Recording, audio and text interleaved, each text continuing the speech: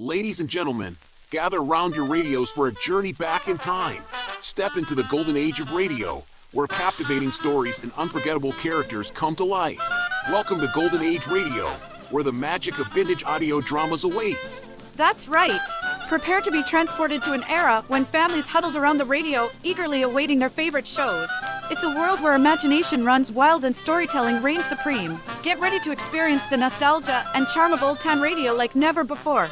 Join us as we bring you a curated lineup of 30-minute episodes that will whisk you away to a bygone era. Discover thrilling mysteries that keep you on the edge of your seat, heartwarming dramas that tug at your heartstrings, and side-splitting comedies that leave you in stitches. Picture this: dimmed lights, crackling static, and the sound of a needle dropping on a vinyl record. As the stories unfold, let your imagination paint vivid scenes in your mind's eye. From distant lands to roaring cities, let your senses come alive as you become part of the story. Lose yourself in the adventures of daring detectives, follow the triumphs and tribulations of fascinating characters, and journey through time and space with the power of sound. Each episode is a time capsule, preserving the essence of an era when radio was the heartbeat of entertainment. But it doesn't end there. Golden Age Radio is not just a stroll down memory lane, it's a chance to create new memories too. Share these timeless stories with your loved ones, introducing them to the magic that captivated generations before us. So, dust off your radio, dim the lights, and prepare for an evening of enchantment. Tune into Golden Age Radio and let your imagination take flight. Stay tuned to hear our curated selection of 30-minute episodes. Relive the nostalgia, discover the classics, and immerse yourself in a world of unparalleled entertainment. Golden Age Radio, where the past comes alive, one episode at a time. Golden Age Radio, your ticket to timeless storytelling. Subscribe for more videos.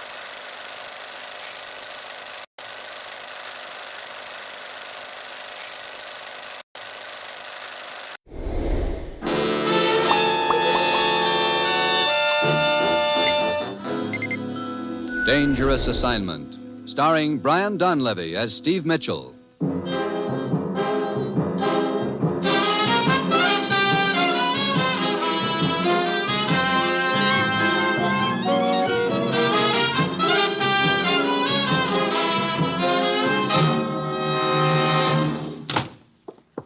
You know, Ruth, you could at least have waited until that blonde and I finished the dance before dragging me back here to the office. Sorry, Steve, but the commissioner said he wanted you right away. And when he says right away, that means stop the music.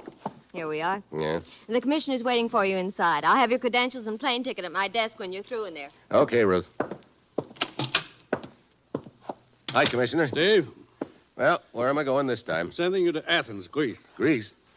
Look, I wouldn't know Socrates from Homer. I wouldn't worry about that. You're not liable to run into either of them.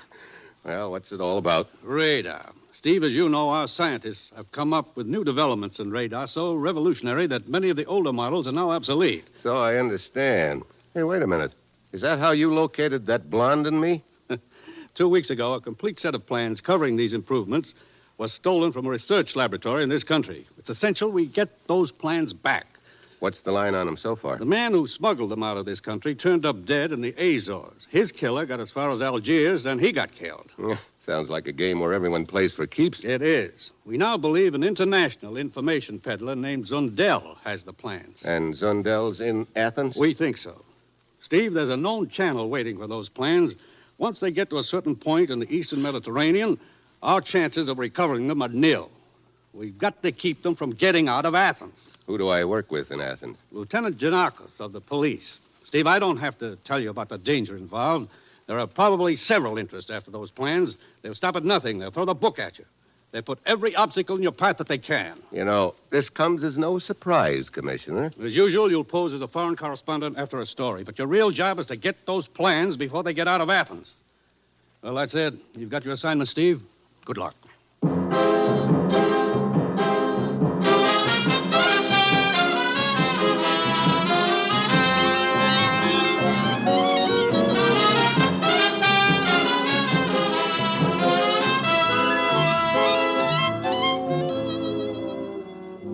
The National Broadcasting Company is proud to present Dangerous Assignment, starring Brian Donlevy as Steve Mitchell, colorful, two-fisted government agent. At all those places of the world where danger and intrigue walk hand in hand, there you will find Steve Mitchell, on another dangerous assignment.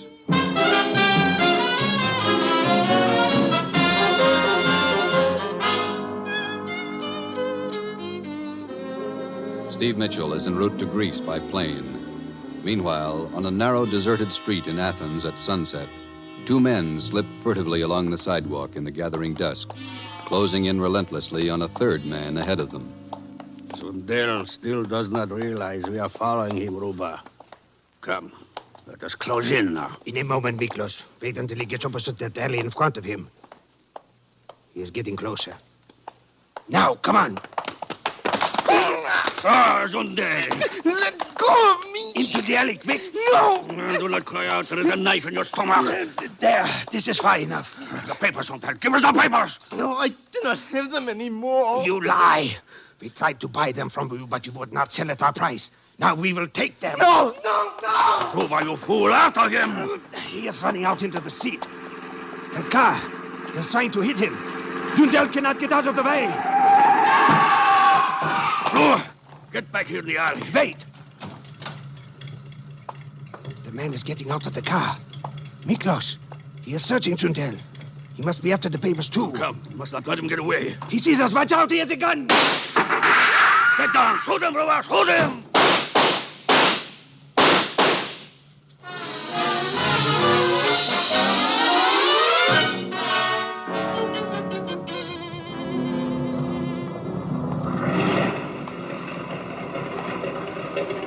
Taxi! Hey, taxi! I'm sorry, sir. This cab is taken. Huh? Oh, yeah, so I see. But there's another one right over there. Okay, thank you. Taxi! Taxi! Yes, sir. Right over here. Miklos. Yes? That is Steve Mitchell, all right. I received information he would be sent here to Athens to look for the radar plans. Ruba, we must find out who ran down Zundel last night and beat us to those plans. Maybe if we search Zundel's house. But we must also prevent Steve Mitchell from finding those plans. And that job comes first. Come, we will follow his cab.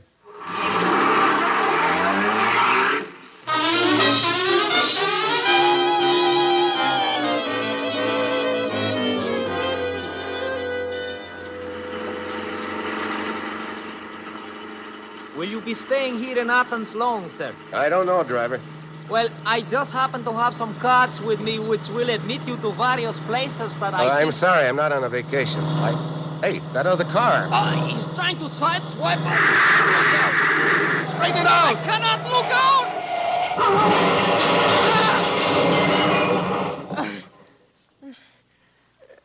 out! Wow. Driver, you okay? I think so. Here, I'll get this door open.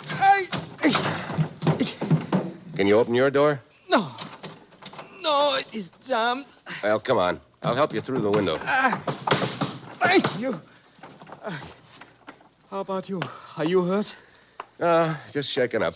Looks like I got a reception committee pretty early in the game this time. Look, can you get another cab and take me to police headquarters? Nothing personal, sir.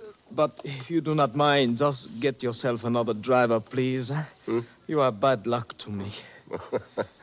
Okay, I guess I can't blame you, honey. Like your American GIs used to say. I have had it.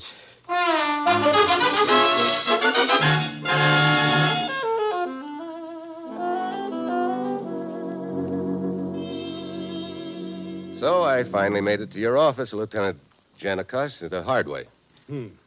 I wonder if this reception committee you speak of is the same one which greeted Zundel last night. What do you mean? He was run down by a car and is now in the hospital unconscious. You think it could have been an accident, Janikos? I am certain it was not. It was a deliberate hit and run.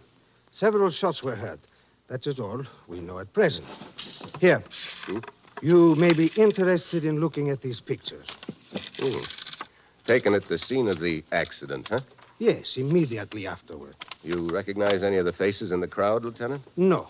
I have a pretty good line on most of the agents and information peddlers here in Athens, Mitchell. But I don't see any of them in these pictures. Come in. Oh, good morning, Mr. Thatcher. Hello, Lieutenant. Let me introduce a colleague of yours. This is Mr. Steve Mitchell, also a freelance correspondent from the United States. This is Jim Thatcher, Mr. Mitchell. Pleased to meet you, Mitchell. Hi. What can I do for you, Mr. Thatcher? I came to talk to you about this guy Zundel who got run over last night. What about Zundel? Well, I don't know if you know much about his background, but he's a sort of a shady character. Indeed. In what way, Mr. Thatcher? Well, I've been cultivating him off and on for the past few months. Once in a while, he's given me information I was able to use in some of my stories. Well, lately, he's been pretty evasive, but I got the idea he was involved in something big. What sort of thing? I don't know. That's why I came here. Figured you might have some sort of line on it. I'm afraid I cannot help you, Mr. Thatcher. Well, I won't take up any more of your time, Lieutenant, but if you do get any information about Zundel, I'd appreciate you letting me in on it. I am sure you will have access to any information which is made public, Mr. Thatcher. Okay, I'll keep in touch with you. Going to be in Athens long, Mitchell? Oh, a few days, I guess. Where are you staying? Lyceum Hotel. I'll look you up. Maybe we can have a drink and talk a little shop. Okay. See you around, Thatcher. You handled that very well, Lieutenant. For our purposes right now, we don't want anyone to know we suspect Zundel of being involved with those radar plans. That was my thought, too, Mitchell. Well, what will be your first step? I'd like to take a look around Zundel's place. Very well. Here's the key. We took it from Zundel's pocket after the accident. Here is the address. Okay, I'll go over there right now. I'll probably be calling in a little later, Janakis.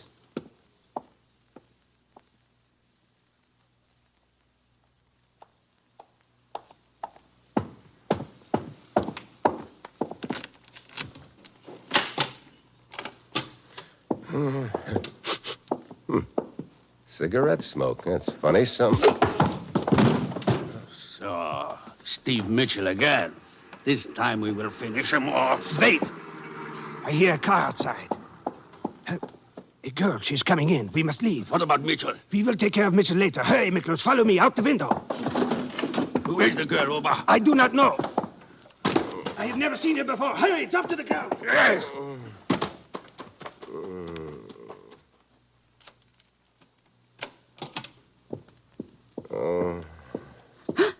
Oh, Hey, you really pack a wallop, don't you? who are you? Well, right now you can just call me Hit on the Head. I don't understand. What are you doing here? Gonna ask you the same thing. Why, I'm Helen Slater, Carl's fiancée. Carl? Oh, you mean Carl Zundel? Of course.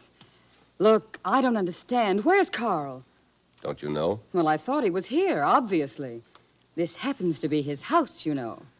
I guess you haven't read the paper today. I've been out of town. Why, has anything happened to Carl? He was in an accident last night. What? Oh, no. Is he... Well, was it serious? He's in the hospital, unconscious. Where? I want to see him. Yeah, that might be a good idea. Come on. I'll call a cab and take us to the hospital.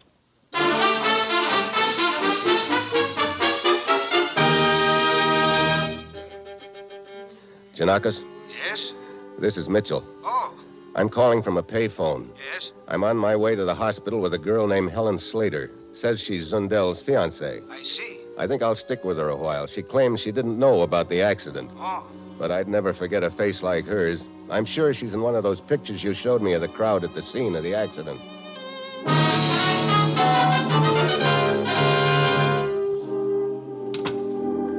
That must be Zundel's room down the hall. There's a police guard at the door. Look, there's a doctor just going inside. Yeah, come on.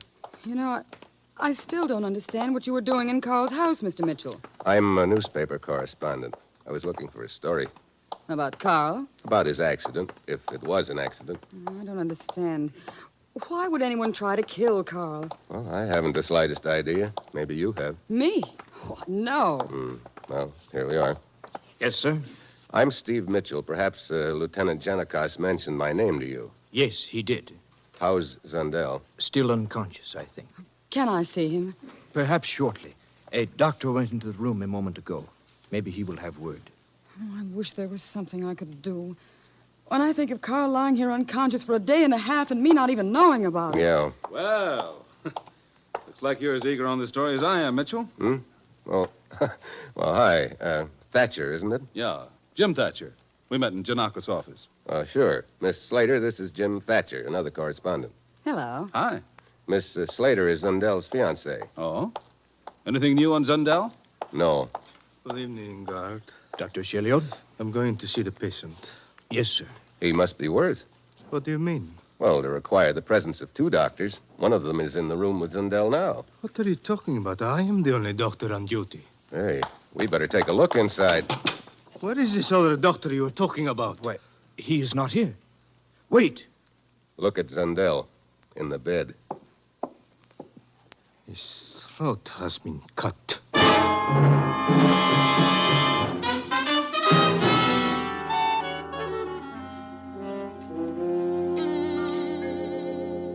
I wish to thank all of you for coming here to my office. I think I have all the information I need at present. I don't understand. Who would do a thing like that to Miss Carl? Slater, rest assured the police department will leave nothing undone in our investigation. I think this killing verifies what I was telling you earlier today, Lieutenant. Zundel was apparently involved in something pretty serious. But I'm sure Carl wasn't doing anything wrong. You say he never mentioned anything he might have been involved in, do you? No, nothing, Mr. Mitchell. Miss Slater, Mr. Thatcher, you may both go now. But please leave your addresses with me in the event you are wanted for further questioning. Okay. My address, Lieutenant. 1223 Sophia Boulevard. 1223 Sophia Boulevard. Thank you. Sorry I had to meet you under such unfortunate circumstances, Miss Slater. If there's anything I can do... Thank you, Mr. Thatcher. I'm afraid there isn't. Well, see you around, gentlemen. So long, Thatcher.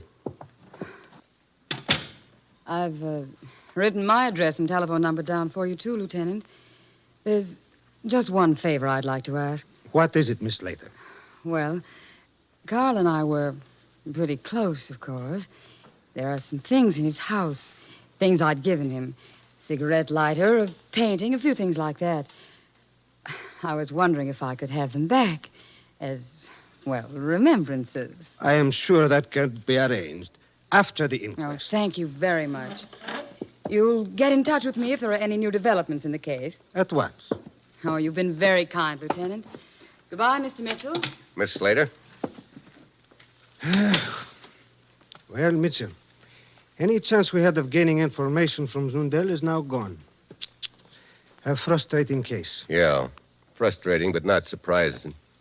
With something as vital and valuable as those radar plans at stake, it's no holds barred. Let us recapitulate as to his killing. You say you and Miss Slater arrived at the hospital together. That's right. As we approached Zundel's room, we saw a man in a white robe wearing a surgical mask go in the door. And while we were talking to the guard, Thatcher came down the hall. I introduced him to Miss Slater, and the real doctor showed up. We went into the room and discovered the body. Obviously, this man in the doctor's uniform killed Zundel, then left by the window. Yeah. With that surgical mask, it could have been anybody. Apparently, he murdered Zundel trying to get information as to the whereabouts of the papers. I thought that at first, too, Giannakis. Then I remembered that Zundel was unconscious at the time, so it couldn't have very well been that. No.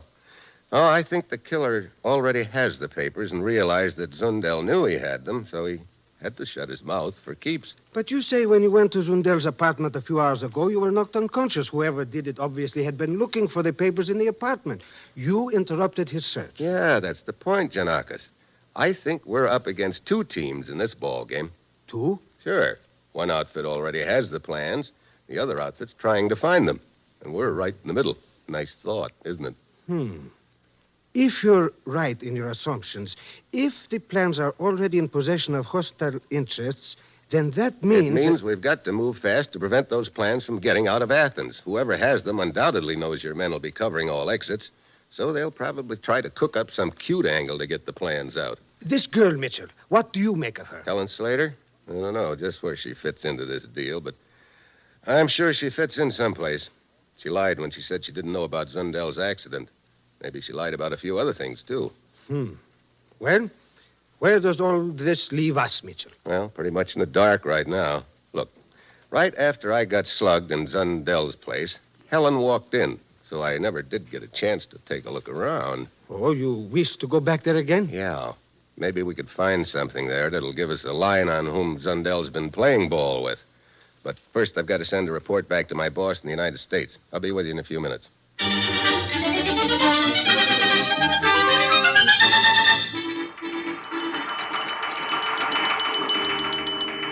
Steve's report's coming in on the teletype, Commissioner. Good, let's have it. Here you are. Very dull job you sent me on, Commissioner. Was in Athens 2 whole hours before getting hit on the head. Well, that's just about par for Steve, I guess. Yeah. Now in middle of charming game of button, who's got the button? Both sides playing for keeps. Man who used to have button, now slightly dead. What? Well, he must mean Zundel. Hey, wait a minute. Here's some more. Check on a Jim Thatcher, newspaper correspondent. I'm on way back to Zundel's house with Janakis. We'll keep you informed.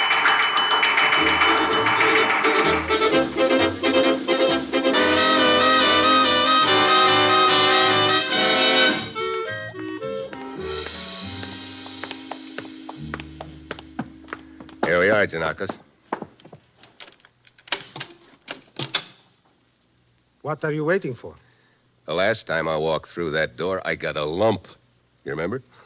I'm not taking any chances this time. Yeah, I guess the joint's empty. Come on. We might as well start here in the living room. There's a chance that the plans are here somewhere, although I doubt it. But anything we can find which would tie Zundel's in with the people he was running with would help us. All right. I will take this side of the room over here. Okay, I'll... Hey, that's funny. What is the matter? Take a look at this wall over here, Janakis. This wall? But there is nothing here. That's right. But there was something here. Look, this area right here is cleaner than the rest of the wall. Let's see. Yep, there's a nail hole here. Ah, a picture was hung here. A picture or a painting? Yeah, I remember now. I noticed it when I was here before. Hey, that must have been the painting Helen said she gave Zundel, the one she wanted back. From the size of the lighter area on the wall, it must have been a rather large painting. Yeah, large enough to hide those plans in. Have you got Helen's phone number with you? Yes. Here you are. You said the possessor of those plans would seek a clever scheme to get them out of Athens. It appears you were right. Yeah, it doesn't do you much good to be right if you're too late.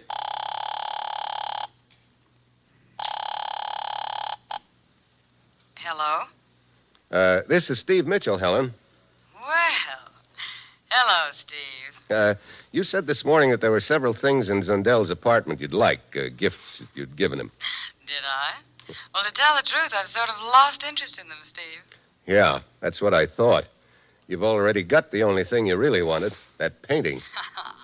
Well, I'm afraid I have to be going now, Steve. It must be quite a painting. Oh, it is. Very interesting. And very profitable, too. Goodbye. Wait, look. And don't try to find me, Steve. You won't be able to. Now, wait a minute. So long, darling. Now, Helen. Helen? Come on, Janakis. We've got to get over to her apartment fast.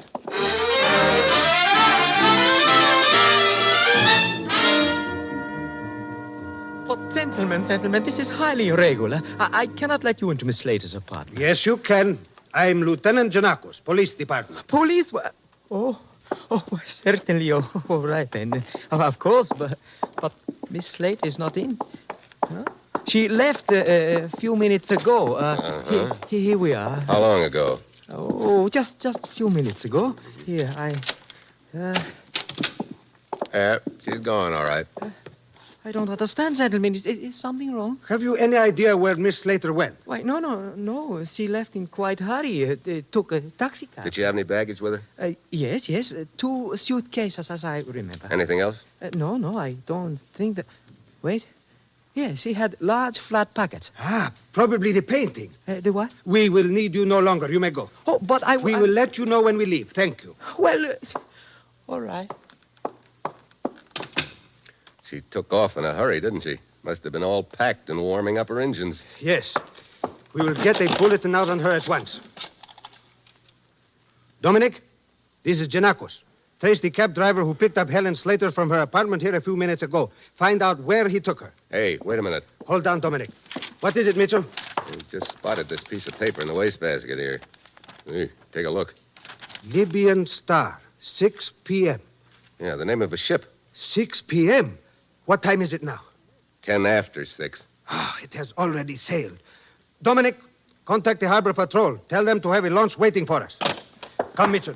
We must try to overtake the Libyan Star before it gets outside the 12-mile limit.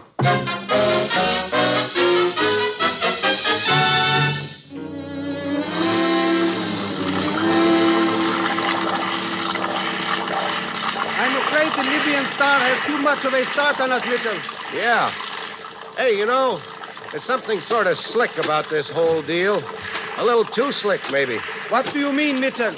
I don't know. Something about it doesn't add up. I can't quite put my finger on it, but... There is the Libyan Star ahead. Faster! It will do us no good, Lieutenant Janakos. What do you mean? The 12-mile limit stretches between those two islands on either side of us. The ship is already beyond the limit. Very well. You may as well head back to port. I am sorry, Mitchell, but my authority does not exceed the 12-mile limit. Yeah, I know. We can try, of course, to intercept the girl at the ship's destination. But as you know, such things are sometimes difficult to arrange due to international aspects. And, of course, she could leave the ship at any port along the line. Mitchell, I am afraid that as far as those radar plans are concerned, the outlook is not encouraging. The more I think about this deal, the less it adds up. Helen had a key to Zundel's apartment. Now, if the painting was really what she was after, why didn't she just go and get it right away instead of telling us about it first? I do not know. Janakos. Yes? I read your message for you. From police headquarters. Thank you. Mitchell. What is it? My man Dominic traced the cab driver. Helen Slater did not go to the waterfront at all. She went to number 1223 Sophia Boulevard. Huh? Hey, wait a minute. Isn't that the address the newspaper correspondent gave us? Yes, Jim Thatcher. But why would the girl have gone to his apartment? Particularly when the two of them were acting like they didn't know each other. This deal is beginning to add up. Get this launch in overdrive, Janakos. We're going back to town and pay a call on Jim Thatcher.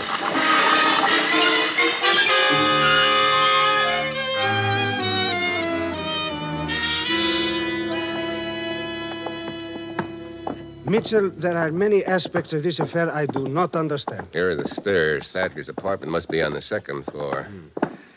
Yeah, there are still a few missing pieces in the deal, Janakos, but it's beginning to shape up. Mitchell! Hey, sounds like someone got here first. Come on. Mitchell, look! Two men coming out of Thatcher's apartment. They got to come through us. I'll take the one on the right. Miklos! Quick! Your knife! Too late, Buster. Janakos, the other one's heading for the stairs. Stop! Stop or I shoot! Stop!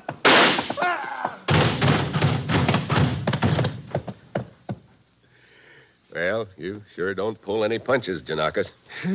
He should have stopped. He did. Well, papers aren't on this boy. They must be on the guy downstairs. Papers? What papers? The radar plans. What? But I Hey, thought... take a look, will you? I want to talk to Thatcher if he's still alive. Very well. Well, looks like we got here a little late, Thatcher. Helen, she's dead. Yeah, so I see. They killed her. And knifed me. Probably won't have much time, Thatcher, so you better talk fast. Who were the two guys that jumped you? Don't know. They were after the papers. I figured there were two teams. I guess those boys were the have-nots. It was you who killed Zundel in the hospital? Yeah. Sure. You put on a white uniform and mask. Killed Zundel, went out the window, and then you threw away the costume and met us in the hall outside the room. Here are the radar plans, Mitchell. They were on the body of the man I just shot. Yeah, and he got them from Thatcher here. From Thatcher? But I do not understand. I thought that... Thatcher is the man who ran over Zundel and took the plans from him. He's had them all the time. Helen tried to focus our attention on the painting, so that while we were concentrating on her and the ship, Thatcher would have slipped quietly out of town. Yeah. Well,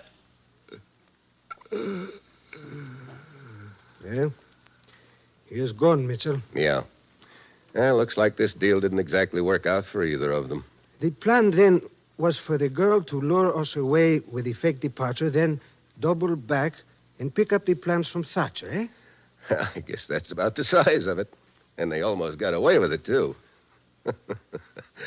Funny. I was just thinking about football. Football? What does that have to do with this? Well, I've played a little in my time, Janakos, and I've seen an awful lot of games. But I had to come all the way over here to Athens to see the slickest hidden ball play of them all.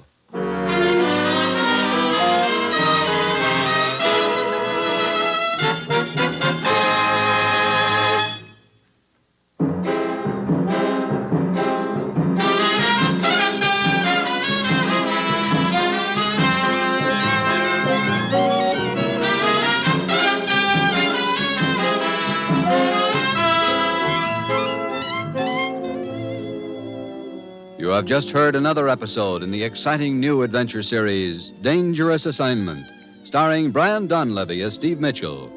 Dangerous Assignment is written by Bob Reif with music by Bruce Ashley and is directed by Bill Karn. Be with us next week at this time when Brian Donlevy, starring as Steve Mitchell, will embark on another Dangerous Assignment.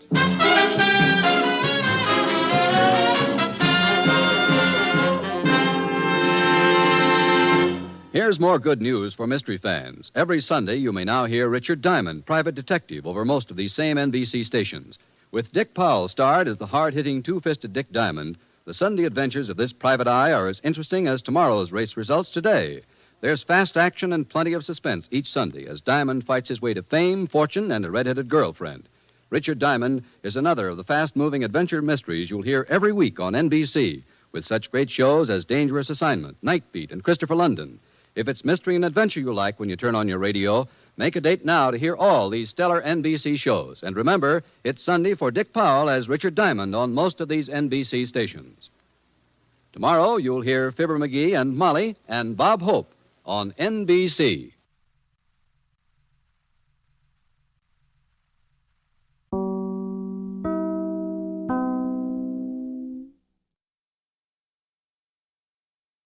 Looking to conquer the world of WordPress? At G3PL.com, we're your ultimate destination for WordPress support and training. Need help with a specific project? Facing a tricky plugin or theme issue?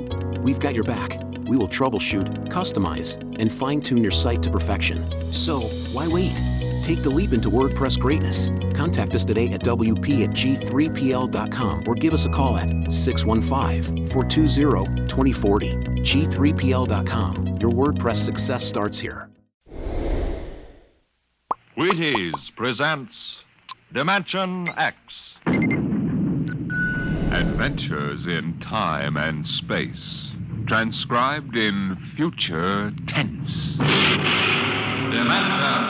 X.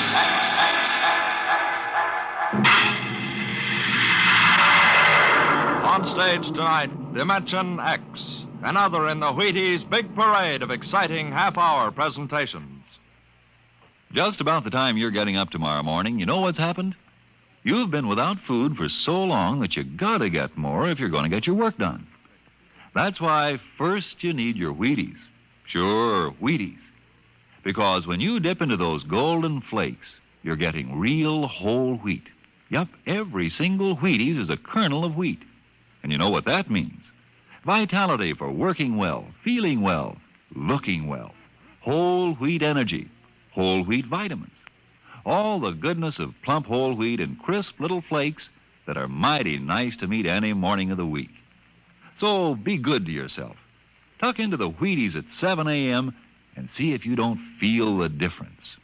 Have yourself breakfast of champions and see how Wheaties at 7 can help at 11. Come on now, try 'em.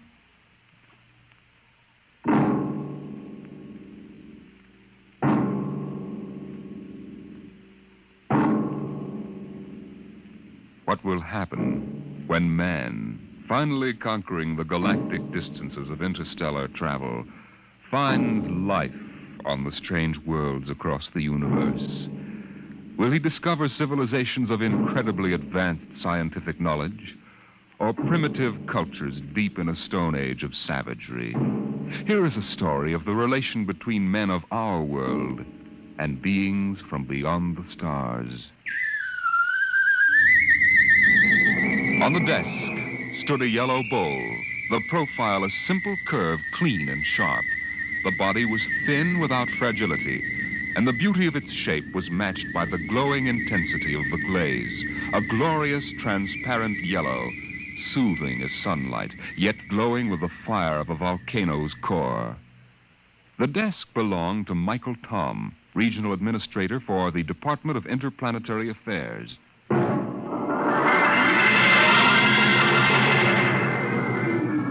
That bowl? Why, it's a souvenir. I got it many years ago on the planet Fursk. I'd been out on the Channel Planet in the Frontier Service for 19 months. When my transfer came through to Fursk, I was surprised to see that I'd been promoted 3 grades, and my orders read to report to the regional office as assistant resident. My ship came in at Pinole Spaceport, and I was met by the office car and chauffeur.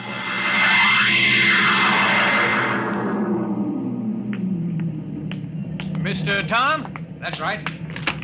I'm Wirachek, sir. Welcome to First. Thanks.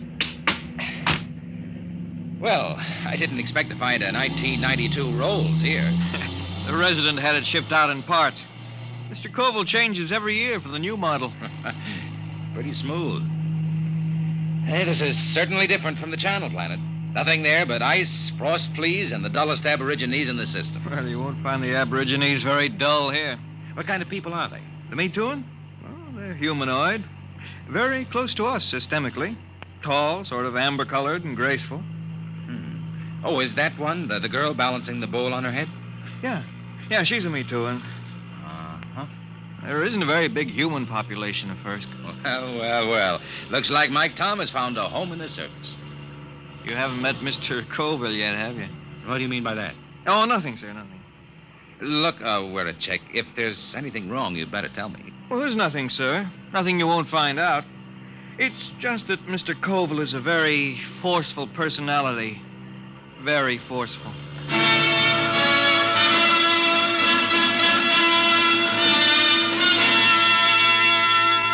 We drove through Pinolpan, threading our way through narrow streets between rows of low houses of reed, parchment, and wood.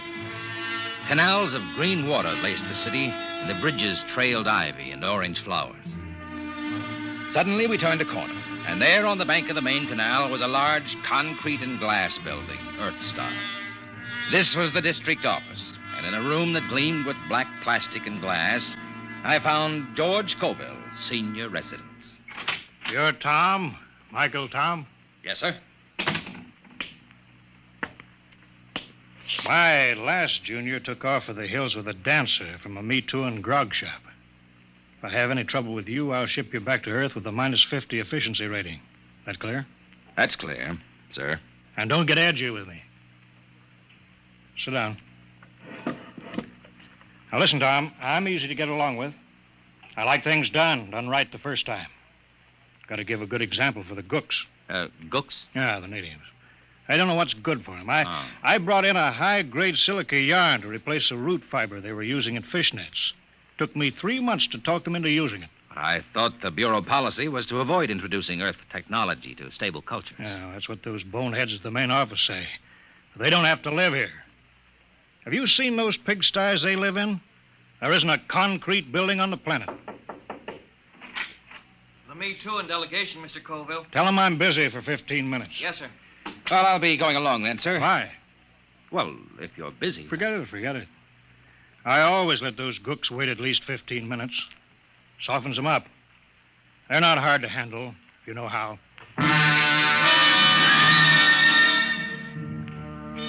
I was assigned to pest control, a duty Colville considered beneath his dignity. In the next few weeks, I carted rat poison and insect spray through the poorest sections of Pinolpan, where the trees ended and the plains stretched out to the Cookmank Mountains. It was there that I first heard of the potters of First. I had found a pottery bazaar, long shelves of jars of every size and shape, crocks, paper-thin vases, bowls, demijohns, tankards. The glazes were remarkable, deep, glowing colors. And yet, something was missing. I looked up and down the shelves. Mr. Tom, is anything wrong? No, it's just, Oh, I've got it. There isn't any yellow. Yellow? That's right. There are no yellow glazes at all. They have every other color. Ruby, green. There's a jar that's translucent, but no yellow. Well, maybe it's a superstition. Could be. Yellow might be connected with death or disease. Well, you can find out, Mr. Tom. Here comes a Me Too'an. She probably runs the place. May I help you, sir? Oh, you speak English. I must. We trade with the Earth colony. Your wares are very beautiful. For example, how much is this bowl? 75 credits. That much? They are our ancestors. And to sell them as cheaply as wood or glass would be irreverent. Your ancestors? You mean the bowls? Yes. Uh-huh. Tell me, where's the pottery made? In Pinolpan? No, back there. In the mountains? There our ancestors go and the pots are brought back. Aside from this, I know nothing. The Mituan fear the potters. Why? No one knows what lies beyond the first hill, Earthman. Sometimes we see the glow of furnaces. And when there are no dead for the potters, they take the living. Living? There are the potters now. What are they shouting? That they have sold all their wares. That they will ride back to the mountains now. Hey, big devils, aren't they? Red hair. They are very strong. I think I'll visit the Potters one of these days. No, Earthman. No? Why not? It is dangerous for you. They have guarded their secrets from all Penelpan. They are very fierce.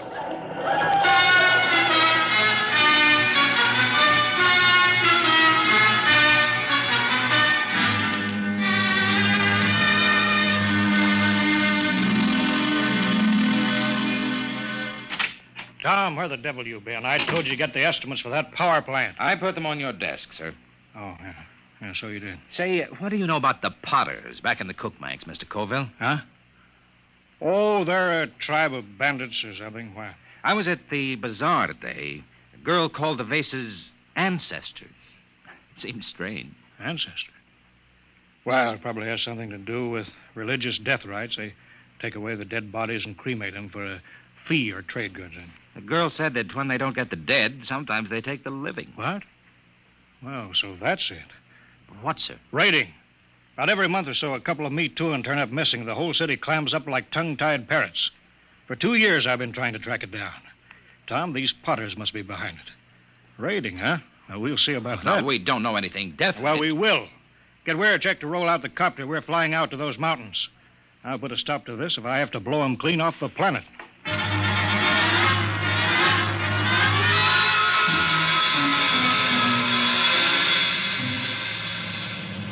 We'll never find a village in that mess down there. Look at those cliffs. There's a smoke trail over there to the right. Potters need kilns. Kilns need heat. That's a volcano, not a chimney. Let's try out along that ridge, then we'll go back. Oh, wait, I think we found them. Where? At the base of the volcano. Look close. You can see buildings. Yeah. Set her down. Should we land, sir? They're supposed to be pretty rough on home ground. We're official representatives of the system. Remember that. That might not mean much to a tribe of mountaineers. Don't argue with me, Tom. Land.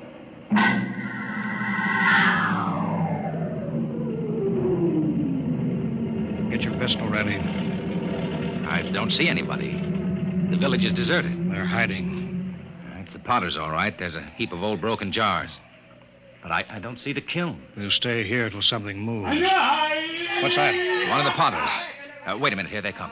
3 of them. You cover them, Tom. I'll do the talking. Hey there, you! What brings strangers to the village of the Potters? I'm Colville, chief of the Planetary Affairs Bureau in Penulpan.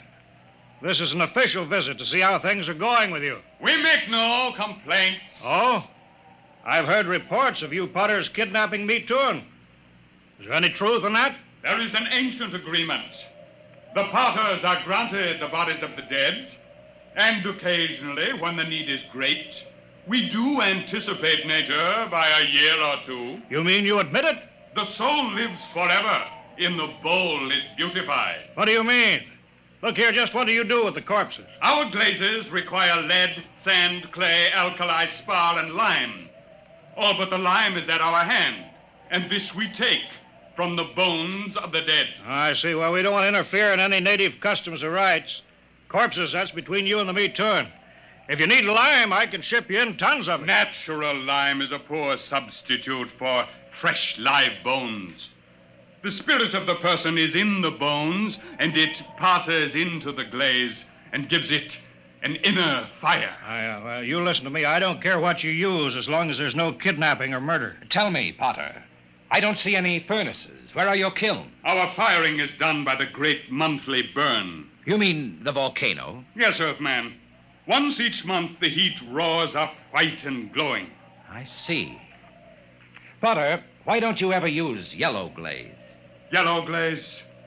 We have no metal to give the pure, rich yellow, the color of the sun.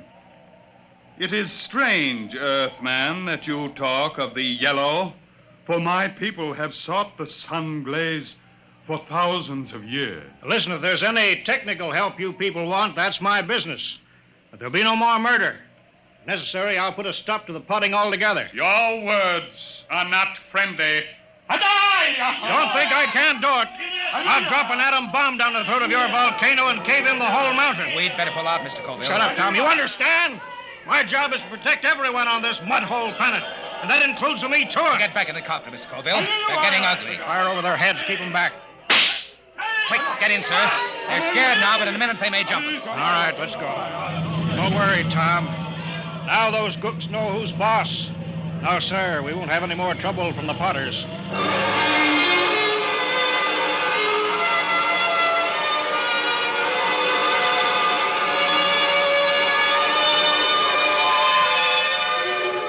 Colville kept me pretty busy the next few weeks, but I got to spending a good deal of time at the Pottery Bazaar with the girl. Her name was Sue Thin. She was interested in everything I had to tell her about the rest of the galaxy, and I was lonely, so I got to looking forward to my visits there. I was on my way there one evening when suddenly I heard shouts down the side streets. I hurried toward them, pulling out my gun. And then I heard the deep cry of the giant potters and the crack of hooves on the cobbled streets. Suddenly, a group of riders burst around a corner and charged down on me.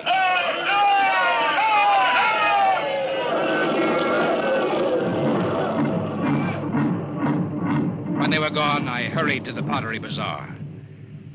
Sue Thin was gone. Earthman! Earthman! She's not here. They took her. The Potters? She has gone to her ancestors. Did they kill her? No, they have taken her to the hills. But soon she will live forever, her spirit wrapped in the glorious glaze. Sue Thin. There is nothing to be done. When the Potters take you, it is the end.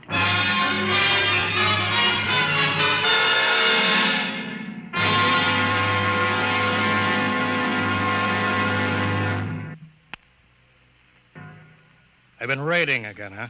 Pour me two in tonight. Bring the copter around in front. It's ready. Tom, I'm going to break out the atom bomb from the arms locker. You fly out there and drop it down that volcano crater. I'll teach those murdering devils a lesson they won't forget. But the Me They'll Too come and crawling to the city on their hands and knees. I know how to run this planet.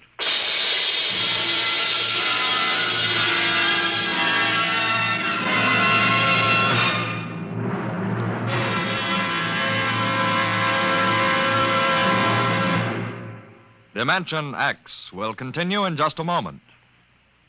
Friends, this is Frank Martin, the Wheaties man, and I want you to know an associate of mine, Ed Prentice. Okay, Ed. Folks, I'd like to have you meet a good friend of mine and a prominent member of a fine little organization known as the Chicago White Sox, Mr. Lucius Benjamin Appling. Ooh, Ed, don't say it like that. Whoever heard of a ball player named Lucius? What if I went around calling you Paul Edward Prentice? Let's just make it Ed and Luke, huh? All right, Luke. Say, just how long have you been with the White Sox? Over 20 years, Ed. Golly, I played in darn near 2,500 games. Been at bat almost 9,000 times. Man, I'm from way back. Well, Luke, you don't look it. How do you keep up the pace anyway? Well, Ed, I sleep good. I eat good. I eat mighty good. Wheaties about 4 mornings a week. Those little old flakes put a lot of snap, even in an old-timer like me. Must be because they're 100% whole wheat. I sure like Wheaties and milk and fruit. You know, Luke, that's exactly what I hear from a lot of ball players and plenty of other people, too.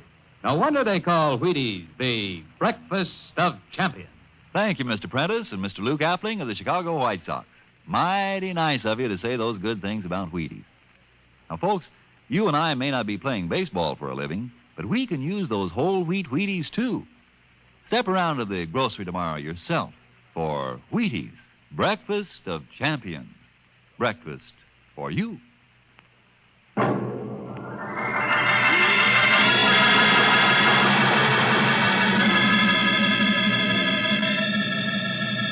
There's the village window, Chick. Swing over it.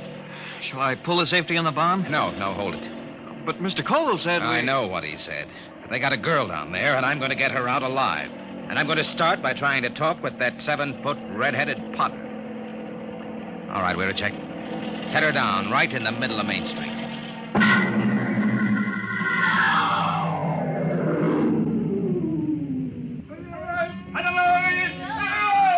Have your gun ready, we're a check. Here they come. Tall one's the chief. So, This is the insolent lordling again. Come on, out of the copter. Good. We are in need of bone lime, and yours will suit us well. They're closing in, Mr. Tom. Prepare your soul for the great burn. Stand back. I'll kill a lot of potters, and you'll be the first. I've come for the 4 Me Too'in' that you took from Knoll Farm. You don't seem to understand that we can punish. We can kill you before you can do much damage. We potters do not fear death. Death is merely eternal meditation from the glass. Potter, listen to me. I didn't come here to threaten, but to bargain. You have a Me Too'in' girl. Is she still alive? She still lives? Chief Colville gave me orders to destroy your volcano. We can do that easily. If I'm harmed, the next bomb will drop on your village. I've come down here against his orders to bargain. Bargain? With what? We care for nothing but our craft. Potter, I can give you the secret of the yellow glade. Empty words. No, the truth. In exchange, I want the girl and the other Me Too'in' you've stolen, and your word not to raid again. How would we get lime? We've told you we can ship it in. Pure lime, as good as yours. Do the potters of Persk want the yellow glaze? Why, that has been the goal of the tribe of potters for 1,000 years. And if I show you the yellow glaze? Earthman, if it comes clear through the burn, I agree to your bargain. If it does not, your spirit will be lodged forever in the ugliest bowl we can spin on the wheel. It's a bargain. All right, Wiracek. Disarm the bomb. Disarm it? Mr. Tom, are you crazy? They'll kill us. There'll be nothing left to stop them. Nothing but the yellow glade. Yeah, but do you know how to make it? We'll soon find out. I've been doing a little reading on the subject lately. Reading? Holy smoke. Enough, Earthman. I will take you to the potter's shed. If your glaze is the bright yellow of the sun, you live. If not, you die. Come on, Wiracek. Let's get to work. With what? You never made a glaze in your life. What are we supposed to work on now? Our last will and testament?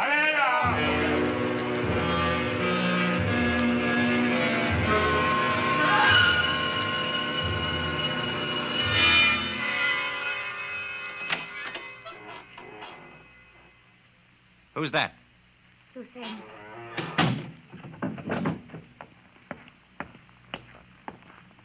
Are you all right? Yes. Why did you come? They will kill you too, Earthman. Maybe. How did you get in here? When I heard that you were here, I asked the Chief Potter to come. He said it would not matter. They would have all our bones soon. Cheerful, Zoe. Hey, stir this, Wiracek. Yes, sir. They said you were trying to make the yellow glaze. Oh, Earthmen, we will die. This goo may turn out yellow. It had better. No one on Persk has been able to make it. But I'm not from Persk. Hang on, Suthan. We're not dead yet. Earthman, I am glad you came. Although I wish you had not. Suthan. All right, Wiracek. Call that redhead. Tell him I got his glaze ready. Hey! Hey, you out there. Earthman, are you ready? Here's your glaze. Test it. You have 6 bowls of glaze. I'm no potter. This stuff ought to turn out yellow, but I can't be sure in one mixture. We will coat 6 tablets, one with each glaze. Then we will fire them. How long will it take? 20 hours before you know if the burn has brought you life or death.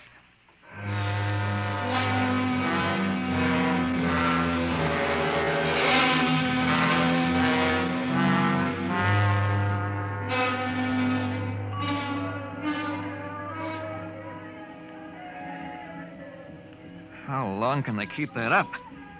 It's been hours. Tiles ought to be done soon. Earthman, here comes the Chief Potter. It must be time. The tiles are cooled. It is time now to open the kiln and test your glaze. A bargain has been made. The glaze is yellow, or you die. I will open the kiln. How are they, Mr. Tom? Mr. Tom? I can't see inside. It's dark. All right, Potter, pull them out. What are you waiting for? I will remove the first tile. No. A dull, dirty brown, Earthman. Pull out the next one. The color of mud. Hiya! Now, wait a minute. What is the use? There is no yellow glaze. Get that next tile out. We made a bargain. Mrs. Earth Brown, your glazes are worse than the feeblest work of our children. Prepare your spirits for the great burn. Now, wait. Look in there. The next tile. Get it out here. Earthman, you waste time. Well, I'll get it out myself. There. Look at it. Yellow. Bright, shining yellow. There it is. The yellow glaze.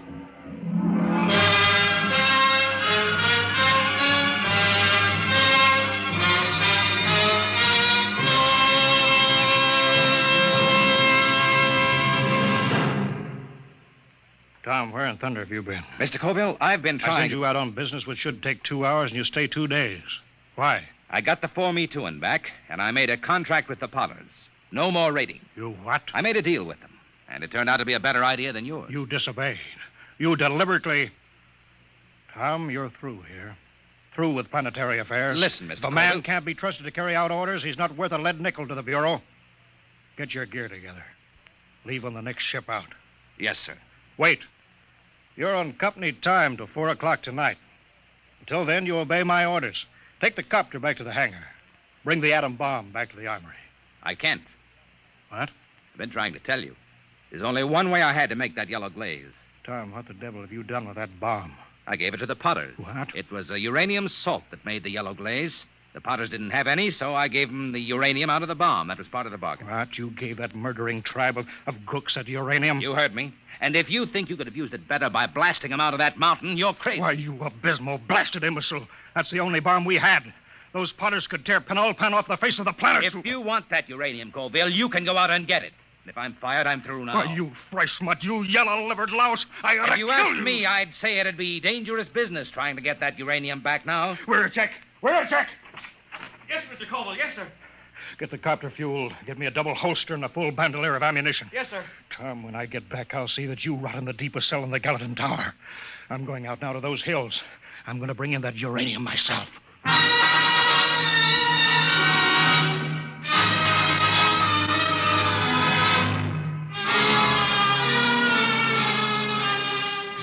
2 days later, Wiracek came into my office.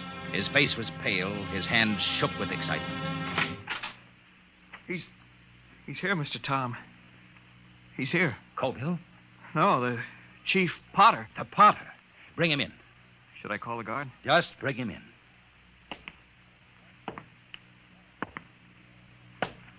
Well, Potter, I was just going to the mountains to see you. Earthman, does that bargain we made still stand? Just a minute.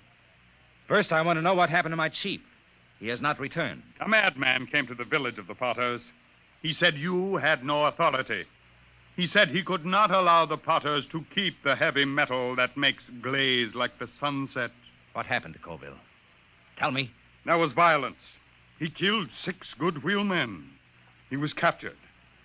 I come to find whether our contract is good. Captured. All right, Potter. The contract is good.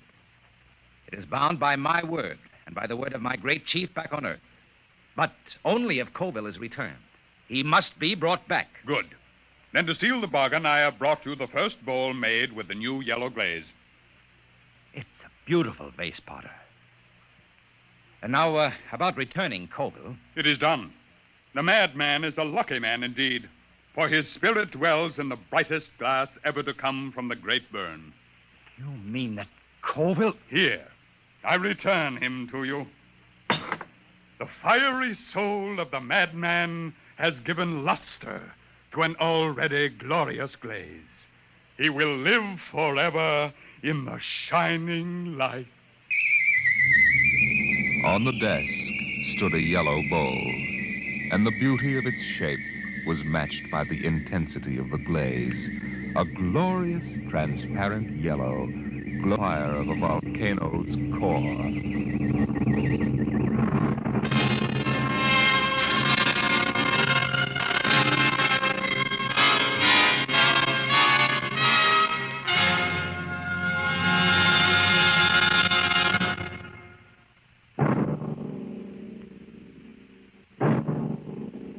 Tonight, Dimension X has transcribed The Potters of Fursk, written by Jack Vance and adapted for radio by Ernest Kenoy. Featured in the cast were Carl Weber as Michael Tom, Wendell Holmes as Colville, and Raymond Edward Johnson as the chief of the Potters. Your narrator, Norman Rose. Music by Albert Berman. Engineer, Bill Chambers. Dimension X is produced by Van Woodward and directed by Edward King.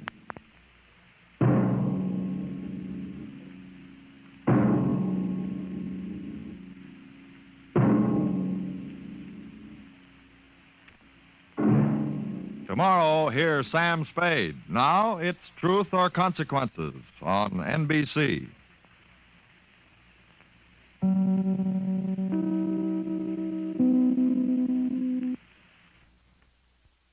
Thank you for joining us for another thrilling episode of Dimension X. We're excited to have you as part of our audience. We invite you to return tomorrow for an all-new set of episodes that will take you on even more unforgettable adventures. Get ready for a journey to the outer reaches of imagination as we dive into X-1, our next featured program. Brace yourselves for mind-bending tales that will transport you to distant galaxies and alternate realities. We're always eager to hear from our fantastic audience. Your feedback fuels our passion for delivering the best in vintage entertainment. Feel free to share your thoughts, opinions, and suggestions. We value your input and strive to make your listening experience even more enjoyable. If you're looking to enhance your Microsoft Access skills, look no further. Reach out to them at 615-420-2040 and ask for Mark. Once again, thank you for being a part of our Golden Age radio community. Get ready for more riveting stories, captivating characters, and timeless entertainment. Until next time, stay tuned and keep the nostalgia alive. In just a moment, X-1. But first, after a hard day's work, there's nothing more welcome than an evening of variety entertainment. That's just the tonic provided tomorrow night by NBC Radio. You'll laugh your cares away when good-natured contestants carry out the rib-tickling stunts dreamed up by MC Jack Bailey on NBC's Truth or Consequences. Later on, Groucho Marx peps things up with lots of spontaneous good fun and more of the friendly insults at which he is so accomplished. For a brighter, livelier evening tomorrow night, it's Groucho Marx and Truth or Consequences on this station. Now stay tuned for X-1 on NBC.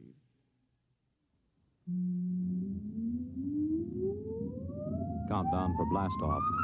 X-5, 4, 3, 2, X-1, fire.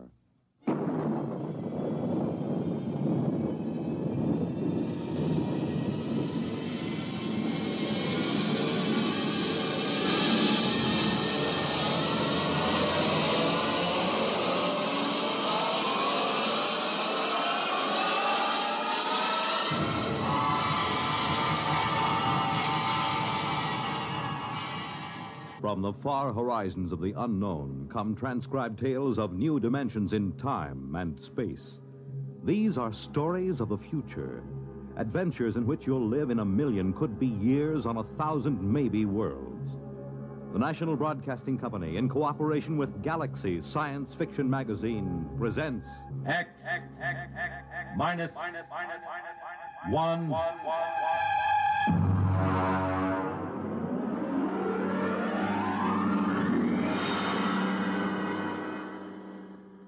Tonight, Bad Medicine by Finn O'Donovan. But first, farmers know they can't stop storms, floods, or droughts from ruining a crop. But they can make sure things like that can't ruin them by investing in United States savings bonds. Not only farmers, but over 40 million Americans in all sorts of jobs own 40 billions of savings bonds. And why? Because savings bonds are the easy way to start saving and to keep saving. And the money you invest in savings bonds mean protection now and ready cash when you need it in the future. Improving the farm, sending the youngsters to college, or planning your own retirement. These are the big things you can be ready for with savings bonds. And besides offering you a safe investment, each Series E savings bond pays you back $4 at maturity for every $3 you invest. Yes, you earn extra dollars while you save, so start saving now. For the big things in your life, be ready with United States savings bonds. And now, on with our story.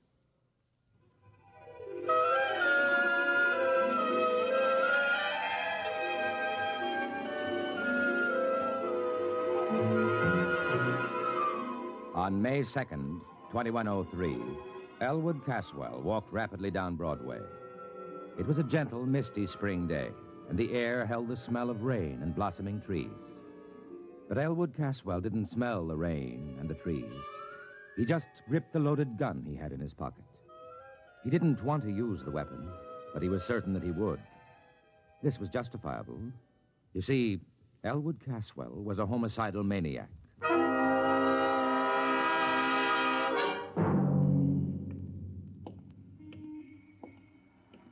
Why shouldn't I kill him? Hey, look out, will you? Oh, sorry, sir.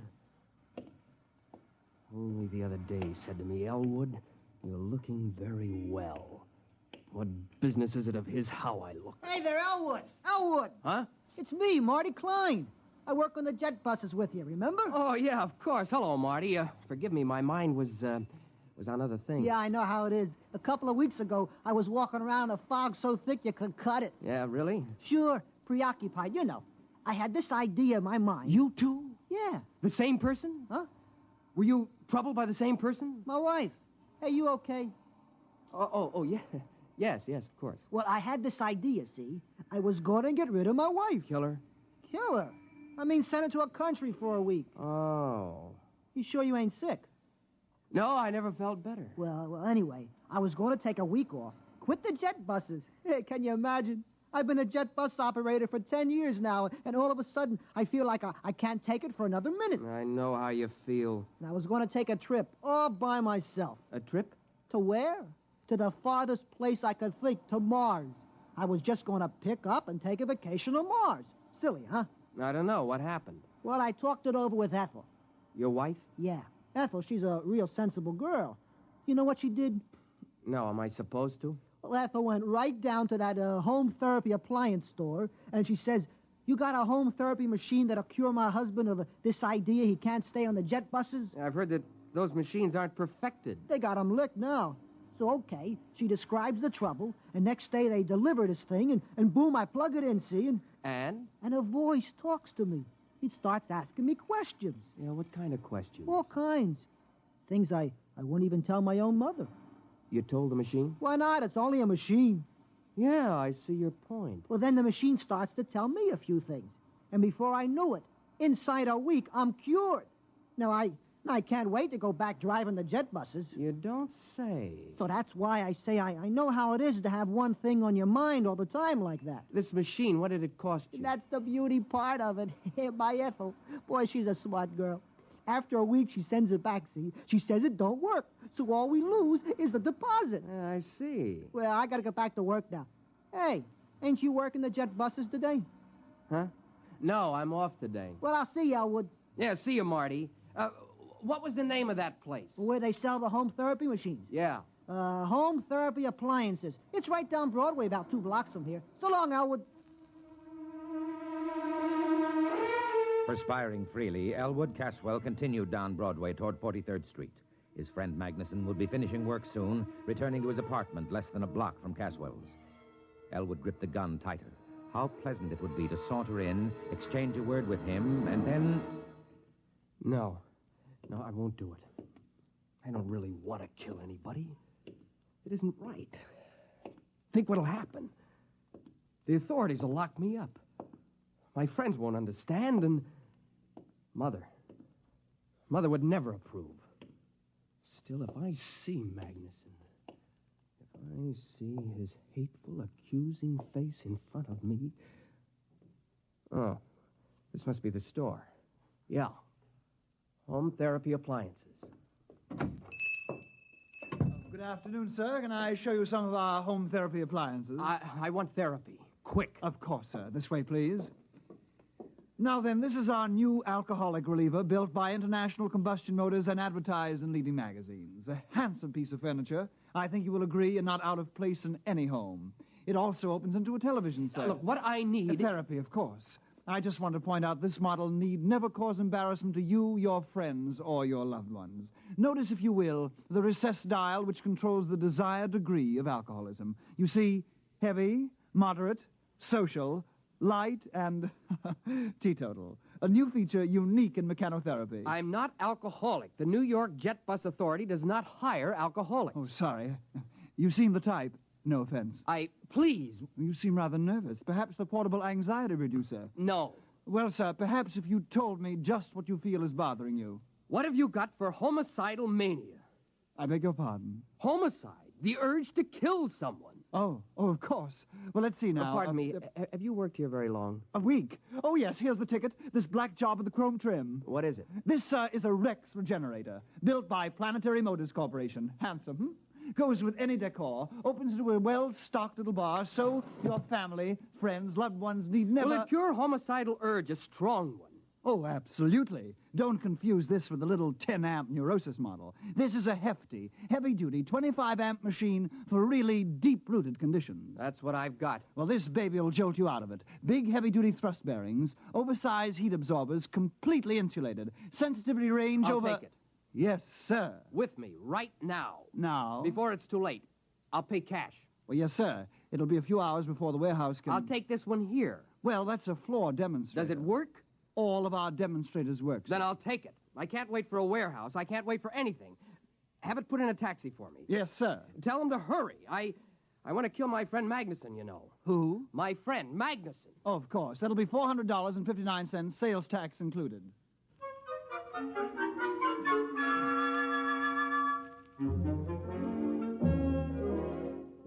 After Elwood Caswell left the store, the clerk, whose name was Haskins, smiled to himself and lighted a cigarette. He had made his first sale. He inhaled. Haskins? Yes, Miss Follansby? Smoking. I asked you to rid yourself of that filthy habit. Immediately, Mr. Follansby. I'll use one of the display model denicotinizers at once.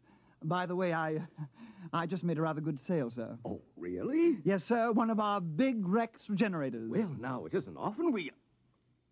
Wait a minute. Where's the floor model? Well, sir, the customer was in an awful hurry. He was going to kill his friend. You gave him the floor model? Yes, sir. Was there any reason why... Oh, grief, Haskins. Didn't I inform you we never sell a floor model? But, sir... Good heavens! I've got to get to him. What was his address? Address? His name, then. Well, he didn't say. Then his check. But he paid cash. You mean you just let him pick up the machine and walk out? Well, sir, he paid cash. He was homicidal, you say? Yes, sir. His friend... I don't care about his friend. Get the police. No. Call the Planetary Motor Security Division. Quick. Yes, at once. Well... Excuse me, Mr. Follansby. What will I tell them? Tell them, you fool. Tell them that one of our customers has accidentally got that display regenerator they sent us. The one they shipped by accident.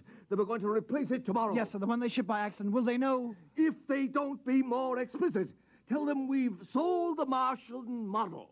The one for treating psychotic Martians.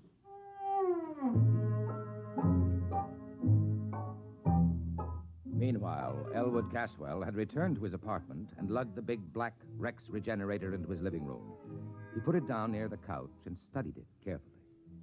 He was right. It does go with the room. Now then, let's see those instructions. Place regenerator near a comfortable couch. All right. Plug in machine. There. Affix contact band to your forehead. That's all there is to it. Just turn on the machine and it will do the rest. There will be no language problem since your regenerator communicates with you by direct sensory contact, patent pending. Well, that seems easy enough. Now, I'll just put the contact on my head and blast it. Hello? Elwood? Yes? This is Henry. Henry Magnuson. How are you, old boy? I'm fine. I wondered if you were doing anything tonight. Thought you might like to drop over for a game of chess. Game of chess, huh? You stupid oaf. What? Nothing. I thought you called me a stupid oaf. Just talking to my cat. Oh. I didn't remember you had a cat. I thought you hated cats. Oh, I do. This isn't really mine. It's a neighbor's. It keeps coming in. Oh. What about tonight? Will you be alone? Well, yeah. You haven't mentioned to anyone that you're inviting me over? Not a soul. Why? Someone's looking for me, a process server. Oh. Now, I've been avoiding him for days. I don't even leave word where I'll be when I go out. You can trust me, Elwood. I'm your best friend. Yes, you are. But not for long. Huh? Just talking to the cat again. Oh. Well, will you be over? Yeah. In about an hour, okay? Yeah, an hour will be fine. there are a few things I have to do I just first. gotten some new laugh records from the boys at the office. I got something here that'll really kill you. So long, Elwood. So long. I've got something here that'll kill you, too.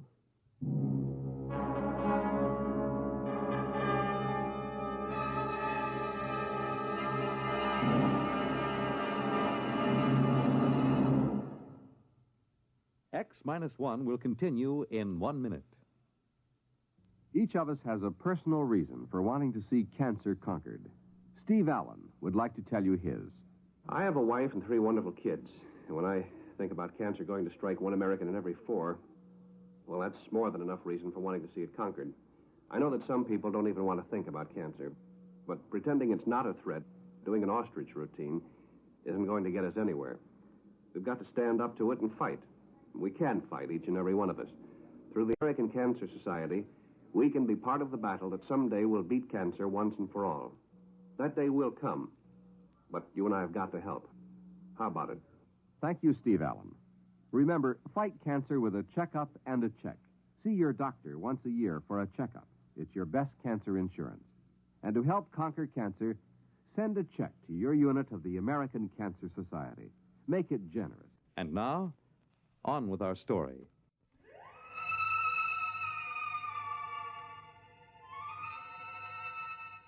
Taking the revolver from his pocket, Elwood laid it on the table in front of him. His face became suffused with hatred at the thought of Magnuson. He poked at the gun with a stiff forefinger. Magnuson, you no-good, shifty-eyed enemy of all that's decent in the world. The man who ruined my sister Irene. The man who... Wait a minute, Elwood. You have no sister, remember? No sister. Now, before you go off and commit murder, why not just try that machine just once, huh? Turn it on. Okay, now reach over and...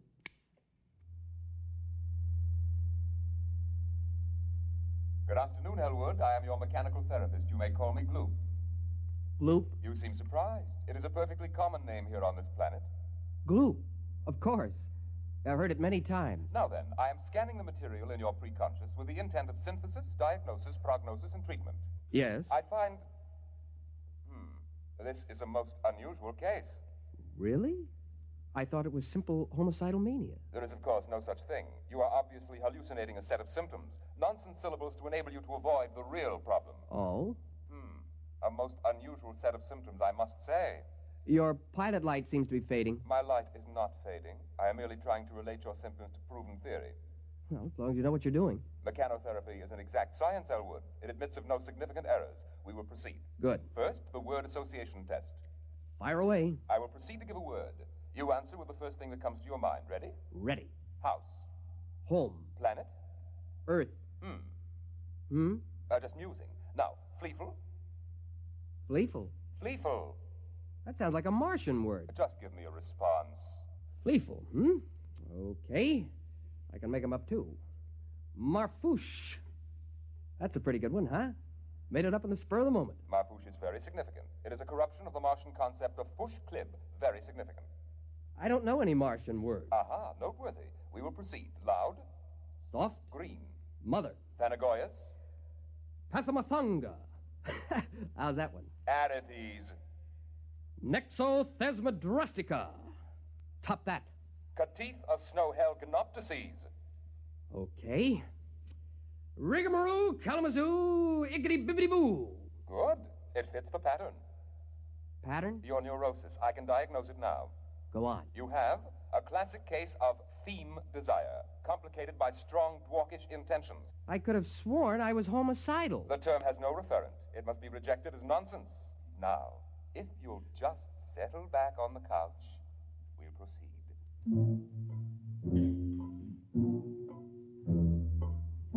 At precisely this moment, a tall, gnarled, ugly man pushed his way through the doors of home therapy appliances. His clothing, unpressed and uncaring, hung on him like corrugated iron. When the clerk, Hoskins, approached him, he flipped back his lapel to show a small silver badge underneath. Sir? John Rath, Planetary Motor Security Division. Oh, yes, sir. Mr. Follinsby, Mr. Follinsby. Yes, sir. Hello, Follinsby. Mr. Roth, Well? So far, we haven't a single lead. You're certain he never mentioned his name? Oh, yes, sir. Now think. Is there anything significant? Is it serious, Mr. Rath? Mr. Follinsby, this man is homicidal. Won't it treat him? Homicide is unknown on Mars. It'll treat him for the most likely Martian sickness. What would that be? Theme desire, Mr. Follinsby. Theme desire? It's a Martian illness in which the victim feels cursed by the tree-like nourishing parent, although, of course, Martians don't have parents in the ordinary sense. Well, Haskins? I remember one thing. He mentioned he was a jet bus operator for the New York Jet Bus Authority. Ah. One other thing. Yes? I believe, yes, he was alcoholic. An alcoholic jet bus operator. Excellent. It'll be on his records. Get the Jet Bus Authority at once.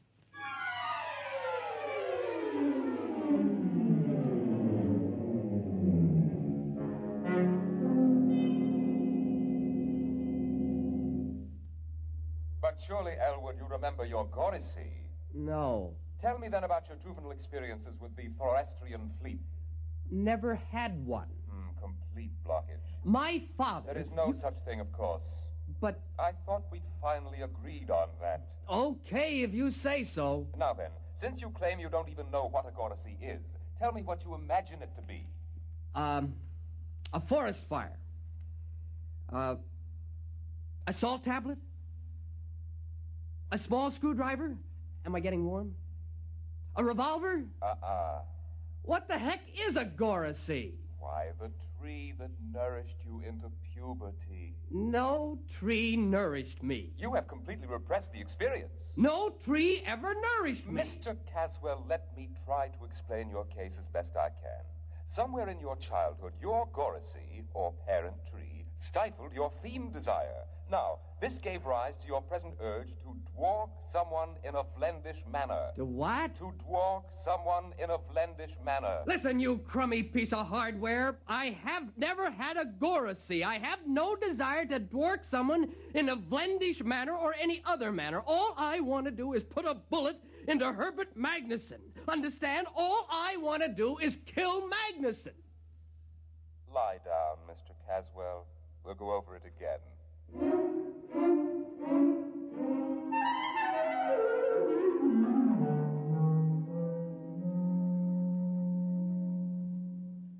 My dear man, I'm not trying to insinuate that the Jet Bus Authority hires alcoholics. If you will just...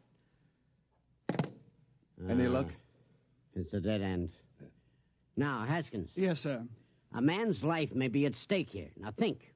Was there anything else this fellow said to you? Anything? Well, he did mention the name of his friend. Of which friend? The one he was going to kill. The one he...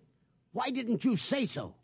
Now, what was it? Magnuson. You sure? That's it. He said, I'm going to kill Magnuson. You know, just casually like that. Follinsby, see if there's a Magnuson in the Manhattan phone book. Now, hurry it up.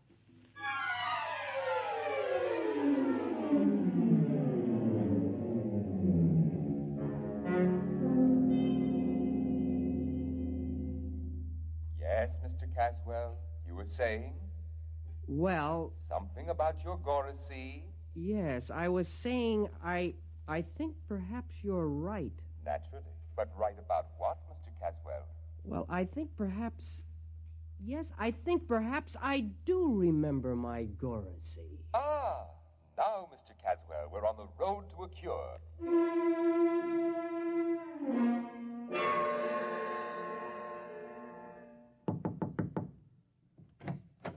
Mr. Magnuson? Yes? Do you know a short, angry-looking, red-haired man? I might. Thank heavens. Or I might not. Can you tell us where to locate him? You're a process server, huh? Certainly not. Don't kid me. Mr. Magnuson, this man is trying to kill you. Go on, you're full of happy pills. Elwood's my best friend. Elwood? He loves me like a brother.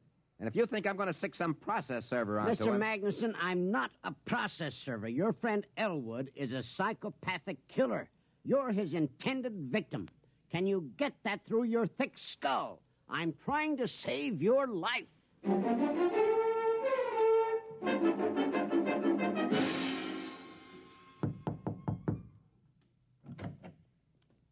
Yes? You're Elwood Caswell? Yes? The Elwood Caswell who bought a Rex regenerator early this afternoon? Yes. Won't you come in? Thank you. My name is Rath, Planetary Motors. Nice to meet you. Have you used the machine? Oh, yes. I see. Mr. Caswell, I don't know how to explain this, but we made a terrible mistake. The regenerator you took was a Martian model for giving therapy to Martians. I know. You do?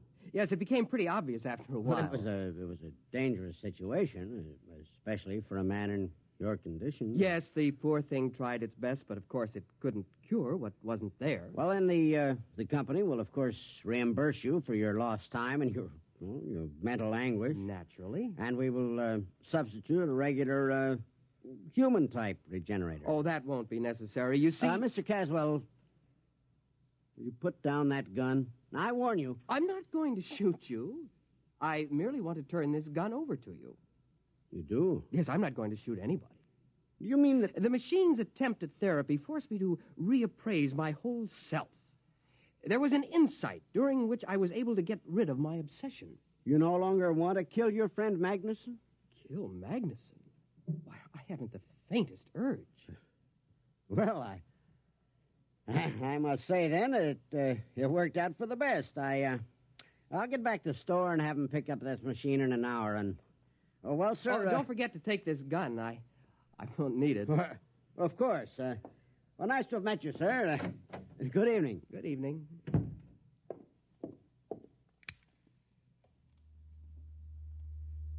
Did you hear that?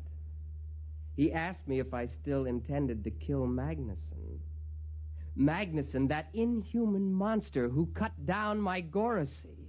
Magnuson, the man who even now is secretly planning to infect New York with abhorrent fiend desire. Am I going to kill him? Oh, no. I wish him a long life, a life filled with the torture I can now inflict on him. Kill Magnuson? Oh, no. I'm going to start right now to work him in a vlendish manner.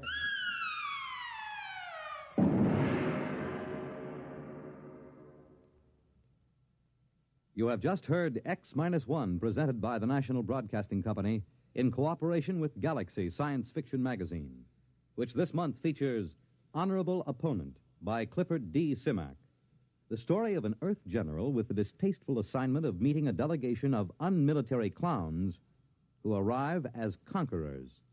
Galaxy Magazine, on your newsstand today.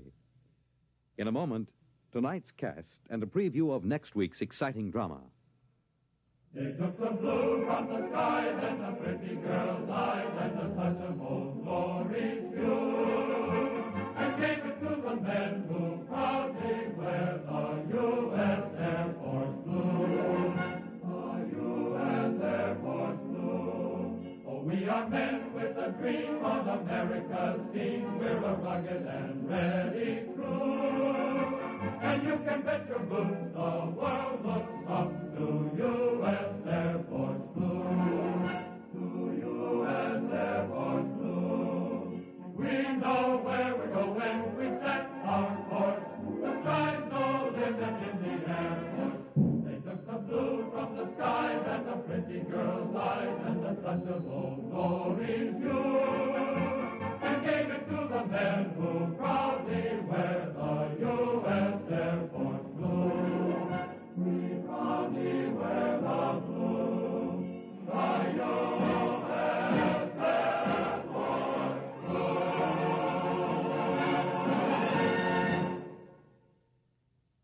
Tonight, by transcription, X-1 has brought you Bad Medicine, a story from the pages of Galaxy written by Finn O'Donovan and adapted for radio by George Lefferts. Featured in the cast were Cliff Carpenter, Bill Britton, Alan Manson, Charles Webster, Carl Weber, and Joseph Julian. Norman Rose was heard as the machine. Your announcer, Fred Collins. X-1 was directed by Bob Maurer and is an NBC Radio Network production.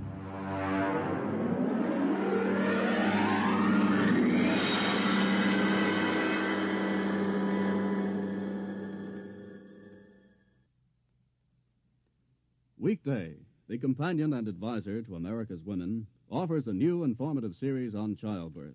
It's the actual case history of a young wife, following her through the late stages of pregnancy, childbirth, and postnatal care. You'll attend the childbirth courses offered at New York's Mount Sinai Hospital and even enter the delivery room for the actual birth of the child. Listen tomorrow for the real-life series, The Story of Birth. Then, on the same program, listeners can also enjoy more women's specialties, kitchen hints by Charlotte Adams, child care news with Dr. Francis Horwich, vacation ideas offered by Walter Kiernan, and another personal visit with your radio friend, Mary Margaret McBride. Don't forget the exciting dramatization each day from Taylor Caldwell's book, Tender Victory. Be sure to join Virginia Graham and Mike Wallace tomorrow on this NBC station. Follow the news with Chet Huntley tonight on NBC Radio.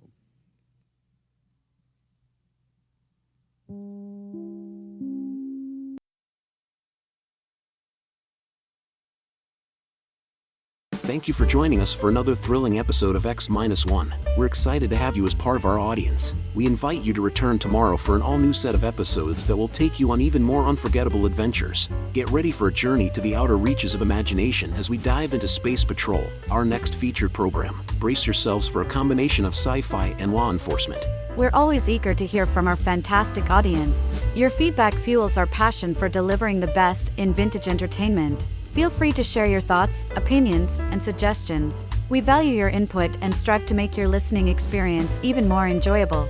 If you're looking to enhance your Microsoft Access skills, look no further. Reach out to them at 615-420-2040 and ask for Mark.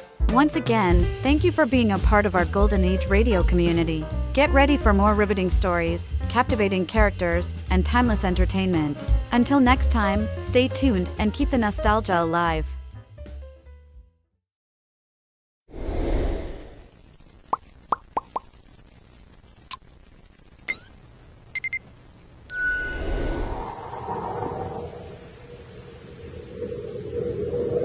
Instant Ralston and regular Ralston, the hot whole wheat cereals in the red and white checkerboard packages, present Space Patrol!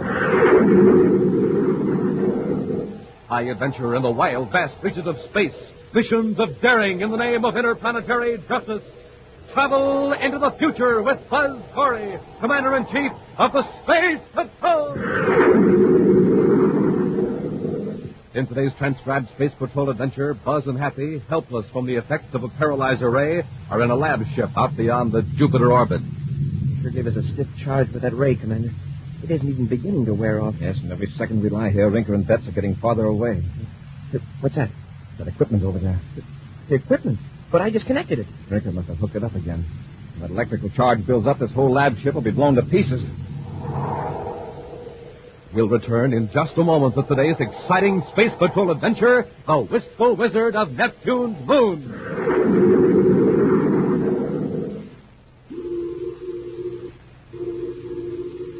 Attention, Space Patrol, prepare for invasion! Prepare for invasion! Hey, stop the whistles, stop the bells, hold everything. That's no invasion. That's a gang of Space Patrollers trying out their new Monoview outer space helmets.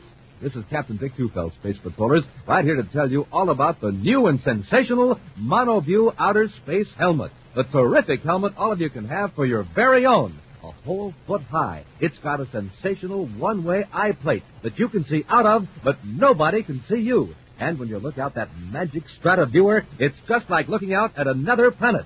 Everything has a strange and weird purple glow. It's built for real Space Patrollers, too. It has 2 full-size, real-for-sure-looking oxygen tanks and tubes printed on, and a gleaming lightning flash hood.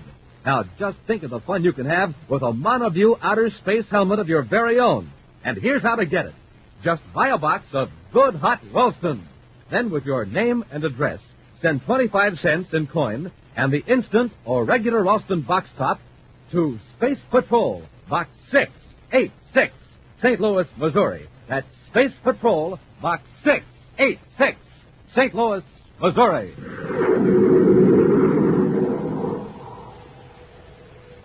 And now, today's Space Patrol adventure, The Wistful Wizard of Neptune's Moon. Commander Corey and Cadet Happy are making a brief tour of inspection of the spaceship emergency repair base on Neptune's second moon. In the routine life of the maintenance crew on this remote base, even an official inspection is regarded as a welcome relief from monotony.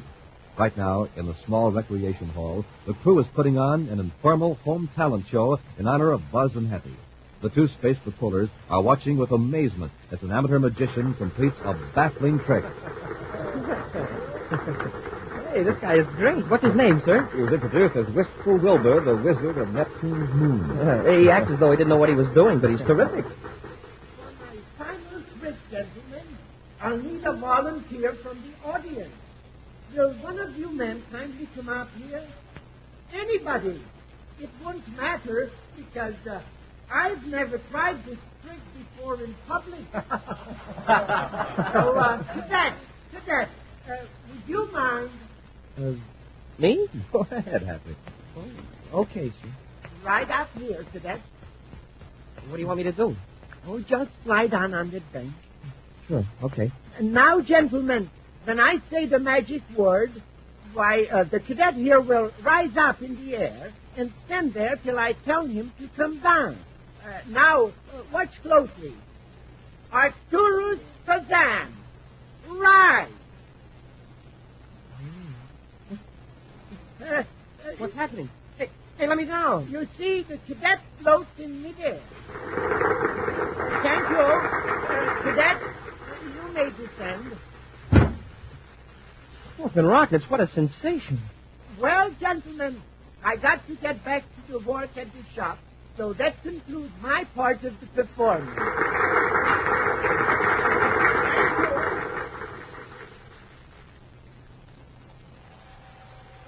Later that evening, in another part of the repair base on Neptune's second moon, two men wait in a neat, well-equipped shop.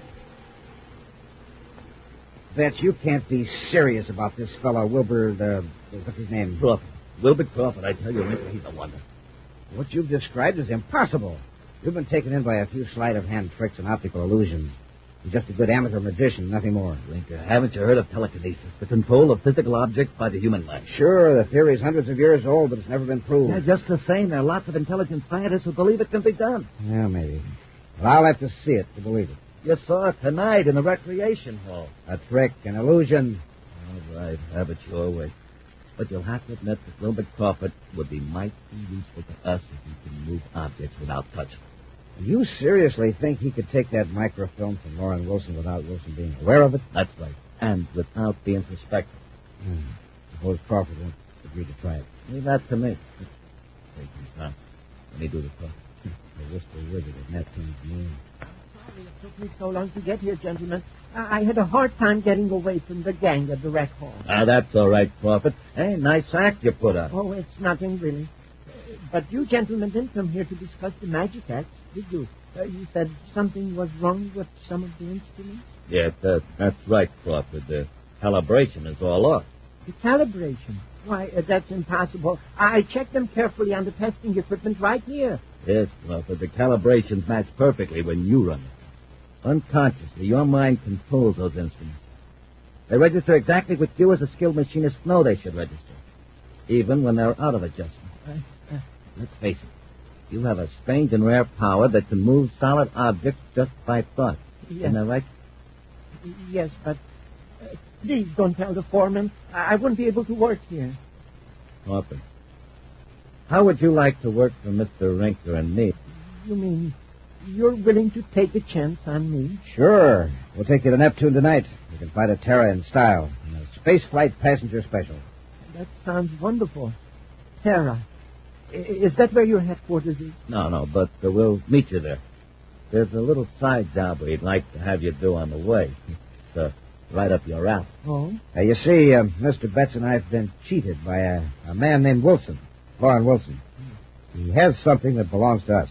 Why don't you go to the Space Patrol? No, that wouldn't do any good. Wilson's too clever. If you can get our property away from Wilson without any trouble at all. What do you mean? You'll be aboard the same passenger ship as Wilson. Without any risk at all, you can concentrate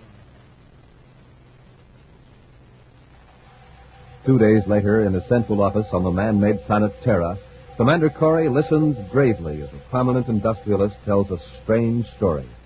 At a nearby desk, Cadet Happy takes notes. Those are the facts, Commander. The reel of microfilm definitely disappeared while I was aboard the Spaceflight Express between Neptune and Terra. And the sealed can containing the microfilm was in your inside coat pocket at all times. Yes, Commander. You say this microfilm contained a detailed description of a new ion exchange process. The formula was worth millions, man. It would revolutionize manufacturing in several basic industries. Is there a possibility that someone outside of your trusted associates knew about this process? One man may know about it, but you can be sure he wasn't on that spaceship. He could have an agent. Who is this man? His name is Anson Rinker. I've learned he's on Terra. I had the misfortune to have some dealings with him a year or so ago. What kind of dealing? He operates a lab ship, a pretty well-equipped one. I hired him to do a little field work for me. I fired him when I found him analyzing my private papers instead of chemicals. Well, there's one way to find out if Rinker knows anything about the missing microfilm. How, sir? Ask him. What's his address?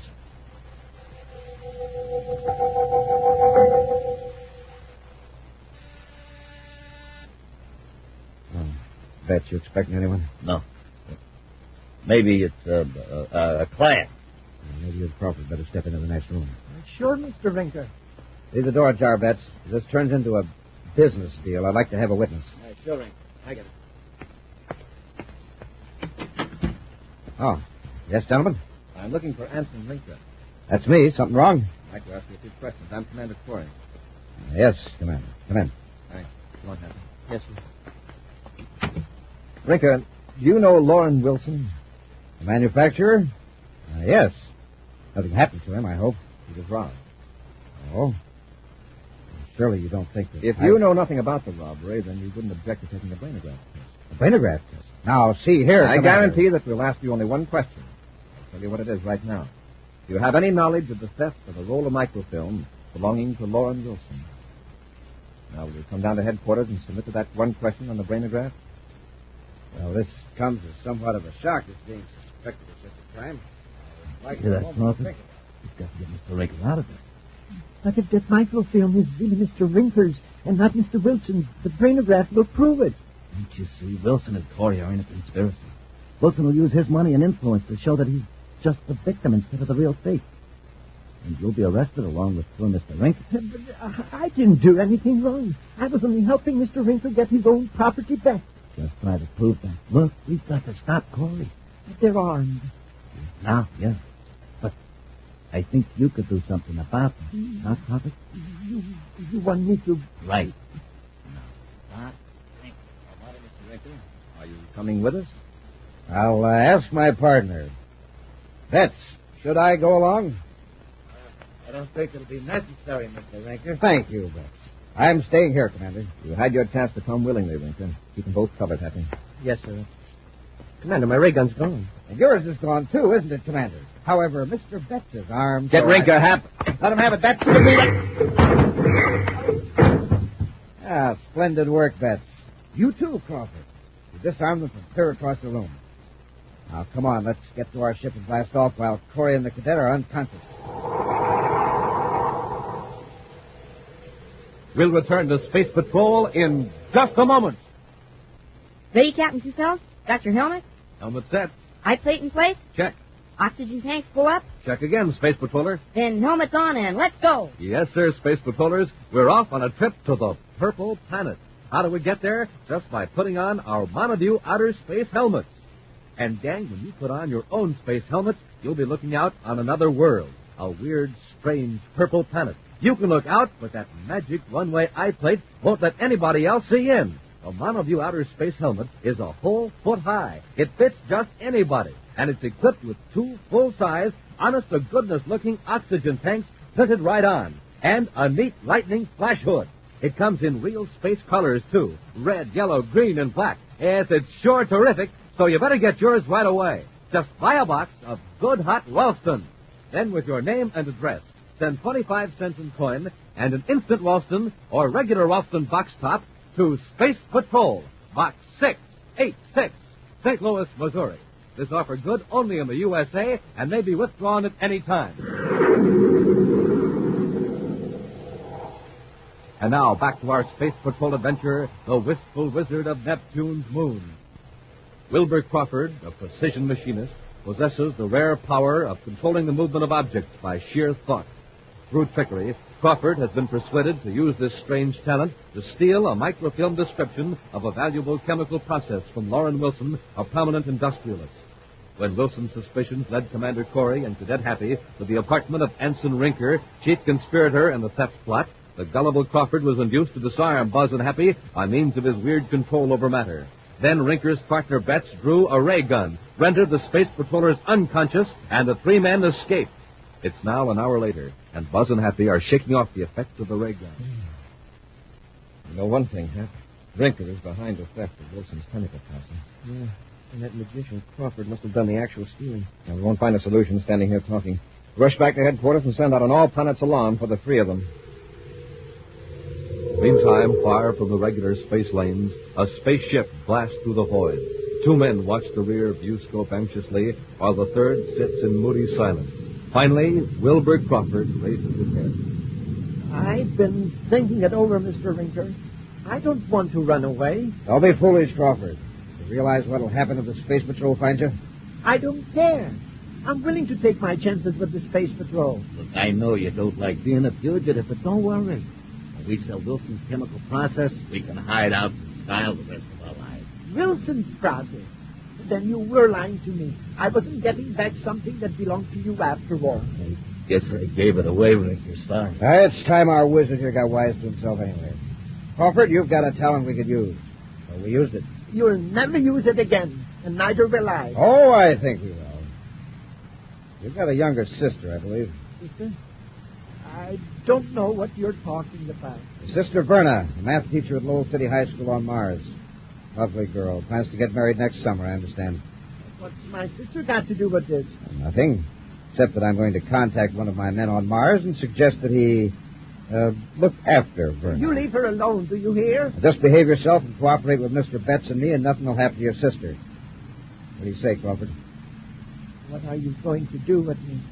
For the time being, we'll stay out here beyond the regular lanes. Then we'll go to Mars and transfer to my lab ship. By that time, the Space Patrol will figure we're headed toward one of the outer planets. Then we're going to hide out on Mars, eh? No. We'll head for Mercury. We'll leave Mars as soon as we can. You aren't going to try to land in Lowell City, are you? Of course not. My lab ship is several DUs north of the city, near the old bauxite mine. But you don't have to worry about that, Crawford. Now, just do what you're told, and you'll keep your sister in good health. Yeah. Get on the spacer phone. Betts will put through that call our man in Lowell City. Okay. Hey, what are you talking about? The space phone's already on. You just flipped the switch yourself. I did? I guess I must have. Funny how an action gets to be automatic. Rinker aboard Space Cruiser NT. In Space Patrol headquarters on Terra, Commander Corey gives Cadet Happy a printed copy of a space-phone conversation picked up by the monitoring station. Well, where was the spaceship that was sending this? 400,000 DUs from Terra, 70 degrees above the plane of our orbit. What's our next move, sir? I've already assigned 3 of our Mars agents to guard Crawford's sister, Verna. He'd better be getting to the spaceport. Going after Rinker, huh? I figure we've got time to reach his lab ship north of Lowell City before Rinker gets there. We'll give him a surprise party. Well, what about our ship? Suppose there's no place to hide it near the mine. We won't try to hide it. We'll pick up a pilot in Lowell City and have him drop us off near Rinker's hideout. Come on, Happy. The Martian sun is low on the horizon when a private cruiser blasts into the thin atmosphere and heads for a gouged and furrowed area north of Lowell City. After a careful check in all directions, Anson Rinker sets the cruiser down in the red dust close to a lab ship. In an aft compartment of that ship, Cadet Happy presses a sensitive instrument against the bulkhead while Commander Corey slowly regulates a dial. In the ship now, that was the hatch closing. When do we jump in? We'll find out for sure whose side Crawford is on. We're blasting off.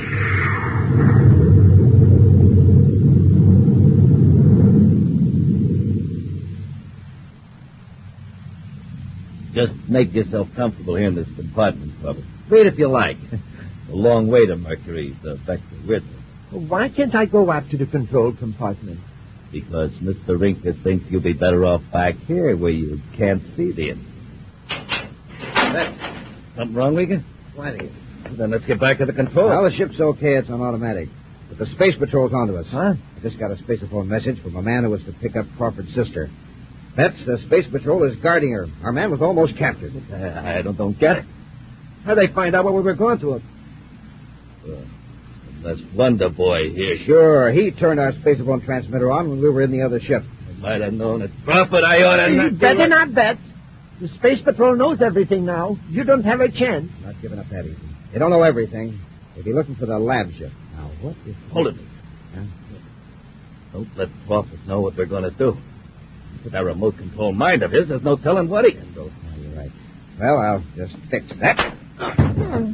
There, he can't do anything when he's unconscious. Now, here's what Working now, huh? Here, I'll turn up the gain. That little scout ship will hold them. Sure it will. Put up with the whistle. You just leave it in that. Uh-huh. But we'll make sure he won't give us any more trouble. There are a lot of chemicals in the lab compartment, enough to blow this ship apart if anything. We'll rig up something to blow up the ship after we get away. And I know just the gadget to time the explosion to come on. Those murdering rats. Now's the time to get away, Happy. They know this lab layout. We don't. If we rush them now, they may try something desperate. Moments pass, tedious moments that seem like hours. Then, through the sonic detector, Buzz and Happy hear voices again. Now's the time to cut loose in the scout ship. Not yet. Put a few more hundred DUs between us and Mars. All right, Happy. Let's get to the lab compartment. Bring the sonic detector along. Yes, sir. In here, Hank. Shut the door. Is this what they're going to blow the ship up with? What they plan to use. This device here builds up an electrical charge very gradually, at a steady rate. When it reaches a certain intensity, charge is released into these chemicals. Wow. Sort of a time bomb. Exactly. Pull that switch, Happy. Yes, sir.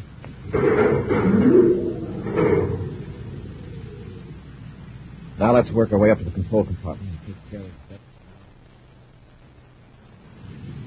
But isn't it about time, Rinker? Yeah, we might as well get going. I'll go back to the lab and boost the current a little. That's been worrying. What if you miscalculate? I know what I'm doing. I'll readjust the charge so we'll have half an hour to get clear of the ship. Somebody's in the corridor. I heard it, too. It's Crawford, too. I got it. Well, look, you open that door fast. I'll be ready with the paralyzer rig up. Okay. Ready? Now! You're too late, Corey. Nice going, Rinker. That was close. Well, Crawford's going to have company during his last moments anyway. Yeah. The commander-in-chief, no less, and his cadet. Moments later, Rinker and Betts, far out in space, are in their tiny scout ship. And in the doomed lab ship, Buzz and Happy are regaining the use of their vocal cords, even though the paralyzer ray still numbs the rest of their bodies. At least he got off better than Crawford did. They must have slugged him. Look at his head. It's out cold. Well, we ought to be able to move in a few minutes, Captain. We'll get to the controls. What's that? The equipment over there.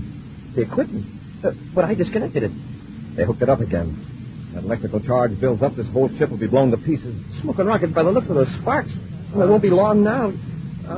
Commander, Crawford's coming too. Crawford. Yes. What happened? Crawford, do you hear that? It's a time bomb Rinker sent. And if you don't get up and pull that switch, we'll be blown up. I can't move. Oh, sure. They gave you a blast with a paralyzer ray, too. Crawford, there isn't much time left for any of it. I know. And I want to get it all off of my chest. I stole that microfilm from Wilson, but I didn't think it was rightfully his. That's the truth, honest. I believe you. How did you do it? Rinker and Betts called it telekinesis. The power of the mind to control matter. Crawford, try it now. Try it on that switch. Switch? What switch? That big one at the bottom of the control panel. You'd better hurry. Quite happy. Let him concentrate. Hey, you did it. You did it, Crawford. Elsewhere in their tiny scout ship, Rinker and Betts cruise on low power, waiting for a distant flash that will tell them that Buzz, Happy, and Crawford have been destroyed. You must have miscalculated, Rinker. The ship should have blown up by now. I don't understand it. Hey, Rinker, look. The rear view scope. There's a spaceship. Confounded Betts, why weren't you watching? Look, I've been looking for the explosion. The lab ship. Our lab ship. Now, don't get panicky. We can probably outmaneuver him until Thacker gets here from Mercury. Yeah. Wrong. The controls won't respond. Do something, Rinker. Corey's almost close enough to pull us in with the magnetic holding field. What's the matter with these controls? Commander Corey aboard lab ship ML-284. Holding Anson Rinker aboard scout ship. Cut your power. Corey, all right. What are we going to do? Better cut your power, Rinker. Try to fight the magnetic holding field. You'll pull the skin right off that little space boat. He's right. He's right. Do what he said. Yeah. All right, Corey. You win. But if his controls hadn't fouled up... They didn't foul up, Rinker. They worked beautifully. They were operated from this ship. What? That's right, Rinker. And here's the fellow that helped capture you. The wistful wizard of Neptune's moon. You can have this wizard business. From now on, I'm just a plain wistful mechanic. An action preview of next week's exciting Space Patrol adventure in just a moment. Hey, Space Patrollers, what's that? What's going on over at the Browns' house? Uh-oh, I know now what the trouble is. Jimmy's got his monoview outer space helmet on. Hi, Captain Two-Fell.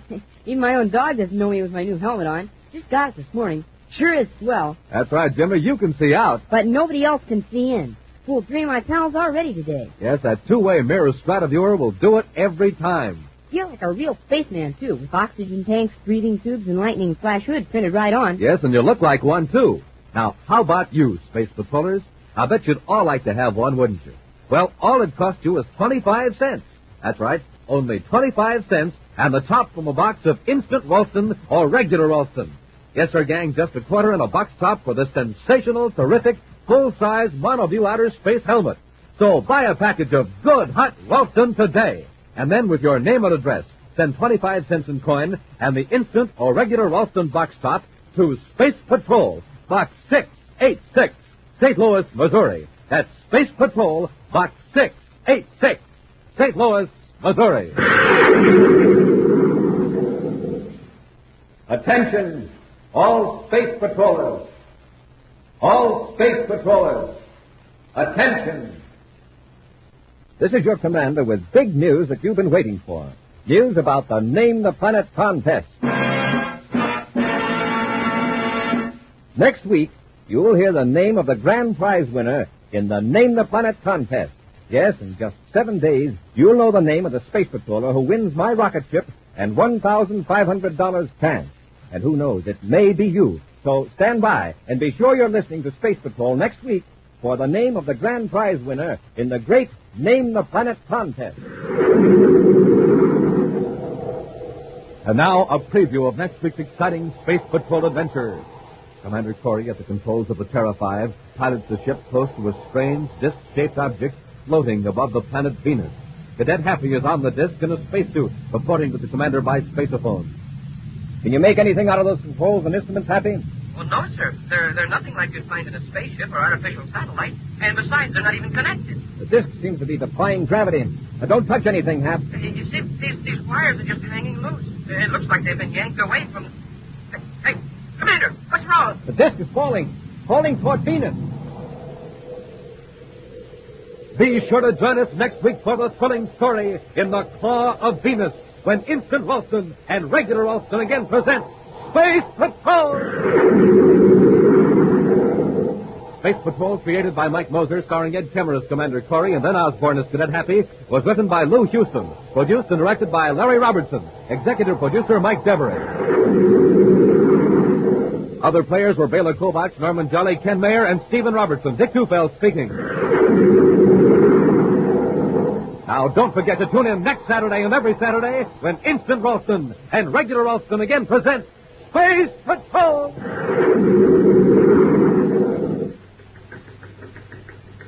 This is Dick Tufeld in Los Angeles, reporting on the first airplane with swept-back wings used in the U.S. Air Force, North American's F-86 Sabre jet fighter. In a moment, we'll hear from George Welch, the famous test pilot on the Sabre jet.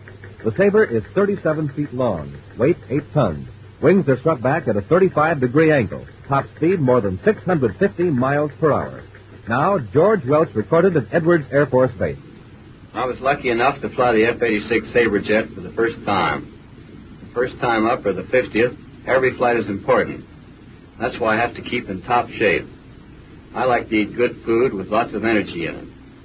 Rice Chex and Wheat Chex meet that test, and they taste exactly right.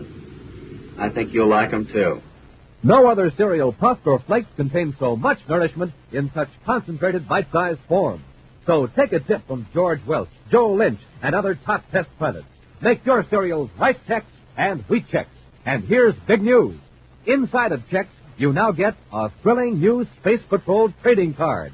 Flip 'em, collect the entire set of 40.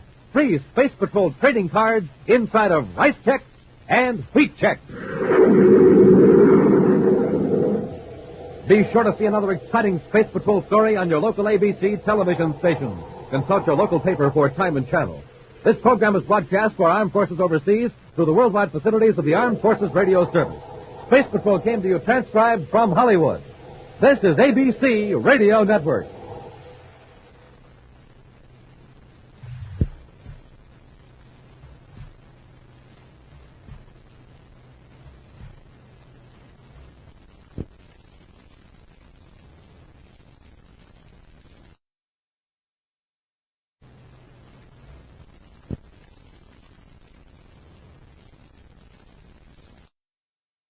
Thank you for joining us for another thrilling episode of Space Patrol. We're excited to have you as part of our audience. We invite you to return tomorrow for an all-new set of episodes that will take you on even more unforgettable adventures. Get ready for a journey to the outer reaches of imagination as we dive into Inner Sanctum, our next featured program. Get ready for chilling suspense as you delve into a tale of psychological intrigue and spine-tingling horror that keeps you on the edge of your seat.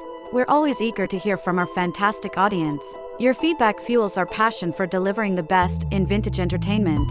Feel free to share your thoughts, opinions, and suggestions. We value your input and strive to make your listening experience even more enjoyable. If you're looking to enhance your Microsoft Access skills, look no further. Reach out to them at 615-420-2040 and ask for Mark. Once again, thank you for being a part of our Golden Age radio community. Get ready for more riveting stories, captivating characters, and timeless entertainment. Until next time, stay tuned and keep the nostalgia alive.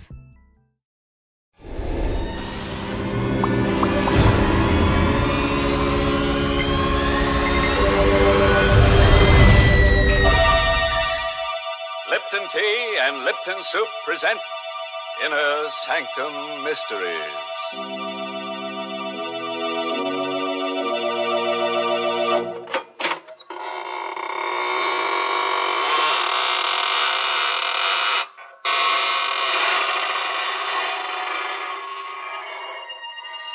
Good evening, friends. This is your host of the Inner Sanctum inviting you in through the creaking door. Come on in and enter into the spirit of things. Don't pay any attention to those gurgling sounds you hear. They're the unfortunate ones. The midnight spirits who are caught haunting before midnight. Poor things. All they can do now is gurgle because they've evaporated into distilled spirits. What a horrifying thought, Mr. Host. Can't we ever talk about the brighter side of life? Well, don't forget, Mary, murder is my business. Well, thank goodness it isn't mine. And right now, I'd much prefer to talk with our Lipton listeners about something more conducive to happy spirits. I mean, a cup of hearty, piping hot Lipton tea. You know, it's really wonderful, the extra delight you get from this superb tea, friends. And the reason is simply this. Lipton's grand brisk flavor. Brisk, you know, is the tea expert's own word for the fresh, full-bodied, lively flavor of Lipton tea. Because unlike ordinary teas, Lipton's is never flat-tasting or lifeless. Lipton tea is always spirited, full-flavored, truly satisfying. Why, I'd even go so far as to say that once you've tried it, I think you'll enjoy Lipton tea more than any other tea you've ever tasted. And I'll go even further, Mary, and introduce our listeners to tonight's story. It's an original radio play written especially for Inner Sanctum by Emil Tepperman, and starring Richard Widmark in the role of Alex Gregory. It's about a man who became master of a secret so fearful that it could never be revealed to any mortal, living or dead. But let him tell you the story himself, how he learned the most terrible secret in all the universe, and what he did with it. It was an evening in September, the 15th to be exact, when I first learned of the existence of Elixir Number 4. It happened at Professor Jarman's house just off the college campus. You've heard of Jarman, of course. He was to chemistry what Einstein is to physics. But it was his daughter, Elaine, that I was interested in that evening in September when I rang their bell.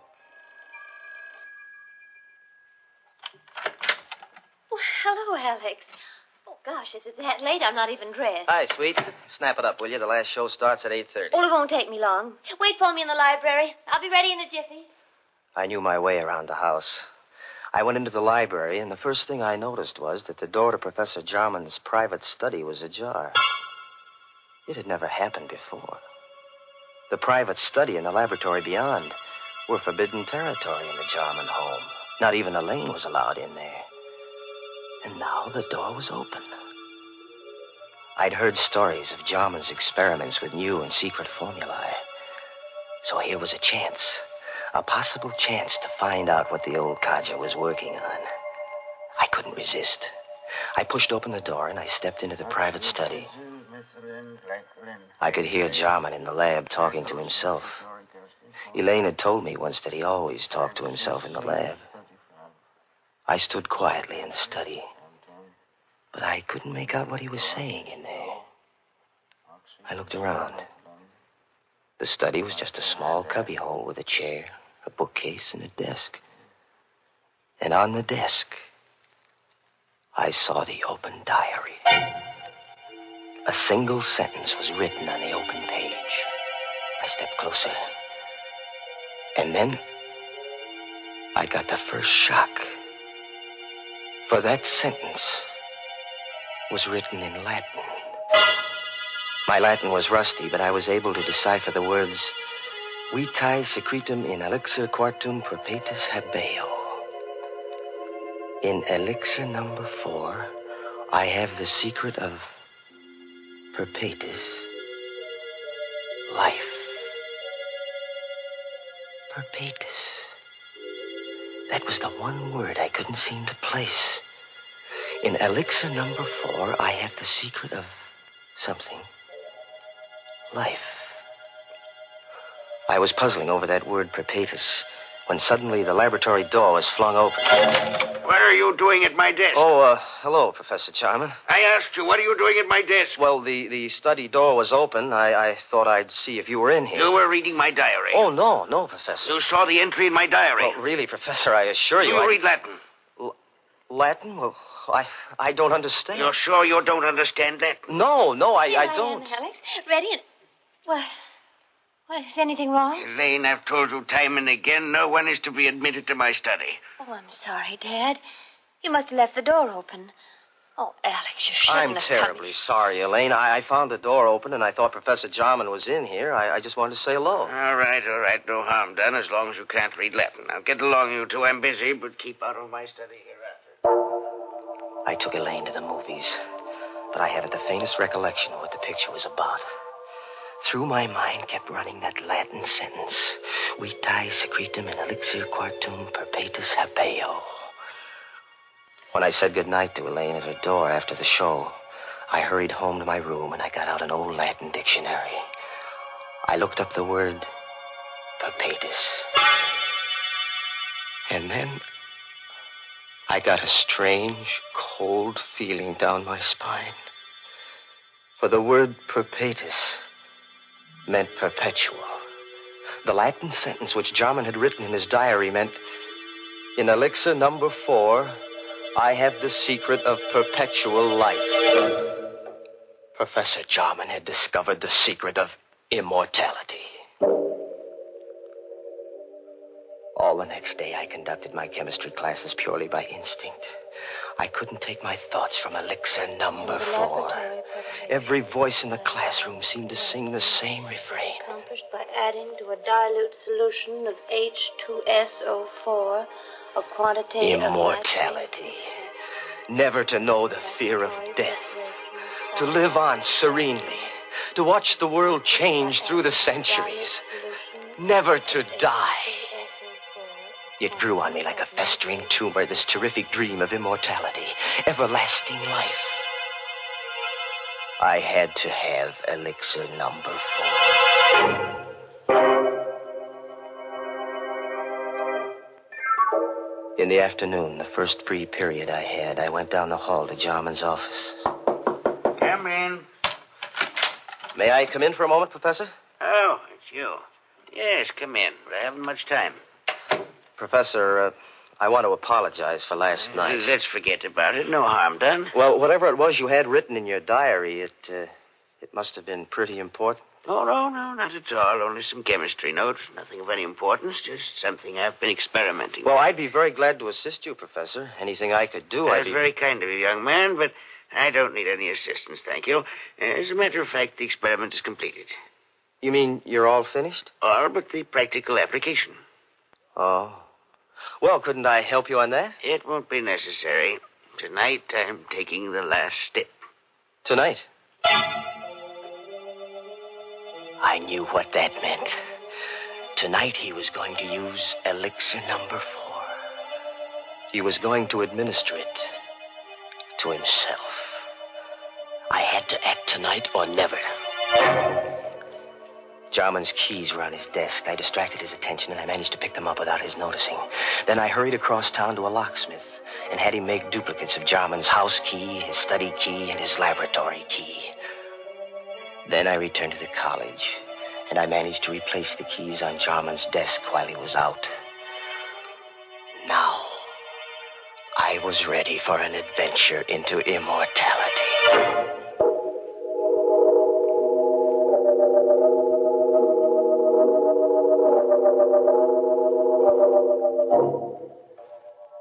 At 8:30 that evening, I let myself into Jarman's house, opened the study door, and stepped quietly over to the laboratory.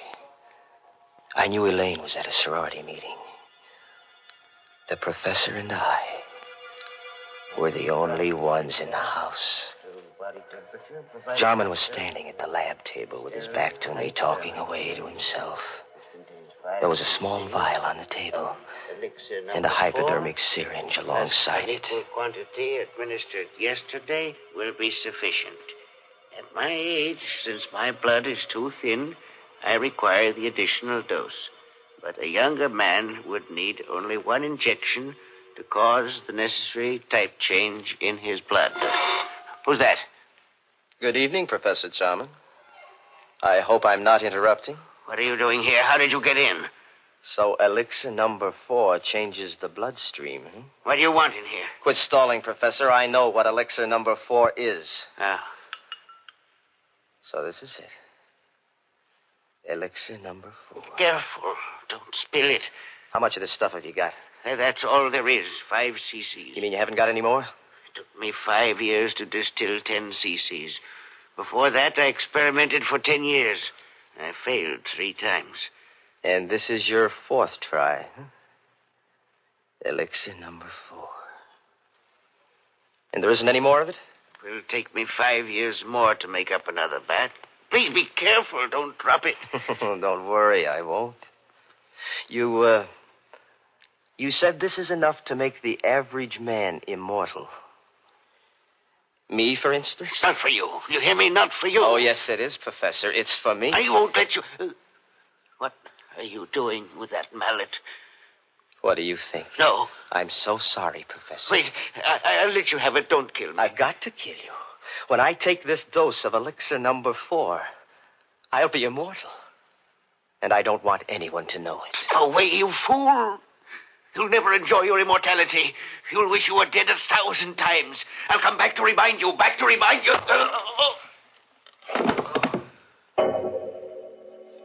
I didn't hit him hard enough to kill him. That wasn't part of my plan. But when he lay unconscious on the floor, I searched among the chemicals until I found what I wanted. I mixed some chemicals in a test tube, and I watched the fumes forming. Then I held the test tube against Jarman's mouth, forcing the deadly gas into his lungs. When I was sure he was dead, I wiped the tube clean of my fingerprints and put it back in the rack. Then I picked up the vial of elixir number 4, the hypodermic syringe, and I hurried away, locking all the doors behind me.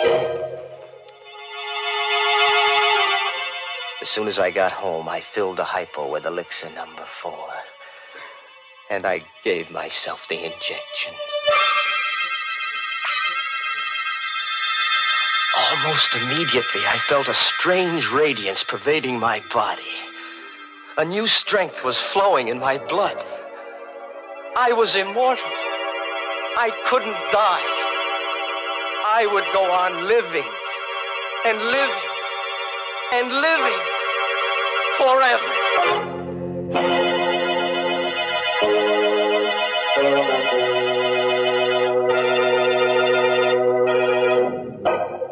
Hey, what's going on here?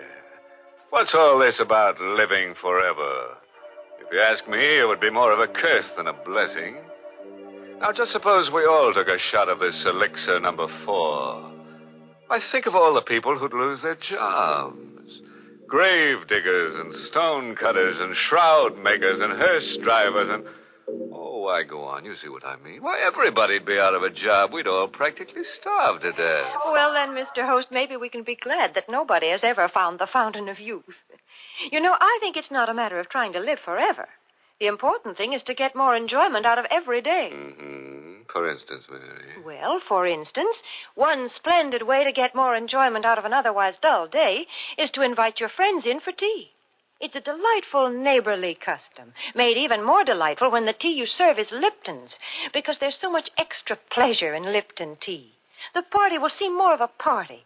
The conversation will be more sparkling, and your reputation as a thoughtful hostess will soar to the skies the moment your guests take their first sip of Lipton tea. For Lipton's wonderful brisk flavor makes it a favorite with everybody. So when friends drop in for tea, or the family gathers around the dinner table, serve them Lipton's, tea at its delicious best. And now let's get back to our story. We're all anxious to see what this fellow Alex does with his secret of perpetual life. Just imagine, a man with all that time on his hands. Time to kill. And kill. And kill. Immortality. I had it in my blood. I could feel it pulsing in my veins. The vitality, the power. I had to establish an alibi. Not that I expected to need an alibi. Jarman's death would surely look like an accident or suicide when his body was found in the laboratory in the morning. But I wasn't taking any chances on a murder charge. I had so much more to lose now. Wouldn't it be ironic if they were to execute me for murder? Me, an immortal.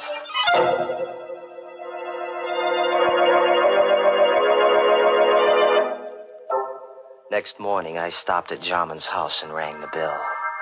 I knew Elaine must have gone right to bed when she returned from the sorority meeting last night, because she never disturbed her father when he was in the lab. But now, when she discovered that he hadn't been to bed all night, she'd want to investigate.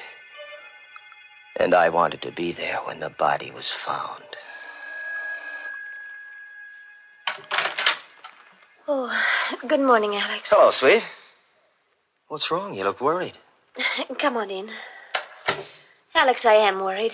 Dad's still in the lab. He didn't go to bed last night. Well, what of it? He must be working on something big. No, I'm afraid something's happened.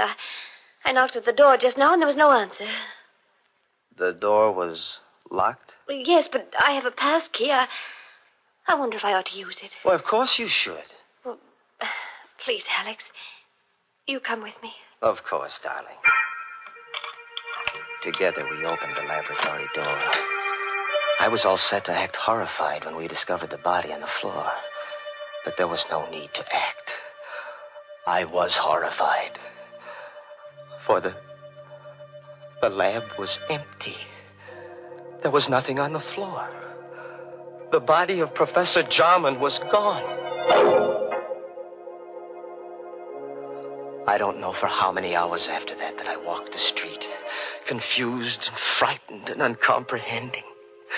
I tried to reason it out, how Jarman's body had walked out of that lab. There was only one solution. Jarman had already taken 1 dose of elixir number 4.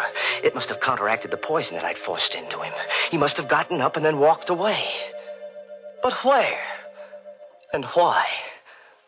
I recalled what he'd said before I hit him with the mallet. Yes, I could hear his voice faintly strumming at my brain. You'll never enjoy your immortality. You'll wish you were dead 1,000 times. I'll come back to remind you.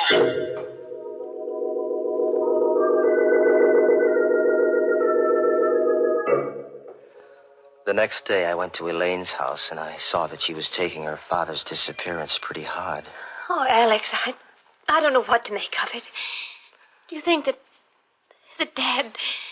that he's... Now, take it easy, baby. Maybe he's just suffering from amnesia. Maybe he just walked out of the house. He might turn up tomorrow. I have a terrible feeling, Alex, that he's dead. What makes you think so? Oh, I don't know. Now, please, Elaine. That won't do you any good. Oh, but it's the uncertainty. If I only knew for sure. Alex, do you believe in mediums? Communicating with the dead? Do you believe a medium can put you in touch with the dead? Oh, is that what you're thinking of, darling? Going to a medium? But don't you see, Alex, if Dad is dead, maybe... I was worried, too. I had to know if Jarman was dead or alive. I had to know before I could start enjoying life. Yes, that might be a good idea, Elaine. Can't hurt to try. There's a medium in town. Oh, I don't know what I want to do. Let me think about it. Well, sure, darling.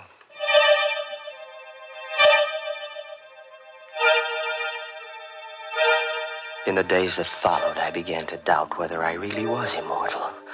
Was elixir number 4 really the elixir of life? Was I really going to live forever? If there was only some way to prove it. Then I remembered what Jarman had said, that the elixir caused a change of blood type. Well, that'd be easy enough to check. Elaine was taking a medical course, so I asked her to test my blood on the pretext that I thought I had anemia. It won't hurt, Alex. Just the needle. Ouch. There, now I've got all the blood I need. Just sit here a minute while I make the test. Well, does it take long? Only a minute. Alex. She was excited. There was something different about my blood then. Alex, come here quick. What? Look. Oh, look, Alex. I can't be mistaken. Your blood.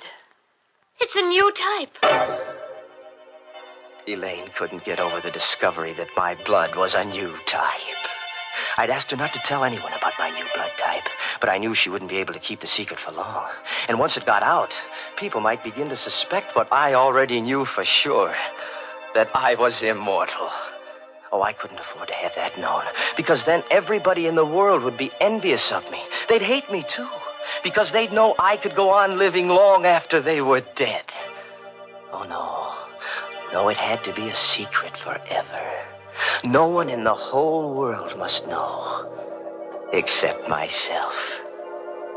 And the only person who could spill the secret now was Elaine.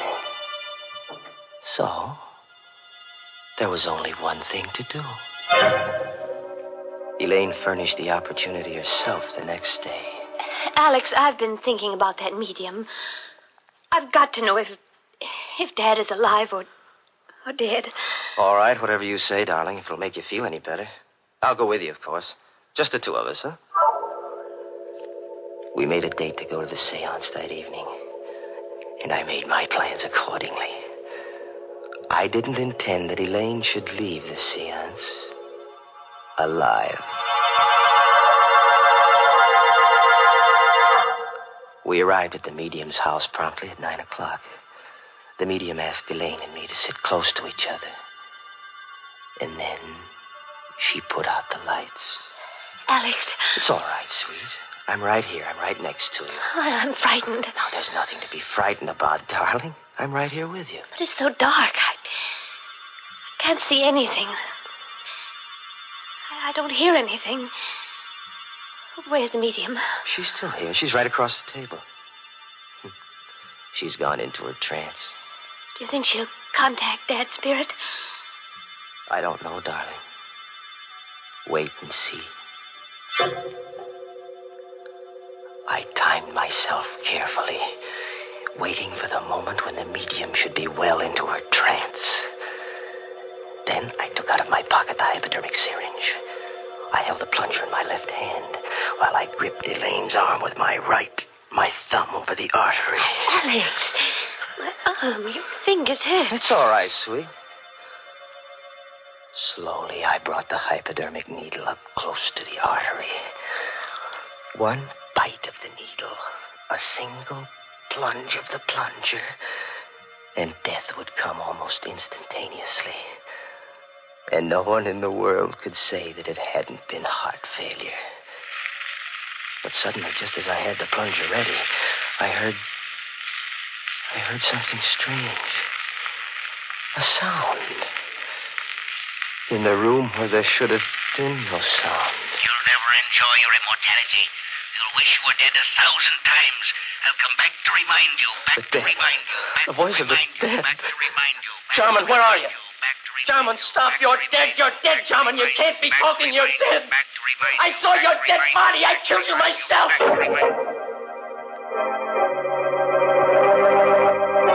Suddenly, the lights flashed up. The room was full of police. Arrest him, officer. He killed my father. You heard his confession. That voice. That was Dad's voice, Alex. A recording. A recording? That's why he always talked to himself in the lab. He had a wire recording machine. He talked while he carried on his experiments so that there'd be a permanent record. The wire recorder picked up everything that was said in the lab the night you killed him. But we could never have proved it was your voice in court if you hadn't confessed just now. Yes, but the body. I found Dad dead that night when I got back from the meeting.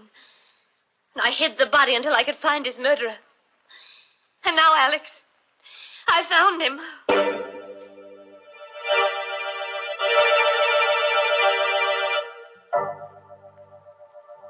All through the trial, Elaine sat and watched me. All the time the jury was out, she sat and watched me. And she watched me while they read the verdict of guilty. Her eyes never left me when I stood up to be sentenced and heard the judge say, Alex Gregory, it is the judgment of this court that you be confined to the penitentiary for the rest of your natural life.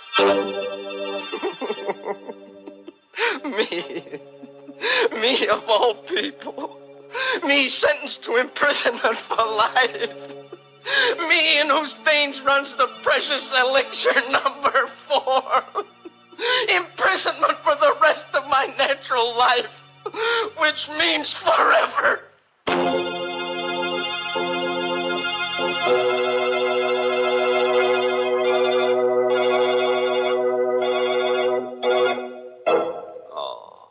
You know, I feel kind of sorry for Alex. He really got a tough break. Locked up in a cell for all eternity and no way out. Yes, looks like they'll have to build a new jail around him every 1,000 years or so. Of course, there's one way out for him. He could let his beard grow for a couple of centuries, and when it gets long enough, he could hang himself. Oh, imagine such a thing, Mr. Host. Yes, it would be sort of breathtaking, wouldn't it, Mary? Poor Alex. He probably had many good impulses in his lifetime. As the trouble is, he didn't follow them. Well, Mr. Host, I'm afraid that's something we all do every now and then. For instance, perhaps some of you Inner Sanctum fans have promised yourselves the pleasure of trying Lipton tea, but somehow just haven't gotten around to it. Or maybe you've just forgotten it when you're writing out your grocery list. Well, this time, make sure. Add Lipton tea to your grocery list right now. For until you do try it, you're missing a real treat. Why not start enjoying lively, full-bodied Lipton tea beginning tomorrow?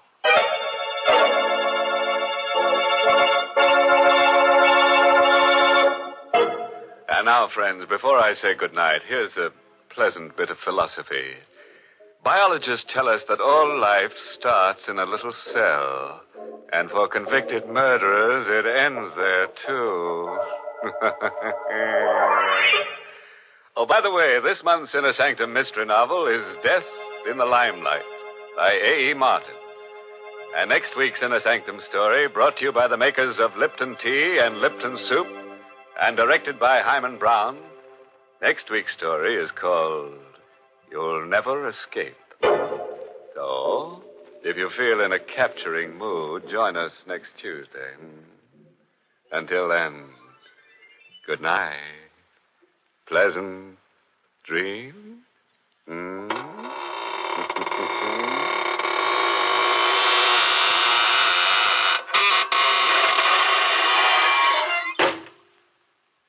friends, you want to know how to make an ordinary meal into a feast? Start it right. Start it bright with tempting, heartwarming Lipton's Noodle Soup. Lipton's Noodle Soup is ready to serve in a jiffy, and what a treat it is. Lots of tender, golden noodles and a world of real chickeny flavor that makes it taste homemade. It's economical, too. Lipton's Noodle Soup mix costs less and makes lots more than canned soups. So try Lipton's Noodle Soup real soon. And don't forget to tune in next week at the same time for another Inner Sanctum Mystery.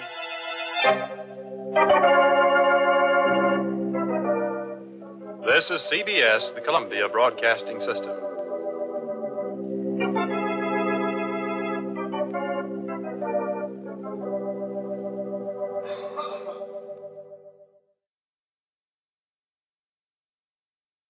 Thank you for joining us for another thrilling episode of Inner Sanctum. We're excited to have you as part of our audience. We invite you to return tomorrow for an all-new set of episodes that will take you on even more unforgettable adventures. Get ready for a journey to the outer reaches of imagination as you escape our next featured program. This exciting thriller will keep you on the edge of your seat as you experience captivating moments of action, suspense, mystery, and science fiction. We're always eager to hear from our fantastic audience. Your feedback fuels our passion for delivering the best in vintage entertainment. Feel free to share your thoughts, opinions, and suggestions. We value your input and strive to make your listening experience even more enjoyable. If you're looking to enhance your Microsoft Access skills, look no further. Reach out to them at 615-420-2040 and ask for Mark. Once again, thank you for being a part of our Golden Age radio community. Get ready for more riveting stories, captivating characters, and timeless entertainment. Until next time, stay tuned and keep the nostalgia alive. Fed up with the everyday grind? Want to get away from it all? We offer you Escape. Escape, designed to free you from the four walls of today for a half hour of high adventure. You are making your painful way over the great India desert, alone and dying of thirst, while behind you, pursuing you, are the fanatical Kafirs who once bowed to you as king and now call for your life.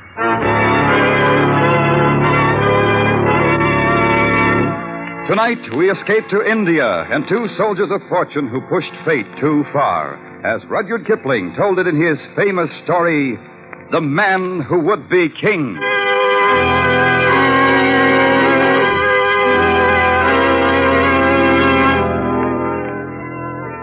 One Saturday night, it was my unpleasant duty to put the paper to bed alone. It was a pitchy black night, as stifling as a night can be in India in June. It was very still, save for the ticking of the clock above my desk, which seemed to shatter the black heat of the night as the hands crept toward 3 a.m. And then from the passage outside my door, I heard voices. Oh, who's there? Only us. And who are you? Oh, so you don't remember us, eh? No, I can't how say about the that. job per border, then?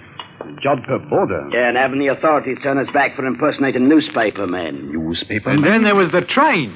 Yeah, off of which you had us thrown, if I remember correct. Oh, wait. That flaming red hair. That bald head.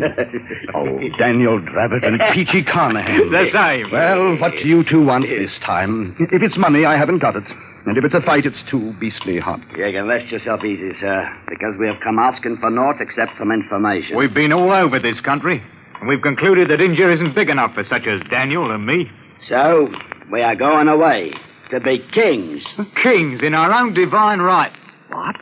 Aye, we shall be kings. Yeah, we've signed a solemn contract, each to help the other, and neither of us to look at liquor or women until we have become kings. I've never heard of such a fantastic idea. Now, what do you want of me? Naught but a look at such maps of Kafiristan as you might have about. Maps of Kafiristan? That's where we decided to go. Well, don't you realize that not one single Englishman has ever gone into the Kafiristan mountains and lived them out again? You're a good deal more likely to become dead men than kings. Yeah, we'll sure. Anyway, I don't believe you have the slightest intention of traveling a mile outside of Delhi. Then you should come down to the Sarai marketplace in the morning, down where the caravans leave for the north. Now, look, you two. I'm a newsman, not a nomad. Now, why should I come down to that filthy pest hole? I'm not so sure that you're either. What do you mean? You say you're a newsman, but here's the chance to see the start of the greatest story of all time. And you'd pass it up. Because you're too blasted lazy to get up that early in the morning. Come along, Dravot, me lad. Yeah, but if you should have a change of heart, come to the Serai in the morning and see whether we be liars or not. And so they left, those two lovable scoundrels. And I sat alone in my office, thinking. The kings of Kafiristan. Kings indeed. But then, perhaps, just perhaps, they might pull it off. And it would be something to cable home. And so it was that the next morning I was making my way through the dirty, milling crowds of the Serai marketplace.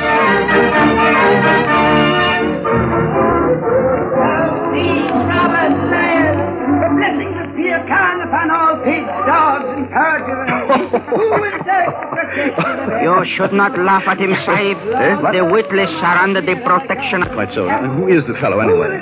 A mad priest, Sahib, who has arrived only this morning from Ajmer. I see. You, Sahib, come look at my camels, loaded with toys to please the eye of an army. Here, now. Go about your business. I haven't any use for toys. These are wondrous toys indeed, Sahib. Fit for a king of Kafiristan. What?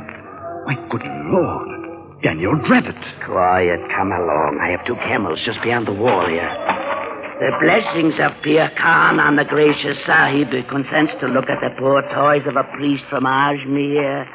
Over this way. Where's Carnahan? Here we are.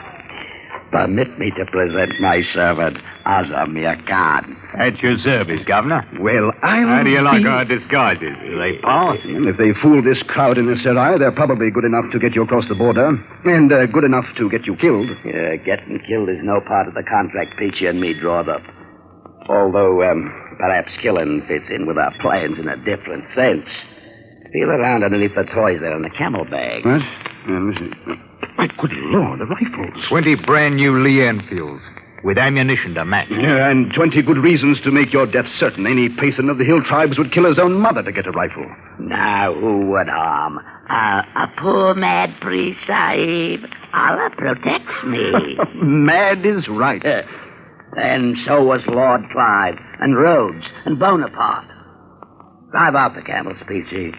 We have a long way to go before we become kings.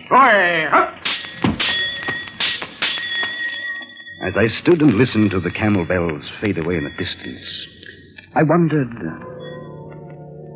if it might not be a glorious thing to go to Kafiristan and be a king.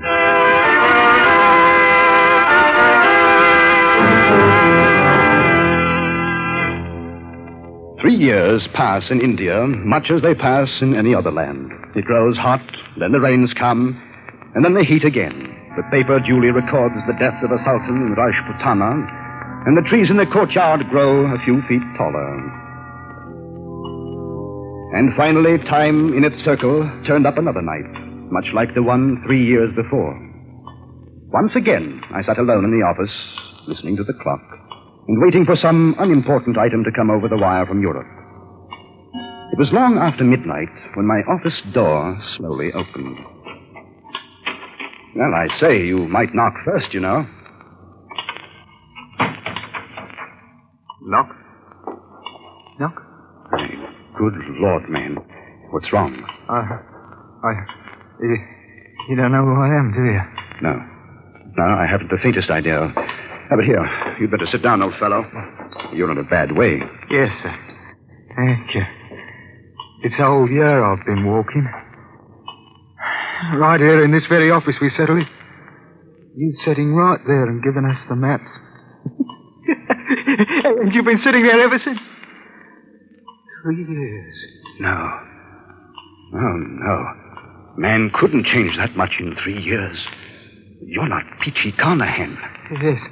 I was the king of Kafiristan. Me and Daniel Dravot. Real crown kings we was. Just as true as gospel. What in the name of heaven have they done to you, Peachy? Peachy? I knew Peachy Carnahan once. He's a king. With a real golden crown on his head. Told me he does. He's dead now. No. No. You're Peachy Carnahan. You are. Now, you must pull yourself together. Yeah. Pull myself. You've got to keep looking into my eyes. Then maybe everything won't go to pieces. All right. All right. Now, tell me what happened, Peachy. We left the caravan at Jagdala, and we struck off into the hills alone. Yes, go on. Weeks it was we travelled, Daniel and me. First there wasn't no roads, and after a while, no food. But there was always the drums. Sometimes they was close, sometimes farther off. Most of the time we could hear them somewhere.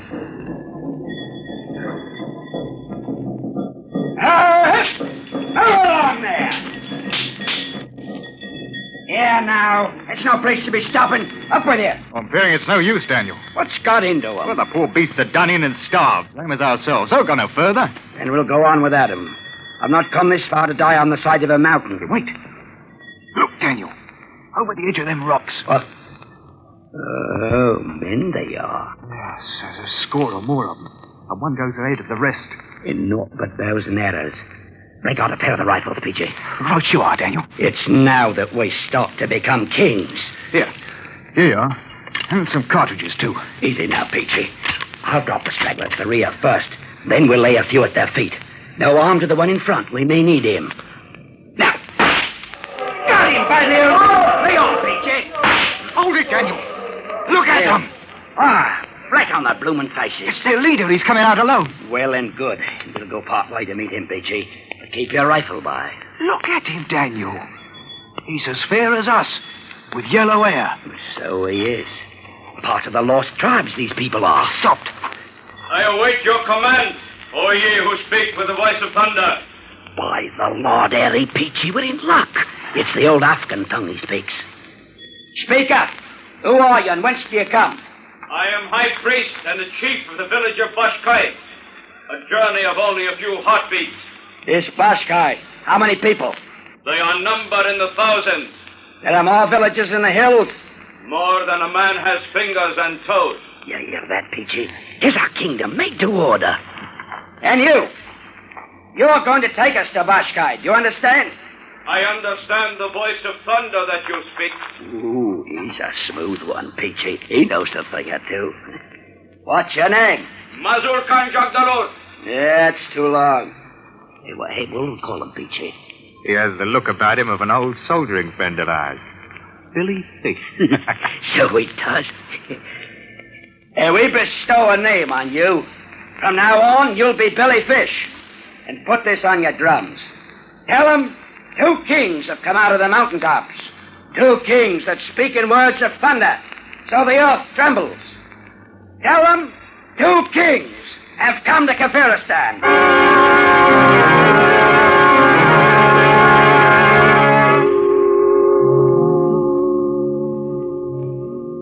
That you, Peachy? Daniel? Why are you sitting out here in the dark? I've been thinking. Man has to stop and think sometimes. Anything special, Daniel? Look at him, Peachy. Look at that blinking campfires a gleaming in the dark. Like the jewels in a crown. Yes, Daniel. You've done a fine job for sure. All 23 villages you joined together as one. Yeah, 'tis the army you trained to be thanked for it. 2,000 men with a fair knowledge of bearing arms. Some of them's a bit green at it yet. Yeah, they're ours now. Every man, jack, woman, and child. We own them, body and soul. Yes. We're kings now, Daniel. Not proper kings yet, but we will be. Yeah, sooner than you think, Peachy. How's that? Now, Billy Fish told me something today that fair amazed me. These people know the craft. You mean they're Freemasons? Daniel, it ain't possible. So help me, it's gospel true. He give the grip and everything. It's old, the craft is. Older than the memory of man. And up here in the hills, they've been preserving it all these years. Why, some of the high priests know up through the philocraft, but they don't know the 3rd degree. You see it, Peachy? They don't know the 3rd degree, but we do. Daniel, what is it you're fixing to do? Do? We're going to be proper kings. We got them going and coming now. I'm going to turn the whole country into one grand lodge, raise some of the priests to 3rd degree. And for me, I'll be the Grand Master of Kafiristan. You ain't got the right to. We've never been officers in no lodge. Right. What's a king got to do with asking for a right? I'm against it, Daniel. It's no good to go fooling around with the craft. You talk like an old woman. The thing'll work. I know it will. We'll make it a bloomin' ceremony. Regular aprons with the symbols and the marks. All for us, Peachy. The kings of Kafiristan.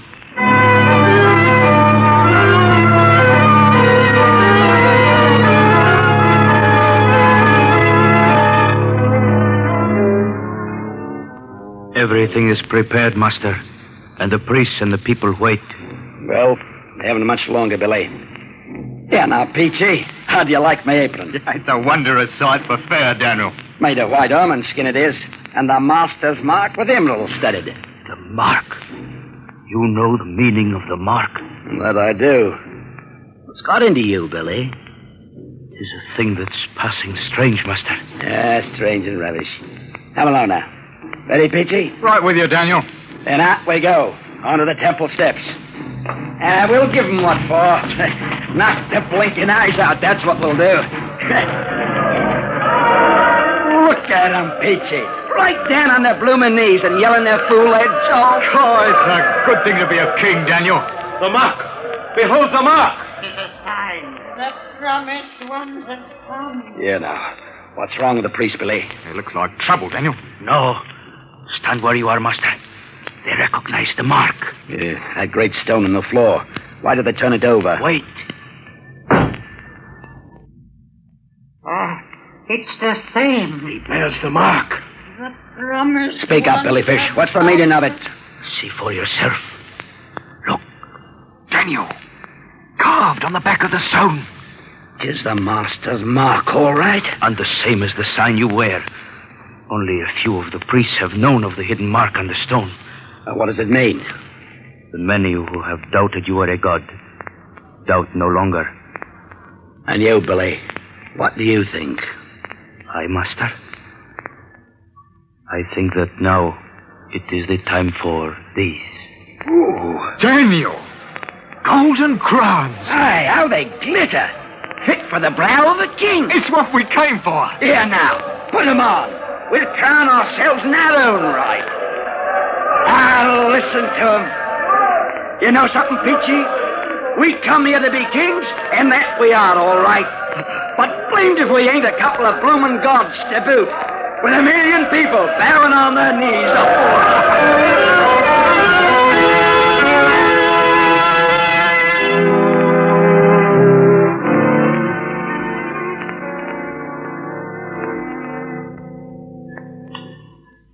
Well enough, Peachy. So it was gods you became as well as kings. But then what happened? What became of Daniel Dravitt? Dravitt? I knew Daniel Dravitt once. He's a king now, Daniel is. Wears a golden crown. Carnane was with him. Peachy, try to pull yourself together now. Yes, I'll try. Good. Now you became kings, you and Daniel. Kings of all Kafiristan. He was a fine figure, Daniel was. With his red head wearing that golden crown. Kept himself aloof from the people, so to speak. When he walked out in front of the temple, they fairly crawled on their stomachs to worship him. Yes, but what happened, man? What happened? Well, I figure mostly it was a winter coming on. The winds was starting up and clouds was blowing down from the north. Oh, it could blow beastly cold, that winter wind.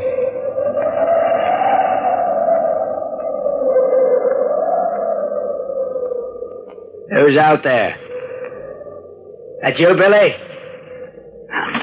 Confound it anyway. Here now, what's this? I have brought you food, Master. You of the wild sheep, with curry and rice. Oh, up off your knees, girl. Bring it inside. Thank you, Master. Place it there.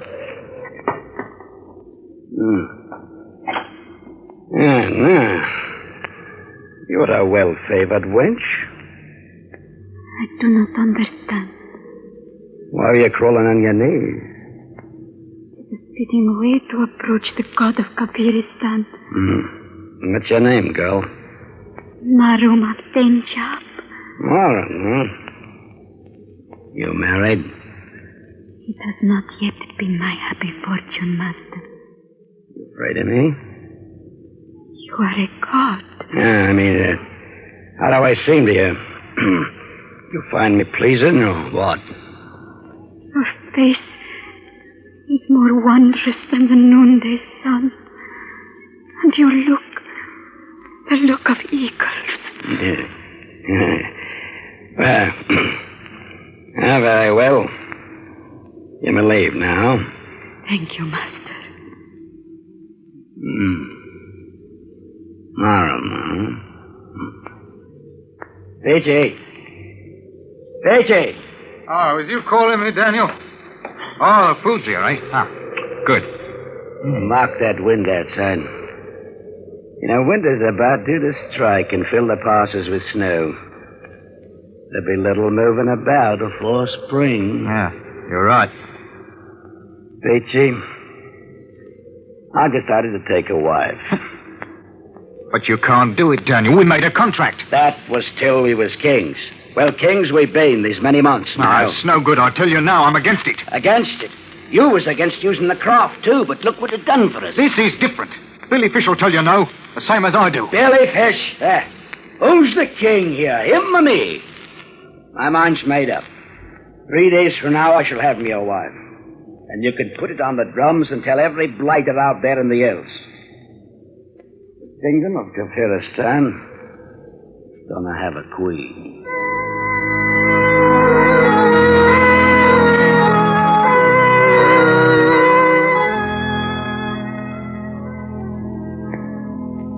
What's keeping her, Peachy? They should have brought her in half an hour ago. I don't know, Daniel.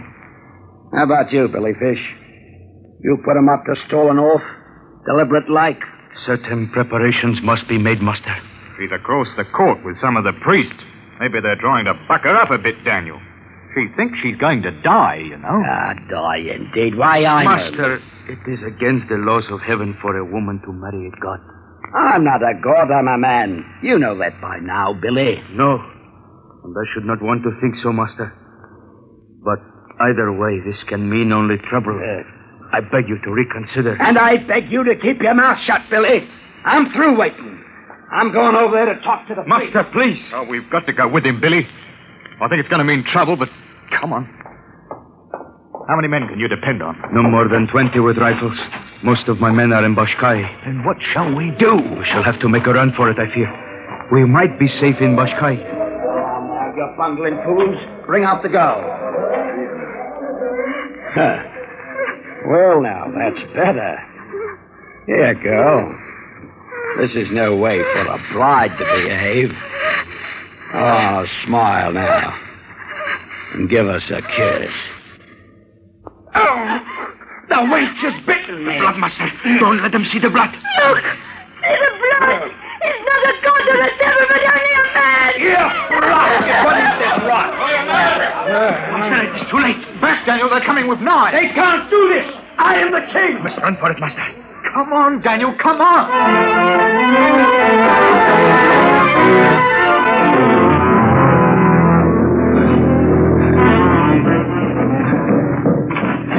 Confounded heathens. I'll come back. I'll come back and beat the blasted heads in. That's what I'll do. Yes, Daniel. Yeah, we'll be back, all right. How much further, Billy? Only a short way beyond this ridge, master. Well, so far, so good. At least them bloomin' drums has stopped. Well, we're at the top, Daniel. Yeah. And a right good climb it's been. Wait. Look. It seems the drums have come before us, master. Cut off. No less than 1,000 of them. Standing there quiet like, with them wicked long knives in their hands. There'll be no getting past them, Daniel. No. We're done for. Go back, Billy Fish. Take your men away with you. Go with him, Peachy. It's me they want. I did it. Me, the king. No, Dan. I'm sticking with you. Billy Fish, you clear out.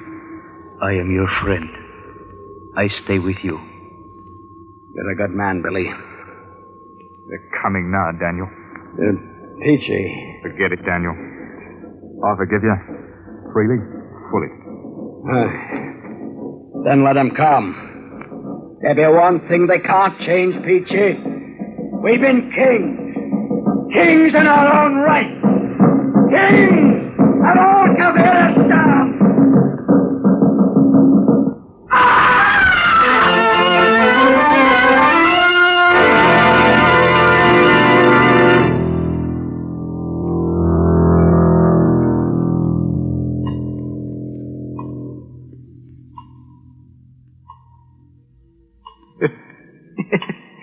Yes. It sliced open poor Billy Fish like a blooming earring, it did. There in the snow and the rocks. Oh, good Lord, man. But you, Peachy, you got away from them. Got away from him, did I? Oh, no. It stung me out on a tree. It drove nails right through my hands, did you? See, look, see. But I fooled him all right. Because the morning come and I wasn't dead. And then I made him think I'd lost my senses. And they was afraid to harm me because I was protected by Allah. They cut me down then, and after a while they let me go. You poor devil. What of Dravin? What happened to Daniel? Daniel? Daniel's a king. He wears a golden crown. No, now, what happened to him? He's never left me. All them long months. Walking on the road back, he kept me safe. The mountains, they danced at night, but Daniel held up his hand, and Peachy came along bent double. I never let go of Daniel's hand. He's with me now. Here in this bundle. You knew old Daniel, sir, even if it was a monarch once. Look at him now.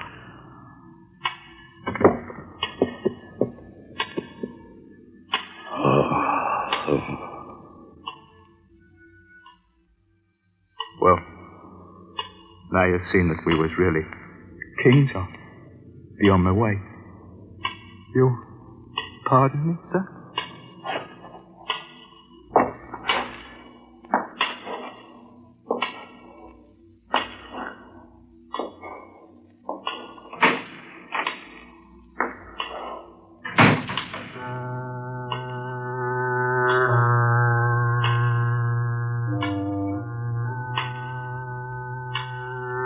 I let him go. There was little else to do. He was only hours away from his death. I sat there and stared at the bundle he had left lying on my desk.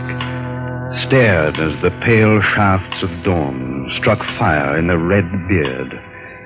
Stared at the golden crown sitting too large and heavy upon the wrinkled, mummified head of Daniel Dravit, the man who would be king.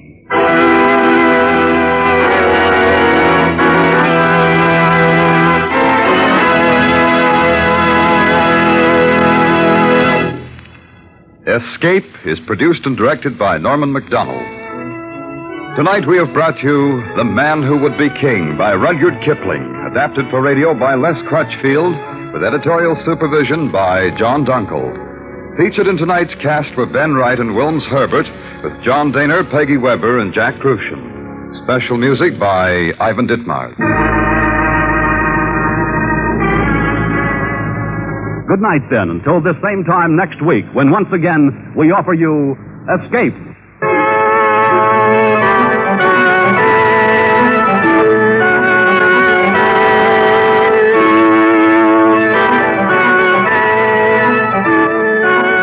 This is the United States Armed Forces Radio and Television Service.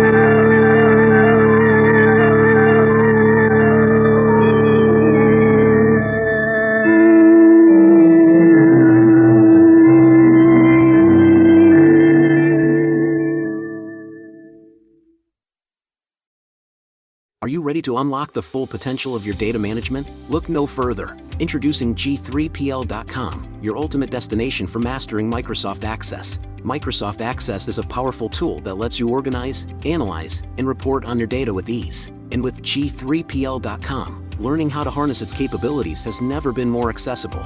At G3PL.com, we believe that knowledge is the key to success. Our expert instructors will guide you step by step, whether you're a beginner or looking to enhance your skills. You'll learn how to create databases, design user-friendly forms, and generate insightful reports, all using Microsoft Access. Call us now at 615-420-2040 to enroll in our Microsoft Access courses. Don't miss out on this opportunity to become a Microsoft Access guru. Visit G3PL.com to start your learning journey today. G3PL.com, empowering you with the knowledge you need to succeed in the digital age. Email db@g3pl.net now.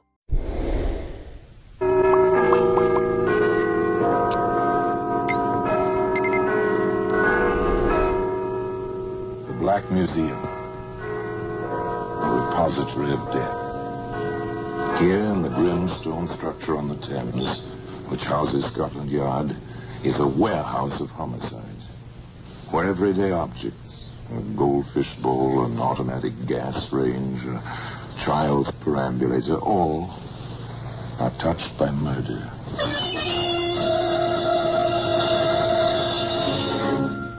Here's a can of weed killer. It's a familiar object. Every suburbanite with a patch of garden has used this, or something very much like it. After a while, one tires of pulling up the weeds and buys weed killer. Eliminates the backache. Do you know offhand, Superintendent, whether the poison in weed killer deteriorates or becomes stronger with the passage of time? Well, I'm not certain, Inspector. Any chemist could answer that, I imagine. In this situation, some chemists will have to answer that.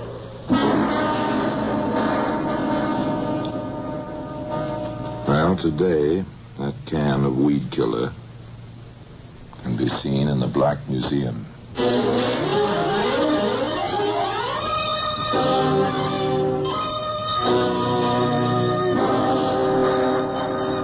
From the annals of the Criminal Investigation Department of the London Police, we bring you the dramatic stories of the crimes recorded by the objects in Scotland Yard's Gallery of Death, the Black Museum. Here we are. The Black Museum, Scotland Yard's mausoleum of murder. Yes, here lies death. Here it is, preserved in objects which seem to reflect the horror of the crimes in which they once played their parts. Here's an arrow, full-feathered, tapered, cleanly steel-tipped. It's a graceful object made for flight and skill in an ancient art. Even in the act which brought it here, this weapon was thwarted. No arching bow sent it on its way. A powerful hand thrust sharply in the dark. And this arrow turned dagger and stabbed a life away. Here's a chalice.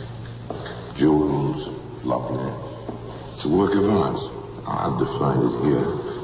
And yet this achievement of the goldsmith's skill carried murder within its curbing ball. Yes. Now here we are. Here's the tin of weed killer. It's dried up now. Its contents are forever useless for any purpose. Still, was the poison it once contained any more powerful for evil than the hidden poison which flowed through the place where this tale took place? Was in fact a lovely place, an English village.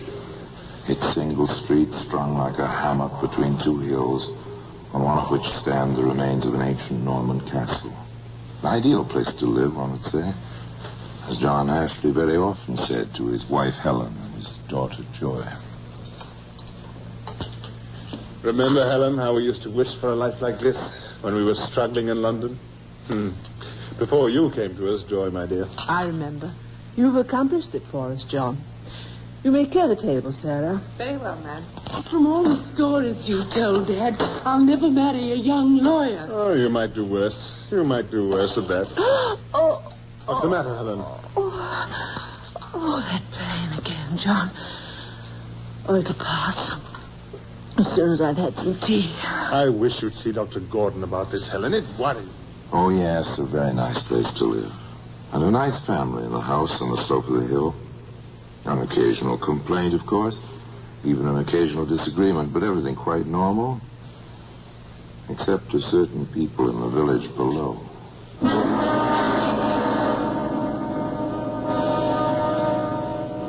Why, he won't let his wife join our garden club. I never understand. Never.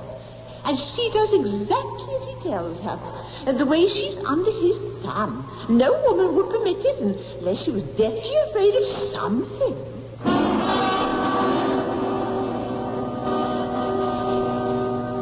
That was Mrs. Brooks. Very interested in gardening is Mrs. Brooks. Her husband sells the gardening tools and materials locally, and very interested in better trees and flowers. I was her first friend in the village. I watched her just waste away. It must be his fault. You know, sometimes I believe he beats her.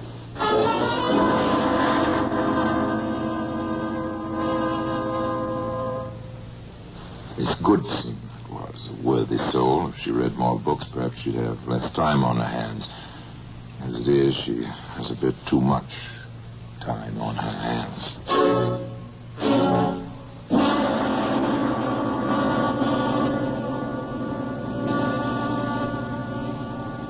Do you know, I heard just the other day that John Ashley... I don't doubt it, not for a minute. Wait till Martha Gordon hears of this. Well, I'd like not to believe it, but if you tell me, dear... No question, my dear, no question. On the best authority, my own eyes. If there is something to be done...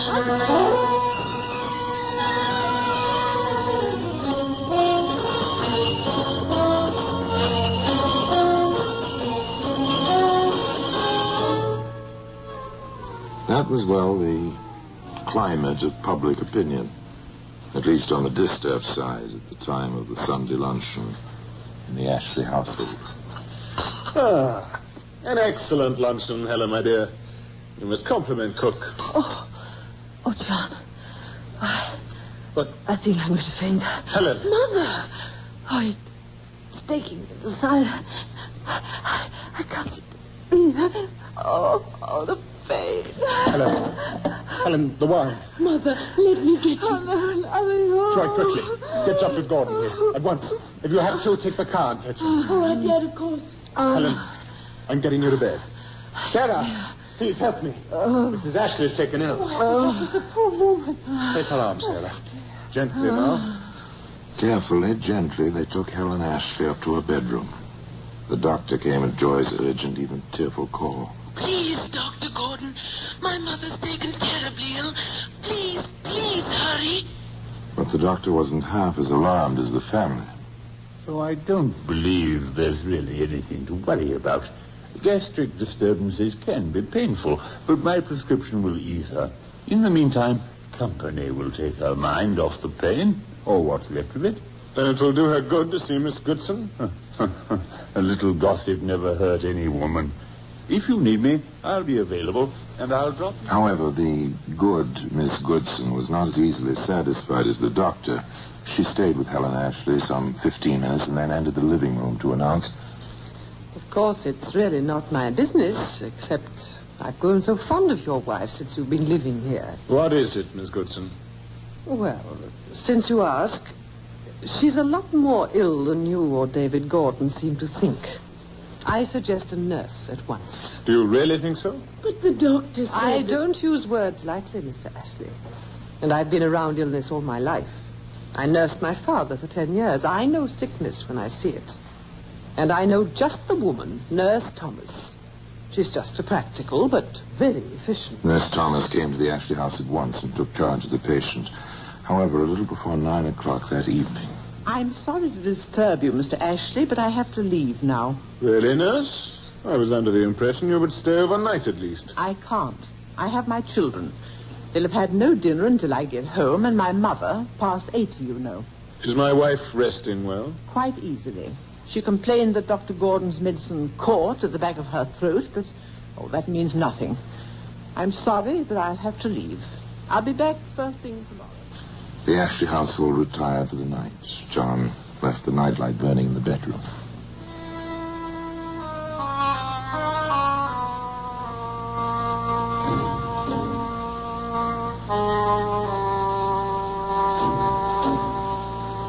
At 2 a.m., John awoke, looked at his wife. Then he stumbled to the door of Joy's room and knocked. Dad, what is it? Joy, your mother is dead.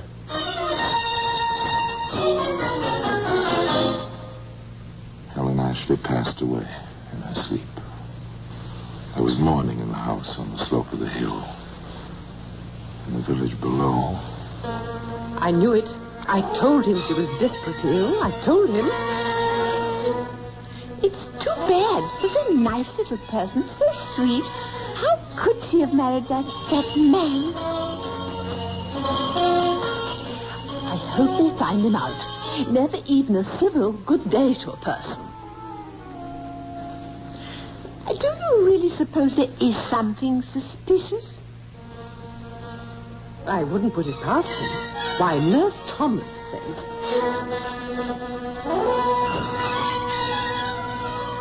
I felt something strange the moment I walked in the door. If I had any influence with my brother, I'd have made him refuse to sign a death certificate. Heart disease. It was talk, idle talk. At least it seemed so at first. But it had its effect. It accumulated as some poisons do. And it had a result, as some poisons do.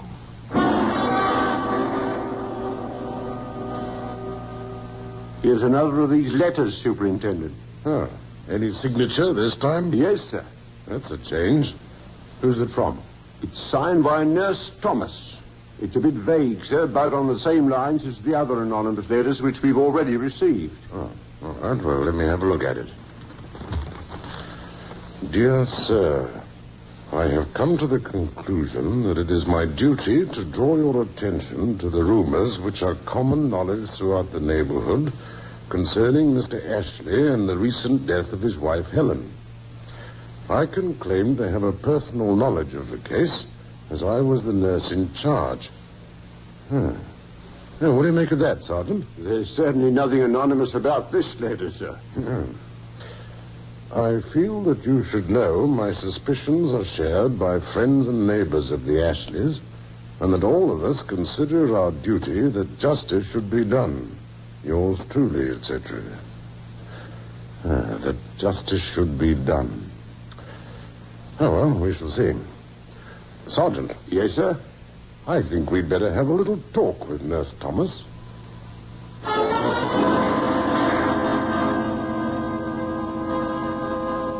So you believe, Nurse, that the police ought to look into this? I certainly do. There must be some reason back of all this talk. Where there's smoke, you know, Superintendent. Nurse Thomas, may I remind you that I didn't get to the rank of superintendent of this district by listening to rumors. Have you any facts? Well, I'm not a detective. Well, tell me what you know, Nurse. Sarah Freeman, she's the Ashley housemaid, swears that he didn't drink any of the wine at lunch. That was hardly his custom. Go on. I've been on a good many cases. This one was really peculiar. The doctor wasn't disturbed any more than her husband was. But she died at 2 a.m. The whole thing is highly suspicious. And Sarah thinks... Now, never mind the rumors, Nurse. However, I may make a few inquiries. The superintendent knew his duty. He took the liberty of asking John Ashley to stop in and chat with him. You realize, of course, Mr. Ashley, that this is strictly on an informal basis. I can think of no reason why it should be formal. Well, there have been reports, rumors. I dare say you've heard a few. I've heard all of them. In fact, to spare my daughter, I've sent her up to London to stay with a cousin for a while. Yes, it is most distressing. I assume, Mr. Ashley, you would like to set all this gossip at rest. Put an end to it once and for all. Nothing will be a greater relief to me. Have you any suggestions, Superintendent? Yes, I have. It's drastic, but, well, if all is well, as I have every reason to believe, it may be unpleasant, but it would certainly be effective. What is it, sir? Exhumation of your wife's body and a post-mortem. With your express approval. As you wish, sir. I shall be glad to cooperate in every way possible. The vital step had been taken. From now on, John Ashley was engaged in a fight for his life. Much was against him, and not the least was a tin of weed killer, which can be seen today in the Black Museum.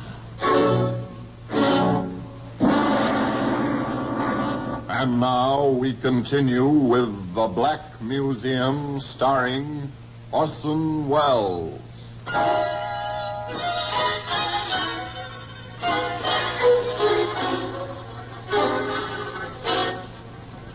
They did not permit Helen Ashley to rest for long. The exhumation order was signed and the post-mortem proceeded. Shortly thereafter, a coroner's inquest was held. The jury were all natives of the district, of course, all of them with some contact with the rumors which seemed to grow wilder and more frequent as the secrecy continued. There were 3 witnesses at the inquest. First, Dr. David Gordon himself. Yes, I performed the post-mortem and the subsequent analyses. What did he find? My findings were confirmed by the analyst for the Home Office, to whom I transmitted them through the Superintendent of Police, together with the necessary items for his own tests. And the report, Doctor? Helen Ashley's body contained 18 milligrams of arsenic, sufficient indeed to cause death. Mr. Brooks, purveyor of gardening tools and materials, being away on a business trip, Mrs. Brooks took the witness stand. Yes, when my husband is away, I run the business. I'm completely familiar with all his records. Oh, you are you? What about it?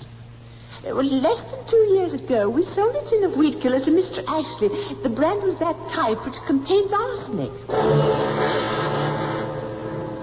The third and last witness was housemaid Sarah Freeman. Mr. Ashley was in the pantry where the wine was kept for 10 minutes at least that Sunday. I know because he held me up setting the table and all. Did she serve any particular item that day? There was the wine. It was Mrs. Ashley's favorite brand. She always took a glass with a big meal of the day. The bottle was open in the pantry. And, of course, Mr. Ashley did not drink any that Sunday. I offered it to him myself. He refused, and I poured some for the poor lady. The verdict of the coroner's jury is obvious, isn't it?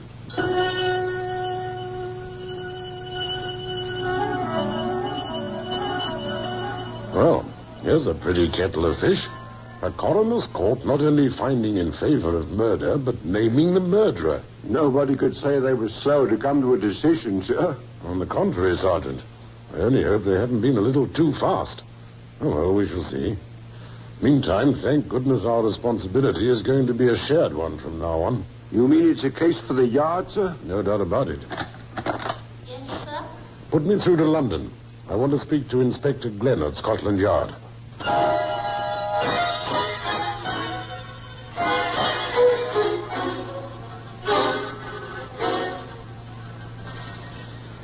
Glenn here?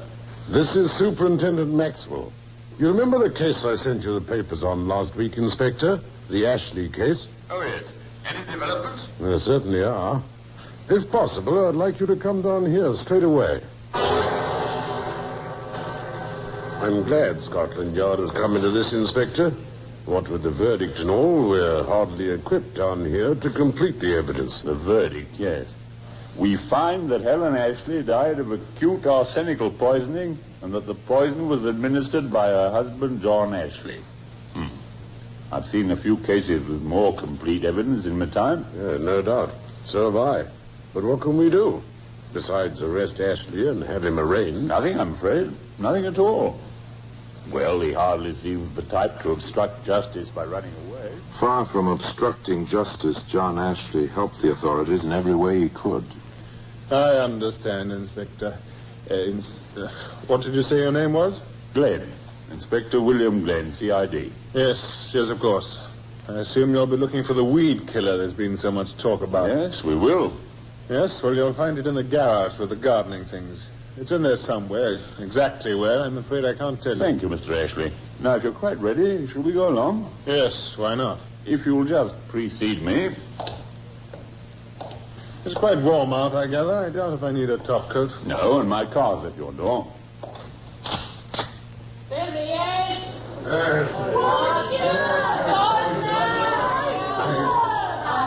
I'm sorry, I didn't know they'd gathered out here. We could have used the back way. Oh, no matter.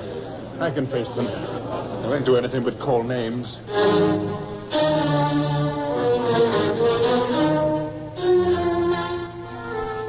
John Ashley was formally charged the next morning and held for the next assizes.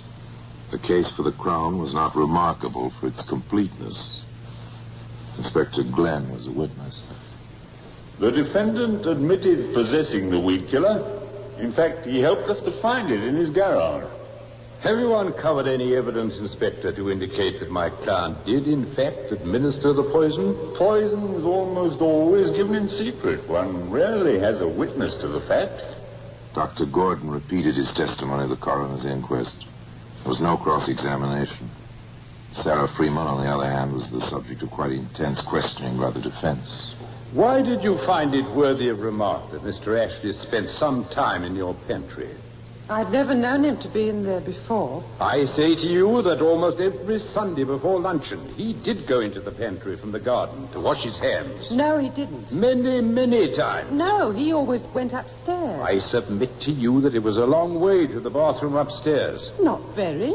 Do you realize that Mr. Ashley is in peril of his life? Yes, sir, I do. And you stand here swearing that it was unusual for him to use the pantry to wash his hands? Yes, sir, I do. Sarah Freeman, are you telling the truth? I swore on a Bible, sir. Are you telling the truth? Yes, sir, I am. No further questions. Next in the parade of witnesses was Nurse Thomas. She told her story, her experience, and her suspicions. Once again, counsel for the defense took over. You are a practical nurse, is that correct? I am. You are not registered. Your training has not been formal. I know my job. Answer the question. I know my job. But you are not a registered nurse. I am a practical nurse. When you left the Ashley house at 9 o'clock, were you satisfied that the patient was in no danger? I had to go home. If you felt she was in danger, would you have gone? I had to go home. For personal reasons? My mother is past 80. My children needed their dinner. I suggest to you, Mrs. Thomas, that a registered nurse would not have left. Then you were satisfied that the patient was in no danger. I had to leave. I told Mr. Ashley. Did the patient complain to you about the medicine? She complained to the maid. The maid told me. What did you do about it? I tasted it myself. Did the medicine affect you? Not at all. What was the dose? 2 teaspoonfuls and a little water 3 times a day. Did you give the medicine before you left? I did. And you were satisfied there was no danger to the patient? I had to go when I did. Very well. You had to go when you did. That is all. The stubbornness, the slight irregularities in behavior of this nurse seemed to be having their effect on the jury. There was a feeling of impatience, even of doubt, in the courtroom as counsel for the defense called Miss Joy Ashley, please. The girl, quiet, composed, took the stand in her father's defense. Miss Ashley, I know you realize that your father is on trial here for his life. I do. Can you say without reservation that you're going to tell the absolute truth? Yes, sir, I am. If you had any doubt of his innocence, what would you do? Tell the truth. My mother is dead. If I thought for a moment that my father had done it, even then I would tell the truth. Very well. Now then, the 3 of you had luncheon together that day. We did. At the same time, from the same main dishes? Yes, sir. There has been some doubt cast on the contents of a certain bottle of wine. Your former housemaid has testified that the bottle was nearly empty at the end of the meal, that she threw the bottle away. Was this common practice, do you know? It was. I see. Now then, what do you recall concerning the serving of that wine that day? Sarah, the maid, offered it to my father first, as she always did. Did he accept it?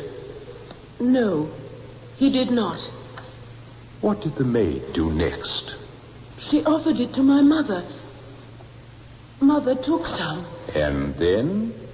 Then Sarah offered it to me. I let her fill my glass.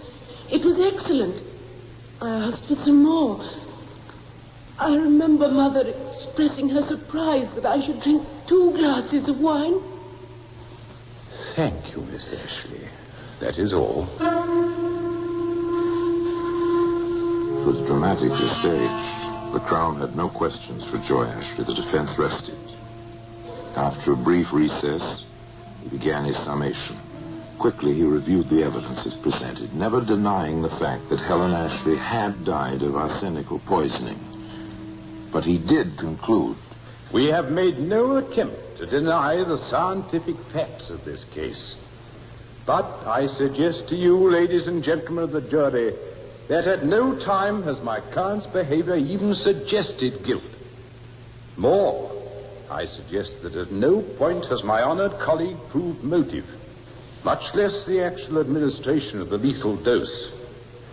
And I go on to suggest that there exists a reasonable doubt concerning my client's guilt in this matter.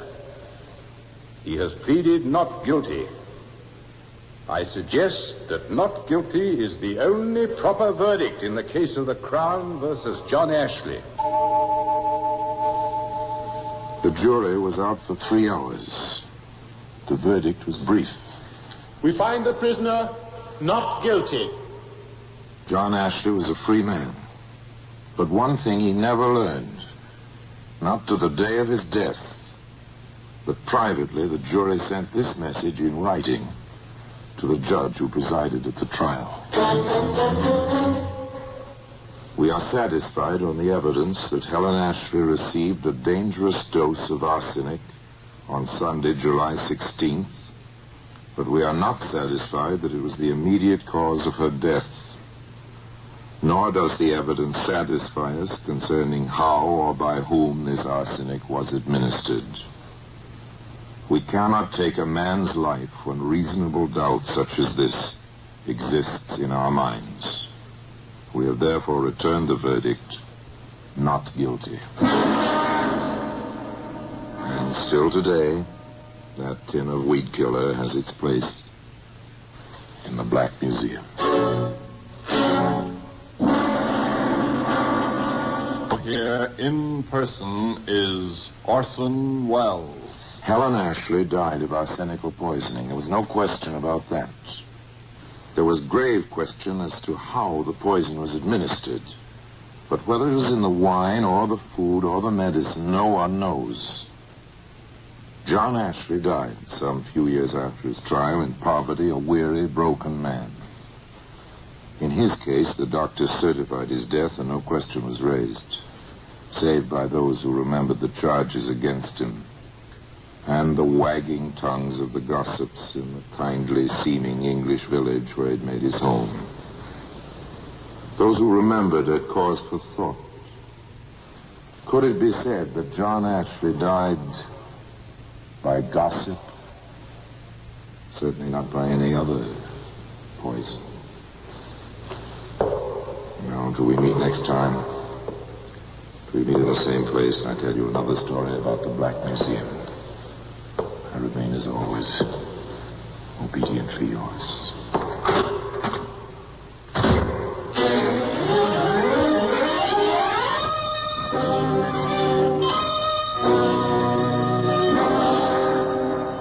The Black Museum, starring Orson Welles, is presented by arrangement with Metro-Goldwyn-Mayer Radio Attractions.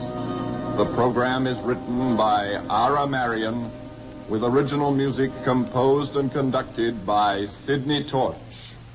Produced by Harry Allen Towers.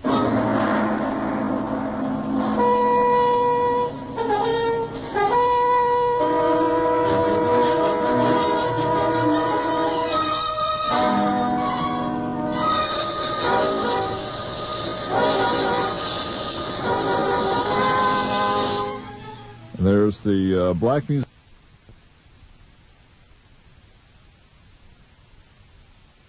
Thank you for joining us for another thrilling episode of your data management. We're excited to have you as part of our audience. Introducing G3PL.com. We invite you to return tomorrow for an all-new destination for mastering Microsoft Access. More unforgettable Microsoft Access is a powerful tool that lets you organize, analyze, and report on your data with ease. The secrets of Scotland Yard will take you into learning how to harness its capabilities has never been more accessible. We're always eager to hear from our fantastic audience. We believe that your knowledge feedback is the fuels key our to passion success. for delivering Our the best in vintage will guide you step entertainment. by step. Feel free to Whether share you're your a beginner thoughts, or looking to opinions, enhance and your suggestions. skills, you'll We learn how to value your create input databases, and strive to make your design listening user-friendly experience forms, even and more generate enjoyable. insightful reports. If you're looking to enhance your all using Microsoft Access skills, call us no now further. at 615. Reach out to them at 615-2040 to enroll in our Microsoft Access courses. Once again, thank you for being a part of our Golden Age radio community.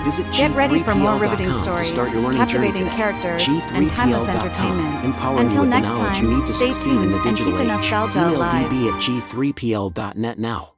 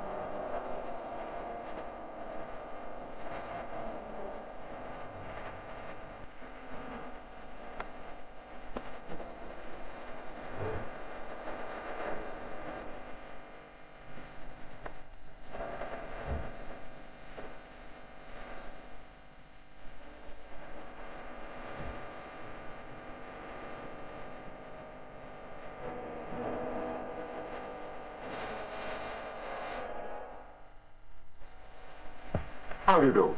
This is Slybrook. There was a Roman proverb which said, "A woman's jealousy sets the whole house on fire." Now, the status of the fair sex has changed a great deal since the days of ancient Rome, and a woman's reasons for jealousy in the 20th century are far fewer. Gone is the legal description of her as goods and chattels. No longer need she envy the male his ability to vote. She can vote too. Today she can go out into the world and have a career. She can earn a lot of money and pay a lot of income tax. She can even wear trousers in more ways than one. She can even wear shorts. Well, let's not go into that. On the other hand, she can still be jealous about another woman, and the strength of her jealousy then can still set the house on fire. The green-eyed monster still has the power to bring tragedy into her life and the lives of her nearest and dearest. Yes, even today, hell hath no fury like a woman scorned. And of course, it never really matters whether she is being scorned or not. If she thinks she is, that's enough. It was enough in the case I'm going to tell you about today. The case of a beautiful society queen who thought her lover was being unfaithful. The case that puzzled the experts of Scotland Yard and provided one of the most sensational Old Bailey trials of the 1930s. There can be only one title for it. The Case of the Green-Eyed Monster.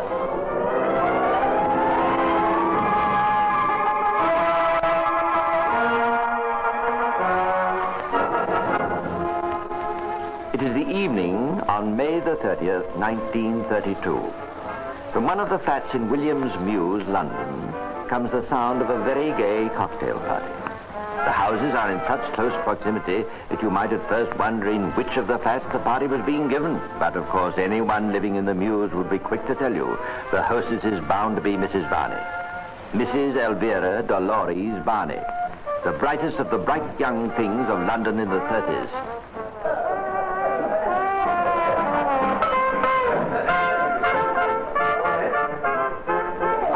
Wonderful party this, don't you think? Yes, it seems to be going quite well. Our hostess would appear to have an unlimited quantity of drink. I can't say I admire her taste in furniture, though. Why? What's wrong with it? Rather gaudy, don't you think? Rather bad taste, I'd say.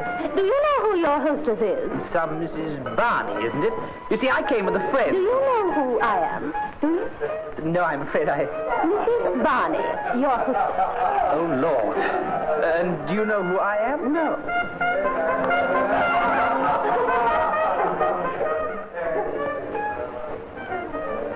Maudie, over here a moment. I must speak to you. What's the matter, Gerald? Oh, I say, Maudie, you should never have brought me. I've just made the most frightful gaffe. I never realized who this Barney woman was, and I was talking to her just now. Really, Gerald? Not know Dolly Barney? I thought everyone knew her. She's extremely beautiful. Yes, dear, and extremely rich. But I'm afraid your prospects of success are practically nil where she's concerned.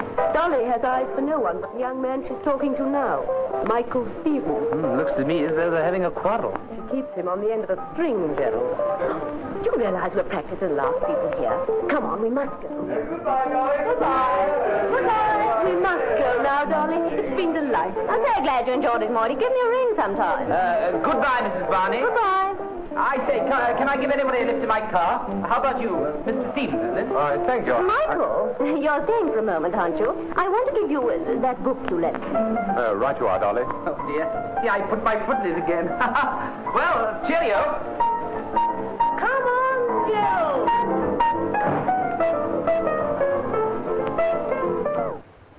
All gone at last.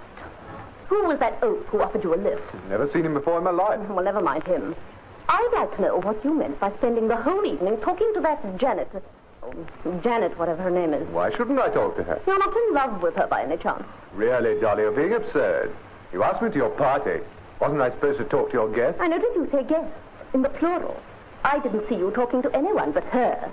You made me look an absolute fool. You seem to think you can own me or something. I practically do. Who paid for that very smart dinner jacket, I should like to know? Who slips you a few pounds so you won't be embarrassed by my paying at the restaurant we go to? Who sees to it that you get the 101 little things you could never afford to buy yourself?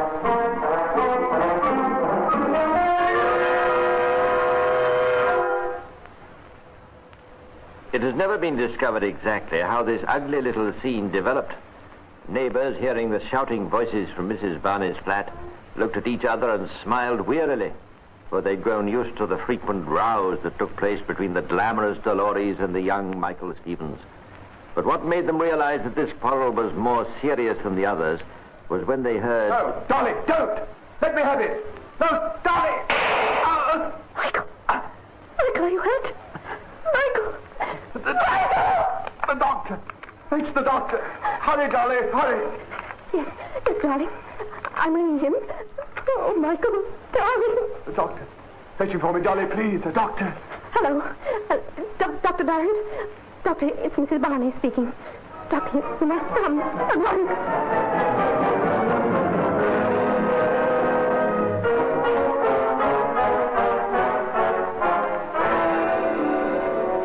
When Dr. Durrant arrived at Mrs. Barney's flat, he found Michael Stevens dead. His body was lying on the first floor landing, his head supported by two blood-stained pillows. The left arm was outstretched and the right lay across the body. On the floor, close to the left hand, was a small black revolver.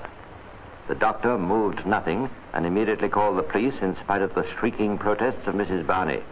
It was not long before Detective Inspector Winter was on the scene.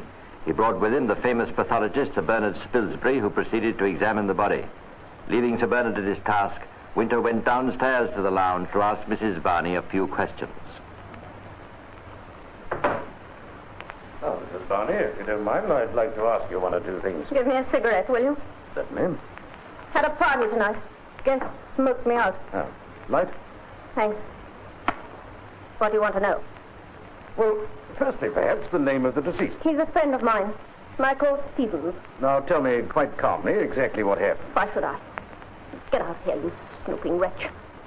Get out, do you hear me? Get out! Now, Mrs. Barney, I know you're upset. Upset? That's a fine way of putting it. What would you say? Excuse me. I'll answer it if you don't mind. Why shouldn't you answer it? It's still my flat, isn't it? Hello? Oh, Inspector Winter of Scotland Yard. Oh, Lady Mullins. Oh, I'm afraid your daughter can't speak to you at the moment. You vile scummy. It's my mother.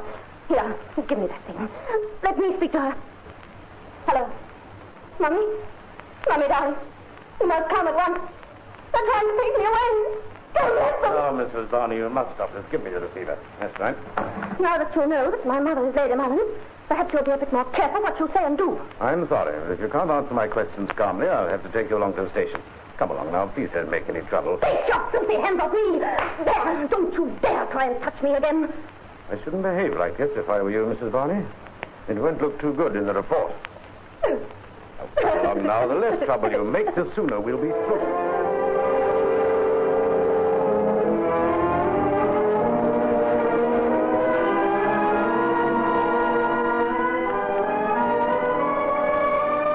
Dolores Barney calmed down considerably at the police station and gave Inspector Winter her version of what had occurred. She admitted ownership of the pistol and said she kept it behind a cushion on the chair by her bed. She'd had a quarrel that night with Stevens about another woman and had threatened to commit suicide. Stevens, to prevent her carrying out the threat, had taken the revolver from its hiding place and gone to the door. Mrs. Barney had followed him. I followed him. And then I remember struggling with him. And suddenly I heard a shot. And then he asked for the doctor. Now, Mrs. Barney, you've been very cooperative, and I'm going to allow you to return home. But first I want to ask you this. You say a struggle took place after Stevens took the gun from its hiding place. It was quite a violent struggle? Yes. Where did it take place? First of all in my bedroom, then in the spare room. And when the revolver went off, who was holding it? Look, I'm done in. Have you a cigarette on you? Oh, sorry, yes. Here you are. Now, it's very important. Try to remember if you can. Thanks.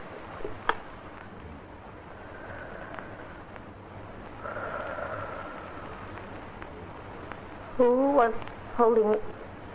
Why, Michael was. He had it all the time.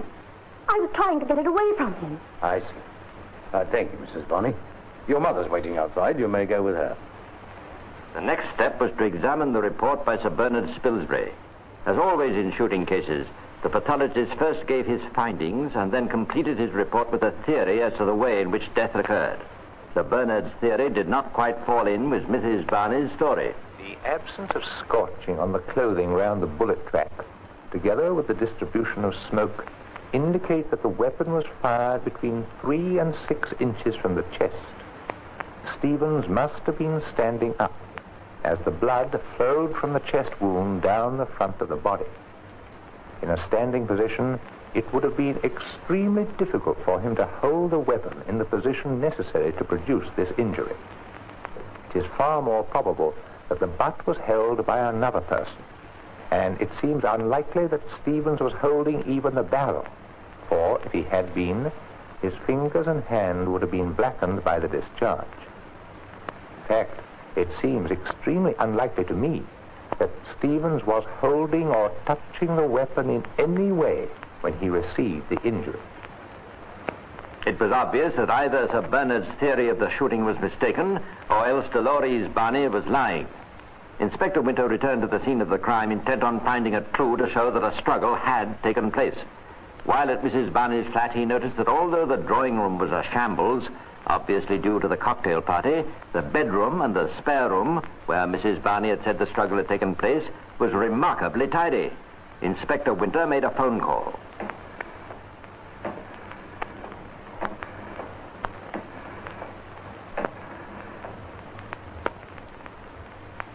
Hello? Is that the morgue? Detective Inspector Winter here. Yes, the Michael Stevens case.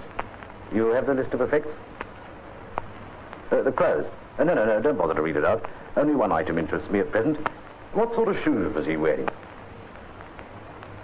I see.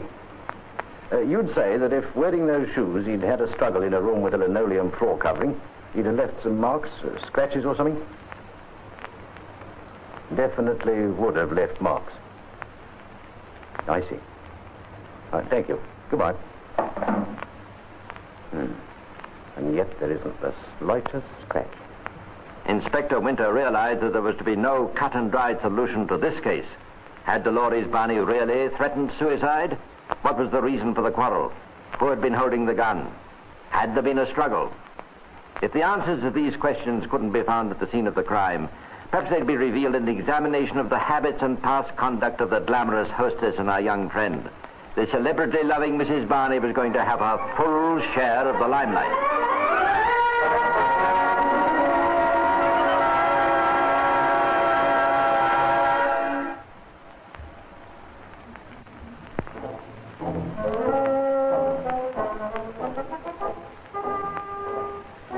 Detective Inspector Winter, searching for anything that might throw light on the shooting of Michael Stevens, began inquiring into the victim's past relations with Dolly Barney. In the course of his inquiry, he discovered that the police had been called to the lady's flat twice in the past month.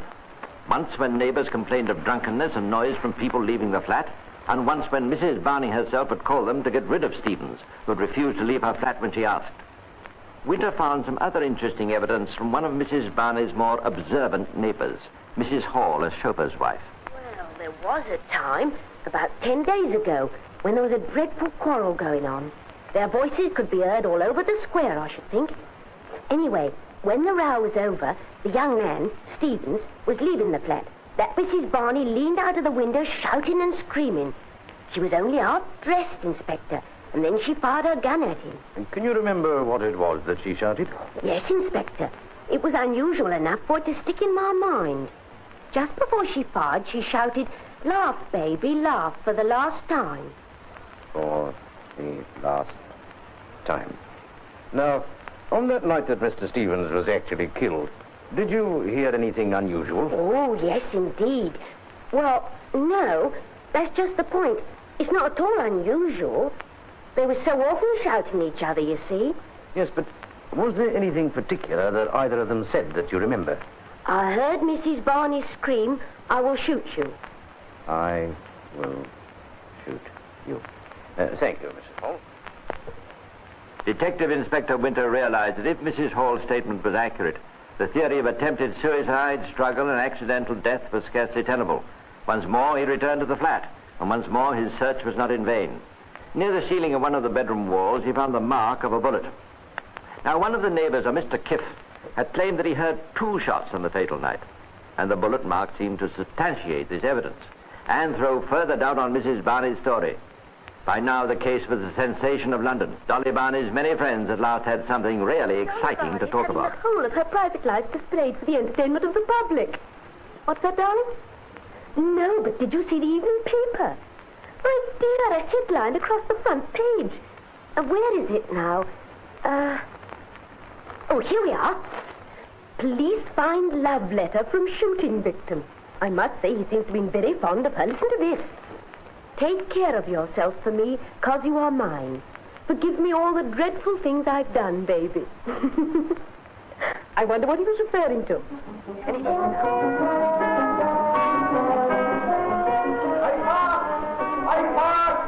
Mrs. Barney arrested, charged with murder. Paper!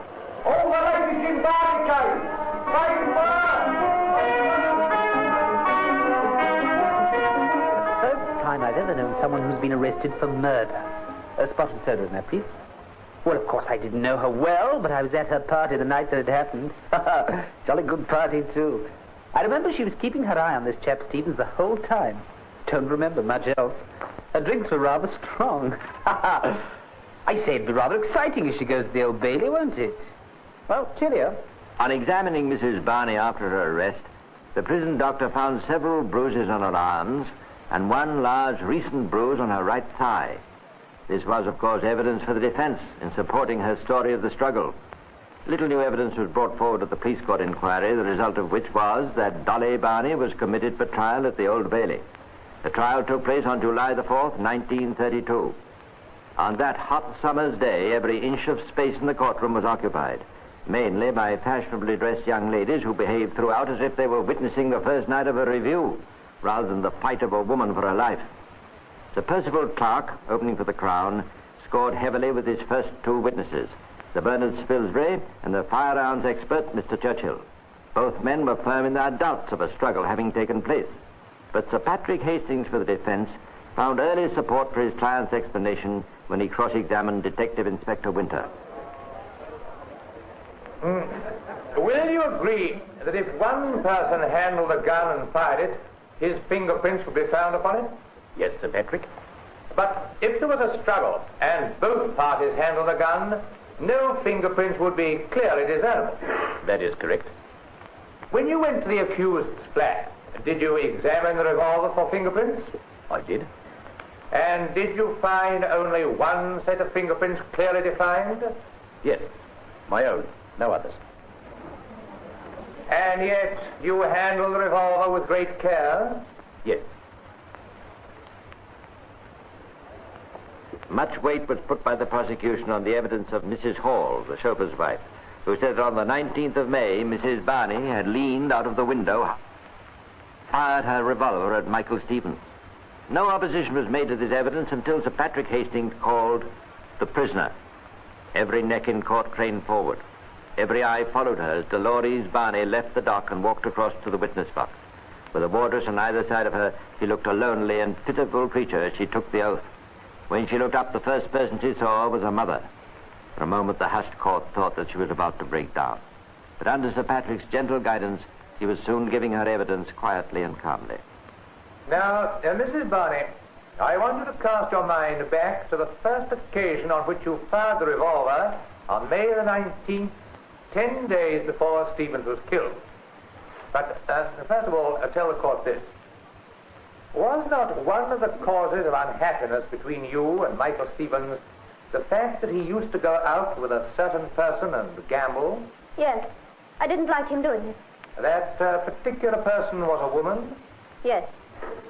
When Stevens wanted money for these occasions, whom did he come and ask for it? He asked me. On this evening, May the 19th, did he call up to your window and ask for money? Yes. And I refused to give it to him. And then what did you do? We had a quarrel earlier in the day about this woman.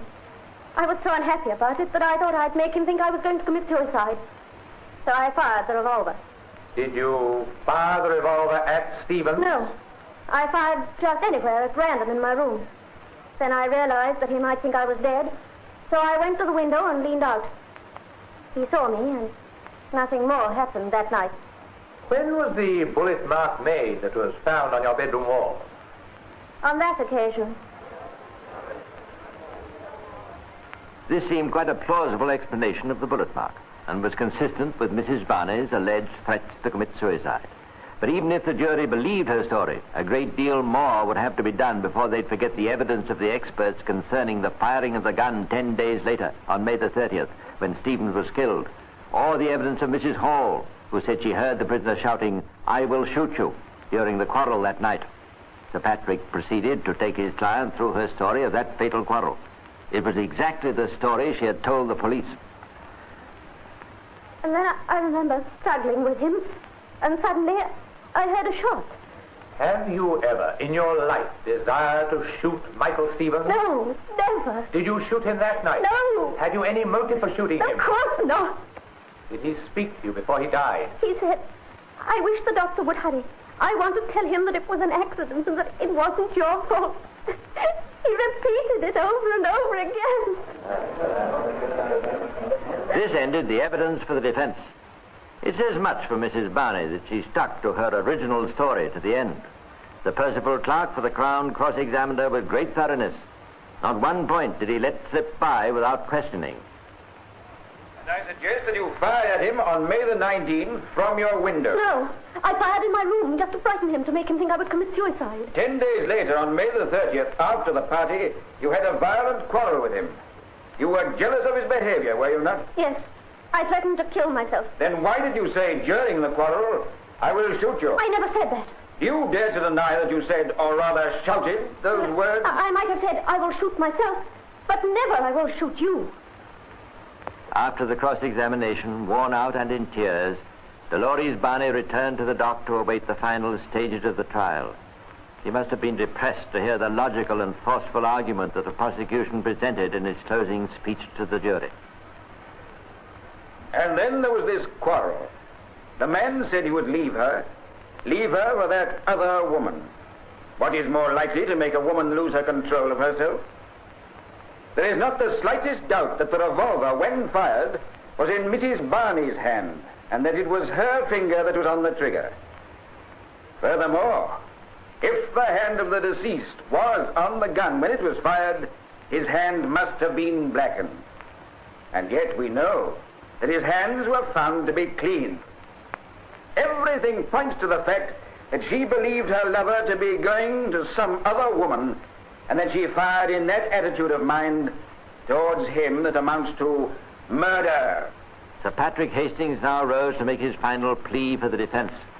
He pointed out how unsure the neighbors had been as to the exact words and noises they'd heard on May the 30th, and how Mrs. Barney had been consistent in her tale from beginning to end. And finally, he cast scorn on the theory of the prosecution that there'd been no struggle.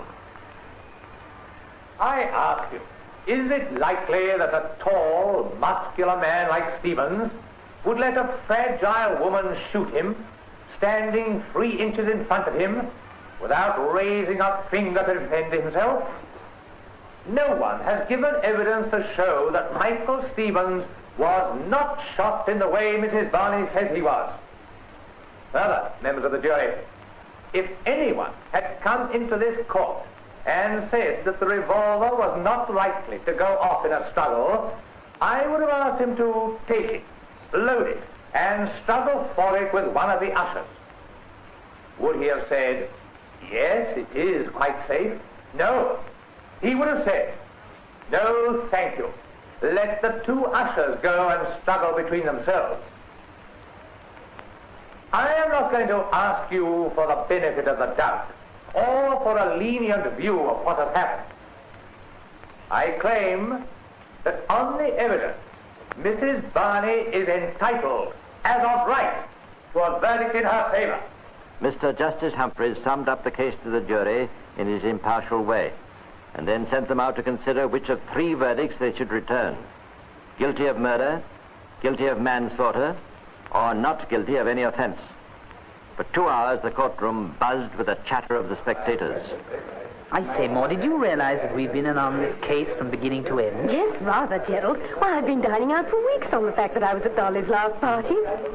What do you think the jury will say? I thought the judge was against her, didn't you? No, I couldn't make out whether he thought her guilty or merely immoral. I saw a wonderful film last night at the Polytechnic in Regent Street, and halfway through I thought that Dolly ought to have seen it too. Why? What film was it? The Man I Killed. Gerald, can I give you a lift after this is over? No, dear, I shall have to dash home and change. I'm going to Elsie's celebration party tonight. Oh, I hadn't been invited? What's she celebrating? Well, she hopes the release of Dolly Barney. Oh, I think that's just asking for trouble. What if Dolly is convicted? Oh, then I suppose we'll celebrate something else. It's usually something. Oh, here comes the jury.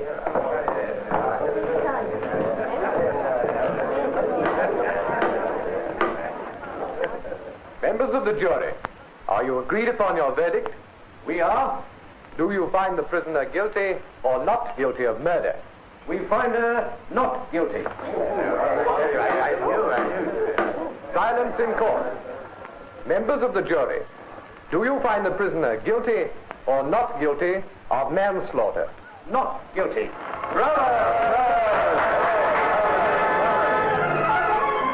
It seems your Elsie will have something to celebrate after all, Gerald. Rather jolly good show, eh? I say, look, Dolly Barney's fainted.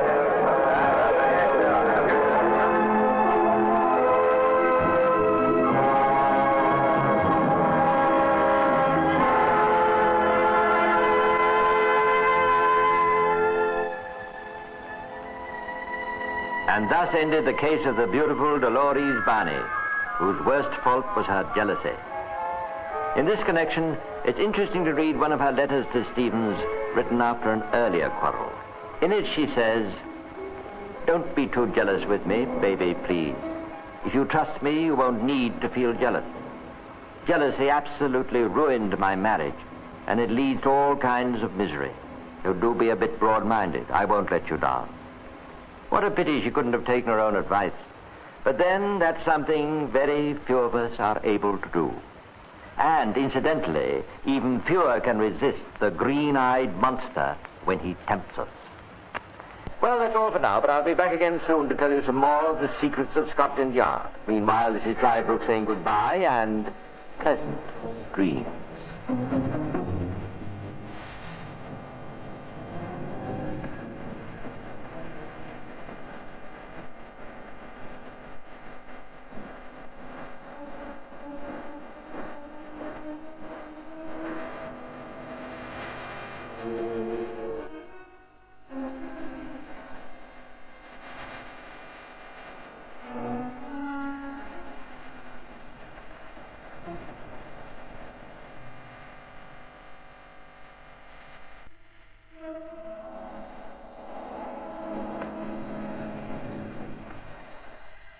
Thank you for joining us for another thrilling episode of Secrets of Scotland Yard. We're excited to have you as part of our audience. We invite you to return tomorrow for an all-new set of episodes that will take you on even more unforgettable adventures. Get ready for a journey to Los Angeles. For our next featured program, Dragnet. The stories you are about to hear are true. Only the names have been changed to protect the innocent. We're always eager to hear from our fantastic audience. Your feedback fuels our passion for delivering the best in vintage entertainment. Feel free to share your thoughts, opinions, and suggestions. We value your input and strive to make your listening experience even more enjoyable.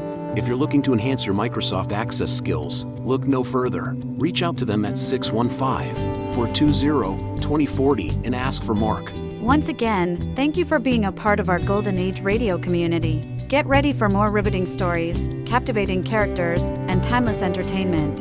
Until next time, stay tuned and keep the nostalgia alive. Subscribe for more videos.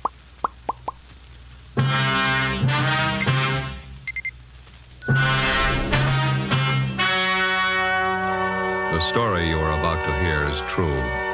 Only the names have been changed to protect the innocent. Fatima Cigarettes, best of all long cigarettes, brings you Dragnet.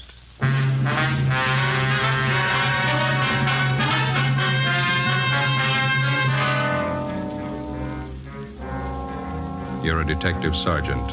You're assigned to hit-and-run felony detail. A dead body is found in the streets in the early hours of the morning. There's only one clue, a set of skid marks on the pavement. Your job, find the killer. If you want a long cigarette, smoke the best of all long cigarettes. Smoke extra mild Fatima. Yes, Fatima is the king-size cigarette which contains the finest Turkish and domestic tobaccos superbly blended to make it extra mild, to give Fatima a much different, much better flavor and aroma than any other long cigarette. That's why Fatima has more than doubled its smokers coast to coast. Enjoy extra mild Fatima yourself. Best of all long cigarettes. It's wise to smoke extra mild Fatima. It's wise to smoke extra mild Fatima.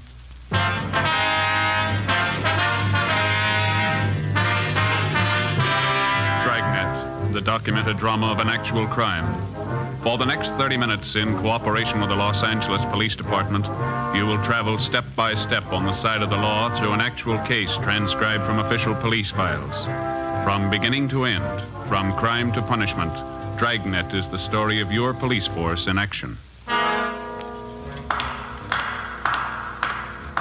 It was Monday, April 19th. It was windy in Los Angeles. We were working the day watch out of traffic division. My partner is Ben Romero. The boss is Lieutenant Calfee, Commander AID. My name's Friday. It was 7:55 a.m. when I got to the second floor at 123 South Figueroa Street. Accident investigation. Hit and run felony detail. Hit and run felony. Morning, Joe. George? Yeah. How is it? Oh, it's not much better. Still aching. Oh, rough.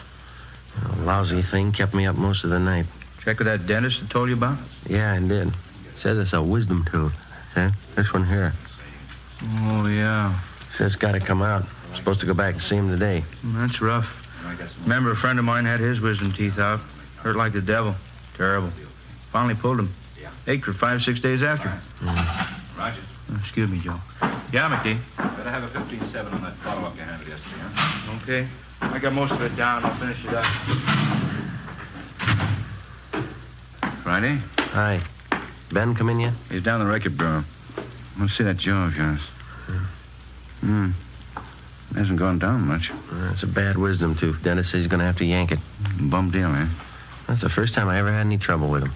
I remember a few years back, my sister Gertrude had trouble with a wisdom tooth in Packton. Yeah? Whole side of her face was swollen. Poor kid was in terrible pain, full week. Even after they pulled it, it still hurt. Hi, Joe. Picked up the overnight reports down at Records, Mac. Here. Oh, thanks, Ben. This one on top here. I'd like to have you two check it out. Dead body report. Yeah. They left me a note on it. That's about all. Hard to figure. What's the story? Just what you see in the report. The victims, Edward Raymond Stokes, 732 Delano Street, apartment 2. His body was found in the gutter near 63rd and Vermont, 3 o'clock this morning. No witnesses. Only one piece of evidence. Yeah, see, they got it listed here. Skid marks near the body. Is that all? That's it. Apparent hit and run. Where's the body, man? Neighborhood mortuary out there. Emerald Hills Funeral Home. One of the deputy coroners handled the body. A fellow named Joe Larimore. Anybody claim it yet? No. Okay. Ben, you ready? Yeah, let's go. We'll check you later, man. Yeah. If you need any help, I've got McClellan and Rogers on hand. Right. How did we manage to draw all the choice ones? I don't know. Skid marks and a dead body. Yeah. Oh, say, I almost forgot. How's your jaw? Oh, it still hurts. Oh, it's tough. Yeah, it's still swollen. Mm-hmm. What did Dennis say? Wisdom tooth. Oh, it's miserable. Yeah. Wife had the same thing a couple of years back. Dennis tried to yank the tooth and it broke right in two. Finally got it out. That's good. Funny thing about wisdom teeth. What's that? After they pull them, hurts for 5 or 6 days.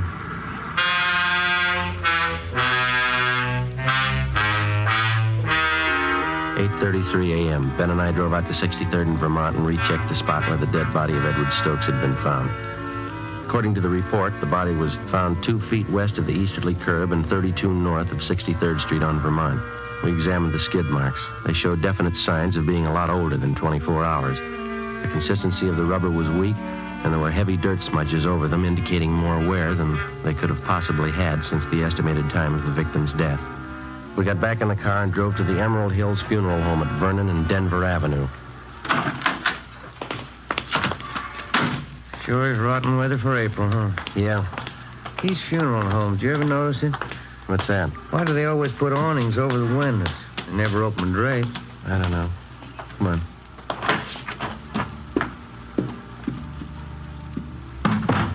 Funeral going on. You know where the office is? There's a brass plate on that door over there. Let's have a look. Yes, sir. Here's somebody, Jim. Oh. Gentlemen, may I be of service? Police officers. I'd like to talk to Mr. Larimore. I believe he's a deputy coroner. I'm Mr. Larimore. You came about the hit-and-run victim? Yeah, that's right. This is Sergeant Romero. My name's Friday. We'd like to check the body if we could. Certainly. It's back this way. Understand you moved the body from the scene of the accident here to the mortuary. Yes, that's right. Early this morning. Unusual case. Careful, there's 2 steps down just inside the door. Oh, thank you. Why do you say it's unusual, Mr. Larimore? Well, here, let me show you. There. Now, for one thing, the victim had a basal skull fracture. I don't know about you gentlemen, but in the hit-and-run cases I've handled, a basal fracture is a pretty rare thing. Well, it is possible, isn't it? Yes, it's possible. Anything's possible, as they say. But it's not usual. A few other things here, too. Yeah? Notice the victim's knee here. Single clean cut. Also, these wounds on the head. I've never seen anything like it in hit-and-run cases I've been called on. Yeah, that wound on the knee doesn't jive, does it? If he was hit by a car, the knee should be skinned up quite a bit. Exactly. Well, you know how it usually is. The automobile hits the victim. There's always signs that the body was either dragged or thrown. Shredding of clothing, skinned knees, legs, elbows. No sign of that here. You don't think the victim could have been killed by hit-and-run cars, eh? No, I don't say that. It's possible that it might have been a car, but, well, let's say it's not very probable. Has anybody at all inquired about the body, Mr. Larimore? No one, no. That's funny. Mr. Larimore, may I see you a minute, please? All right, Tom. Excuse me a moment? Yeah, sure.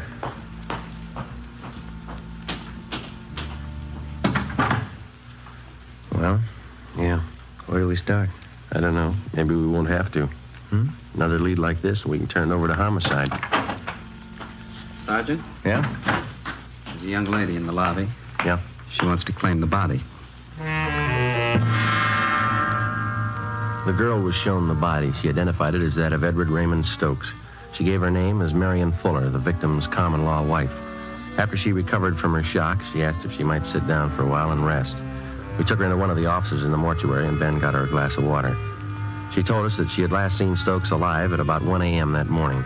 They'd been drinking together at a neighborhood bar on Vermont Avenue between 63rd and 64th Streets, half a block from where the victim's body had been found sprawled in the gutter. Why don't you sit down over there, Miss Fuller? Thanks. How long did you know Edward Stokes, Miss Fuller? About 6 years. On and off. We've been together pretty much the last couple of years, though. Oh, my head. you mind telling us exactly what happened while you were with Stokes last night? Everything you can remember? I can't think. This headache's killing me. I wish you'd try, Miss Fuller. It's important. Well, Eddie and I had dinner together at the Spanish Oven, place down on South Fig. That was about 7:45. Then we drove out to the Brown Barrel in Vermont, the bar I told you about. Yeah. Eddie and I go there most of the time. We stayed there and drank, played a little shuffleboard. Oh. Yeah, go ahead. Oh, we stayed too long. Drank a little too much. I started talking to this fella next to me, and he got sore. Always got jealous when he was drunk. Poor Eddie. Did Eddie fight with this other man, Miss Fuller? No, I stopped him. That made Eddie mad. He never could drink right. He always wanted to pick a fight. Who was the other man, you remember? No, I don't. I guess I had a lot to drink, too. He's just some guy at the bar. His headache. Well, it's not going to take much longer. Just a few more questions. That organ's getting on my nerves. What happened after you broke up the argument between Stokes and the other man? Oh, nothing. We stayed in the bar. Eddie played shuffleboard most of the time. I was one of the booths drinking. Yeah. Around 1 o'clock, I started feeling sick, so I went outside and sat in the car. I guess I passed out there. In your car? No. I guess it belonged to one of the fellas in the bar. I passed out, and that's all I can remember. Did you sleep in the car all night? No. I guess whoever owned it drove me home. Well, how'd they know where you lived? Must have been one of her friends. I don't know. I don't remember anything till this morning. They phoned me up and said Eddie was dead. Who phoned you, Miss Fuller? One of our friends. I don't remember. I had a rotten headache. Well, you can do better than that. I tell you, I don't remember. He phoned and told me Eddie was dead. Somebody ran Eddie down. All right. Where are we going? Downtown. We'll have a stenographer take your statement. Oh, I got a terrible hangover. I've never had one as bad as this. Neither has Eddie. Let's go.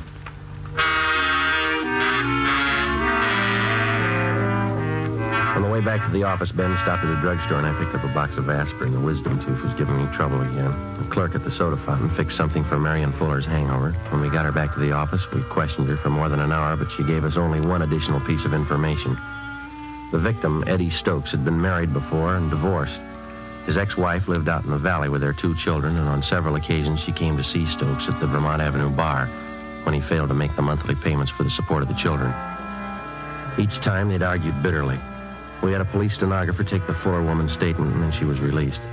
10:45 a.m., Sergeants Rogers and McClendon were assigned to check out the Vermont Avenue bar where Stokes had last been seen alive. Ben and I drove out to the valley to the home of Catherine Stokes, the victim's former wife. She met us on the front porch.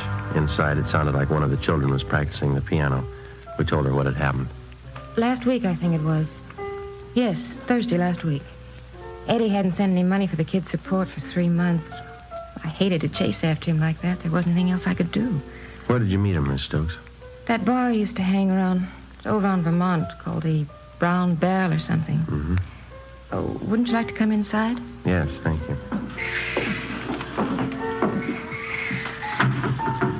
Do you happen to know anybody by the name of Marion Fuller? Yes, Eddie mentioned her. What does a man see in a woman like that? Do you know anything about her at all? No. Whenever I saw Eddie, he'd mention he was running around with her. Guess he wanted to make me jealous. Was your husband a pretty heavy drinker? Yes, he was. So I got the divorce. Eddie was such a fine boy when we got married. Good home. You didn't know any of the people he'd been running around with lately? No, just the Fuller woman, that's all. Can you think of anything at all that might possibly have a bearing on his death? No. Eddie was probably drinking. Wandered in the street and a car hit him. I don't know. Oh, there's the bakery man. I've got to get some bread and a few things. Excuse me? I think that's about all, don't you, Joe? Yeah. I'll tell you, I'll leave our card here, Miss Stokes, in case you want to contact us for any reason. All right. It was so wonderful when we were married, Eddie and I. My folks gave us this house as a wedding present. We got wonderful presents. Yeah. We had everything we wanted. A car, nice house, kids. It was wonderful till he started drinking. Then everything went. His job, everything. Started all of a sudden. I never knew why. Yes, ma'am. How do men get that way? How do they start? I don't know. We only see a part of it. Yeah? When they finish.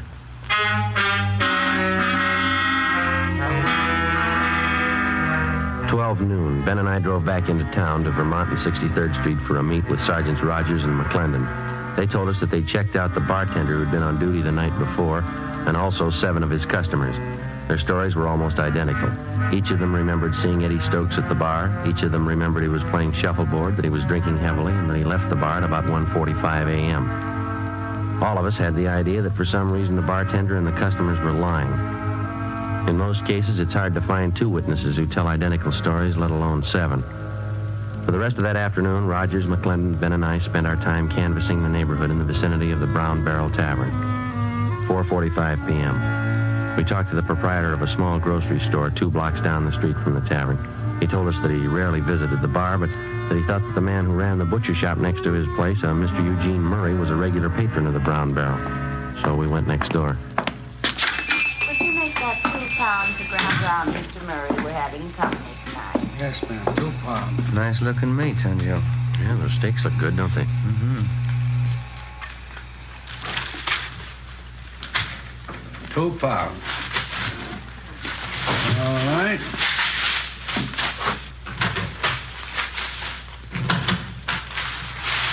Anything else now, Mrs. Gibney? Got some nice fresh kidneys today. No, George won't touch kidneys. That'll be all. You put it on the bill, won't you, Mr. Murray? Yes, ma'am.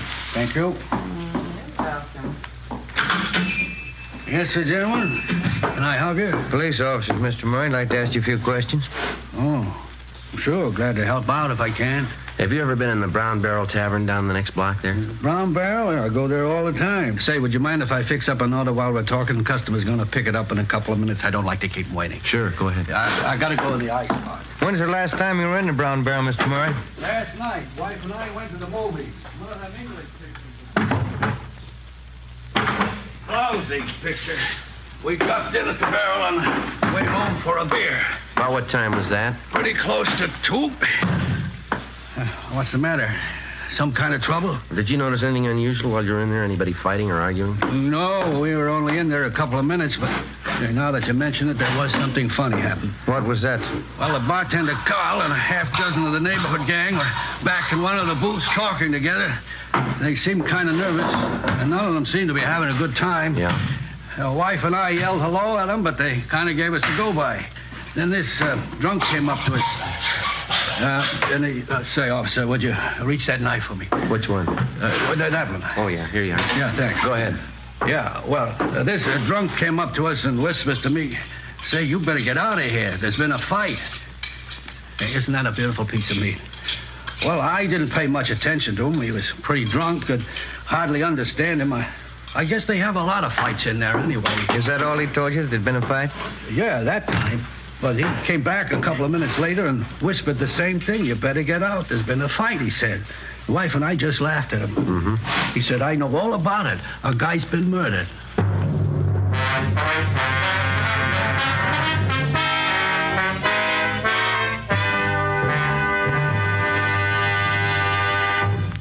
You are listening to Dragnet, the case history of a police investigation presented in the public interest by Fatima Cigarettes. Fatima, the long cigarette that has more than doubled its smokers coast to coast. And there's a very good reason for this amazing increase. Men and women everywhere are finding out it's wise to smoke extra mild Fatima. I agree, says Dick Hyland, sports columnist. I agree, says Shirley Gelman, registered nurse. I agree, says Frank Fenton, author. I agree, says Nancy Appel, news writer. Yes, all agree it's wise to smoke extra mild Fatima. So, enjoy extra mild Fatima yourself. The king-size cigarette which contains the finest Turkish and domestic tobaccos superbly blended to make it extra mild. You will prefer Fatima's much different, much better flavor and aroma. You will agree. It's wise to smoke extra mild Fatima. It's wise to smoke extra mild Fatima. Best of all, long cigarettes.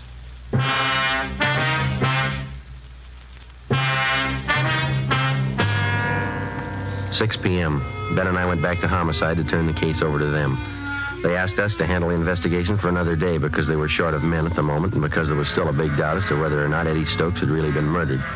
Actually, the only solid lead we had was the second-hand testimony of a drunken witness, that and the deputy coroner's doubts that Stokes was actually the victim of a hit and run. Mr. Murray, the butcher, didn't know the name of the man who told him that there'd been a murder, and he could give us only a meager description. We brought Marion Fuller back in and re-questioned her. She stuck to her story. She didn't remember anything. She was released again. It looked like we were in for a long night. We went across the street for a bowl of soup and a sandwich, and when we got back, Ben called his wife and told her he'd be working late. I called my mother. Working late again? Oh, Joseph.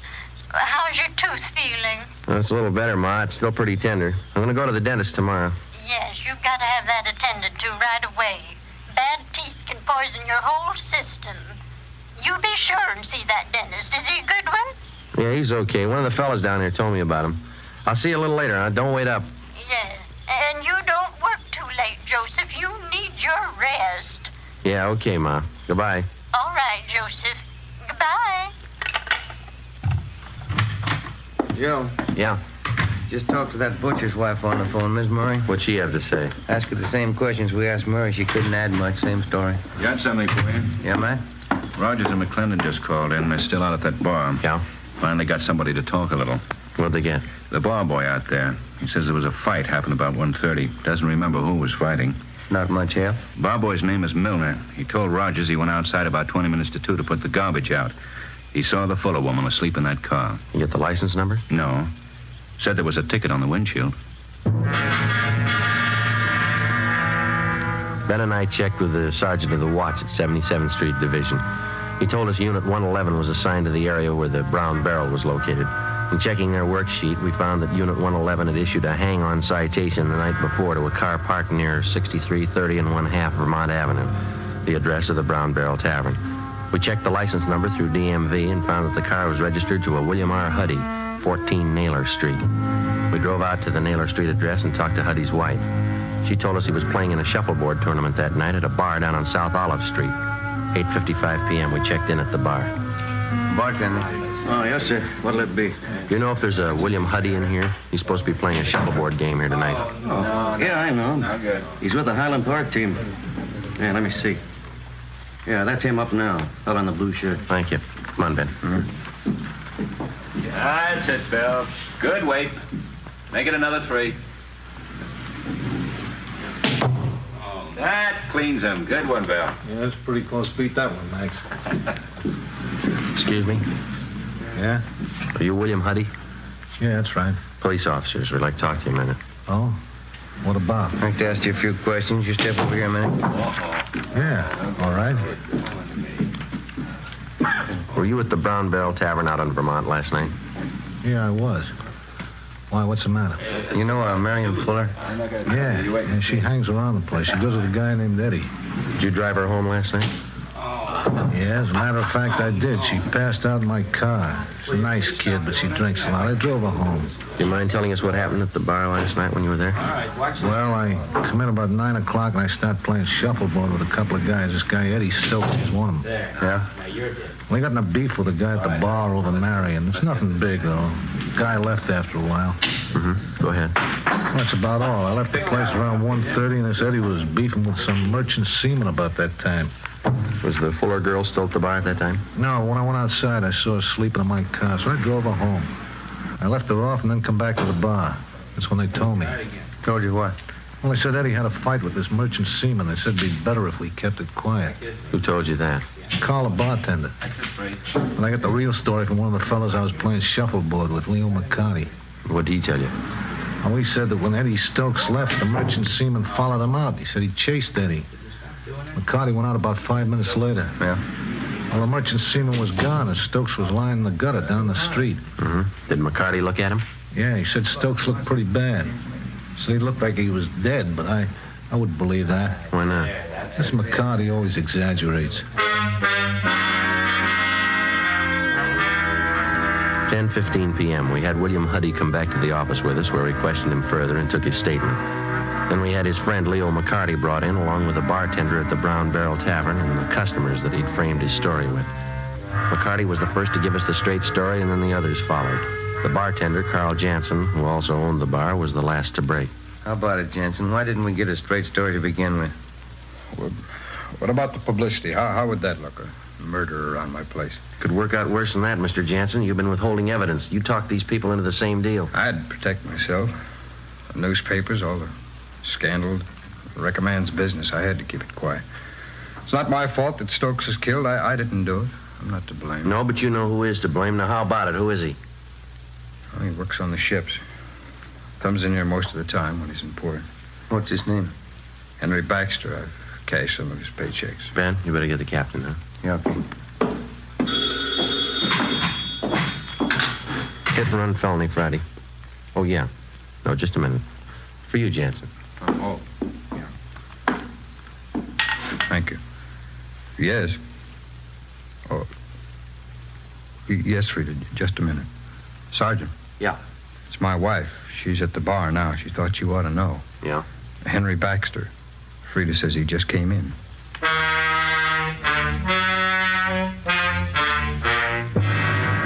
I talked to Jansen's wife and told her to delay Baxter as long as possible without arousing his suspicions.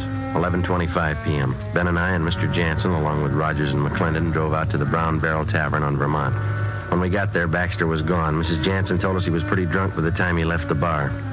She'd watched him go down one block, cross the street, and then enter a small nightclub on the opposite side called the Pink Shamrock.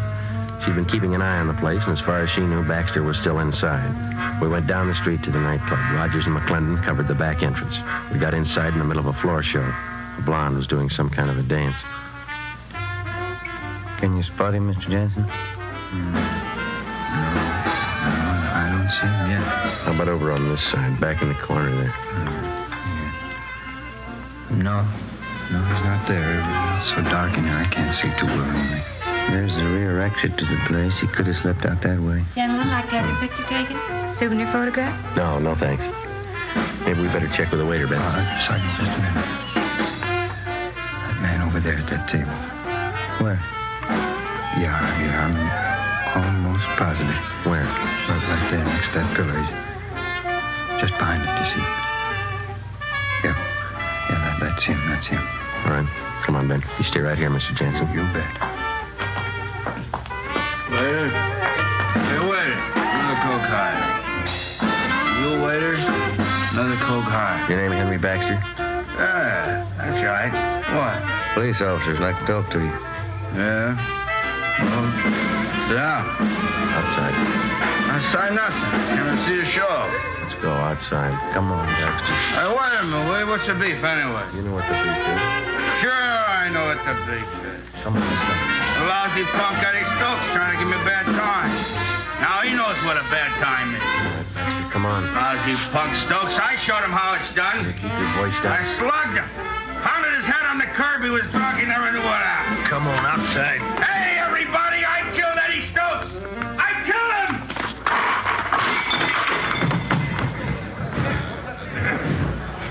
Last down. Let's get him out of here. Yeah, okay. How's that tooth feel, Joe? Seems okay. Better have the dentist yank it out first thing tomorrow. Well, I think I'll hold off a while.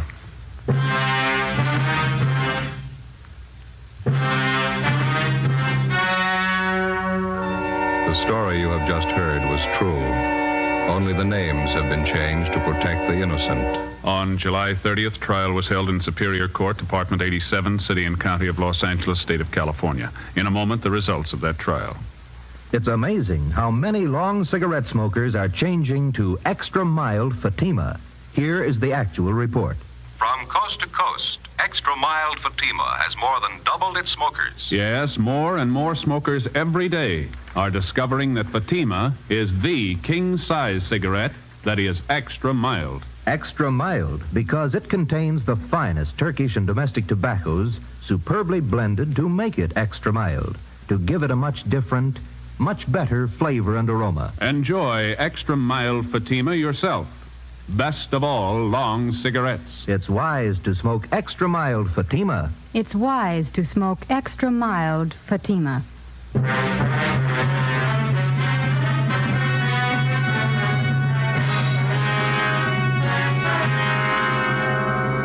Henry John Baxter was tried and convicted in Superior Court of manslaughter. He received the sentence as prescribed by law and is now serving his term in the state penitentiary. You have just heard Dragnet, a series of authentic cases from official files. Technical advice for Dragnet comes from the Office of Chief of Police W.A. Wharton, Los Angeles Police Department.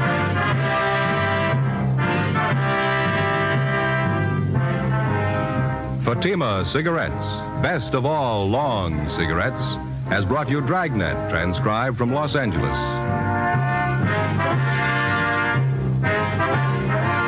Sarah Berner stars in Sarah's Private Caper next on NBC.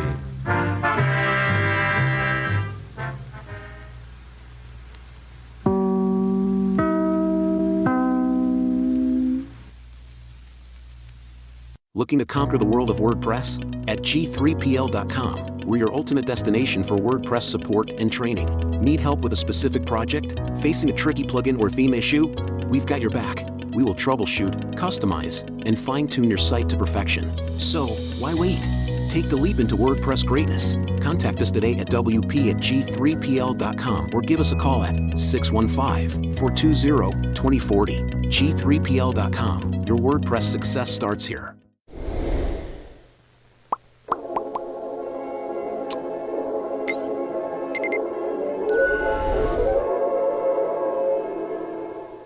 Grande presents Calling All Cars with Noah Beery as Dr. Heinrich Mueller. Calling all cars, attention all cars. Calling all Contra Costa County Sheriff's cars. Broadcast 49, a murder in Walnut Canyon. Stand by for description of suspect.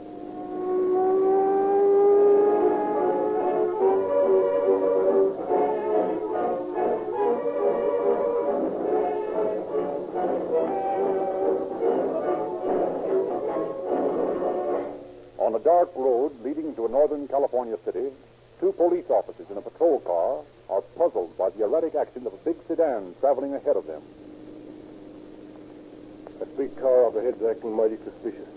Slowing down at a couple of gas stations like he was going in. Yeah, it is funny. He always turns back on the road real quick and then speeds away. You suppose it could be that gang who's been holding up gas stations? Well, it sure looks clear to me. Say, there he goes. Into a station. Come on. If the mug tries to stick up, we'll catch him red-handed. Get your gun out. Fill her up with crack, and you'd better let me have a couple of quarts of Sinclair, Pennsylvania motor oil. Hey, don't shoot. What's the matter? What have I done? Well, now that I see who it is, I guess it's a false alarm. But I sure thought I was going to stop a gas station robbery. We've been driving in and out of every station for the past mile. And I figured you were looking for one to stick up. Well, that is funny. As a matter of fact, I've been looking for a station and sold Rio Grande cracked gasoline. I won't use anything else in my car. Hey there, wait a minute. What kind of oil is that you're giving me? Why, Pennsylvania oil, sir. Well, I want Sinclair, Pennsylvania oil in cans. I don't like to buy oil in bulk. I like to know what I'm getting. Open a can of Sinclair, Pennsylvania, will you? Yes, sir. By the way, what do you officers know about this murder in Walnut Creek? Oh, you mean that savage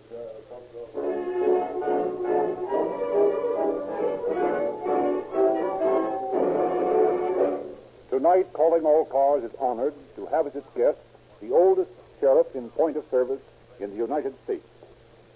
Sheriff R.R. Veal of Contra Costa County, California, has worn his badge of office for 40 consecutive years. It is with great pleasure that we introduce Sheriff Veal from San Francisco.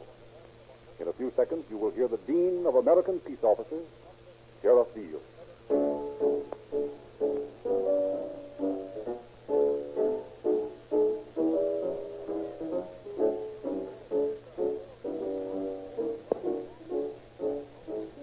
Good evening.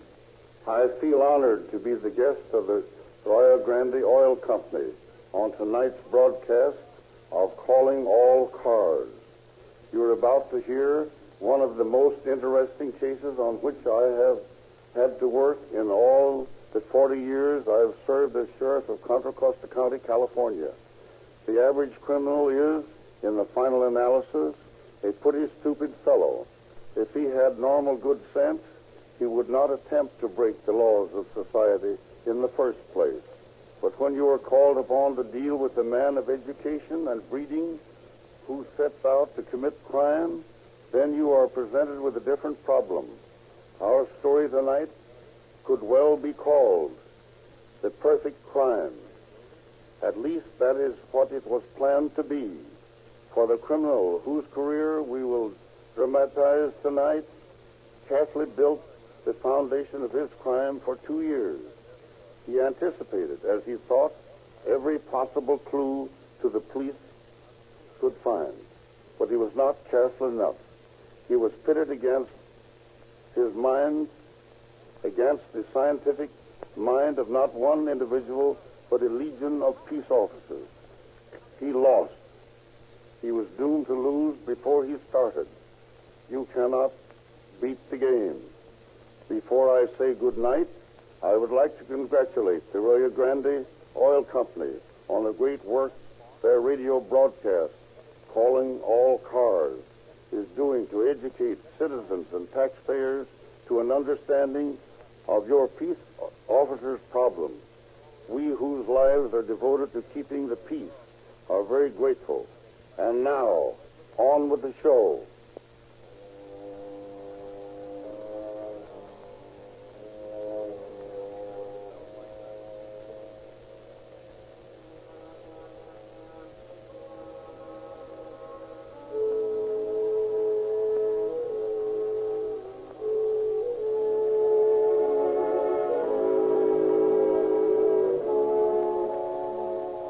The hills above Walnut Creek are soft, flushed masses heaving up toward the star-dotted night sky.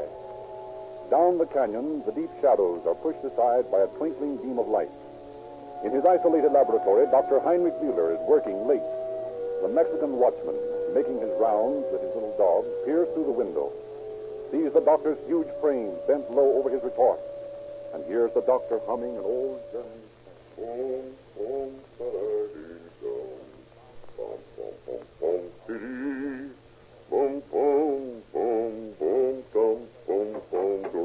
Who is that?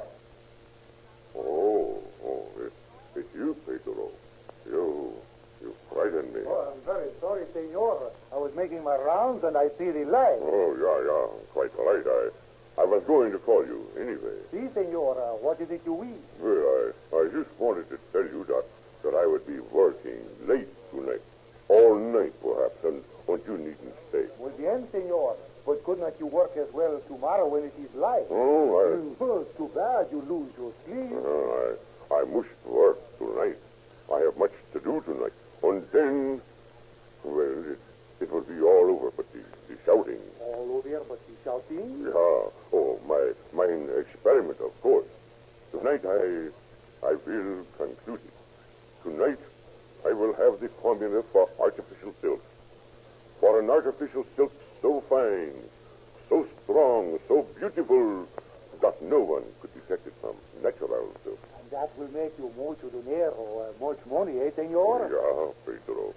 My experiment tonight will make me much money. Oh, you will please give me some of that silk for my woman to make a dress, senor, Of course, Pedro, of course. And I'll tell you what else I will do. I will match you dollars for some of that silk to make your daughter's dresses, too, eh? $2? Pero, senor, I am a poor man. I cannot afford to gamble. Oh, of course, I was just fooling, Pedro. I am a poor man, too. Oh, look, here's all the money I have.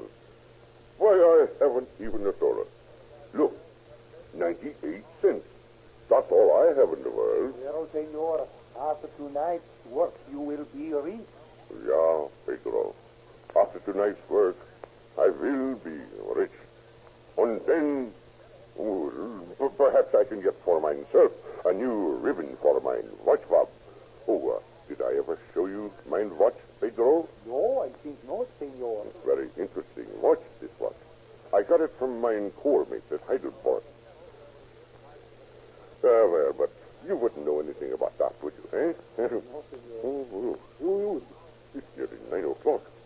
5 minutes of 9, to be exact. I must get back to my work. Si, senor. You may go home to bed, Pedro. Oh, muchas gracias, senor. Come on, Perito. Oh, where is he, my little dog? I don't see him. Oh, there he is, sniffing at that locket. Hey, you! Swine! Get out!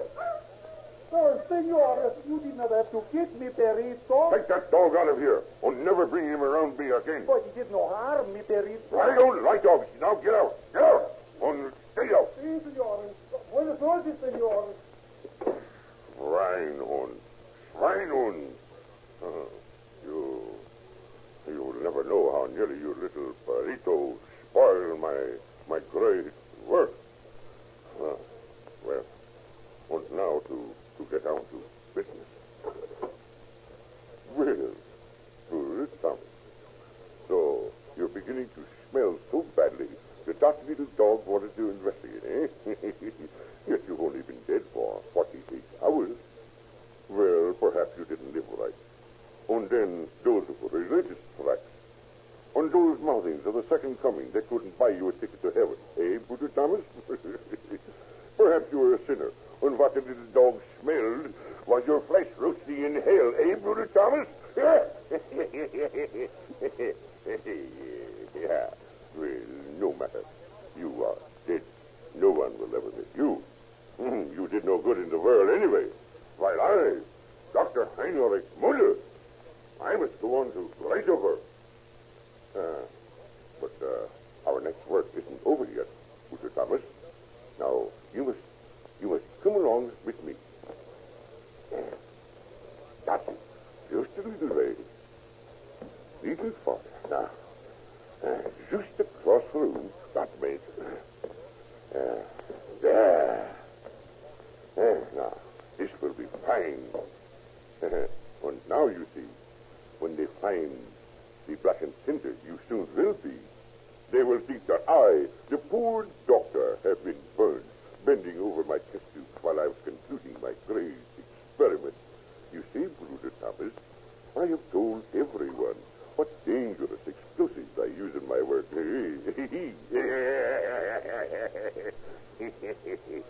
Oh, yes. Now, here are the 98 cents I have already shown to Pedro. These go in your right hand, trousers, pocket. And there now is my watch. Pedro will recognize that, too. I hate to let you have that, Brother Thomas. But, I think I can get another one somewhere with the $200,000 worth of insurance, which my wife will collect after my... Oh, pardon me, Brother Thomas. I mean your body is discovered. There. You look convincing enough to me. Dressed in mine clothes, with mine 98 cents and mine watch in your pockets. Oh, you would almost pass for me as it is. But after you have been cremated, then, my little friend, you will be perfect. Just done to a turn.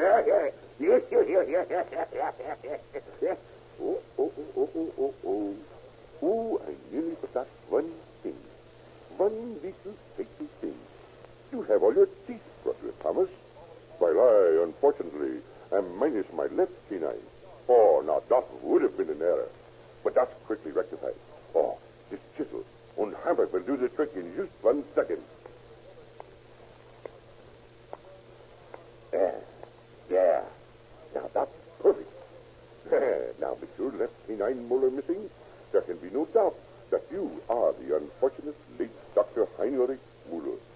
And I will carry this little tooth of yours with me always, Brother Thomas, as my last souvenir of you, my good friend.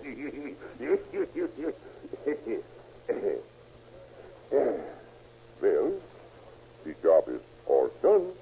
Your identity is established as myself. My escape is provided for. And there remains but to pour this test tube into this beaker. So, a highly inflammable substance. On this I will pour over your clothes. So you are sure to burn. And now to pour the water off this phosphorus. That's bound to burn when the air hits, you know. And now to light the fuse. And it will soon be all over. Good night, Brother Thomas. And many thanks for the good friend what you have been.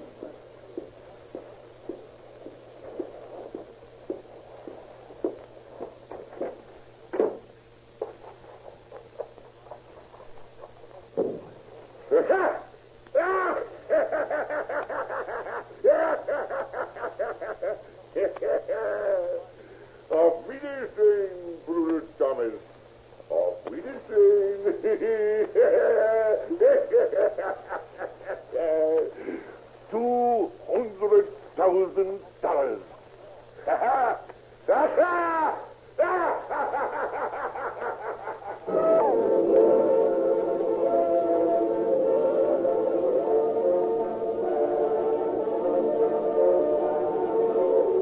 the quiet, dark hills of Walnut Canyon are lit with the flaring flames of Dr. Heinrich Mueller's laboratory, Pedro, the watchman, just retiring in his cabin a quarter mile away, is attracted by the explosion.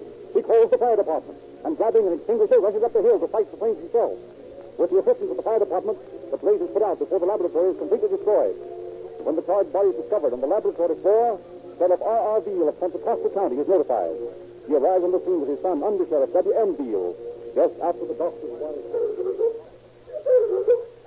When the soldier, senor, you are the sheriff? Yes, what's the trouble? There was a fire, and when the fire is out, we find the body. Whose place is this? This is the laboratory of the Dr. Mueller. And who is the dead man? He is the Dr. Mueller. How do you know? Madre Dios, I worked for him. I talked to him just a half hour ago. Bill. Yes, Dad. Phone to the coroner and take a look around. Okay.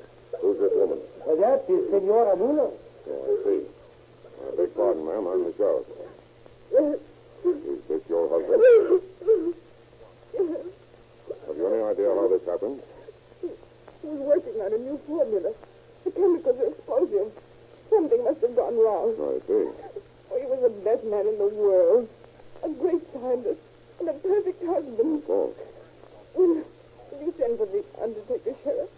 Oh, it's so horrible. Fine, everything. I'm sorry, ma'am, but we must wait for the coroner to arrive. The coroner? Why? He's dead.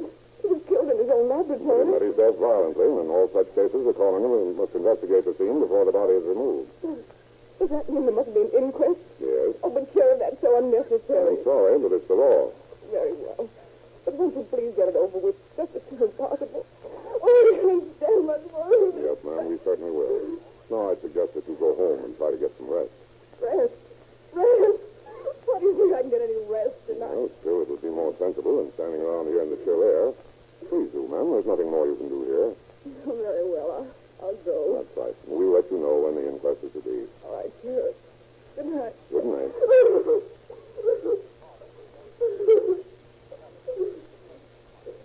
Get rid of her, Dad? Yes, why? Found some things that don't look right. What? Well, this, for instance, a half-burned Bible. It was in the wastebasket. Well? Mueller was a scientist. He never had a reputation for being particularly religious. Yeah, so I've heard. And the inscription in the flyleaf of this Bible reads, Brother Thomas Harwood, Holy City, California. Holy City. That's the religious colony down near Santa Cruz, isn't it? That's right. Let's ask that watchman about this thing. Hey, you. Sí, senor. You know a man by the name of Thomas Harwood? Thomas Harwood? Why, there was a man, a doctor called Brother Thomas. He worked here for a while. Know anything about him? No, he was a very religious man. He was like a saint. Where is he now? I have not seen him for 2 days now. Thanks. That's all for a minute. But don't go away. Oh, no, senor. I stay right here. I found something else, Dad. What? Blood on an unburned board in the floor of the locker. Yes? It was dried, probably a day or two old. I've chipped off a piece of the board. Good. You better beat it back to the office and analyze it right That's away. just what I'm going to do. There's something about this whole thing that just doesn't seem right to me. Under Sheriff Beale works long into the night, examining the sample of blood-stained wood. The next morning, he reports to his father. Well, Bill, what'd you find? It's human blood, Dad, and it's at least 2 days old. Then we have a murder case on our hands. Right. And the absence of his brother Harwood looks mighty significant. Still, the watchman Pedro has a convincing story. With no proof. Harwood and Pedro may be confederates in the crime. Well, you better check back on Mueller's movements for the past few days and also take Pedro over to Berkeley and question him on Chief Vollmer's lie detector. Yes, sir. Mr. Thompson, see ya? What does he want? This is Mr. Mueller's return. Oh, very well. Send him in. Okay, Bill, you better get Yeah, right away. Good morning, sir. What can I do for you? This is Mueller's attorney. Thompson's the name. I'm pleased to make your acquaintance. Won't you sit down? Thank you. No, what is it? Sheriff, my client is extremely upset about this whole thing. Naturally.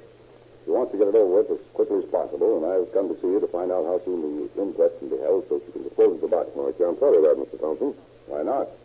If Mueller met his death through an accidental explosion of chemicals, it's quite evident. There are some extenuating circumstances about this case that requires an autopsy. An autopsy? Why? Anyone can see that the man was burned to death. It was clearly accidental. It was not accidental, Mr. Thompson, and the man was not burned to death. He was murdered.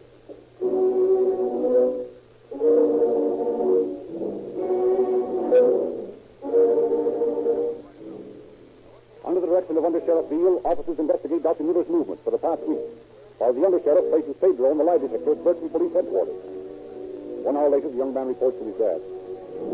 Well, Dad, I've had Pedro on the lie machine, and I believe he's telling the truth. Which proves what? Well, it proves his innocence. He's convinced that he talked to Dr. Mueller last night. Dr. Mueller showed him his watch, and Pedro described the watch, and the worn-out fob. Dr. Mueller showed him 98 cents and said that was all the money he had in the world. And we found the watch and the 98 cents on the victim. Right. No, I'm convinced that Pedro had nothing to do with it. I'm ready to eliminate him and start searching for this Butta Harwood. Oh, good morning, Dr. Lee. Good morning, Sheriff. Well, that completed my autopsy. Good. What did you find? The victim met his death by hemorrhage of the brain, caused by 3 heavy blows in the skull by some blunt instrument. How long ago were these blows struck? And the man has been dead 2 days. Yeah, but Pedro, the watchman, claims he'd seen Dr. Mueller last night at 9 o'clock. Still, I don't think the victim is Dr. Mueller. What? There's very great room for doubt.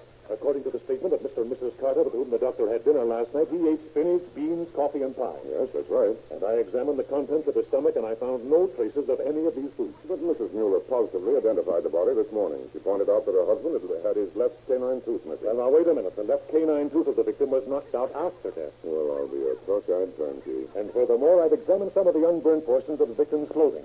They were soaked in inflammable chemicals. Murdered and then made into a torch, Right. Now we've got to start all over again. Look here, Dr. Leach. I don't doubt your word, but we've got to prove beyond the shadow of a doubt that the victim is not Dr. Mueller. Is there any portion of the victim's body that isn't burned beyond recognition? Well, yes, the right side of his face lay on the floor. Any hair on it? Yes, some on the temples. Fine. What are you going to do, Bill? I'm going to get some of the combings out of Dr. Mueller's hairbrush and ask Schneider over at the university to compare them. That'll give us another check.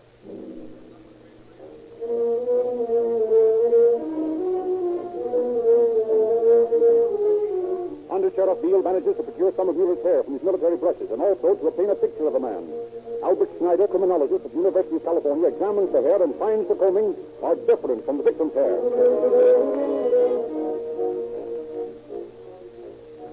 The unburned ear of the victim is compared with Mueller's ear on the photograph and found to be dissimilar.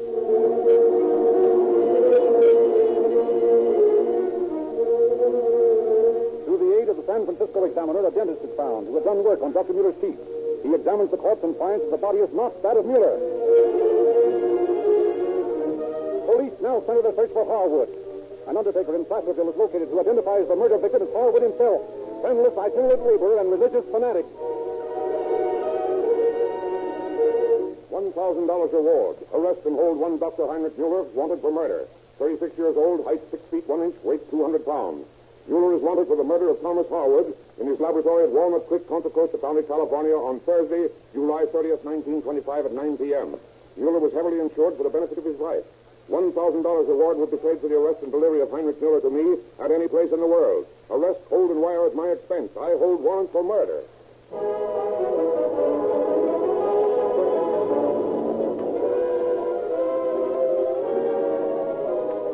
While descriptions of Miller are sent to every police station in the world, while police are watching all railroad and bus terminals, steamships, docks, airports, and highways, while customs officers are scanning each person who crosses the Canadian and Mexican borders, newspapers all over the country are prominently featuring Miller's picture and description and asking their readers to look for him.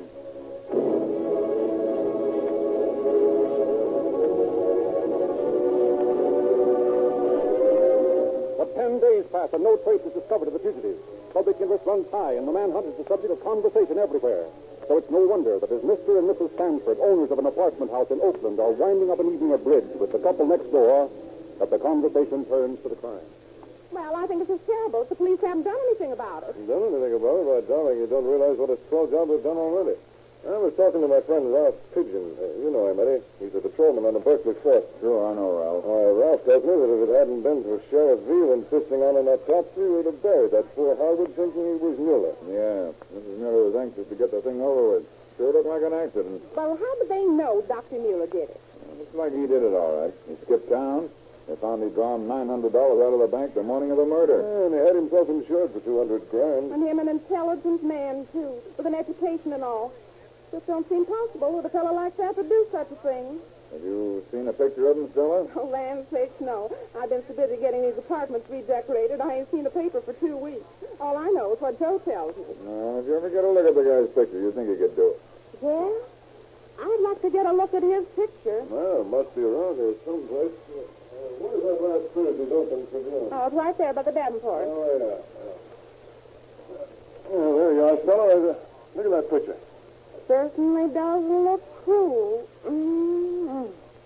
Why, Joe. Huh? Oh, what? Why, he's a dead image for Captain Spangler. What? Yes, look. Now put your hand over the lower half of the picture. See? The eyes are the same. Who's Captain Spangler? Oh, you know, that mining engineer from Mexico. He's always taken an apartment with us here every time he's been north in the last 2 years. Oh, yeah? Is he back? Yeah. I came in town a week ago Thursday. Thursday? Oh, wait a minute. Mueller committed this murder Thursday night. And Captain Spangler's been acting mighty queer. Never acted like it before. I tried to talk to him yesterday about the murder. He walked right by me. He was rude about it. Said he didn't know nothing about murders and didn't want to. And a couple of days ago, when I went up to clean the apartment, he yelled at me to go away and leave him alone. Sure looks like this picture. Hey, you better call the police. Oh, but what if Captain Spangler isn't Dr. Mueller, but is really Captain Spangler? Why, they might sue us. Yeah, and if Captain Spangler is Dr. Mueller, you can go to the pen for harboring a fugitive. I'm going to call up Ralph Pigeon right away. Within a half an hour, a posse of police under the command of Captain C.D. Lee arrives at the apartment house. Captain Lee deploys his men around the building, covering every exit. Then he approaches the door of apartment number 7, where Captain Spangler is.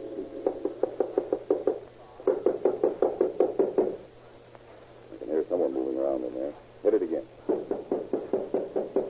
Open up, Mueller. Officers of the law. I have a warrant for your arrest for murder. Come on, open up. Come on, break this door now.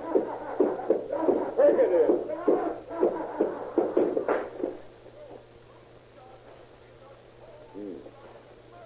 Dead. Shot through the temple. Well, Dr. Mueller, alias Captain Spangler, I guess this constitutes your confession.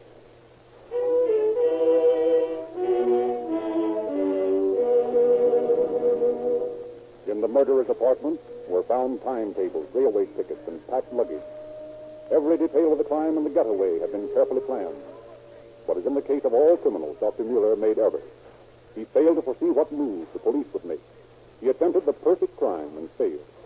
There never has been a perfect crime in modern police history.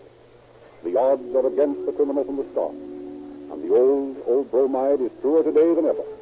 Crime does not pay.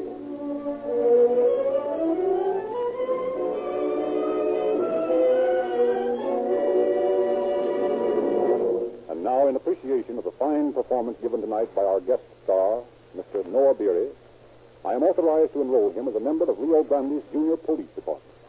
And Mr. Beery is to be more than a member. He is hereby given an honorary appointment as Lieutenant of Junior Police. Mr. Beery, if you'll just stand up here close to the microphone, I'll pin this lieutenant's badge on you right now. Oh. Well, now, I do appreciate this.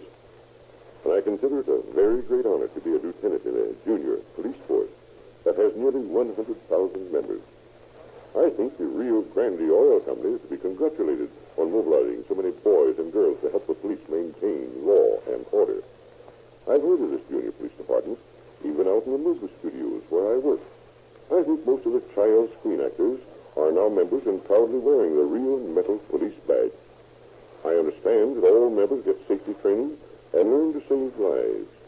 So I sincerely urge all youngsters listening in who haven't yet joined to get your mother or father to go to a Rio Grande cracked gasoline station and ask for an enrollment blank. They don't have to buy a thing. You get your police badge free, just like mine. Then we'll both be members of the same police force. And I'll be proud to exchange salutes with my buddies. Thank you, Mr. Beery. Ladies and gentlemen, a moment ago I quoted, crime does not pay. A particular crime that does not pay is the practice in some service stations of substituting a cheap bulk motor oil when you call for a well-known brand. Inspectors continue to catch and fine these offenders, yet thousands of motorists are robbed daily by this trickery. Your protection is to look for a Sinclair dealer because he sells Sinclair motor oils in tamper-proof cans and only in cans. And you can get Sinclair oils wherever Rio Grande cracked gasoline is sold. Calling All Cars is written and produced by William N. Lopson. This is your narrator, Frederick Lindsley, bidding you good night for the Rio Grande Oil Company.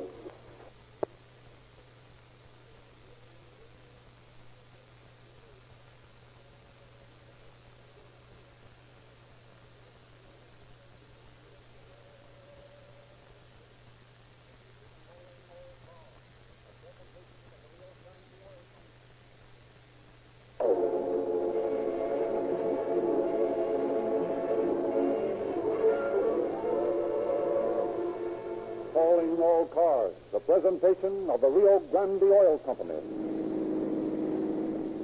Los Angeles Police calling all cars, attention all cars. Calling all Los Angeles County Sheriff's cars, broadcast 50 regarding a murder on Riverside Drive.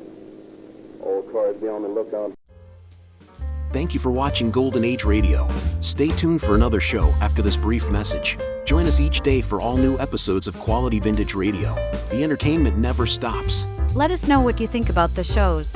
Your feedback is important for us to provide the best quality entertainment to you. Visit G3PL.com if you need database support or training. Subscribe for more radio episodes like this. Click the notification and leave a like to help the channel.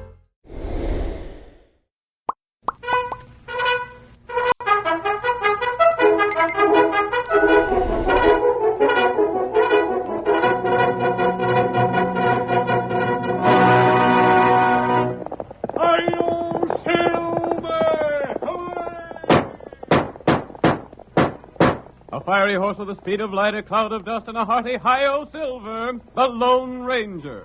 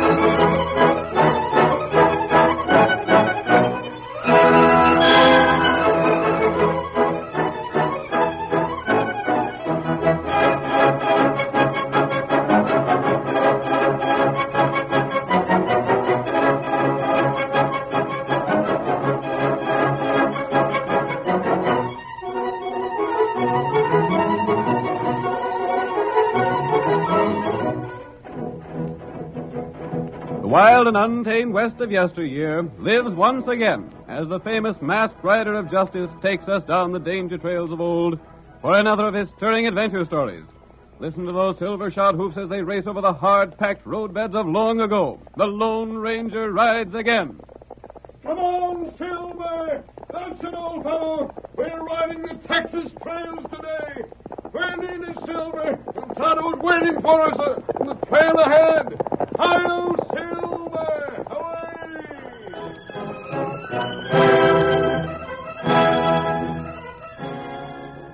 Greenville, Texas had been terrorized by a band of hard-riding, hooded outlaws. The lawmen were unable to cope with the situation, for the raiders would always strike where they were least expected. Rich sources of loot were passed up, and though the riders would plunder and rob, they never took the life of any of their victims. As our story begins, we see the outlaws mounting and turning their horses away from the home of Maggie and Hank Crumpler. Get him! There they go! They got loose with him. Take after him! Get that leader! Can't see to shoot! Get the horses! Head after him!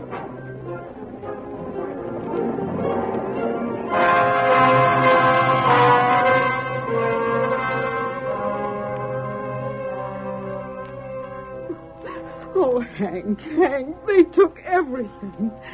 Everything that you and me had set by for our old age. There now, Maggie. After all, they left us alive. That's something to be grateful for. What's the good of being alive now? There ain't nothing ahead for us but starvation. Try and buck up, Mrs. Crumpot. Maybe the men will capture those raiders. There ain't a chance of that, Betsy. Them raiders have horses that are too fast for any of our men to catch. Rat it all, anyhow. That's 6 times they've raided someone around Greenville. What's the matter with the law around here? Cleaned out. Everything gone. Oh, Hank, what'll we do now? Now, don't you worry, honey. I'll take care of you somehow. You're too old a man to do any more work, Hank.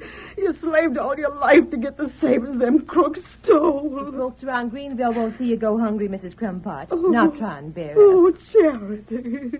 We'll have to live on charity. The lawmen might overtake 'em, Maggie. They won't. Even if they do get close, them raiders will just shoot 'em down. I wouldn't say that.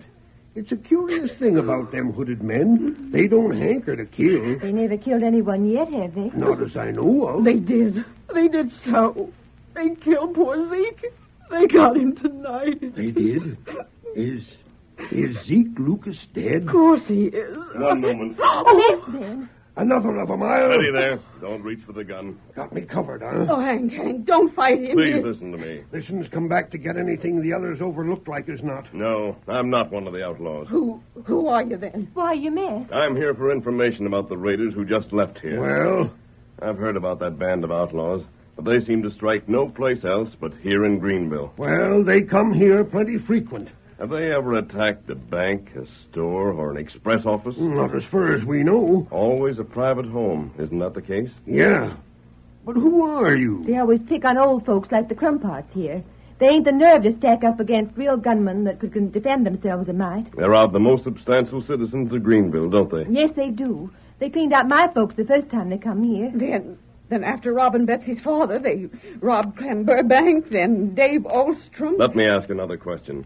A half-breed named Manuel Mendoza was captured and hanged here, wasn't he? Yeah. I recollect that ornery breed.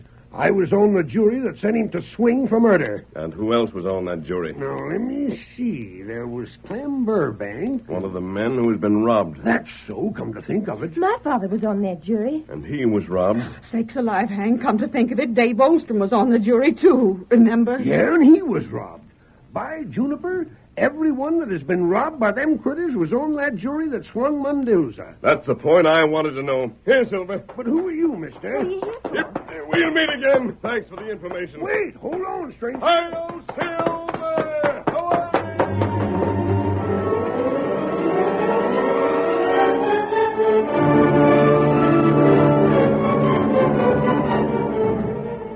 The quickly formed posse that rode out after the hooded outlaws had raided Hank Crumpart's home soon lost sight of the fleeing bandits. Once the raiders found safety in the hills bordering the Rio Grande, they seemed to disappear, and the posse abandoned the chase. Ain't no use of going no farther. We lost the track of them completely. I'd give a heap to know what sort of horses those crooks ride. And I'd give every dime I got to see that leader and see him swing the same as that other cook we caught. Mendoza? That's who. They get out of sight easy with them black horses and black clothes they wear. But I seen one thing. What's that? The leader is mighty undersized. Hey, there's another rider heading this way. You hear him? Yeah, I hear the horse coming. Blame fast, too, if you ask me. As fast as those black outlaw horses. Come on, old fellow. There he comes. That white horse. Look. And there he goes. Great guns, look at that horse travel. Gents, there ain't no chance for us to catch that night-riding bunch. But if ever the horse was born that could catch him, it's that one that just passed us. Look at him run!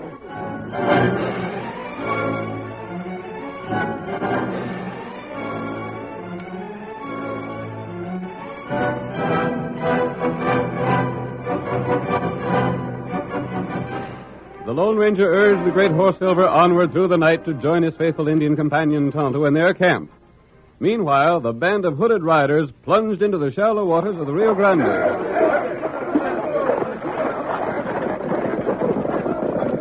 Beyond the border, they continued their swift pace. But with the first light of dawn, they reached their destination. It was a rancho, many miles from the scene of their raid. The tired riders dismounted from their black horses, but the leader remained in the saddle. A quick gesture removed both hat and hood and revealed an attractive girl. Who has brought the money? Put it over there and then stand back in line. I have something to say to you all. Be quick. She's very angry. What is wrong? Now, hear me. I have given the most strict order that no one is to be shot dead. Senorita. Why was I disobeyed? Senorita Mendoza, Speak. Are you the one who shot to kill? No, senorita. It was not me. I want honor to say it was dark. No one knows whose bullet brought death. A man was killed by one of our bullets. That is all I know. I do not want pigs and murderers to follow me. Who fired that bullet? I ask again, who fired to kill? I will have the truth. Quick! Senorita, I am the one. You will stand there, Pedro. The rest of you will go to your places until again I summon you. I did not mean to take the life. It was a mistake. You will pay the penalty. I have sworn that each one of the jury that condemned my father would pay for the outrage. Not with life, nor with money. I explained to each one who swore to ride with me that there would be no death. I made each one of you take that pledge. See, I know, senorita. I go now to the house, Pedro. You have a gun in your belt. Si, senorita. I give you 5 minutes alone, Pedro. He will all have mercy. Si.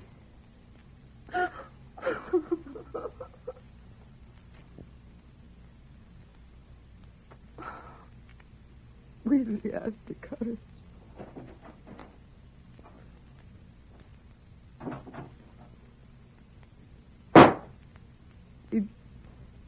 He did have the courage.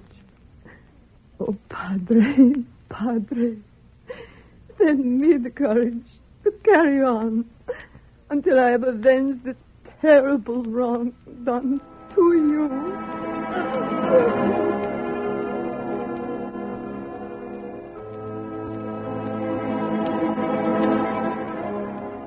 The Lone Ranger's ride on his great horse, Silver, brought him at last to his camp.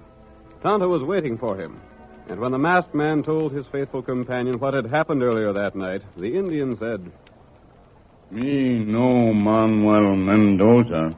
There could be no other purpose in these raids, Kimosabe, than to injure the people who sent him to the hangman's tree. Not right. 6 men have been visited and robbed by these night riders. We maybe catch raiders next time. We want the leader, Kimosabe. If we capture the men, the leader would have a new organization built in no time. The only people who have been attacked are those who were on the jury that convicted Manuel Mendoza. There are still 6 who have not been attacked. One of those 6 will be next. That's right. We go to Greenville and watch for those raiders. Their horse plenty fast. But none as fast as Silver. Tonto, we're heading for Greenville.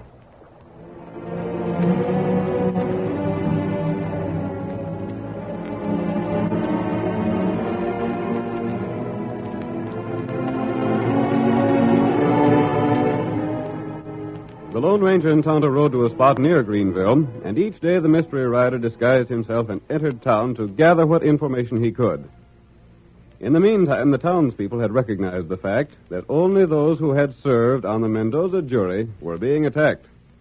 We hear Hank and Maggie Crumpart speaking. Maggie, there are sure 6 worried men in Greenville. I reckon the whole town's worried, Hank. It must be true that some friend of Mendoza's doing this to get even with the Mendoza jury. Can't imagine anyone being friends with a dirty killer like Mendoza was. I know. It ain't right that you should lose everything and be broke at your age just 'cause you served on a jury. I was talking to Betsy today, Maggie. She said maybe she'd drop over this evening and talk to you a while. Bless the girl. She's real sweet. She sure is. Finest girl around here. Oh, that's likely her now. Betsy, I'm that glad to see you. Come on in. Hello, Mrs. Crumpart. I was just talking to Sig Selkirk. He seems to think he'll be the next to be attacked by the night raiders. What makes him think that? Well, he was figuring it out and found that the first man attacked and robbed was the first chosen for the jury. Yeah? Next man was the second man chosen. And I was the 6th juror and the 6th to be robbed. And Sig Selkirk's the 7th. Yeah? We're learning things about these raiders. They got a definite scheme, all right. It's revenge they're after. Sig said if only he had some idea how they'd attack, he'd be ready for them. You can't be ready.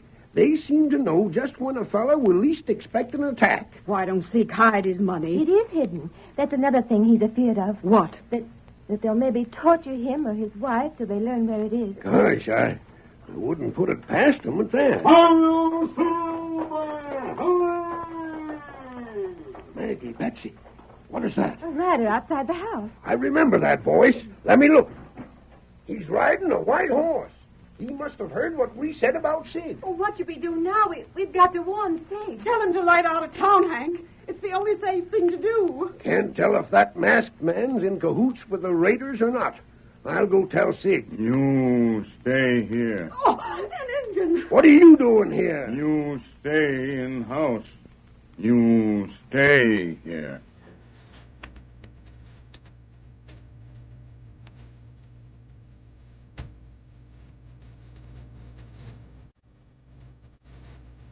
The curtain falls on the first act of tonight's thrilling Lone Ranger drama.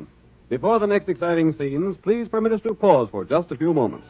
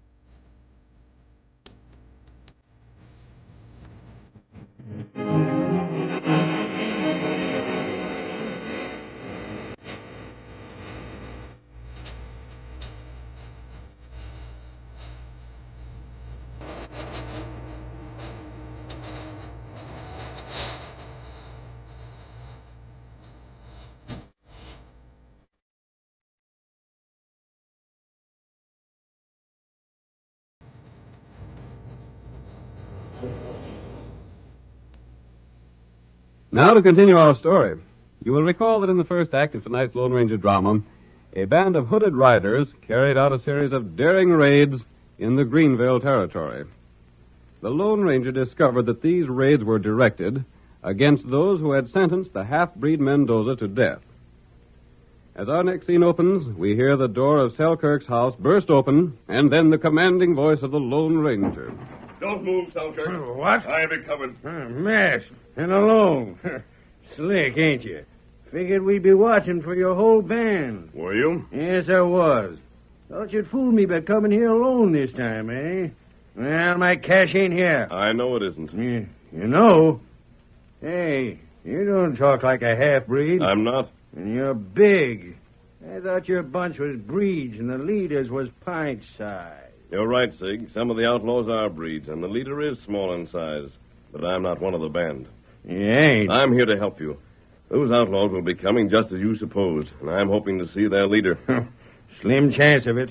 He's too blame slick. I want to follow the band and learn where their hiding place is. It'll be easier than following the faint trail they leave. Can't follow them. Why? They got the fastest horses around here. I'll match my horse with theirs.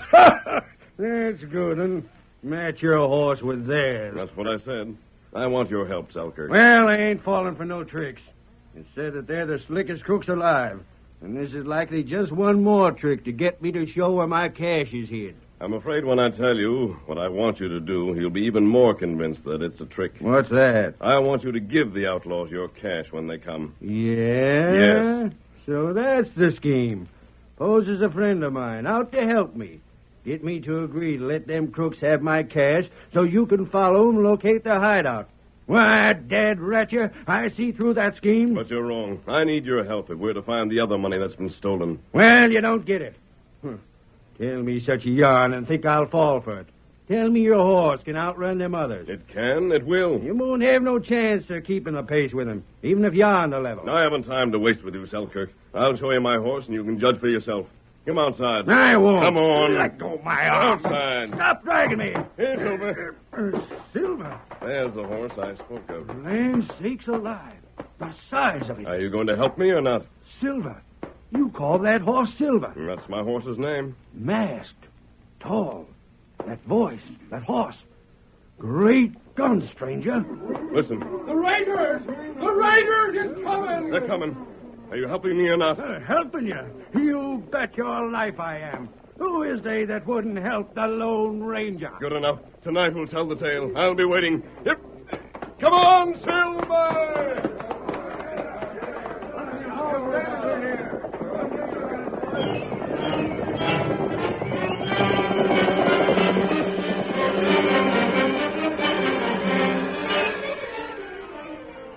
The raiders, their hoods lashed close about their faces, charged down on Selkirk's home.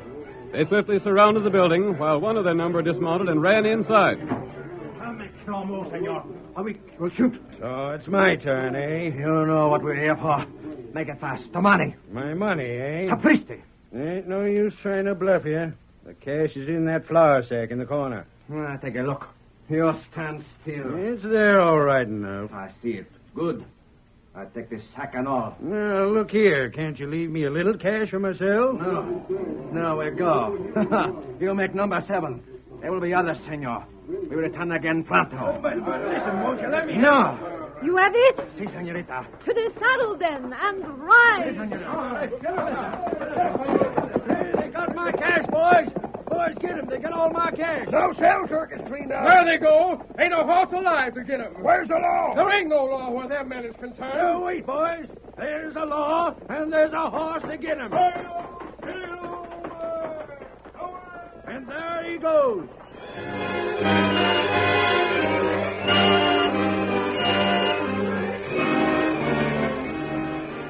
The Lone Ranger, mounted on Silver, raced after the outlaws. Carita and her men soon knew they were being followed. The hooded riders were mounted on the finest horses in that region, but they were no match for the great horse Silver. They urged their mounts to their fastest speed, but soon they heard the Lone Ranger's ringing shout. Ride! We must go faster. We cannot. The rail, it is just ahead. Beyond, we may be safe. Faster! Faster! There is but one way, Carita. We must shoot him. No! It is the only way. We must shoot him to stop him.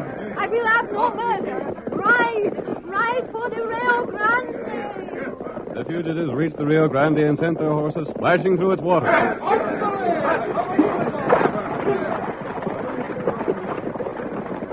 Once more on firm ground, the Lone Ranger finally overtook Carita and her band.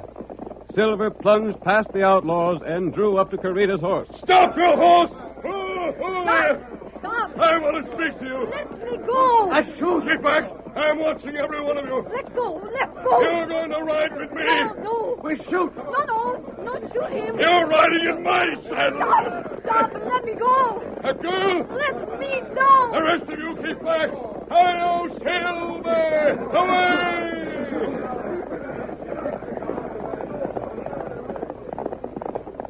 We're going to ride ahead of you, friends. There's a lot I'm going to say to you. No, let me go. Let me go, I tell you. Struggling won't help you.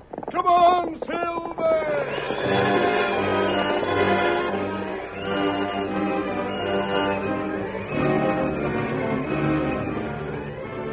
The outlaws dared not fire at the Lone Ranger for fear of hitting Carita.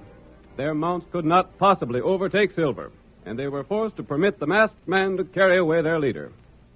They continued, nevertheless, toward their headquarters. The Lone Ranger and Carita had a ride before them. We hear the girl speaking. I understand, senor, but now my men, they have returned. They had no place else to go. No. Are you convinced of the truth in what I've told you? With the proof you offer, I have no choice. I've made so great a mistake. One man is dead. See, but believe me, amigo, you killed as paid in full. I do believe you, senorita. My name is Carita. We must start back at dawn, if you're still willing to go back. I have given my word. The sooner you return to Texas, the sooner there'll be happiness where there's been misery. Say my name. Senorita Mendoza. No, my name, Carita. Carita, will you speak to your men? My father, in happier days, before he became what you told me, would say, Carissima Carita. You know what that means in your language. Men, stand back from that horse. Senorita Mendoza will speak to you. You come. Quiet! You hear what I say. At dawn, we return to Texas. We take back with us all that which we have stolen. We go without the hood. We go unmasked. We face jail. We face death as your father, our master. We face Texas justice with our faces unmasked. My vigilantes, I have heard new things of Texas law. It means we have failed. Our work is not finished. Our work is done, Jose. We face jail. We hang like thieves. We put faith and trust in the stranger who stands beside me. I have spoken. We ride at dawn.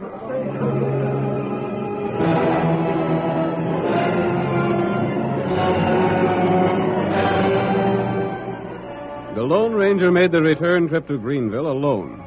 Outside town, he met Tonto, who told him that everyone in town knew the masked man had persuaded Selkirk to give up his money to the hooded riders.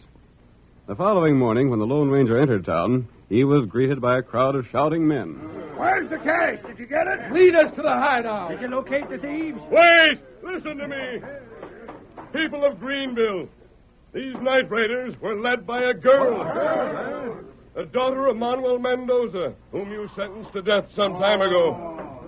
She's made a terrible mistake and wishes to correct it. Her orders to the men who followed her were that no one was to be seriously harmed. Zeke was killed, and the man who shot him paid for it with his life. Hey, look yonder. There she comes. The raiders coming again. Wait, don't open fire on them. I gave them my word that you'd let the girl speak before you judged her and her men. Keep gun in leather. That girl wants only to see justice done. We ought to drill a lot of them. They're coming to return your money. Let the girl speak. Folks, let her have a chance. Amigo, you have told these people. They will listen to you, Carita. Good. People, I have made the great mistake. I could not think my father was so wrong. He sent me a message just before he paid for his crimes, telling me of injustice that was done him. He beseeched me to take the men who work for us at the rancho and come to seek vengeance on those who pass judgment on him. I could not kill or have killed. I gave order only to rob. That man has told me the truth. I've learned that my father was not what I wanted to think of him. I have learned that your American justice is a good justice. That my father was a bad man, deserving of what punishment he got. That is why I come now to bring back not only what was taken, but twice as much to repay for the injuries you have suffered. I ask peace and the chance to return home. The girl has thrown herself on your mercy. She's convinced that your American justice is fair. She surrenders to you. I say we should let the poor girl go. Gosh, she ain't had no easy time of it. Fellas, I feel that every one of us has sometime or other done something we were sorry for.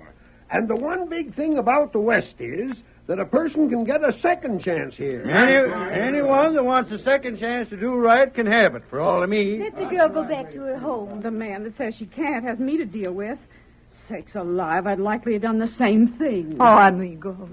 Senora, I thank you. Come on, Silver. Now, let's get back to our own places and let them folks from below the border do the same. All right, back that girl. Bring her back there. Here, miss, you plumb tuck it out. Before you start back for home, come to our place and refresh yourself. You people, you are so good. I thank you. Say, miss, let me ask you just one thing. See? Just how could this masked man convince you that you was wrong about your paw and that he was telling you the truth? You, senor, perhaps would not understand. The heck I wouldn't. Just tell me. He took me in his arms. He held me on his horse. He was so grand, so brave, so strong. Yeah, but what did he do to prove that... I knew, Senor, he told the truth because, you see, I admired him, so I trusted him. I loved him. And that's all that it took to convince you? Si, Senor. Well, I'll be doggone. I can't savvy women.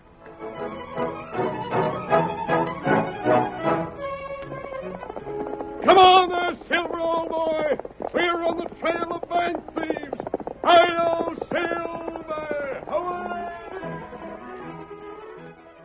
Looking to conquer the world of WordPress? At G3PL.com, we're your ultimate destination for WordPress support and training. Need help with a specific project? Facing a tricky plugin or theme issue? We've got your back. We will troubleshoot, customize, and fine-tune your site to perfection. So, why wait? Take the leap into WordPress greatness. Contact us today at WP@G3PL.com or give us a call at 615-420-2040. G3PL.com. Your WordPress success starts here. Broadcasting Company presents Joel McRae in Tales of the Texas Rangers. Tonight, transcribed from Hollywood, another authentic reenactment of a case from the files of the Texas Rangers.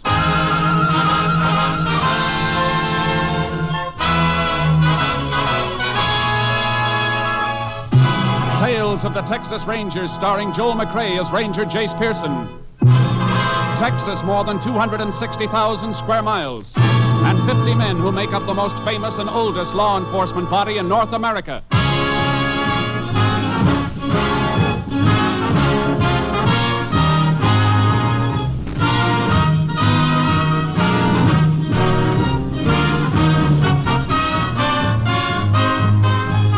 Now, from the files of the Texas Rangers come these stories based on fact.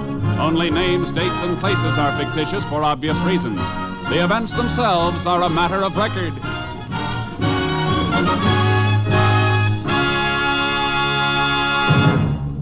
Case for tonight, Sweet Revenge.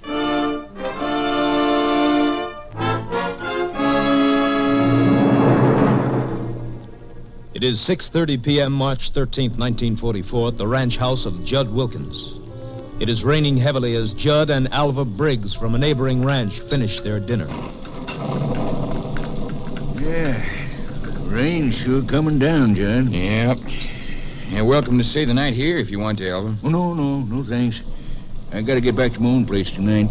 Told the kid who's been doing my chores over there for the last 3 days I'd meet him in the morning to pay him. I sure appreciate you helping me and Billings vaccinate the cattle.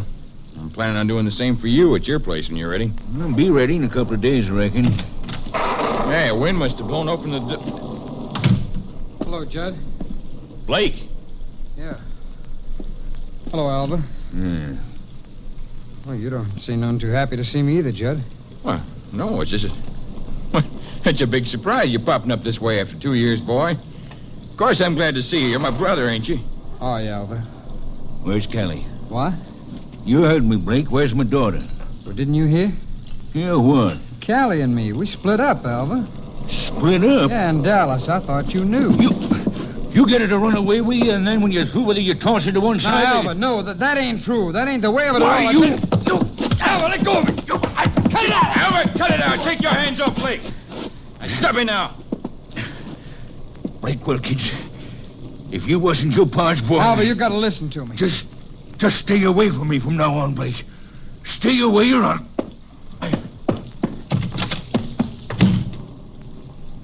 Judd? Yeah? How come Alva didn't know about Callie and me? Well, you see, Blake... I can understand Callie not wanting to write Alva about it, but I wrote here to Pa right after we split up. I told him the whole story in that letter. Callie was just using me to get away from home. She left me as soon as she found somebody else who could do her more good. I told all that in my letter to Pa. He and Alva was friends and neighbors. Now, how come Alva didn't know? Pa died last month, Blake. Yeah, I know. That's why I come home, Judd. I ran into a fellow in Lubbock the other day who told me. But Pa wasn't dead when I wrote that letter. I told him I was sorry about everything, that I wanted to come back home if he wanted me to. But I never heard from him, Judd. Why not? Blake, you're making me say something I don't want to say. Even though you and I are only half-brothers, I've always felt toward you like What are you getting at, Judd?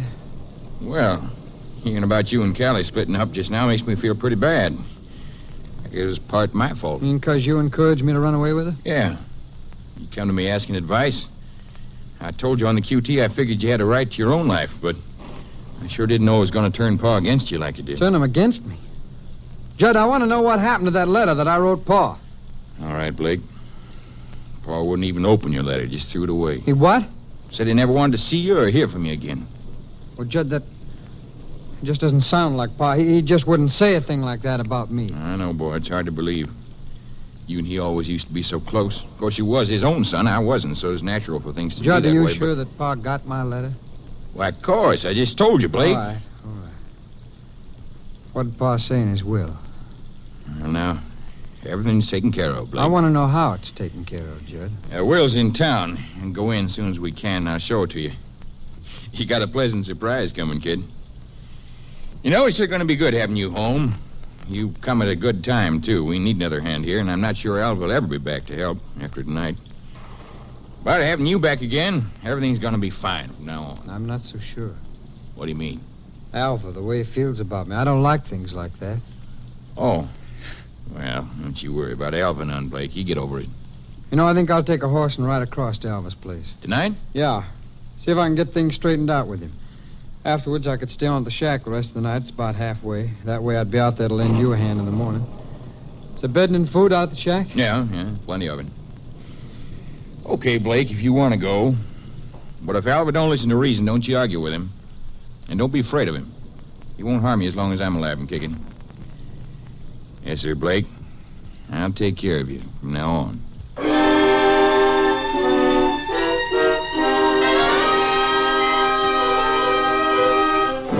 The next morning, Tom Billings, a ranch hand, rode out to the isolated shack on the Wilkins ranch.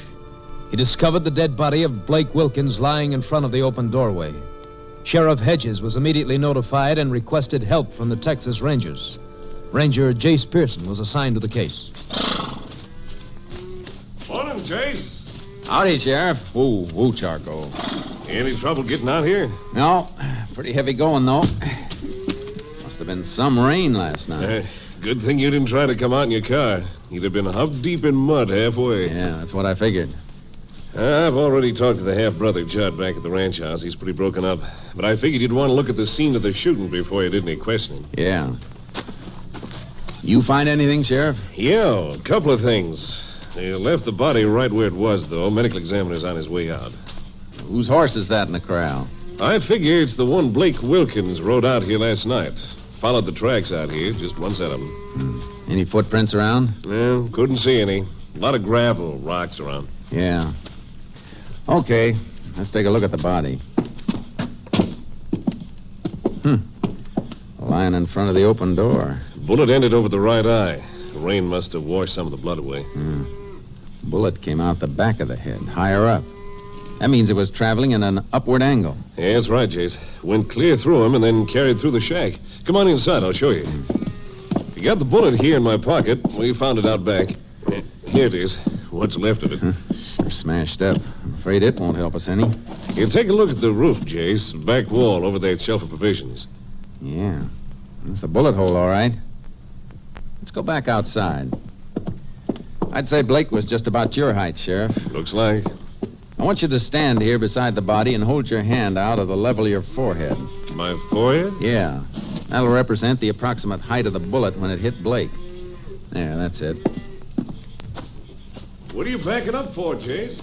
I'm sidelong your hand and the bullet hole in the roof. I get it. You're trying to figure out where that shot was fired from. Yeah. And it's leading me straight to this old watering trough. Okay, Sheriff. You can take your hand down. You figure the killer was hiding behind the watering trough when he shot Blake? Behind it or in it. Bottom of the trough's split. It doesn't hold any water. Don't see any footprints around. Whoever it was could have walked on this gravel and rocks over to that gully there. And there's water in the bottom of the gully. Well, however he did it, he sure covered his tracks. Guess Blake must have heard a noise outside the shack, come outside, and got shot. Yeah. But I'm wondering what Blake was doing out here at this shack in the first place. Search me. Didn't even know Blake had come home till I got the report of the shooting this morning. About 2 years ago, he and Callie Briggs from the next ranch over ran off to get married. According to Judd, Blake returned home just last night. And made a beeline out to this shack in the rain? Does seem a little peculiar. Come on, let's ride back to the ranch house and see if Blake's half-brother can throw any light on the matter.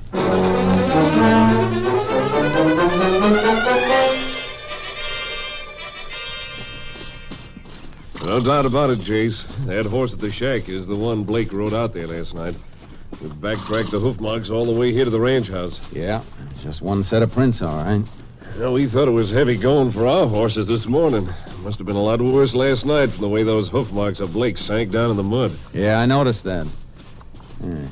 Is that the half-brother on the back porch? Yeah, that's Judd Wilkins. Howdy, Sheriff. Oh, boy. Oh, Judd. Yeah, this is Ranger Pearson, Judd. He's in charge of the investigation of your brother's murder. Huh? Well, got any line on the killer so far, Ranger? Not much yet. As I understand it, Judd, your brother'd been away from home about 2 years. That's right. When did he get back? Walked in last night at supper time, about 6:30, I guess. Alva Briggs can verify the time for you. He's having supper with me. Any reason the time of Blake's return home should need verifying, Judd? Huh? No, I just figure you want all the facts straight, Ranger. Yeah. What happened when Blake walked in?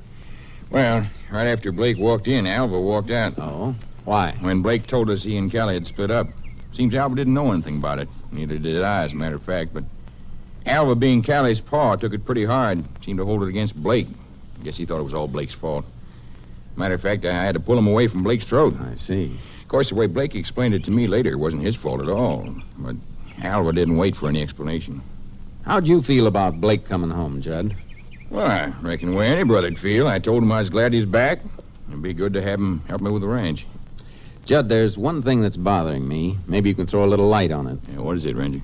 How come your brother went out to that line shack the first night he got home? I decided to ride over to Alva's and try to straighten things out with him. He said he'd stay at the shack the rest of the night so as he could give us a hand of the rest of the vaccinations first thing in the morning, so off he rode. I see. What time was that? About 7:30, I guess. What did you do after that? Me? Yeah. Well, let's see now. Around 9, I sent for my ranch hand, Tom Billings. Told him about Blake being back and also had him help me check some tally sheets.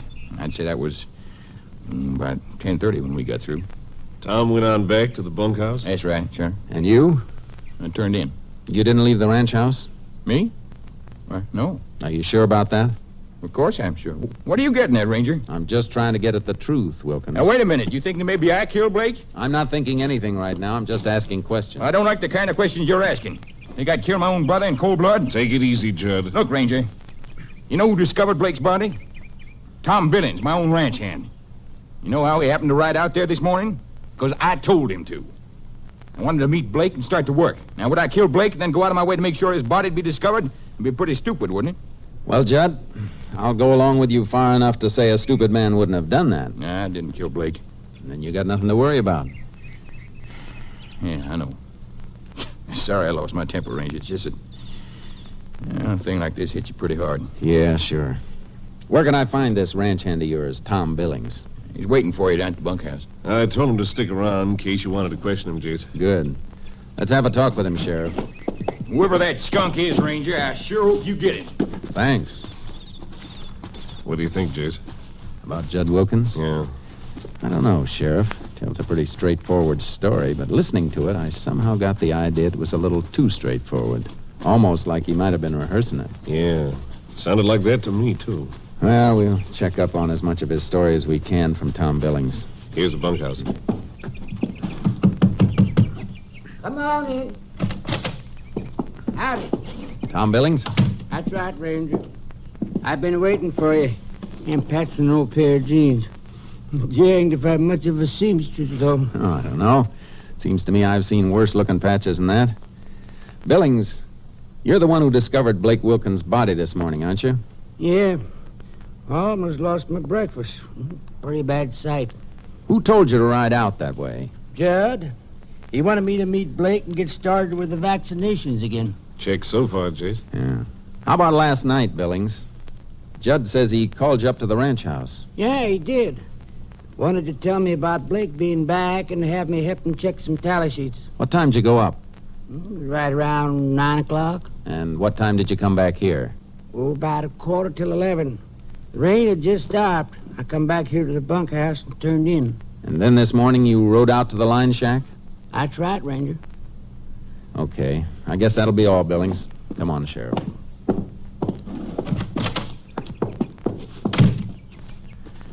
Well, one thing's sure, Jace. Judd's time last night is accounted for from 9 till about 10:45. Yeah. Of course, we don't know how much that means until they've completed the autopsy and can tell us the time of death. Yeah. You know, there's another angle to this case that could probably stand looking into. I know what you're going to say, Sheriff. Alva Briggs. Yeah. According to Judd, Alva was pretty mad at Blake last night when he found out Blake and Callie had split up. We're going to look into that angle right now, Sheriff. Let's take a run over to the Briggs Ranch and have a talk with Alva. See if we can find out just how mad he was at Blake Wilkins.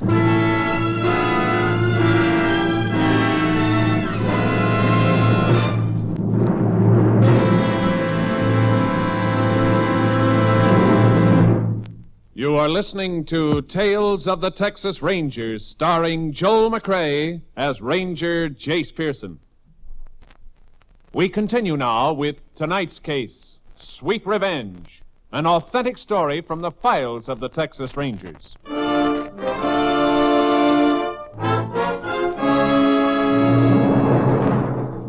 We drove over to Alva Briggs' ranch. We could see from a distance that his car wasn't in the shed. Then as we got closer, we noticed a kid sitting on the front porch.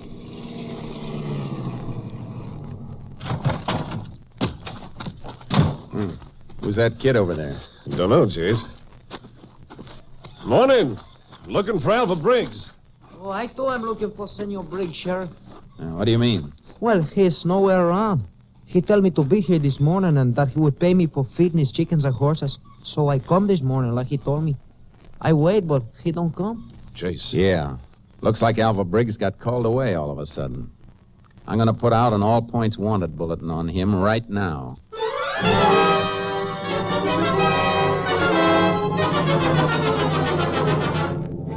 Checking in town, I learned that Alva Briggs had caught the Dallas bus that morning. I notified Company B.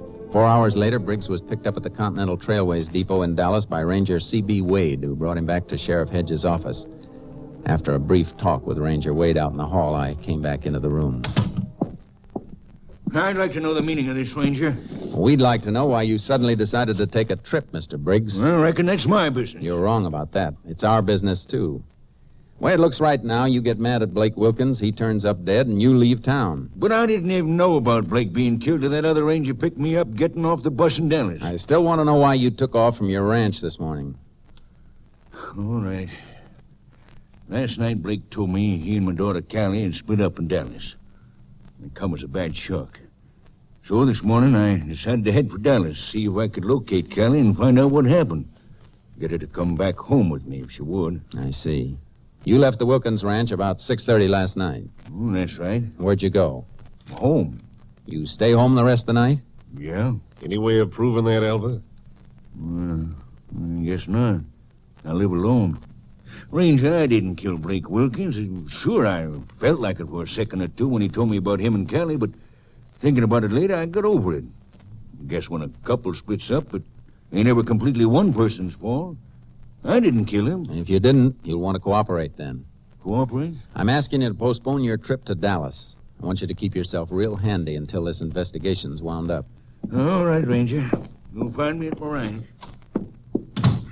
He's got no alibi for any part of last night, Jace. No, he hasn't. There are a couple of things that make me doubt that he killed Blake. What are they? If he did kill Blake, why'd he wait till this morning to take off from his ranch? Well... Another thing. Alva walked out of the Wilkins ranch house right after Blake arrived. How'd he know Blake was going to be out at the shack? Why, Blake told Judd he was going to ride over and talk to Alva. Maybe that's how Alva found out. But we know Blake never got as far as Alva's place. Those horse tracks led right to the shack and stopped there. See, that's right. You think Judd was lying to us, trying to make it look bad for Alva? I don't know. Then there's the matter of motive. You find out, like Alva did, that your daughter split up with a guy and you think it's his fault. You might knock a few teeth loose over it, but as for killing him on account of it, I don't know. Well, speaking of motive, how about Judd?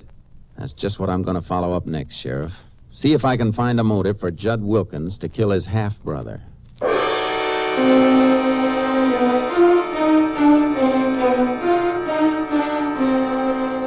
I checked into the background of the Wilkins family and found out about several instances of friction between the brothers. That Judd had always been envious of Blake. That started me thinking about the father's death and his will. The executor of the estate was a lawyer named Sam Farris. Sheriff and I dropped in to see him at his office.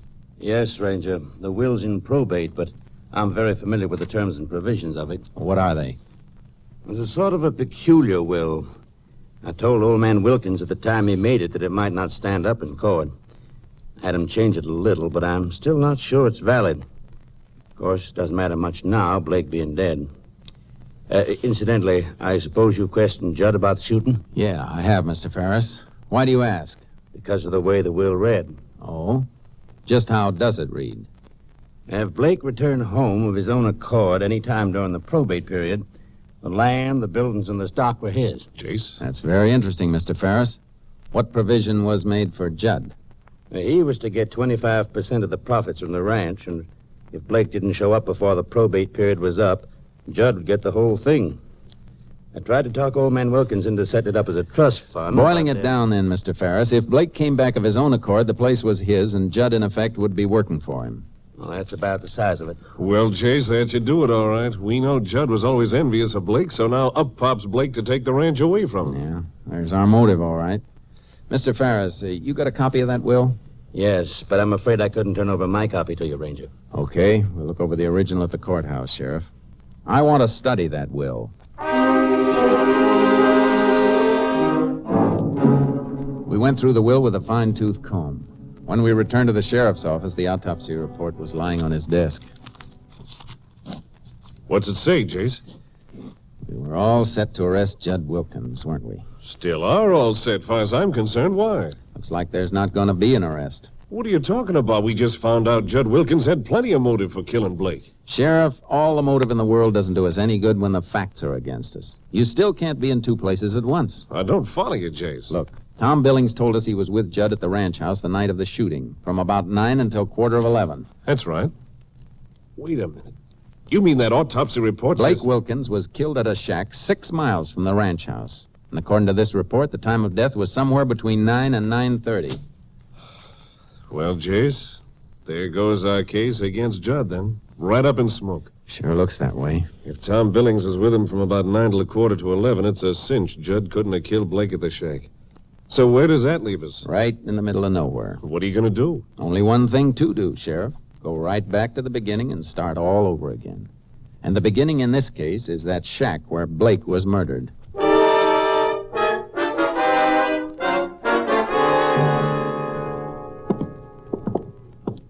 Jace, hanged if I see what good this is doing us. We've gone over this shack just like we did before.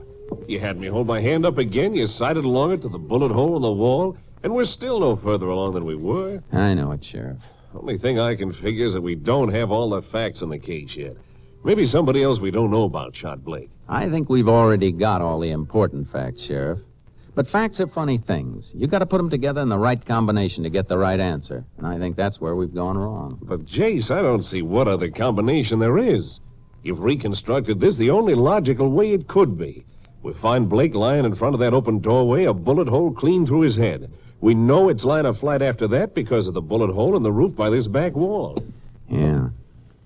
Right over this shelf of provisions. So where's the mistake in that? I don't know, except there must be something wrong about...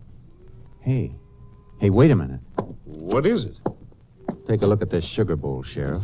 It was right under the bullet hole. I don't see anything the matter with it. Now look at the sugar inside it. Nothing the matter with that either. Yeah. Well, that's the point, Sheriff. Right? You ever see sugar that's had a little water dropped on it? Why, sure, it gets sort of crusty. And stays that way. Yeah, but I... Remember what Tom Billings told us? That the rain stopped about 11:15? Blake was shot between 9 and 9:30. That's right, over an hour before it stopped. Jace! Yeah. A bullet hole over the sugar bowl would have let a few drops of rain on the sugar. But the sugar's dry. And there aren't any water stains on the shelf, either. That means that bullet hole in the roof wasn't made until after it stopped raining. It also means we better get back to the Wilkins Ranch house on the double.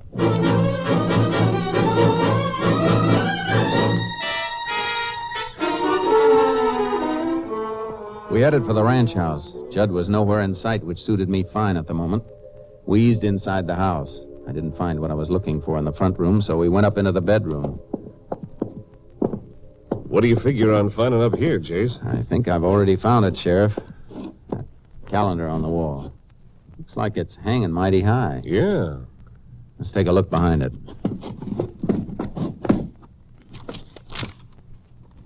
A bullet hole in the wall, Jace? Yeah. I got my knife here.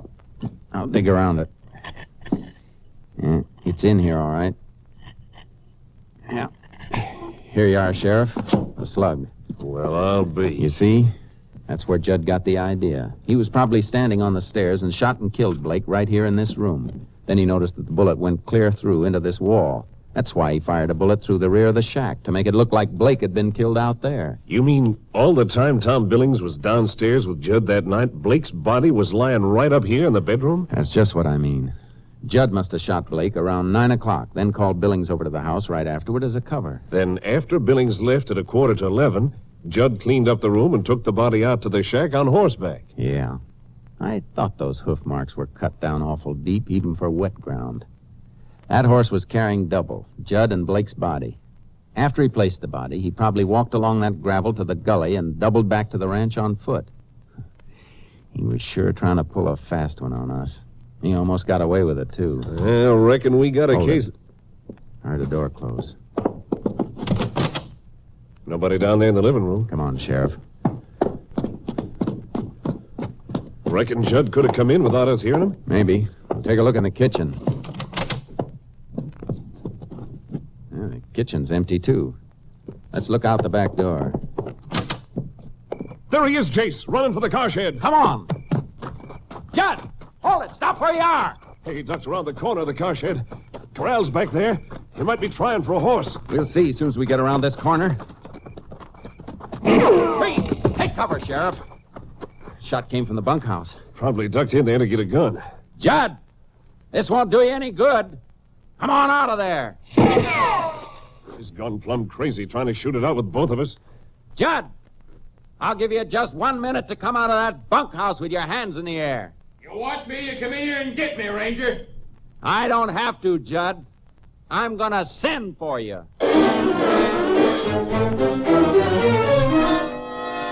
I circled around the ranch house to my car in front, got something out of it, and crawled back to the sheriff. A tear gas bomb. Yeah. This is your last chance, Judd. There's my answer, Ranger. Okay. Here's mine. Hey! Come on, Sheriff. Let's ease up closer. He'll be coming out of that door any minute now. Tear gas. Ranger, you... I'll take this side of this door, Sheriff. You take the other. I can't see. I can't see. I'll take that gun. Now you... gun. My eyes. Yeah, they'll clear up. You're under arrest, Judd. I... You had a pretty neat scheme figured out, Judd. But you got tripped up by a little bowl of sugar. Sugar? Yeah. I'll bet you'll hate that word sugar for the rest of your life. You know, Sheriff, I got a strong hunch that isn't going to be very long.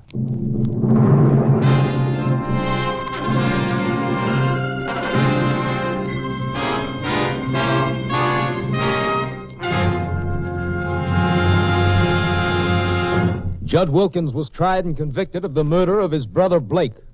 On the morning of June 16, 1945, in the state penitentiary at Huntsville, he was executed in the electric chair. Next week, Joel McCrea in another authentic reenactment of a case from the files of the Texas Rangers.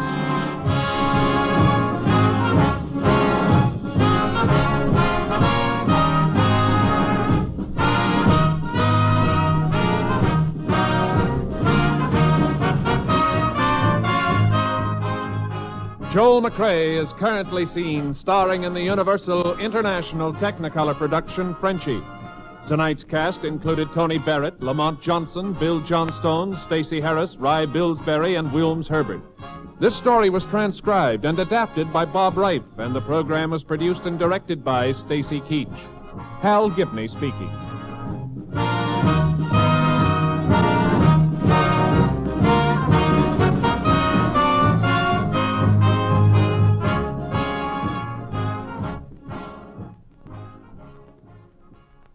Three chimes mean good times on NBC.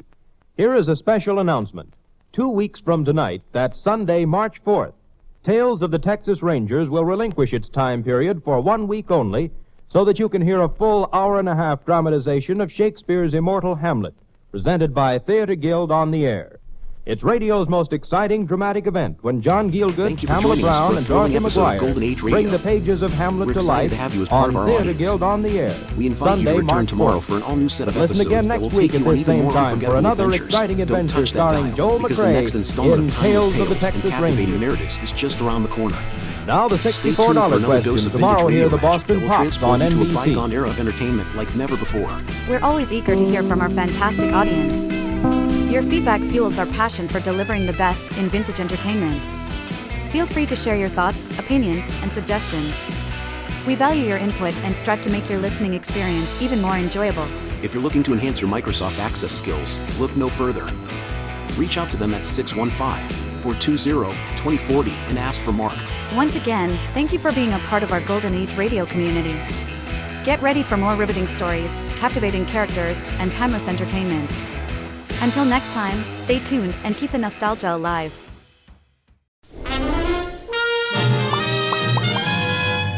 Now we present Herbert Marshall as The Man Called X, the Saturday night feature on NBC's 5-show festival of comedy, music, mystery, and drama. Brought to you by RCA Victor, world leader in radio, first in recorded music, first in television. By the makers of Anacin for fast relief from pain of headache, neuritis, neuralgia. And by your local Buick. Introduce the new 1951 Buick. Be sure to see it.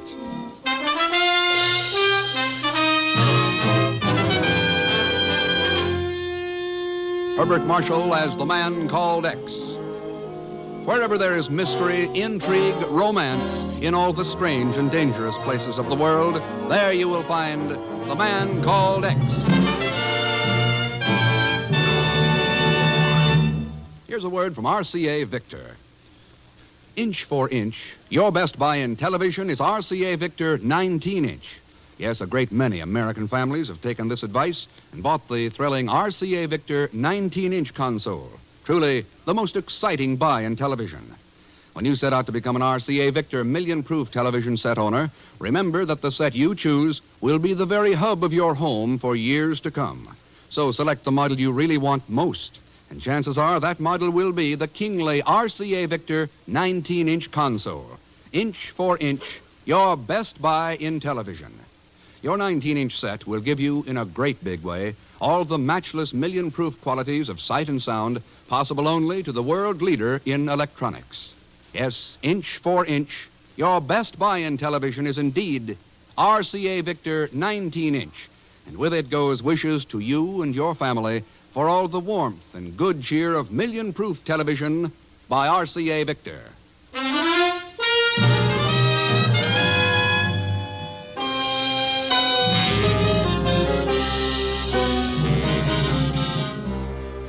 The big black limousine moves at moderate speed through the crowded streets from Tokyo Airport toward occupation headquarters in the Daiichi building.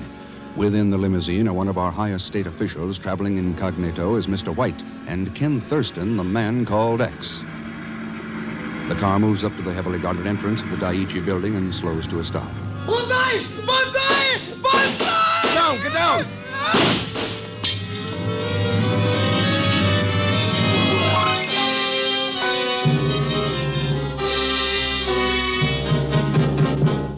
Well, Colonel Cecil, you identified him? Yes, we have, Thurston. His name was Saduki, a young student at Keio University. Keio University. And as you know, Mr. White's arrival here was a closely guarded security secret. Yeah. How did Saduki get past the MPs? Well, that's something I thought you could tell us. Me? Yes. Saduki was carrying a bureau pass, signed by Ken Thurston.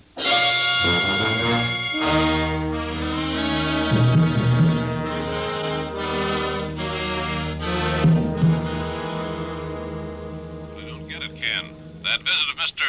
White was top secret. What's going on there in Tokyo? Chief, you remember what happened at Nagoya about 3 months ago? Nagoya? Yeah, just before the Incheon invasion. Oh, sure.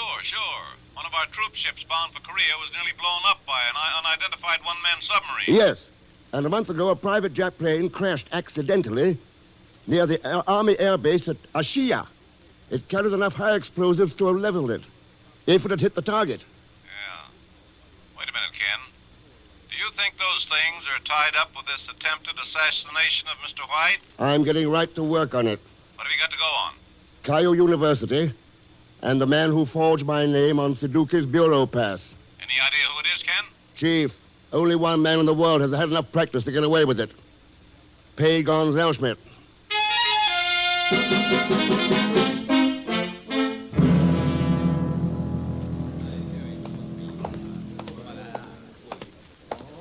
I beg your pardon, Mr. Thurston. My name is Nikolai Krachenko. I'm correspondent with TASS, the Soviet News Service. So?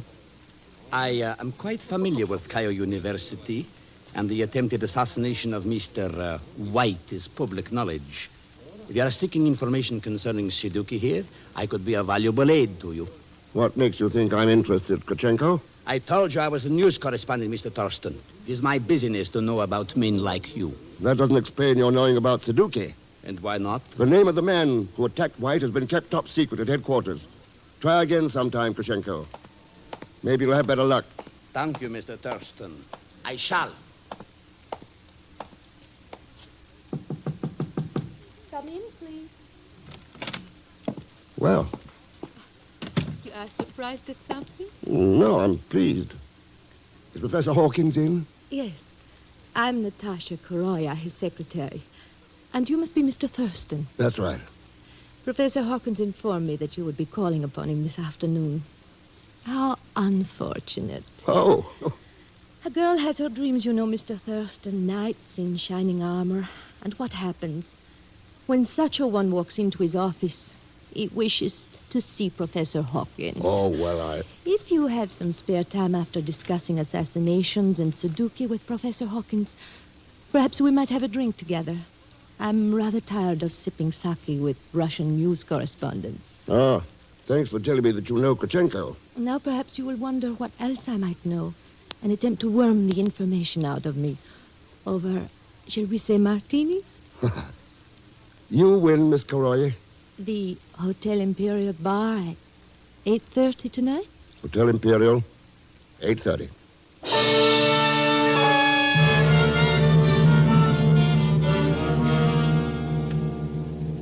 Oh, dear, if I'd had any idea that I would become involved in government investigations, I would never have accepted this exchange professorship at Cayo University.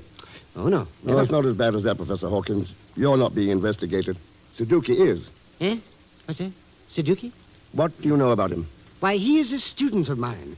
That's all, specializing in subsoil microorganisms. Oh, he's very good at it, too. Very good. Excellent paper on his last field trip. Oh, excellent. Your classes take many field trips, Professor? They take field trips? Oh, of course. Yes, of course. How else could they study actual soil conditions? Ever taken any of the Army Air Base at Ashia or at Nagoya? Well, all I know about Suzuki is that he is an excellent student. You should read his last paper entitled Bacillus botulinus and the Subsoil of Osumi. Oh, yeah, all right, Professor, yeah. Yes, what information do your files show about him? You know, it's strange that you should ask me that, Mr. Thurston. That's very strange. Oh? I checked our student files just prior to your visit here. It was very surprising. Very. We just don't seem to have any information regarding him. Well, how's that possible? Well, it isn't. That is, it shouldn't be. But I made a very extensive search, added by the registrar and by Mr. Krachenko. We simply couldn't find anything. What's a Russian news correspondent got to do with this? What's that, Russian news? Oh, you mean Nikolai Krachenko? Oh, he is taking some courses at the university. The art of basket weaving, university administration. Oh, no, I'm afraid I can't tell you any more about it. Oh, but of course, what's the matter with me? I do have some information about Suzuki. Here, it's right here in the paper he wrote about Osumi. Yes, here it is, on the flyleaf. It's his home address. Well, that's something. What is it? Oh, I'm sorry. I thought I told you. Bacillus botulinus and the subsoil of Osumi. I mean Suzuki's address, Professor. Oh, yes, of course, yes. It's number 213 Kobe Road. 213 Kobe Road. Oh, pardon me, please. Professor Hawkins speaking. Who?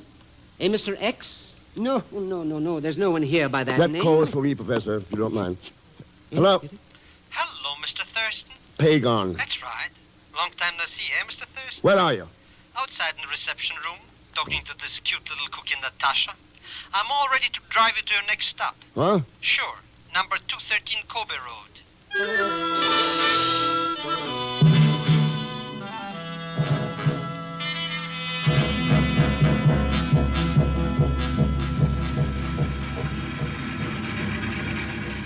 But it's just like I said, Mr. X. I was here in Tokyo, temporarily embarrassed for funds, you understand? And when this Suzuki joker gave me a job learning him how to talk English, well, naturally, he knew I was an American, my accent, you understand? Oh, sure. He gave me room and board. I gave him English lessons. You also gave him a bureau pass with my name forged to it. Sure. Suzuki found out you were in Tokyo, and he said he had some absolutely top-drawer secret stuff to tell you. But we couldn't get past those military cops at Daiichi, and then I found his bureau pass. Yeah, where? And my wallet. And naturally, you had to have this top-secret information of Suzuki, so I wrote up a pass for him to do a favor. Oh, just for old lang's sake. Pagan, I ought to wring your neck. Always joking, eh, Mr. Thurston? Anyways, when I saw you leave headquarters, I followed you to university, and here we are. Number 213, Kobe Road. Okay, let's go in. I want to look over Suzuki's things. Go right in, Mr. X. The door is open. Anything worthwhile stealing already... I mean, go right in, yeah. Looks like somebody's been packing. That Suzuki stuff, yeah, it's all his. He was going to leave on a field trip or something. He couldn't use these to do any research. Huh? You mean those Japanese dime novels? They're pamphlets, instruction manuals, issued during the war to kamikaze battalions. Well, imagine that. So that's what Suzuki was studying at the university? He was studying them, all right, but not at the university. This ties it all up. Ties what up? The attempt on Mr. White's life, the sub at Nagoya, the plane at the Shia.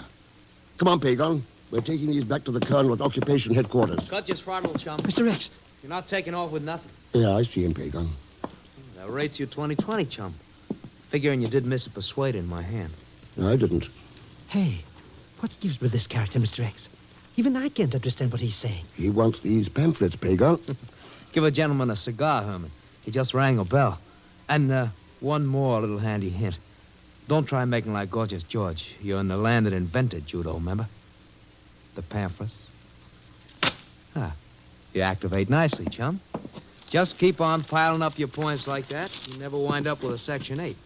Any other free advice? Brother, I'm so full of it, I should be toting 4 stars. Oh, I understand your honorable ancestors are nuts for guys who remember anything about Mitsubishi 101. Mitsubishi 101? That's right, brother.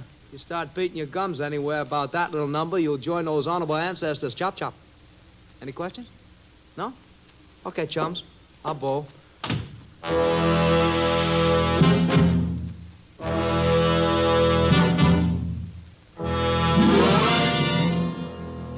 You're sure about your identification, Thurston? That ribbon in his lapel cinched it, Colonel Cecil. I was there when they gave it to him. He's Nicky Hidayo, all right. A Nisei who won the Congressional Medal of Honor in Italy. All right. I'll have every available man in G2 start tracking him down at once.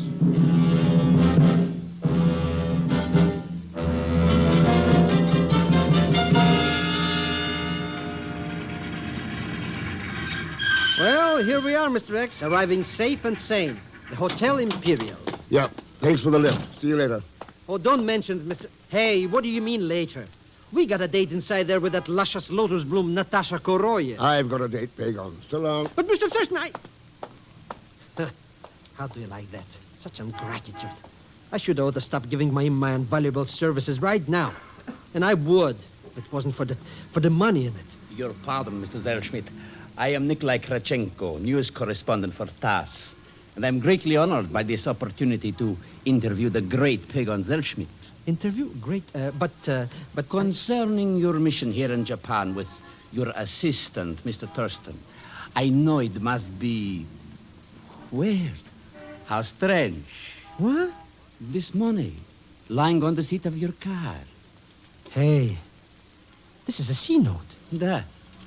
I seem to have an uncanny faculty for finding $100 bills. It is? You do? I will hop right into my jalopy, Nikolai, my oldest, my dearest friend, yeah. Now, what was it you wanted to ask me about my important mission to Japan?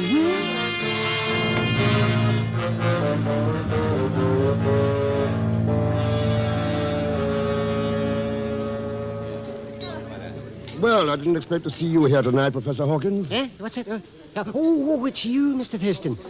Oh, it's a ghastly place, isn't it? Ghastly. Why, that girl insisted upon us coming here. I didn't know you'd been invited to Natasha's little party. Oh, yes. Natasha was most insistent that I be here. Did she tell you why? No. Come to think of it, she didn't. Now, that's strange, isn't it? Yes, that's very strange. Your pardon, gentlemen. Would one of you be Mr. Ken Thurston? Here, waiter. So, it is a telephone call for you, Mr. Thurston, if you would care to receive it, sir. Sure. Where is it? Oh, this way, if you please, sir. I'll be right back, Professor. Oh, of course.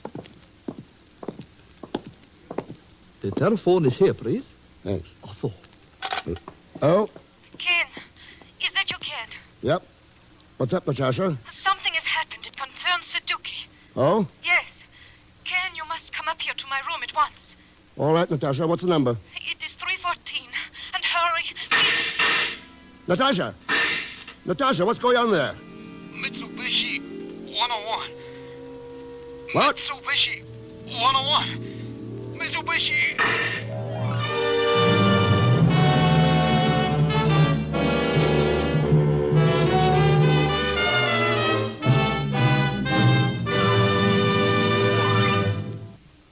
We will continue with The Man Called X in just a moment.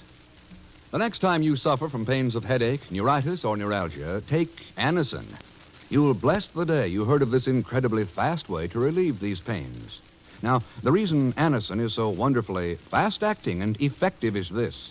Anacin is like a doctor's prescription. That is, Anacin contains not just one, but a combination of medically proven active ingredients in easy-to-take tablet form. Thousands of people have received envelopes containing Anacin tablets from their own dentist or physician, and in this way discovered the incredibly fast relief Anacin brings from pains of headache, neuritis, or neuralgia. So the next time a headache strikes, take Anacin for this wonderfully fast relief. Anacin, A-N-A-C-I-N. Anacin comes in handy boxes of 12 and 30, economical family-size bottles of 50 and 100. Get Anacin at any drug counter. Now, Act Two of The Man Called X, starring Herbert Marshall, with Leon Velasco as Pagan Zellschmidt.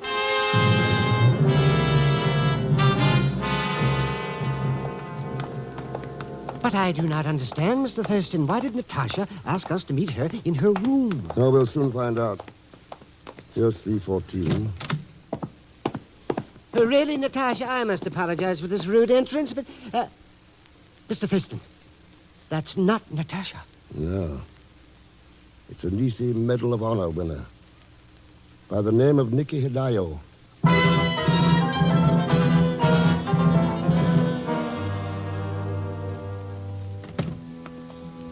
He's conscious now, Thurston, but the doctor says he only has a few minutes left. Thanks, Colonel. How you feeling, Nikki? Not too good, chum. Not too good. What happened in that hotel room? I was booby-trapped, soldier. Who did it? Dunno. What were you mixed up in, Nikki? A new kamikaze movement? That's right, chum. They're going all out. And their target? Anything American or UN in Asia. How did you ever get roped into anything like that? I figured I'd be a hero again. Play secret agent all by myself. Turn them into G2. I tried to tip you at the Suzuki's. Couldn't make it. Their local general was on my tail. Who is he? It's funny. I beat my choppers about your ancestors. Never figured I'd be meeting mine so soon. Nicky. Thurston.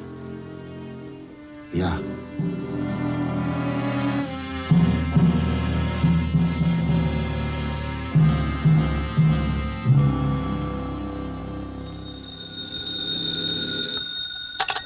Oh, hello, Professor Hawkins' office.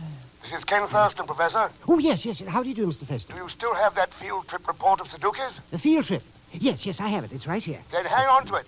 I'll be right down.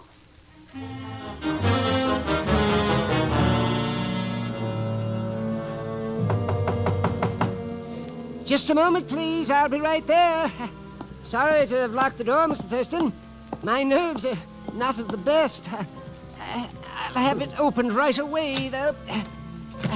There we are. Now come right. What?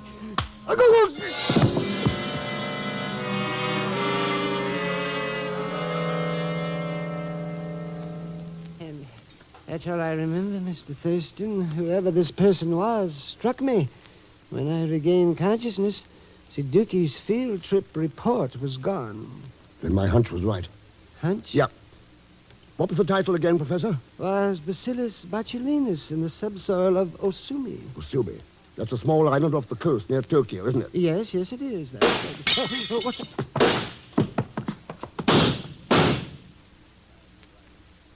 It's all right, Professor. Whoever it was is gone. Our friend left a memento of his visit outside the door, Professor. Memento, Mr. Thurston? A newspaper. A copy of Pravda. Pravda? That's right. Published in Moscow. And it gets its Tokyo news from Nikolai Krachenko of the TASS News Agency.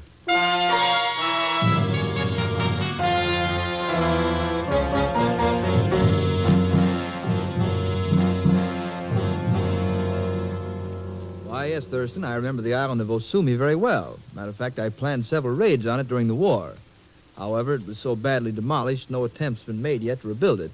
Do you remember why we were so anxious to knock it out, Colonel? Very clearly. It was an airplane factory, turning out kamikaze attack planes by the thousands.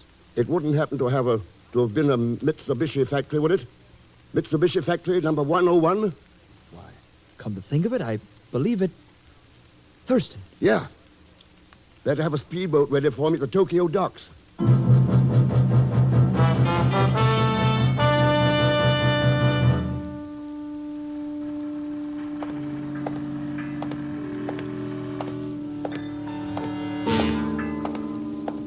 Good evening, Mr. Thurston. Huh?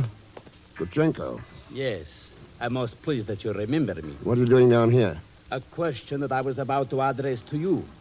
It would seem to be a strange hour of the night to go boating. If I'm correct in assuming that speedboat is waiting for you. Still trying, aren't you, Krachenko? It was at your suggestion, Thurston. You asked me to try again. Remember? Yeah. But I still can't take any chances. Oh, you, Mr. Thurston? Are you? Pagon, how the devil did you get down here? Oh, that colonel guy at G2 told me where you were. When I told him where I've been and what I learned for you. You see, I was all tied up with a very important man, a big newspaper fellow. And I wanted you to... Hey, you met this newspaper guy, too? Ah, small world, eh, Mr. X?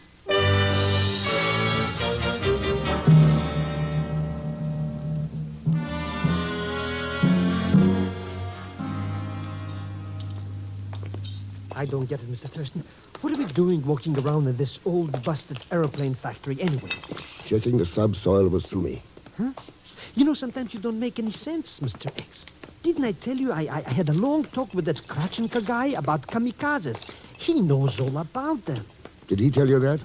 Or did you tell him? Now you're just splitting hairs. Anyway, there's nothing on this pile of junk to... Hey, what did you pick up there? It's a firebomb cylinder. The kind we fill with napalm. What's napalm? Jetted gasoline. Used for incendiary bombing. So it was dropped here during the war, so what? Not this kind. We've only been using them since Korea. Hey, then maybe your hunch was right. Maybe this island of Osumi is the headquarters for some kind of a new kamikaze outfit. Would you like to answer that, Natasha? Did you come over here right after the hotel shooting, Natasha? That's right, Ken. After a few little detours. Mm-hmm. Like picking up a field trip report at Professor Hawkins and seeing the little lead was sprayed around later. Mr. X, this luscious lollipop, you mean the cheese? That's right, chum. I'm the four-star general Nicky talked about, and my little arm is right behind me. Aren't you, boys? I wouldn't advise any foolish moves while we take you into headquarters. My lads are very allergic to knights in armor from the west.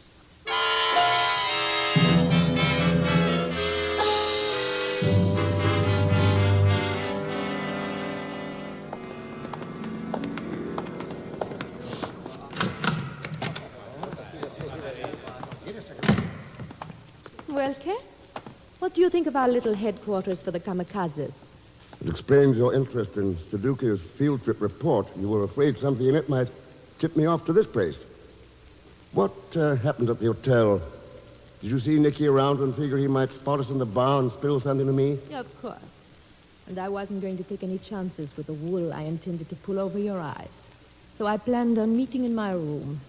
Only he walked in on me while I was forming, so... Boy, you shoot people for practically nothing. No, not for nothing, Zellschmidt. From here, we control our entire movement throughout Japan.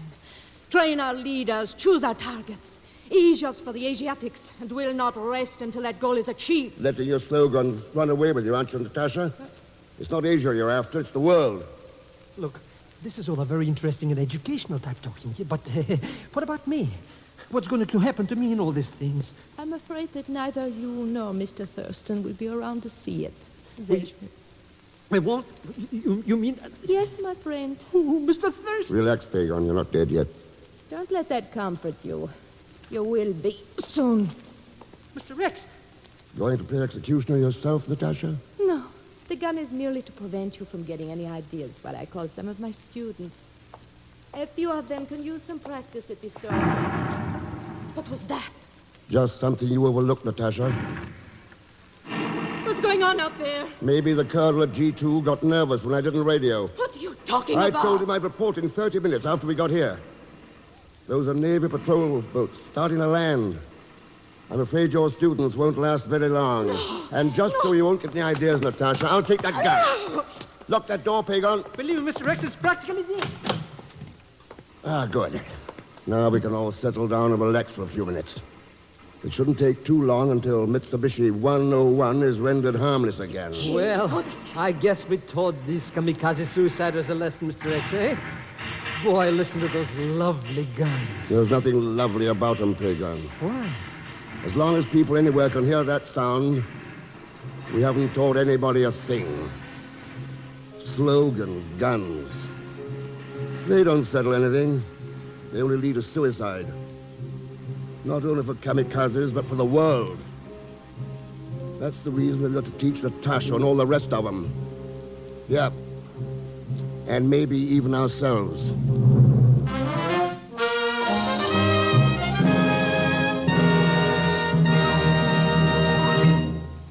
Our star, Herbert Marshall, will return in just a moment. You've read about them coming, you've heard about them coming, and now they're here. The new 1951 Buicks. Today, your nearest Buick dealer took the wraps off Buick's new all-star lineup for 51. A lineup that stretches the imagination of even Buick owners. With its new features, new style, new design, the 51 Buick hits a new high in smartness and distinction. You won't believe it until you see it. So see the new 51 Buick first chance you get at your nearest Buick dealers. Your first look thrills you, your first ride tells you, the smart car, the smart performer, the smart buy for 51 is the new Buick. See it at your nearest Buick dealers now.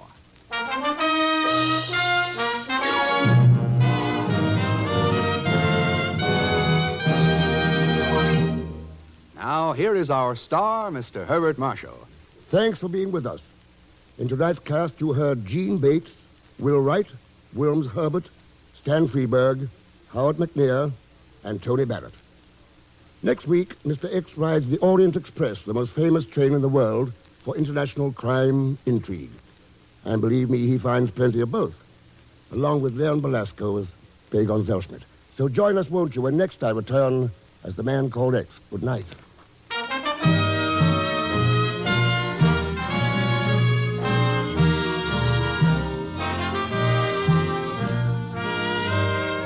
The Man Called X is a Saturday night feature on NBC's 5-show festival of comedy, music, mystery, and drama.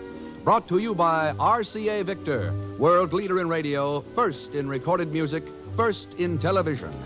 By the makers of Anacin for fast relief from pain of headache, neuritis, neuralgia. And by your local Buick dealer, who just today introduced the new 1951 Buick. Be sure to see it. The Man Called X, starring Herbert Marshall, is a J. Richard Kennedy production with music composed and conducted by Felix Mills. Tonight's story was written by Sidney Marshall. All characters and incidents on this program are fictitious, and any resemblance to actual characters or incidents is purely coincidental. Be sure to listen tomorrow evening for The Big Show with Tallulah Bankhead and a great parade of stars, the Sunday night feature of NBC's All-Star Festival. And so until next week, same time and same station, this is Jack Latham saying good night for The Man Called X.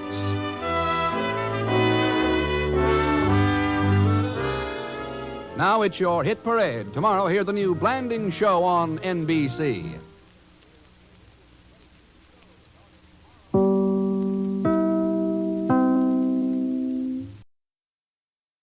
Thank you for listening to Golden Age Radio. We invite you to return tomorrow for the next episode that will take you on another unforgettable adventure. When I was a child, my grandmother used to make the best ice cream with a hand crank. Now you can find her recipe book online, el4e.com. Don't turn your dial because the next installment of timeless tales and captivating narratives is just around the corner. Stay tuned for another dose of vintage radio magic that will transport you to a bygone era of entertainment like never before. Subscribe for more videos.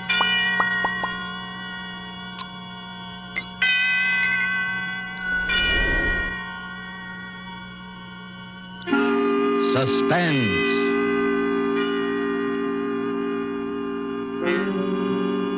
This is the Man in Black, here again to introduce Columbia's program, Suspense. Our starring Hollywood cast of characters reads as follows for tonight. As Aunt Julie, one of those stark, severe, and terrifying women who is encountered ever so often along the grimmer outposts of the American countryside, Miss Agnes Moorehead. As Carol Linden, the girl who returned to a scene of childhood happiness and found terror living in the house, Miss Ellen Drew. As Paul, Carol's husband, who had his own ideas as to the explanation of these strange events, Mr. Ted Reed. A first radio play by Larry Roman called Uncle Henry's Rosebush is tonight's tale of suspense. If you have been with us before, you will know that suspense is compounded of mystery and suspicion and dangerous adventure. In this series are tales calculated to intrigue, to stir your nerves, to offer you a precarious situation and then withhold the solution until the last possible moment. And so it is with Uncle Henry's Rosebush and the performances of Agnes Moorehead as Aunt Julie, Ellen Drew as Carol, and Ted Reed as Paul. We again hope to keep you in suspense.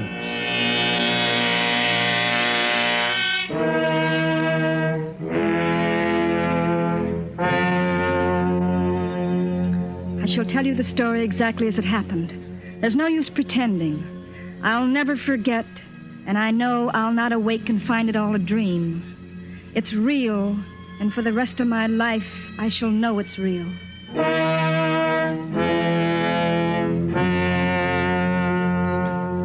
Paul was to have his first vacation since we were married. I suggested we visit my Aunt Julie and Uncle Henry, who had a small farm upstate. They had always been very kind to me. When I was a child, I used to spend my summer vacations with them. They loved children. I've often wondered why they never had any of their own. Some time ago, I'd lost track of them. They had never seen Paul, and I was certain they'd like to. Paul said it would be fine. We'll surprise them, I thought. We were the ones who were surprised.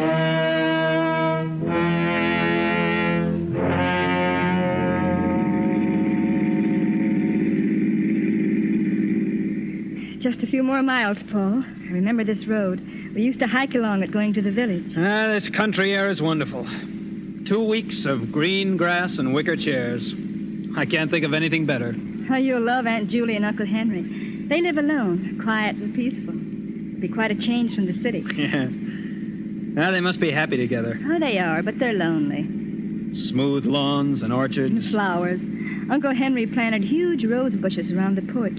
Every night as I crawled into bed, he used to bring me a rose. They're his favorite flowers. Vacation, here we come. Come on, car, let's go.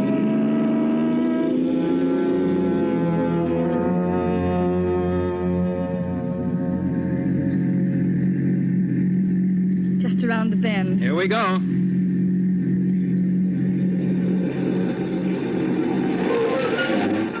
There it is. Carol, look. Why, Paul. Are you sure this is the place? Yes, but all the weeds and the broken shutters.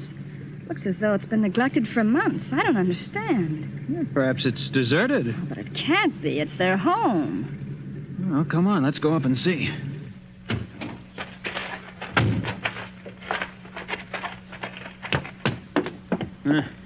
The dirt on this porch must be an inch thick.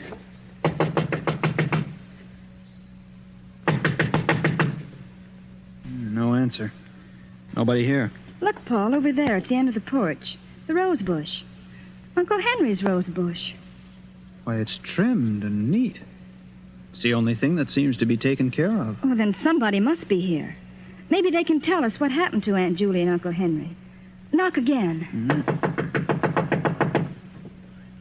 Someone's coming.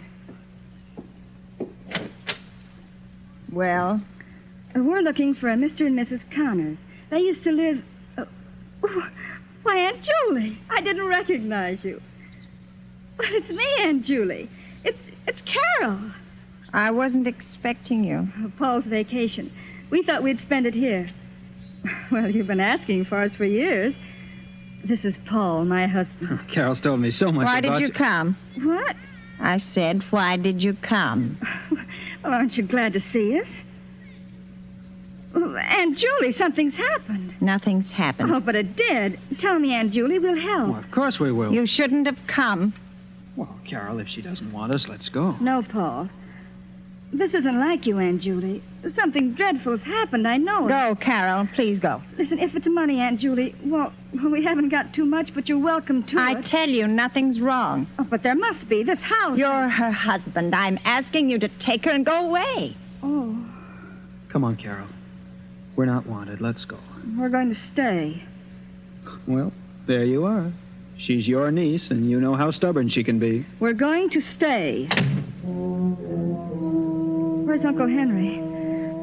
I say, where's Uncle Henry? He's not here. Oh, but where is he? He's not here. Isn't that enough? Oh, when'll he be back? He won't be. Oh, but Aunt Julie... He won't ever be back.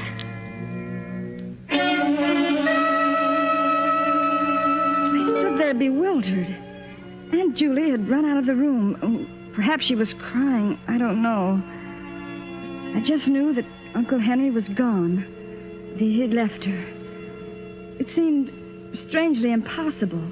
They'd always been so happy. So supremely happy that it seemed that the only thing that could separate them on this earth was death. And now this. I couldn't believe it. Paul and I walked into the living room. It was almost as dusty as the outside. The curtains were dirty, the floor littered with old newspapers. The entire room showed the same signs of neglect as the outside. And when I recalled how neat Aunt Julie had always been with her housework, a feeling of apprehension crawled up my back. Frankly, I was frightfully worried, and I could tell by the look on Paul's face that he was worried, too. I don't like it, Paul. There's something strange here. Yeah. I never saw a house in such a mess. It's not just the house. It's more than that.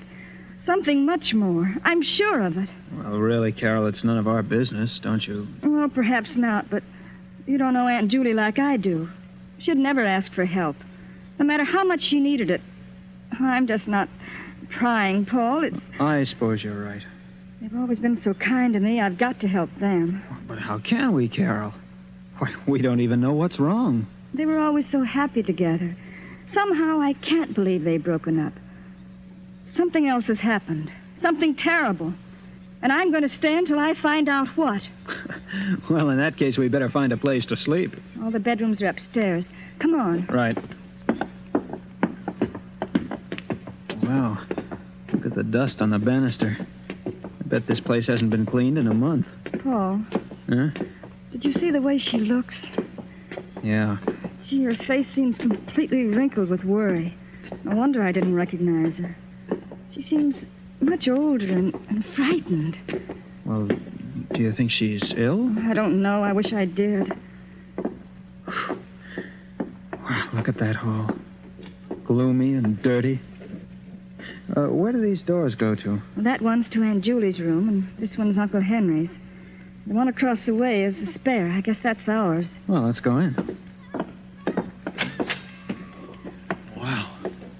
What a mess. Well, might as well get busy cleaning. Yeah, there's nothing like a good round of house cleaning before supper. Paul, so long as Uncle Henry's not here, maybe we can take his room. It's got an adjoining door to Aunt Julie's, and then in case she needs us, we'll be near. Okay. It doesn't matter to me which room we clean. Let's go. Here. It's this one over here. Well, this is... Paul, look. It's all clean and neat. Well, I'll be darned. It's the only clean place in the whole house. I don't understand. Every room is inches in dirt, except this one. The outside is completely neglected. Except the rose bush. Uncle Henry's room and Uncle Henry's rose bush. I don't get it. Well, look, on the dresser there. Aunt Julie's picture and a pipe and tobacco. Why, that's Uncle Henry's favorite pipe. Drawers full of shirts, socks, underwear. Carol, if your uncle went away, why did he leave this? I don't know. Strange, but... What's that paper, Paul? Why, it looks like...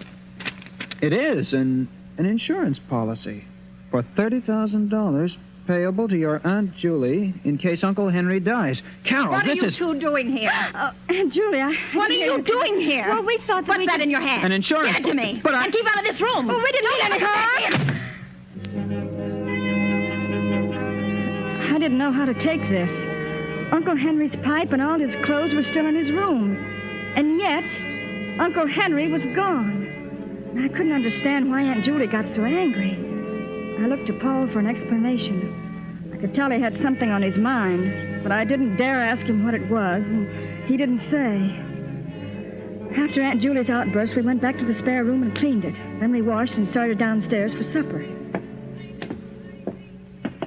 Watch your step, Carol. These aren't the strongest-looking stairs. Be all right. Paul, what do you make of Aunt Julie's behavior? Frankly, Carol, I'm worried. I'm frightened. May as well admit it. There's something strange here that frightens me to death. Well, I don't think there's anything to be frightened of. It's just that... Oh, there, that's the last step. This way to the kitchen. Right. No, as I was saying, I don't think there's... Look out, Carol! Wow, that was close. That vase just missed you. A vase? Yes, and it was a heavy one. The one at the top of the stairway. If it would have hit me. Yeah. Oh, Paul, I'm frightened. Look, coming down the stairs. What happened? The vase fell. Just missed Carol. Oh, don't worry about it. I didn't like the vase anyway. The vase? What about Carol? She almost got killed. Never mind, Paul. It was an accident. An accident. We were just going in for supper, Aunt Julie. Care to join us? Well, Oh, come on, Aunt Julie. It'll do you good. Oh, all right. Here. You two sit right down. I'll have something prepared in a minute. I'm not very hungry.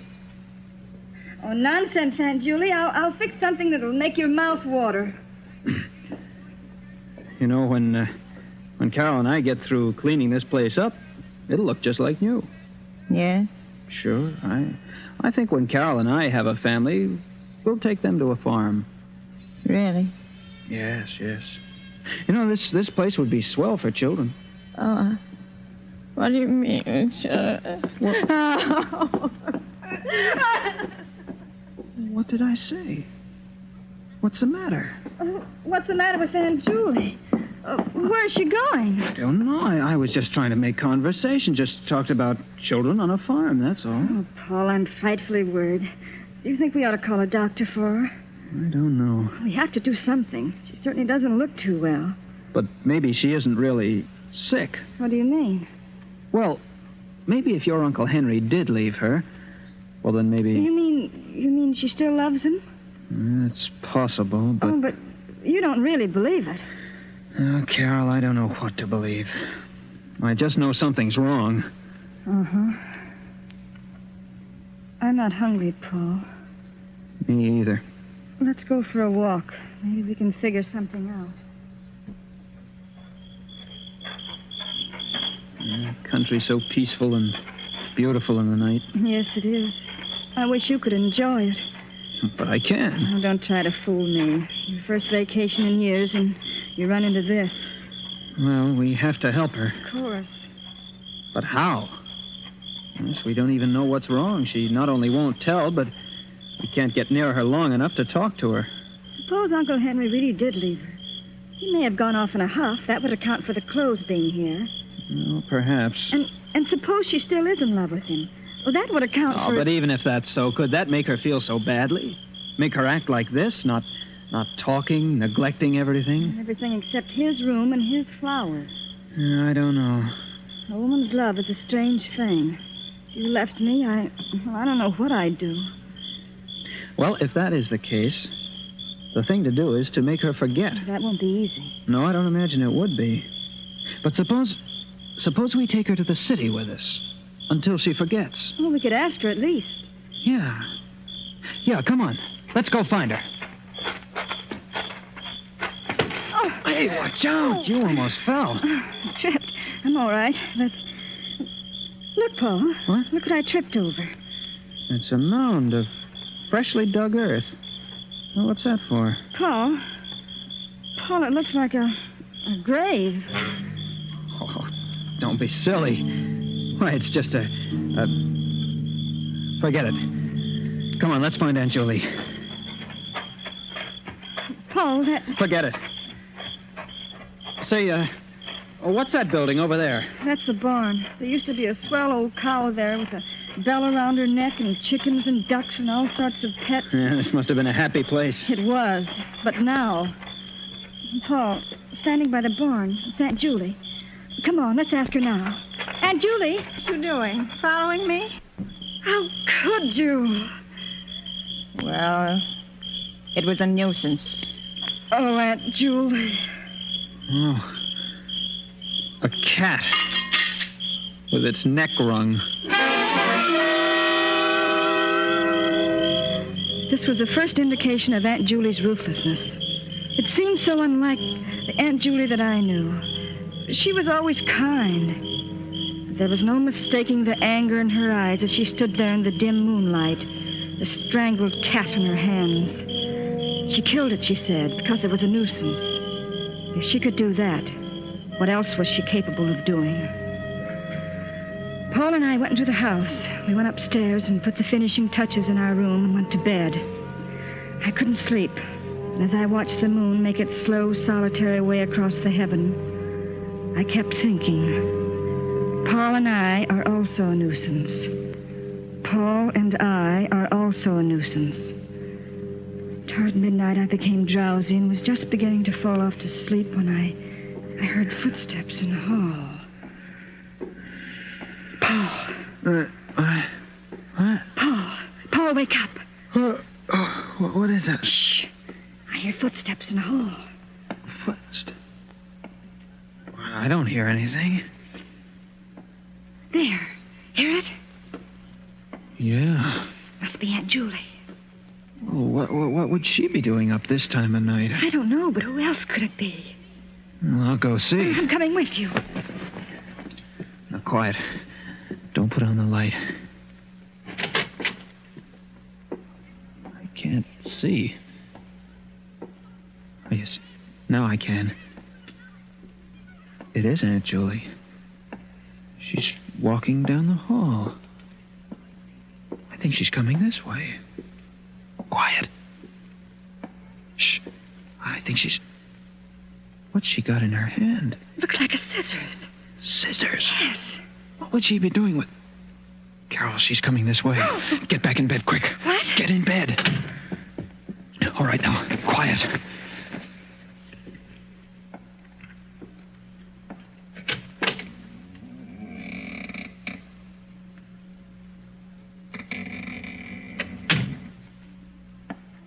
She went out. What?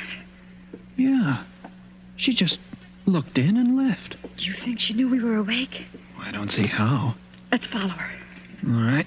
Where's my other slipper? Ah, there. All right, come on.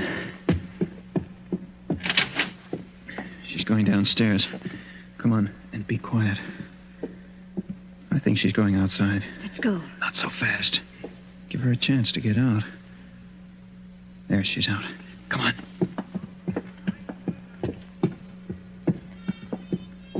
Look, Paul. She's cutting a bunch of roses off the bush. She's taking them around to the back of the house. Come on. Get down behind this bush. Look! Paul! She's going over to that mound and placing the roses on it. Paul! Shh. But, Paul, it looks like... Quiet, Carol. She's kneeling beside it. Now she's getting up and coming back. Get down.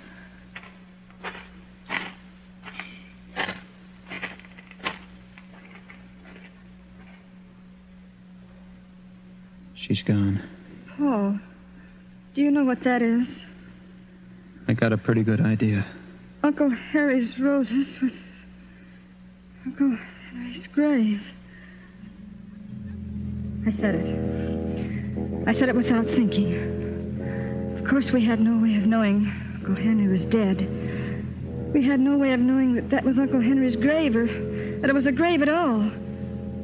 But at that moment, stooping behind the bush in the blackness of the country, we felt it, not knowing why. Paul and I went back to our room as quickly and as silently as possible. Needless to say, we didn't sleep anymore. We just kept looking at each other, asking ourselves questions, trying to analyze our feelings. Soon we could see the streaks of dawn coming up over the treetops, and we slept the early morning hours trying to convince each other that our thoughts were ridiculous. Frankly, I don't think we succeeded. Finally, we decided not to mention it, to go on with the cleaning the next day as we'd planned, to make believe nothing had happened until we had proof. That day we spent cleaning, and all day Aunt Julie was nowhere to be seen. Yet I had a strange feeling that someone was watching our every move. Toward evening, Paul and I sat down for a bite to eat. More coffee? Oh, thanks. I wonder where Aunt Julie is. I don't know, Carol. That's a strange aunt you've got. Yes. Paul, look. The window. What is it? I saw someone looking in. What? There's no one there now. But I'm sure I saw... Probably just a shadow. Yes, probably just a shadow. You're on edge, Carol. I'll be all right. Finish your coffee. I'll start cleaning the bathroom. We'll both work on the kitchen. And I'll take care of the downstairs. All right. Paul, you look worried. You know, this whole crazy business. Let's not talk about it. But putting roses on a... I'm sorry, Carol. It's you I'm really worried about. If something should happen to you, I'll never forgive myself. Nothing will happen. I'll finish your coffee. I'll start cleaning the bathroom. Okay, Carol. I won't be long. Mm-hmm. Well, it isn't too bad. There's the sink. Some hot water. There, that's it. A wash rag around the sink bowl.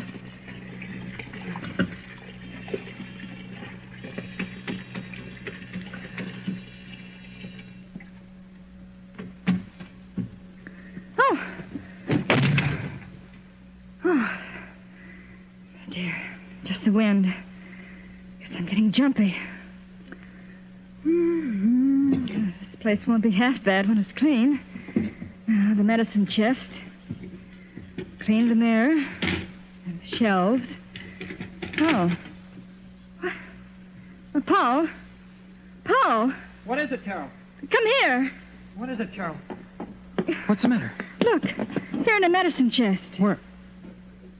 It's a hypodermic needle. What would a hypodermic needle be doing here? Well, it's not likely to be here for nothing. Look, alongside of it. A bottle of... What's it say? I can't read it. It's awful-looking stuff. Open the bottle. All right. That cork's in tight. There. Oh, nauseating. Stuff like that would kill a person. Paul, it's not a joke. I'm sorry, Carol. Do you really think Aunt Julie... I don't know. Oh, it can't be, Paul. It can't be. Maybe not, but we better find out. And quickly, Carol. There's one more thing to do. I'm going to see if that's really Uncle Henry's grave. I'm going to dig it up. Oh, Paul, you can't. Don't you see? I have to. If it is, we're in danger. Of course. I'm still not sure that falling vase was an accident. We have to find out about this business once and for all. Well, I'm coming with you. We walked out toward the back of the house. And through my mind flashed the succession of events The neglected house, Aunt Julie's insistence that we leave, the roses, the grave, the insurance policy, and now the hypodermic needle and that infernal oil.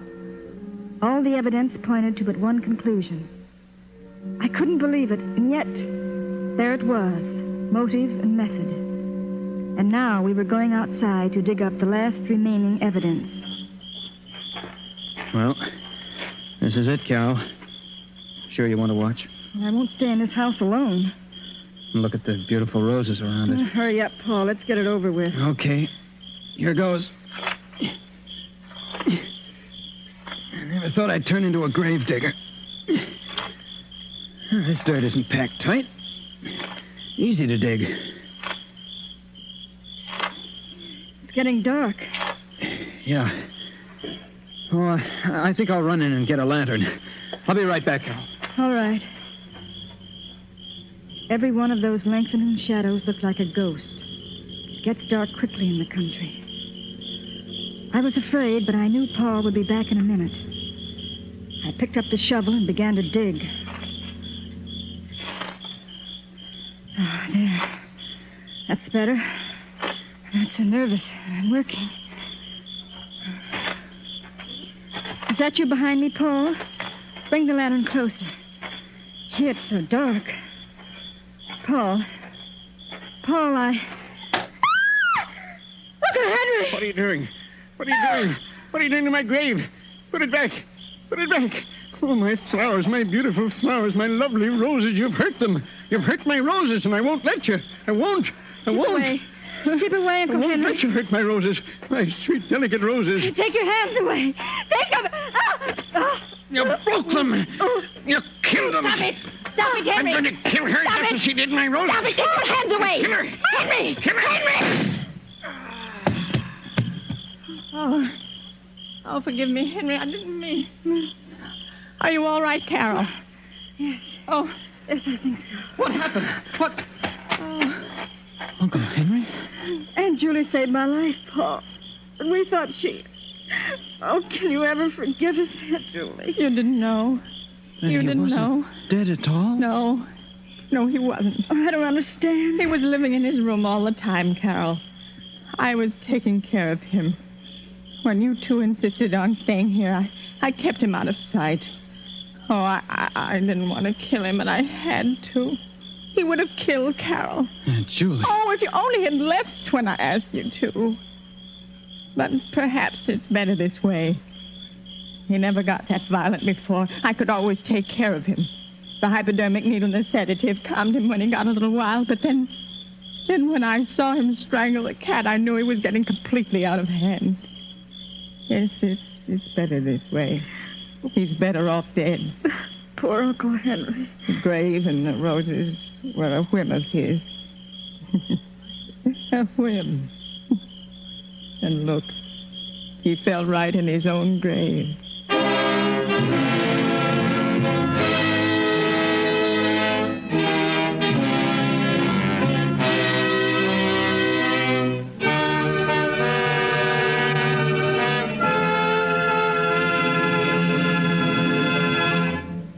And so closes the story, Uncle Henry's Rosebush, starring Agnes Moorehead, Ellen Drew, and Ted Reed.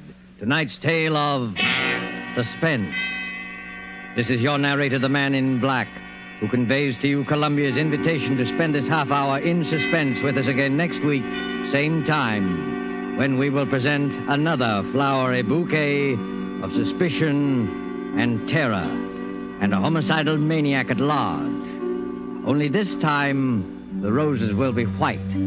The story will be The White Rose Murders by Cornell Woolrich. The tale of a killer who trademarked his crimes by leaving a white rose on the victim. Our star will be Maureen O'Hara. The producer of these broadcasts is William Spear, with Ted Bliss, the director, Bernard Herrmann, and Lucien Mahowick, conductor and composer, and Larry Roman, the author, collaborated on tonight's Suspense.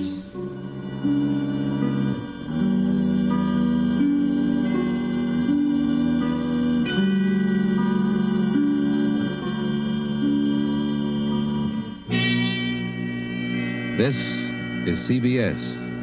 The Columbia Broadcasting System.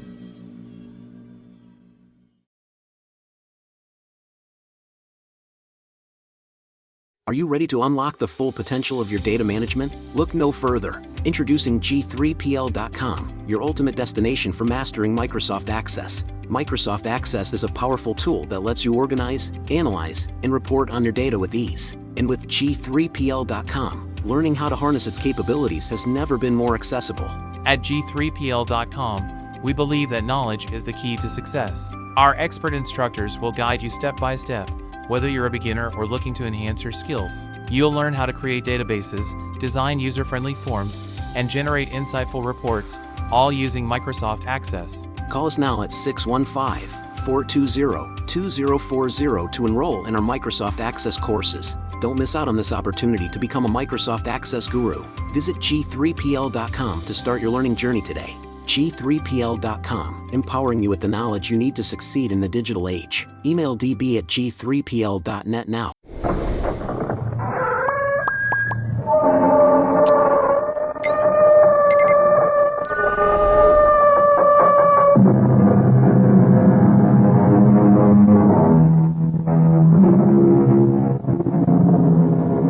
Come in.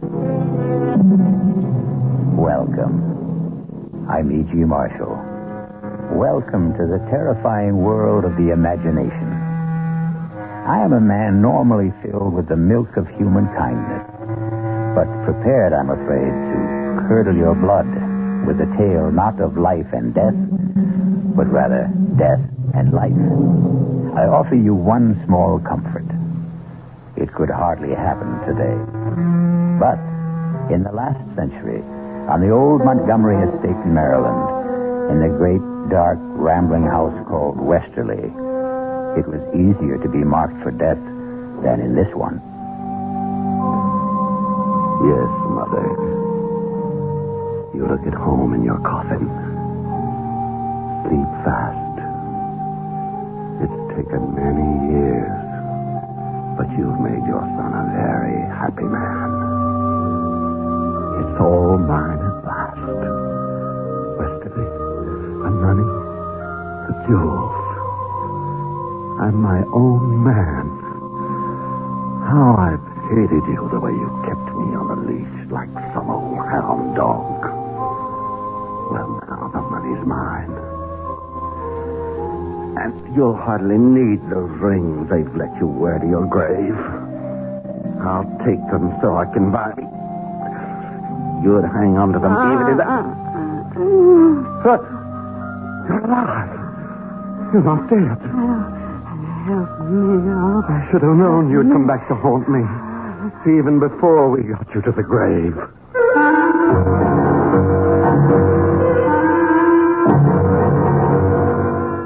Our mystery drama, Cold Storage, was written especially for the Mystery Theater by Ian Martin and stars Ruby Dee and John Barragray. It is sponsored in part by the Kellogg Company, makers of Kellogg's Special K cereal.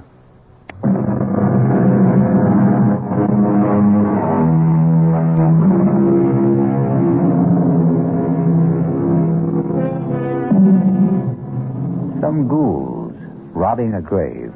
Many years before, Buford Montgomery found himself engaged in essentially the same activity, were every bit as shocked when the corpse whose rings they were tearing off suddenly sat up, alive.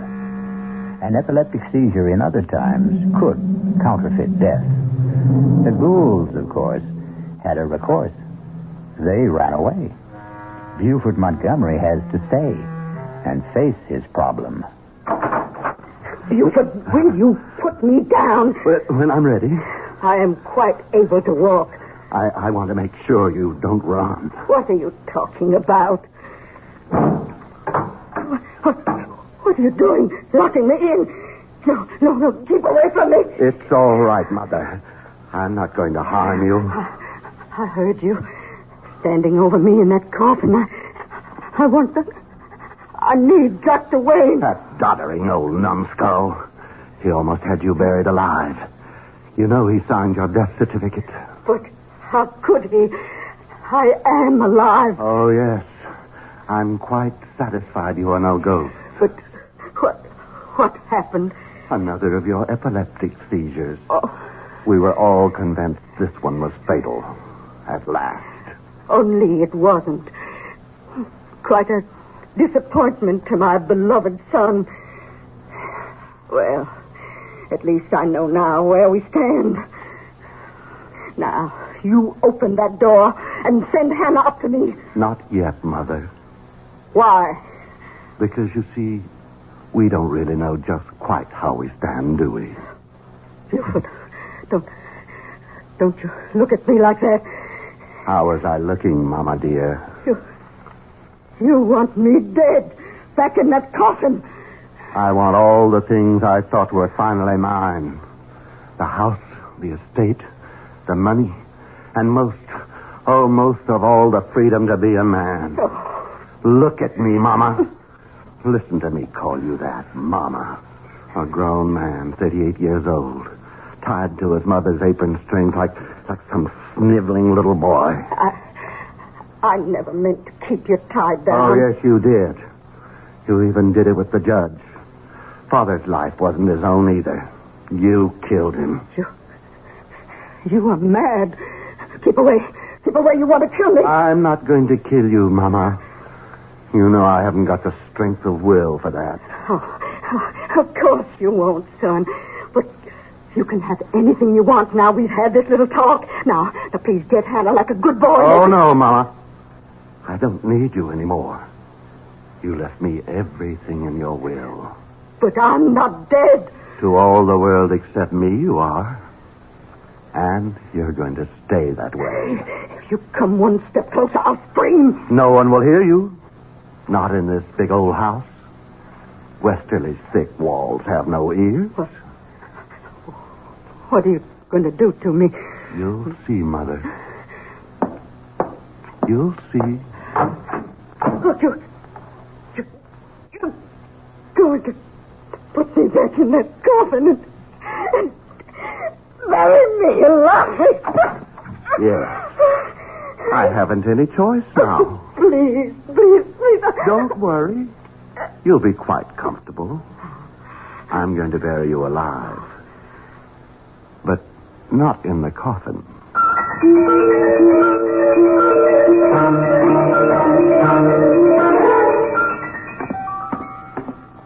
Hannah. Yes, Master Buford. I want you here, in the hall. What is it, sir? Where's William? He's in the stable, Master, grooming the horses for the funeral tomorrow. You want I should fetch him? No, not yet. Sit down. I want to talk to you. Yes, sir? Now, where to begin?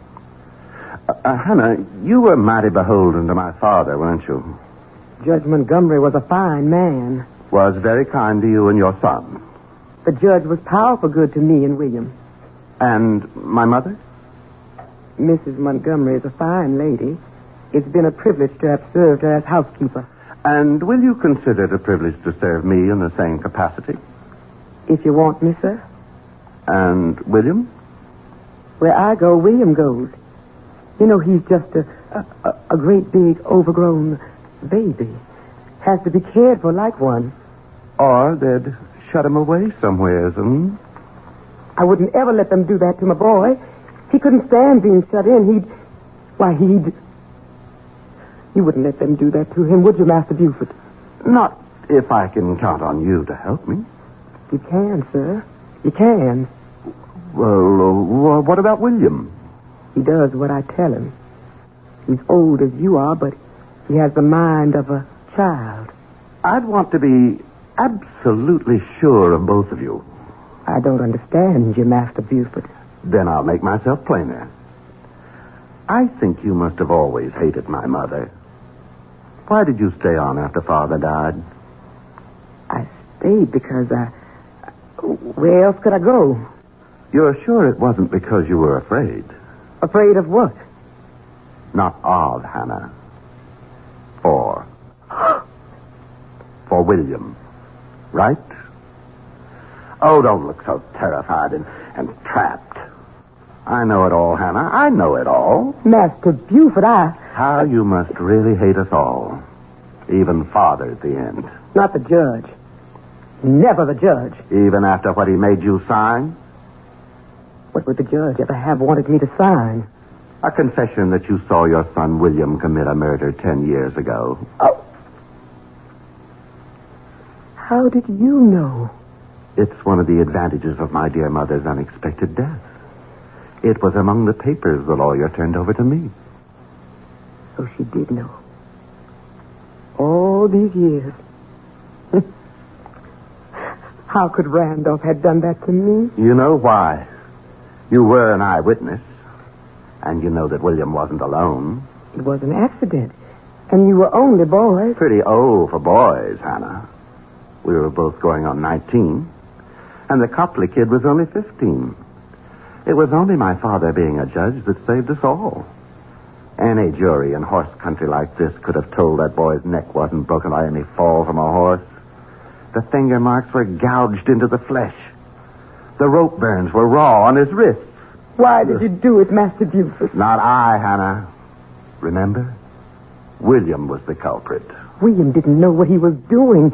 You egged him on. If I did, I didn't mean it to go so far. William doesn't know his own strength. What does it matter? It's nearly 20 years ago. Why do you rake up old ashes? There are certain things I have to be sure of. What? In spite of everything, your complete loyalty to me. I have little choice. If you have any confession. I have it. In your own handwriting. And William's scrawl, too. I'm going to ask you to stretch your conscience further. Come with me. No, Master Buford. Don't bring me to the coffin. I don't want to look at her. Stop battling. I don't want to. Stop battling. Here. Look. Open your eyes. Oh. It's empty. She's gone. What have you done with her? She's in her bedroom. Upstairs. But she... I'm afraid that blind old boggler, Dr. Wayne, slightly exaggerated my mother's untimely end. You mean she's alive? And unfortunately quite well. I see the news is as disappointing to you as it was to me. Oh, don't try to hide it, Hannah. You know you hated her quite as much as I. I won't deny it.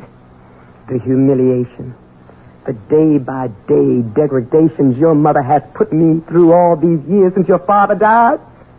I can never forgive her for them. I'm glad to hear it. When she was dead, I was glad. God forgive me. It was one of the happiest days of my life. And mine. That's why she's going to stay dead, Hannah. You're mad. You can't murder your own mother. Nothing is further from my mind. No.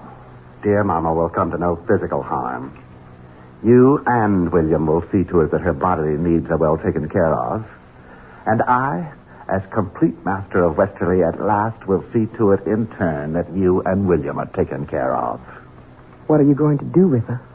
First of all, Hannah, you're going to explain to William.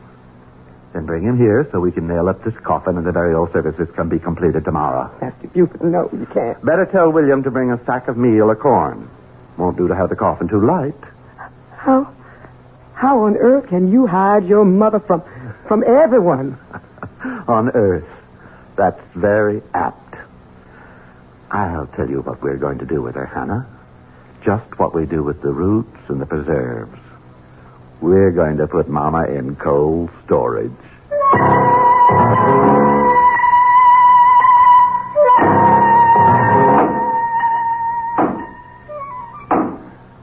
Make sure to drive them home, William. Do see machine burying a whole good sack of good feed. I picked up the wormiest what I could find. That's enough now. Finish up. Finished now. Got the lantern, Hannah? Yes, sir. All right.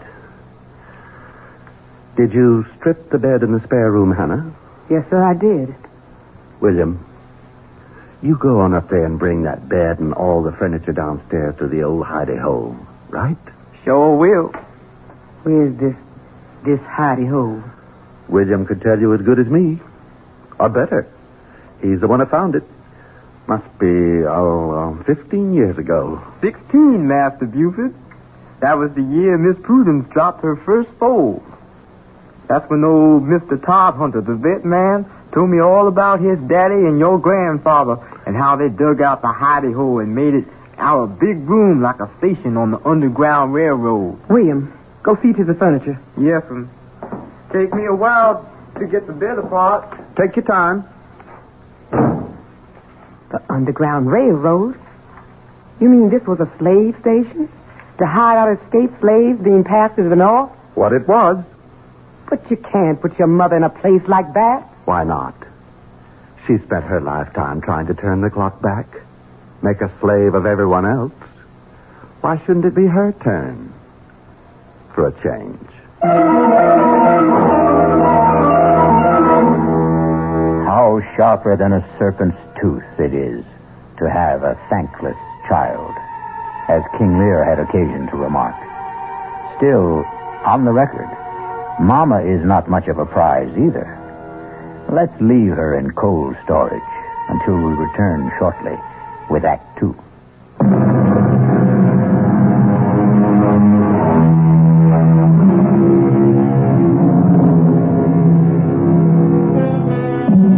In the weeks that pass, Mrs. Randolph Price Montgomery is finding her quarters somewhat less elegant than she liked. But at least they are less confining than a coffin. Buford, her son and now heir, has been living as high as he promised himself, and cutting a swath as the county's most sought-after bachelor.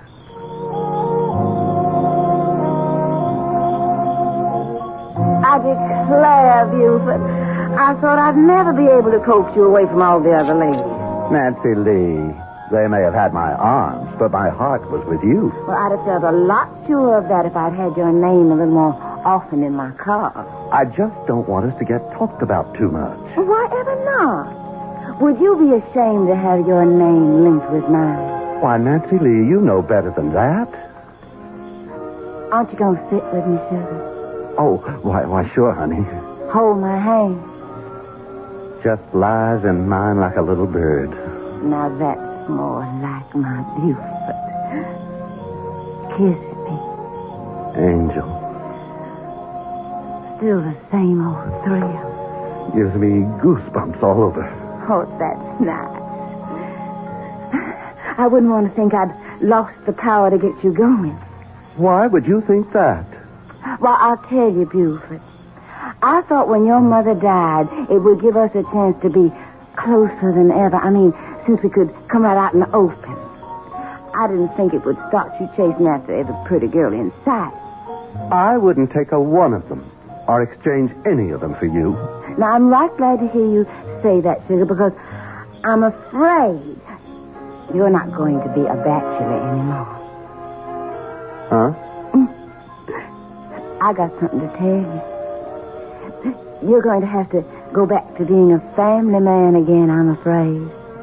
What? What are you saying? That you're going to be a daddy. Aren't you proud? Good Lord. Are you sure? That I'm in a family way? Well, it's very easy for a girl to be sure of that. Well, what are we going to do? Well, with Mama gone, there's no problem at all. You're just going to have to make an honest woman of me. My parents surely won't object. And you wouldn't want the colonel to come after you with a gun knowing that my daddy is the best shot in South Carolina. Now, wait a minute, Nancy Lee. Oh, sugar, you know I'm only funning. And I know you're going to be every bit as happy as I am once you get used to it. Oh, honey, aren't you just thrilled to death? We're going to get married.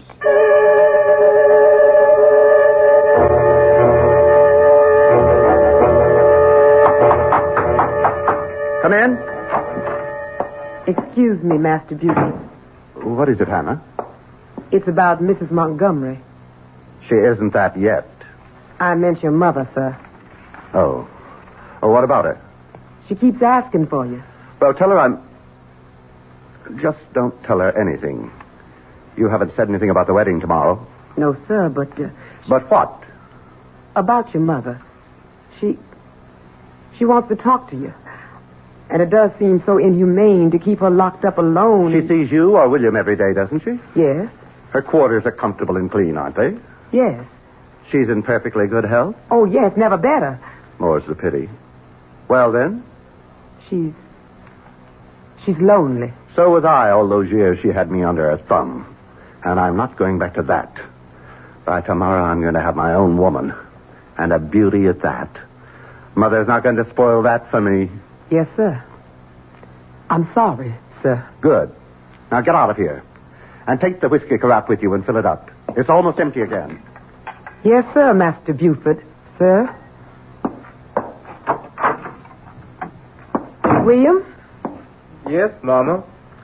Take this carafe and fill it with Master Buford's bourbon and bring it back to him in his study. Yes, sir. I reckon old Master Buford's getting himself liquored up for the bachelor party. I reckon he's trying to build himself some Dutch courage. What do you mean, Ma? I mean, I don't think he exactly figured on getting tied up again when he cut his mama's apron strings.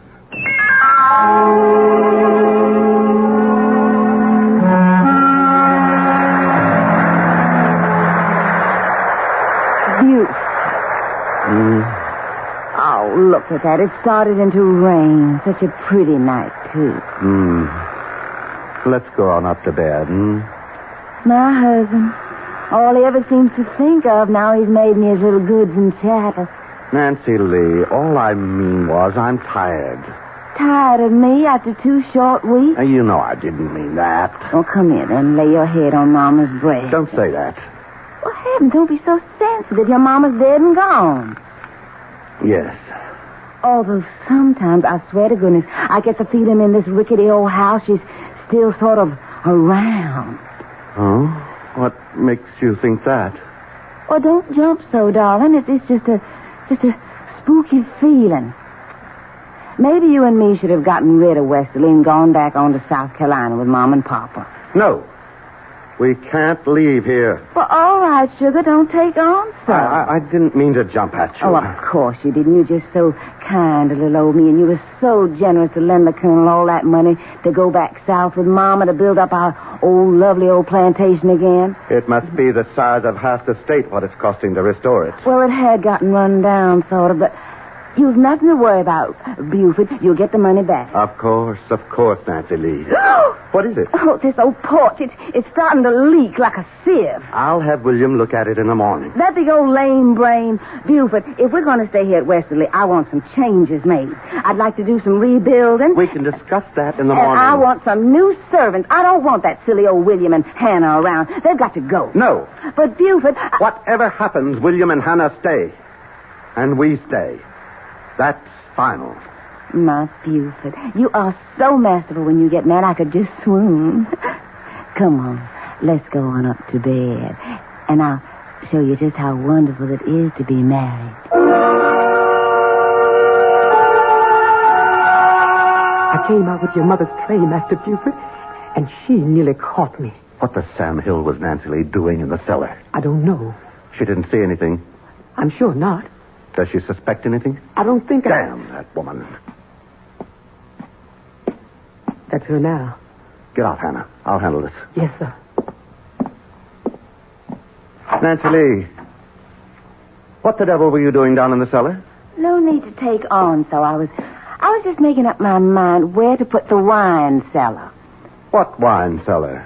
The one we're going to build in the back there. What for? Well, I intend to start entertaining, having guests to stay. Well, bring this house alive. No. No wine cellar and no guests. And you stay out of that downstairs. Don't you order me around. I'll do what I want in my own house. What did you mean by locking me out of our bedroom last night? I don't allow anyone who can't behave like a gentleman in my room. If you think just by withholding your favors from me you can get your own way... You listen to me, Buford. One way or another, I always get my own way, and don't you forget it.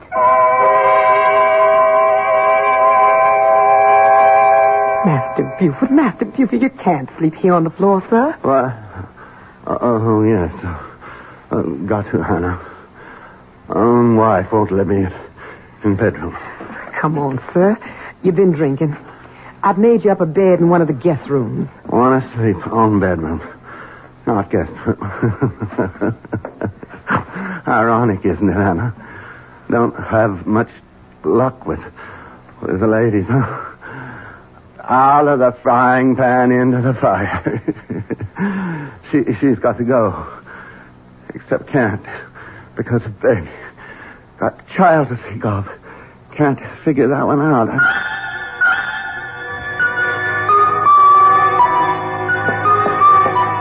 William, is my horse ready? Morning, Nancy Lee. My, ain't you the prettiest thing? I asked about my horse. Oh, yes, Miss Nancy. I combed and curried and shined that old horse. Would you bring him around to the front?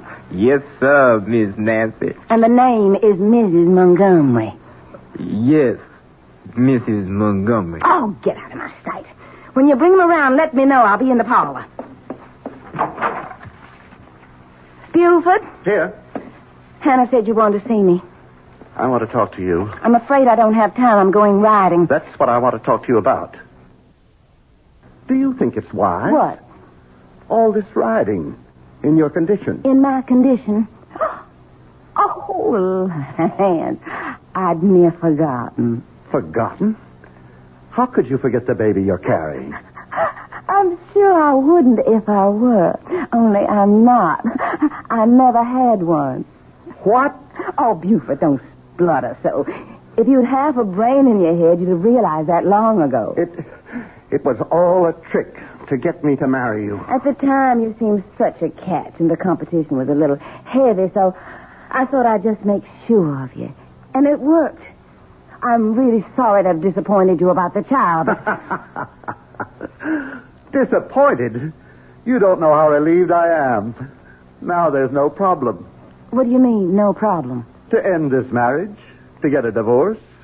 You think that's no problem? It shouldn't be. I'm prepared to make a reasonable settlement. And just what would you consider reasonable, Mr. Montgomery? We can waive the money I loaned your father and call it a day. The money you loaned my father. That wasn't a loan. That was a little payoff for a nice background of Southern gentility to trap me a man. The Colonel and his wife are just as phony as I am, dear heart. And they are long gone. I'm where I want to be, with a name I like, and I'm not giving it up for anyone. You are never going to get rid of little Nancy Lee. No how, no way at all. Now, if you'll excuse me, dear husband, Why, Hannah. Hello. Did you get a nice earful? The door was open, Mrs. Montgomery, and William asked me to come in here and tell you that he's waiting outside with your horse. He could have told me himself. And I hope that damn beast throws her and breaks her neck. All right, Hannah, what are you waiting for? It's your mother, sir. She's in a state. She insists on seeing you. No. I've had enough of Montgomery women for one day. Tell her I... No. Forget that, Hannah. I've changed my mind. I think I will pay Mama a visit. I have a little surprise for her.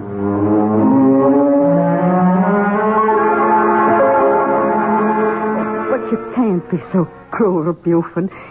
Keeping me here locked up like an animal. You've got to let me go. You know I can't do that, Mother. I've explained again and again why you can't suddenly turn up alive. Oh, but I can't stand it anymore. It's like being buried alive. Oh, Buford, it's so lonely. I know that, Mama. And I know it just plain isn't fair. So I thought of a solution. What, dear? How would you like to have a nice, permanent companion? Did I make an unguarded statement that Buford was no match for the ladies? Perhaps in one sense that's true. But in another, well, it seems that Nancy Lee is going to have cause to regret her match with Buford. We'll find that out shortly when we return with Act 3.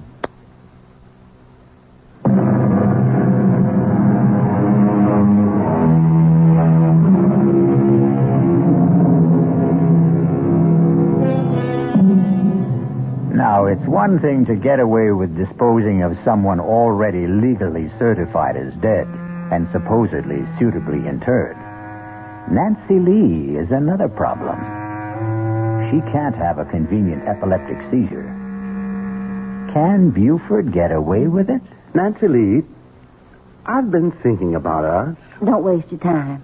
Nothing's going to change. I've got nobody but you and nowhere in the whole wide world to go. I'm a permanent fixture, Buford. Oh, I know that, honey. And I was wrong to think anything else. Don't you know I really want you here with all my heart? On my terms. Don't you try to fancy talk me. Won't you please let me tell you what I was thinking about? If you make it short. And sweet. What I was going to suggest, just to clear the air, sort of, and give us both a chance to get a new perspective, was a trip. I don't want to go anywhere else with you. Oh, I didn't mean together. I meant just you alone, sugar. Washington, Baltimore, Philadelphia. You could buy yourself a whole new wardrobe. Like it was the trousseau you never really had. Oh, Washington, Baltimore, Philadelphia. Even Paris, France, if you want. Paris, France. Oh, Buford. Do you mean it? Anything's worth trying just to work things out for us. And to prove I mean it, you just go tell all your friends and everyone around that you're on your way. Oh, won't I make them squirm with envy? Washington, Philadelphia, Paris, France. Then you'll go? What woman will pass up their chance? Well, I'll ride everywhere this week and let everyone know. Just one thing, Buford, you ought to understand. Well, what's that, sugar? This doesn't change anything. I'm still going to spend the rest of my life right here in this house. Oh, I know that, Nancy Lee. I know that for sure.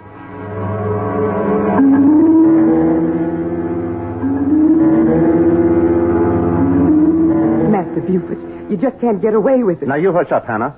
I'm going to. But what will other people say? There's nothing for them to say. Nancy Lee went off on a little trip, and she never came back. Master Buford, you're flying in the face of God. Hannah, to the devil with it. Now, you do as I say, here? Yes, sir. Now, you and William have already got the extra bed set up downstairs, and the chest of drawers and so on. Yes, sir. Fine. Then get busy and take all Miss Montgomery's clothes downstairs. Shouldn't take you too long. Most of her wardrobe is already packed. What am I going to tell your mother? Ever since we moved the extra furniture in, she's been like to drive me out of my mind asking questions. You haven't told her who to expect. You said not to. That's quite right, Hannah. We have to preserve the proprieties. I think it's my place to introduce my mother to my bride.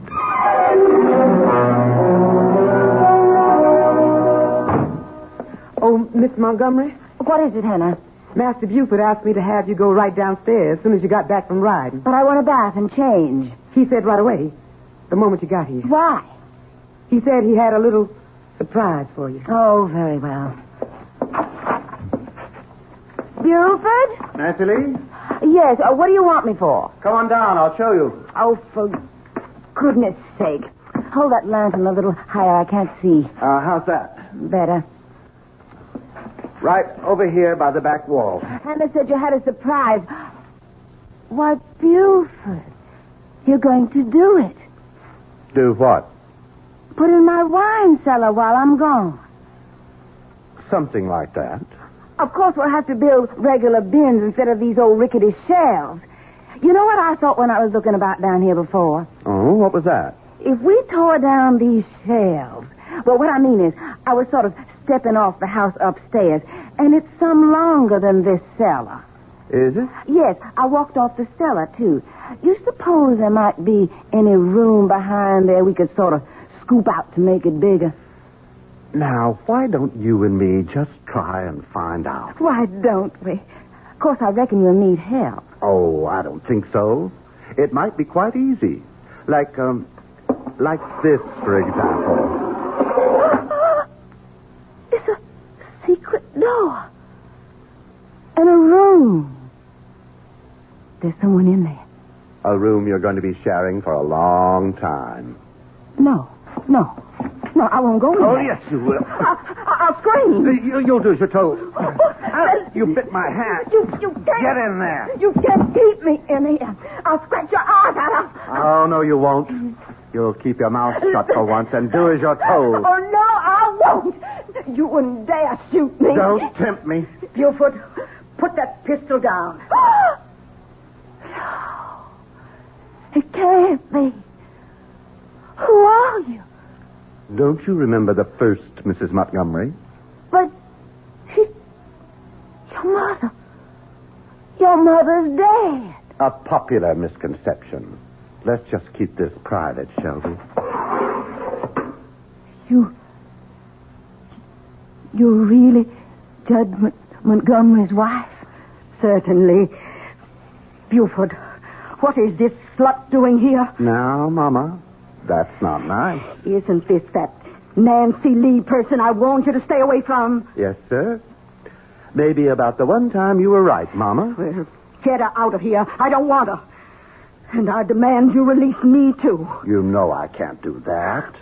The best I can do is provide you with Nancy Lee. You're not going to lock me up with this horrid old woman. Now, that's no way to talk to your mother-in-law.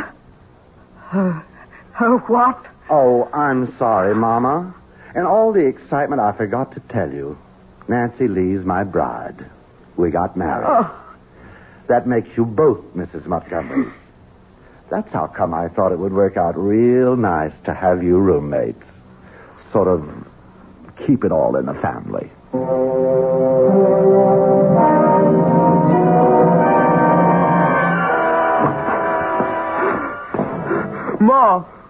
Ma!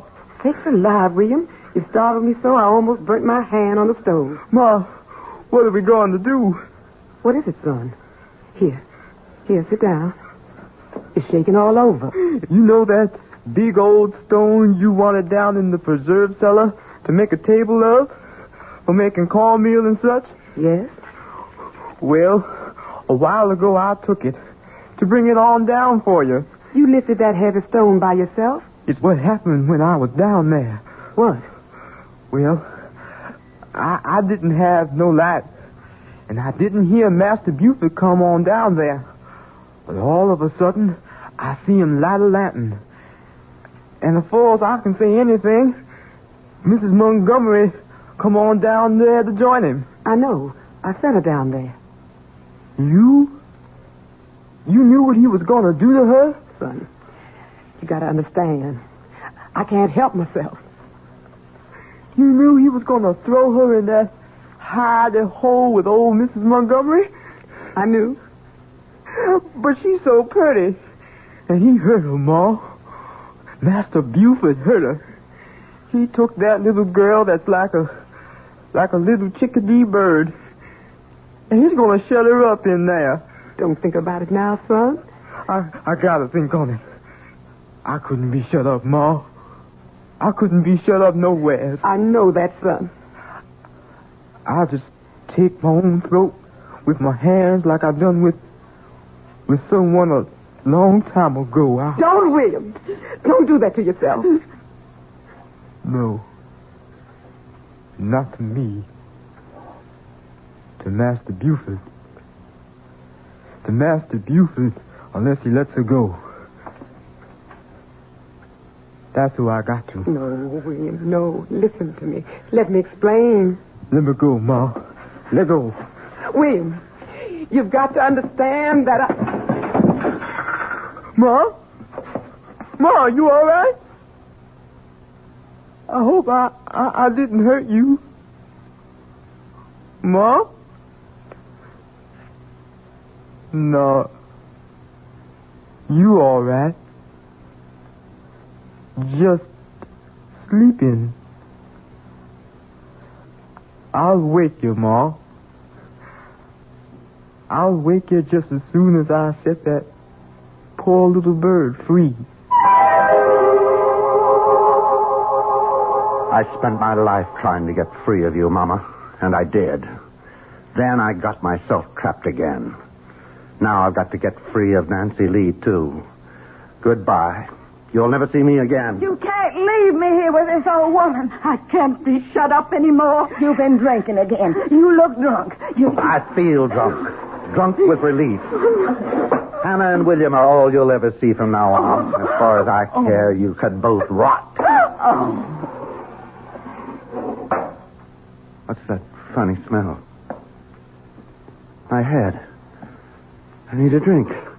What? Who's that? It's me, Master Buford. I'm sorry for for what I got to do. Master Buford. Master Buford. I didn't mean to do nothing, Master. I didn't mean to do nothing. It was just a bird has to fly free. You can't keep it locked up. William? William? Are you down there? I'm here, Ma. What are you doing? What's happened? Where's Master Buford? I'm glad you woke up, Ma. Something's happened to Master Buford. Oh, my God. Move aside. Let me see. I didn't mean him no harm. It was just Miss Nancy. I didn't want to hurt him, Ma. Ma? He's dead.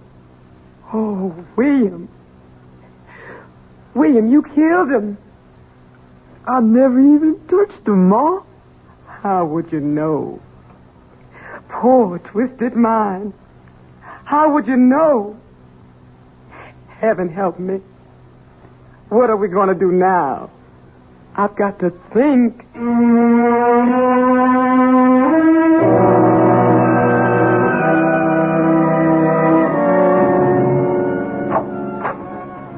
Well, I'm all packed. And William is taking my things down to the carriage now. What about you, Mother? I suppose you have to call me that. We might as well get used to it. Just as you'll have to try to sound a little fonder when you talk to your daughter, Nancy Lee.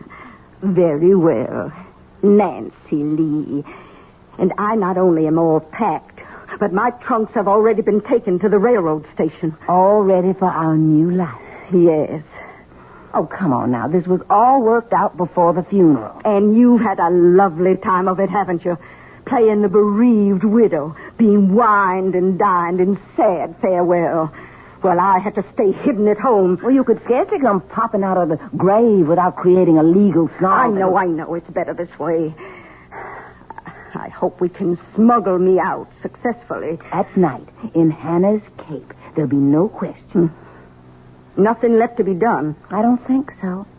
Hannah and William will stay with the house until the estate is sold, and the lawyer will forward us the money wherever we settle. Wherever we settle. You and I. Not much of a life to look forward to.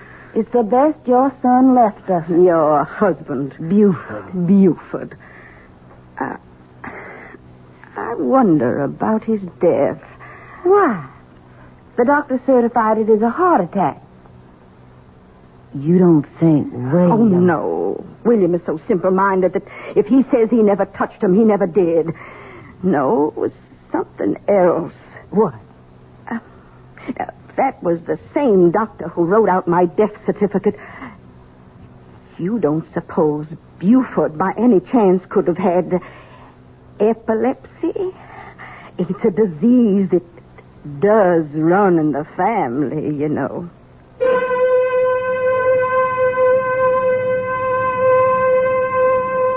If Sarah Montgomery should have been right, then poor Buford went to far more than his just reward.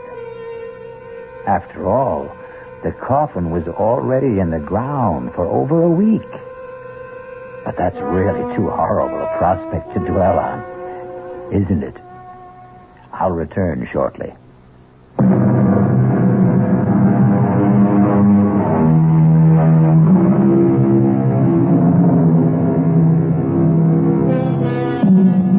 Before I go, I really do owe you an apology for that quite dreadful picture of poor Buford Montgomery awaking to far more confined quarters than he condemned his mother to. But as a storyteller, you have to agree, the irony is perfect. And then, of course, also, I did promise to curdle your blood. Our cast included John Barragray, Ruby Dee, Bryna Rayburn, Roxy Roker, and Todd Davis. The entire production was under the direction of Hyman Brown. Radio Mystery Theater was sponsored in part by Anheuser-Busch Incorporated, brewers of Budweiser. This is E.G. Marshall inviting you to return to our Mystery Theater for another adventure in the macabre. Until next time, pleasant dreams.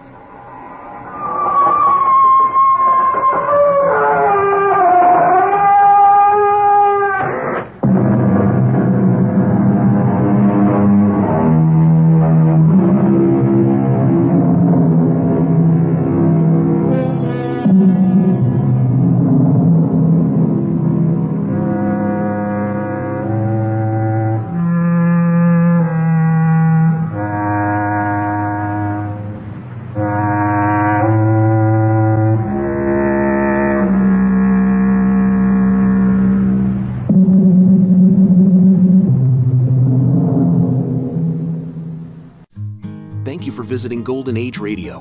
We hope you enjoyed the show. Stay tuned for more. Nowadays, with all the processed foods, we face difficult choices in the supermarket.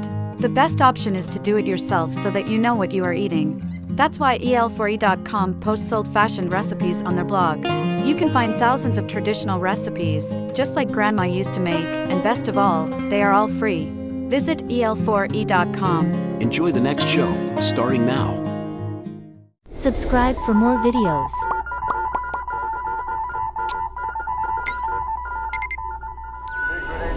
K7 returns.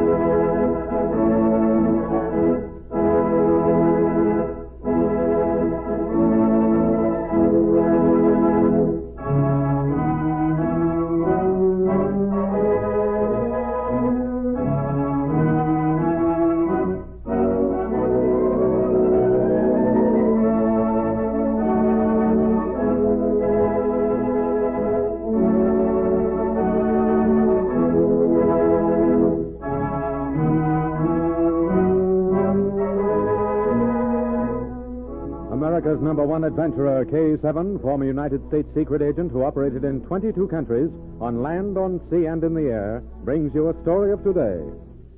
We take you to Secret Agent K7's headquarters. This is K7 speaking. Send in Special Agent Z for assignment. At once, K7.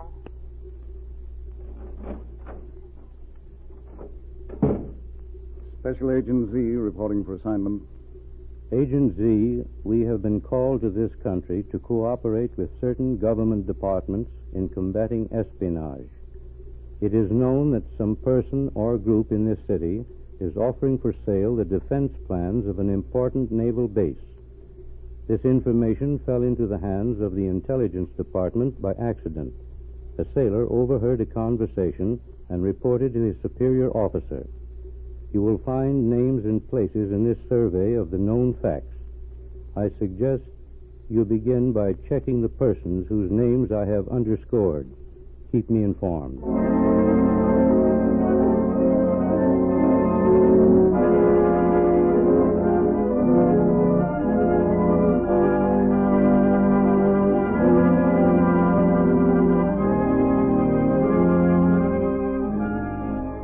From the records supplied by K7, Agent Z found that much of the known information revolved around one Anton Berg, a man who lived well at one of the large local hotels and who owned a summer home at a nearby shore resort. That much seemed to be all the information available. The next morning, a new maid tapped on the door of Berg's suite. Who is it? The maid, sir. All right, come in. May I clean now, sir? I suppose so. You're new, aren't you? I've never seen you before. Oh, no, sir. This is my first day. It's the regular maid's day off, sir. Well, clean up as fast as you can and get out. I'm going to the grill room. And don't touch anything, do you understand? Yes, sir. Well, don't forget it. I've seen you before, Burv. Unless I'm mistaken, Z has your picture in his file of wanted spies. Now, let's see. I'll look through his desk first. It's locked. Perhaps one of these skeleton keys Z gave me will work.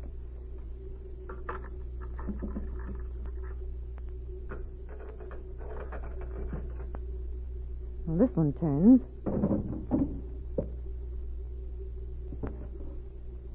Here's a note. Must have been delivered recently. Meet me Wednesday night. Z will want to see this.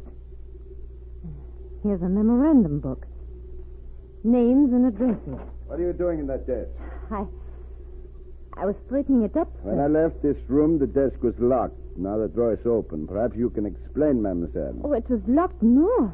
Oh, there were papers on top. I pulled the door open to put them in so I could dust.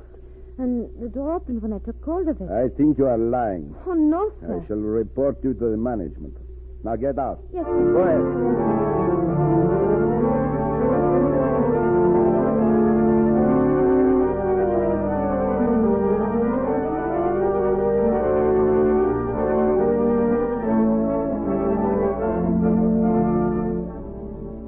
Pat finished her day at the hotel to avoid suspicion. That night, she reported to Agent Z. Here's Burb's picture, Z. I knew we had it among our photographs of wanted spies. Oh, so that's Anton Burr. His real name is Nabokov. I've heard K7 mention him. Now, let's look at this note again. See, meet me Wednesday night at Beach House, and I will deliver the plans. It's signed Zorin. Today is Wednesday, Z. Yes.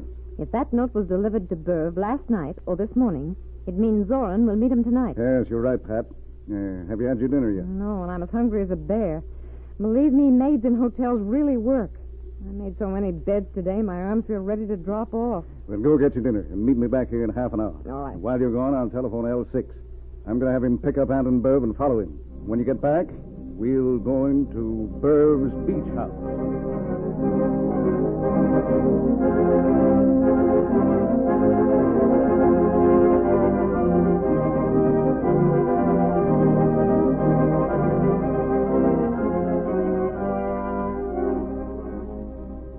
Less than 2 minutes later, Pat stepped into the street outside Agent Z's small hotel. As she started for a restaurant nearby, 2 men came up on either side of her. One was Burr. Don't try to run and make an outcry, mademoiselle. We both have guns. What do you want of me? Walk between us to the car at the curb. If you try to get away, I will shoot you. Get in the back seat. All right, Albert. Go ahead.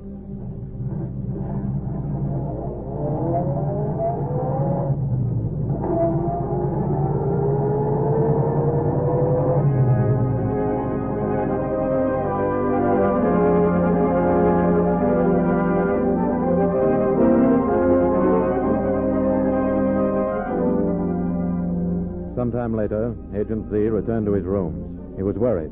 When Pat had failed to return within an hour, he'd gone out to search the neighborhood. No one had seen her. As he entered his rooms, the telephone rang. Hello?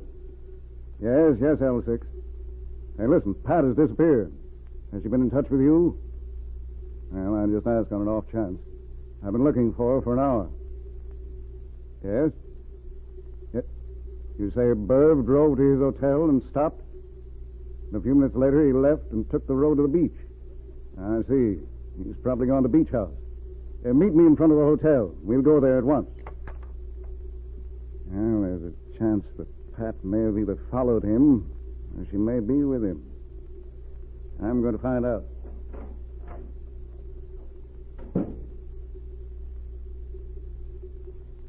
A few minutes later, Agent Z and L6 reached Burv's summer home. They found lights burning in 2 rooms. Agent Z posted L6 outside, then went around to the dark side in an attempt to get in.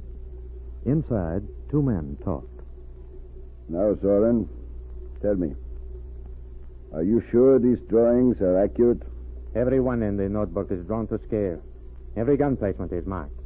These circles indicate the locations of new 16-inch guns that are to be installed later. Good, Soren, good. The concrete foundations are already in place. Good. Now, you have a map of the harbor on this next page. I do not quite understand what these markings mean. The larger ones are the positions that will be taken by warships in the harbor. The smaller marks outside show the locations of mines. The entire harbor is mined. An enemy ship entering without this chart would be blown to bits. Good, good. This is good, Soren. Yeah. You have done an excellent job. That notebook will cost you just $10,000, Burr. It's worth it. With the information it contains, bombing planes can destroy the naval base and all warships anchored in the harbor. Very well. I'm prepared to pay you. Have the money here. You will find $10,000 in small bills in this envelope. These are all good bills? Of course they are. Anton Berv does not believe in trickery. You may be useful to me again someday, Soren. Here, count the money if you wish. What is that bell? Stay here, Soren. There's an electric burglar alarm attached to every window in this house. Either someone is trying to get in, or the girl we brought with us is attempting to escape. Oh, where are you going? There is no danger, my friend. Remain here in this room. I will be back.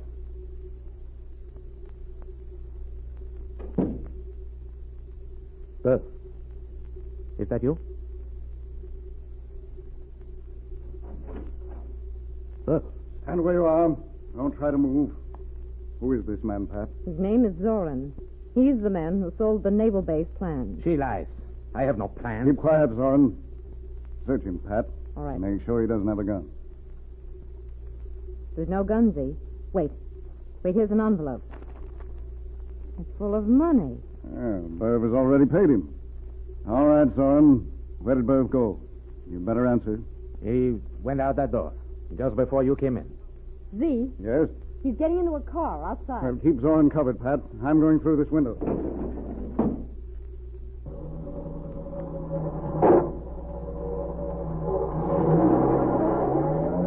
There he goes, Z. He's getting away.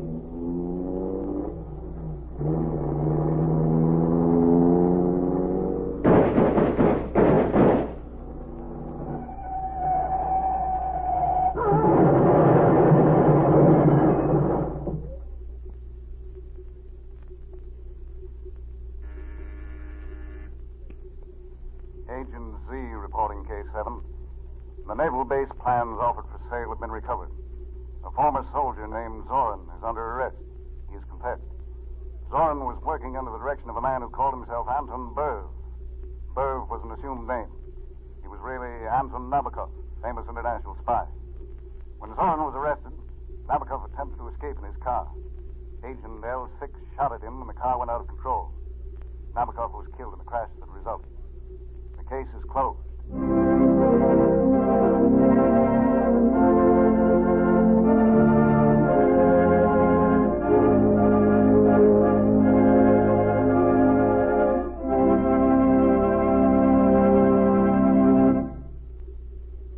Spy activity is increasing and has reached dangerous proportions.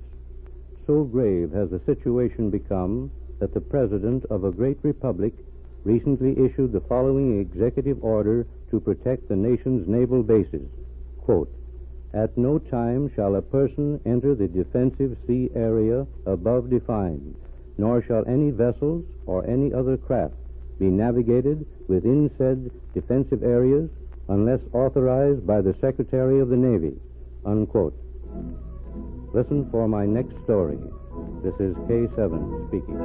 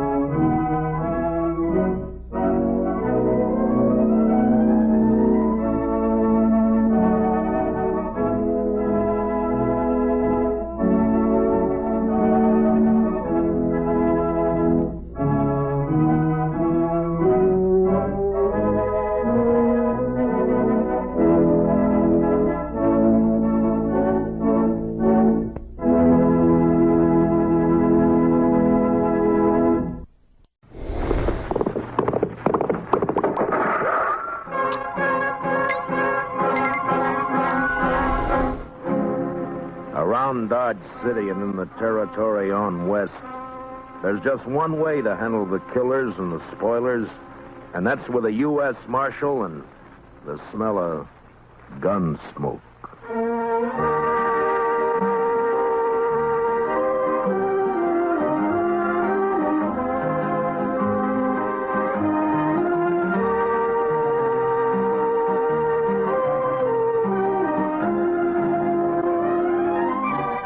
Gunsmoke, starring William Conrad.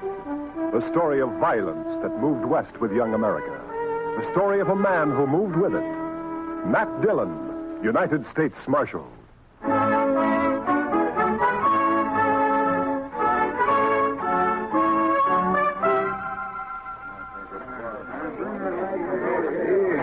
Howdy, Marshal. Hello, Mr. Biggs.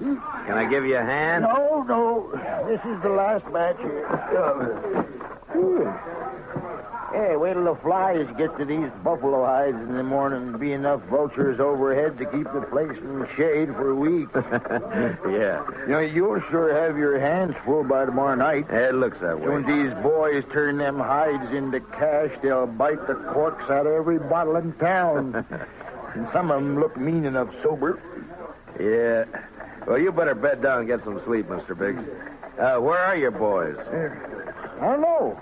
Jeff had some trouble with the dry axle up near Pawnee Rock, and Boaz stopped to help him fix it, but they shouldn't be this long behind me. Well, if I see him, I'll tell him where to find you. You can tell Jeff, but Boaz ain't even going to hear you. Why? What's the matter with him? Oh, he's riding higher than an eagle. You know that white buffalo you've been hearing about? The albino? Mm-hmm. Well, it's just Indian talk. Oh, you think so, huh? Well, if it is, Boaz sure shot himself a mighty scared buffalo. White as borax. That ought to fetch a price. Hey, anybody seen Marshal Dillon? Over here, Chester. You better saddle up, Mr. Dillon. What's the matter, Chester? Indian trouble. 2 men dead and a couple of wagons burned up out there. I found this. A war rattle. Made out of buffalo toes. Arapaho. Well, they haven't been making any trouble. Well, these did. I was topping a hill when I saw the wagons go up in fire. It was Indians, all right. I saw one ride off. That's funny. I never heard of Arapahos attacking at night. How far out, Chester? 10 mile, maybe, toward Pawnee Rock. Pawnee Rock? Marshal, my sons was coming from there. Easy, Mr. Biggs. Lots of wagons in the territory. Marshal, I didn't see another wagon between here and Pawnee except the ones we had, but the Indians killed my boys. There's only one way to make sure, Mr. Biggs. Saddle up and ride over to my office. I'll be with you as soon as I can get my horse.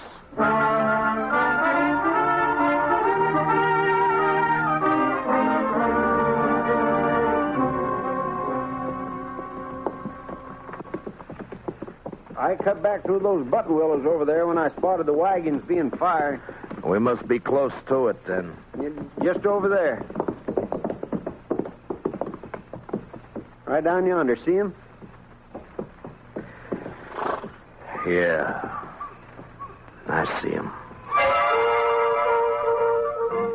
We rode up and dismounted. The last glint of hope in Mr. Biggs' eyes died.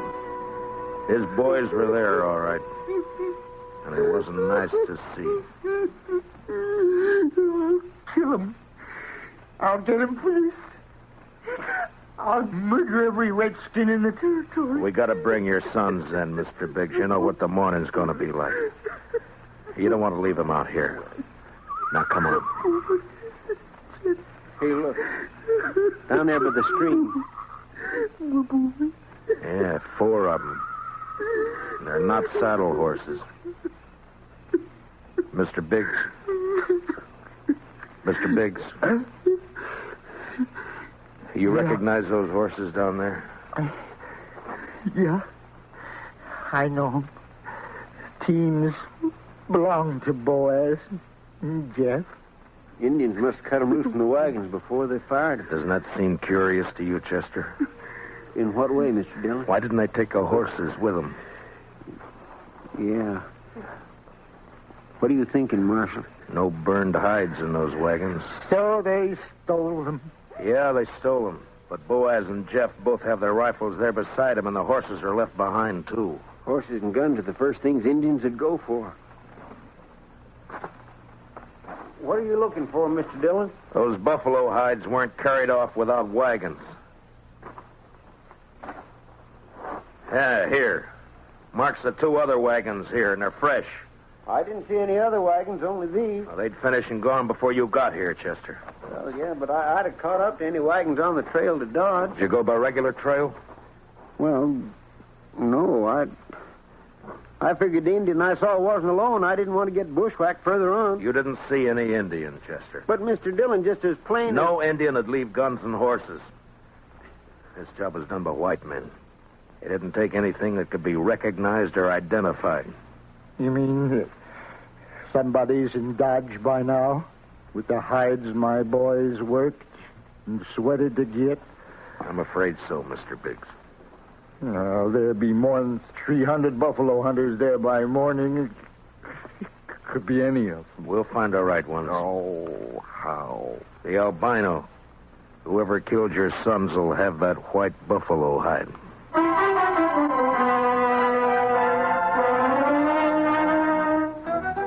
It was almost sunup when we got back to town, and more wagons had jammed the main street lining up for the unloading barns.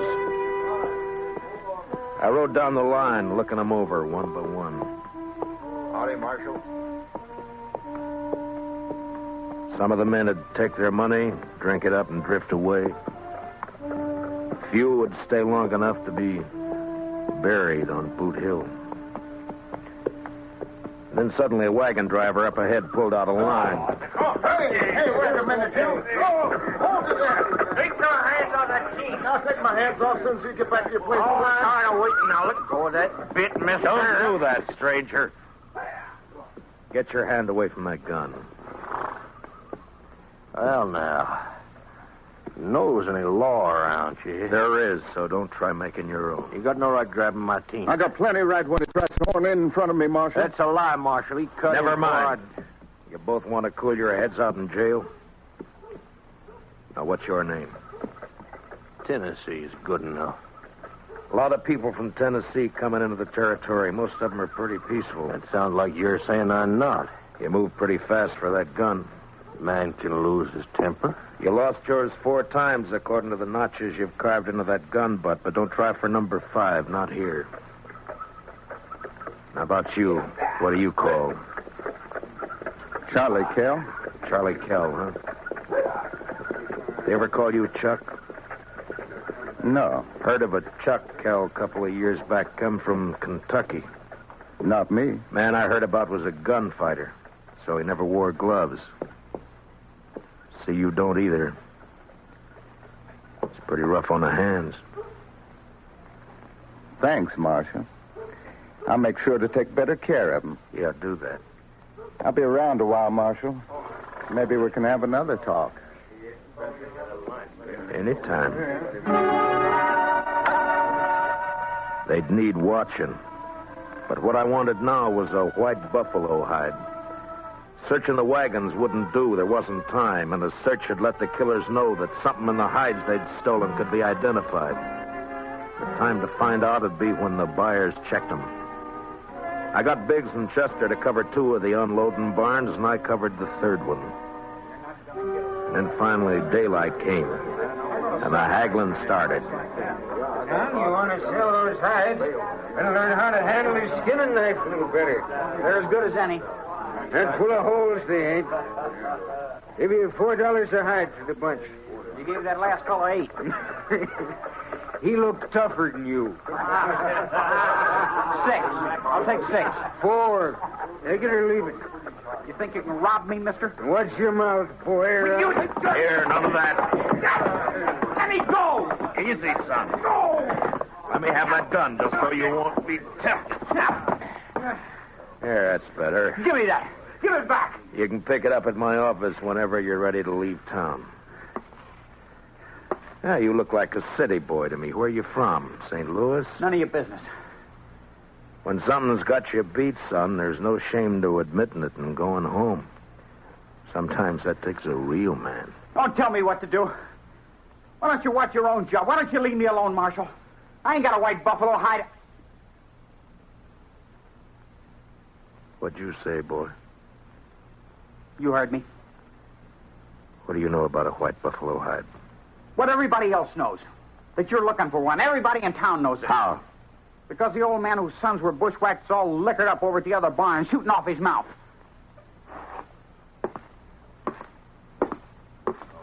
Don't go away mad, Marshal.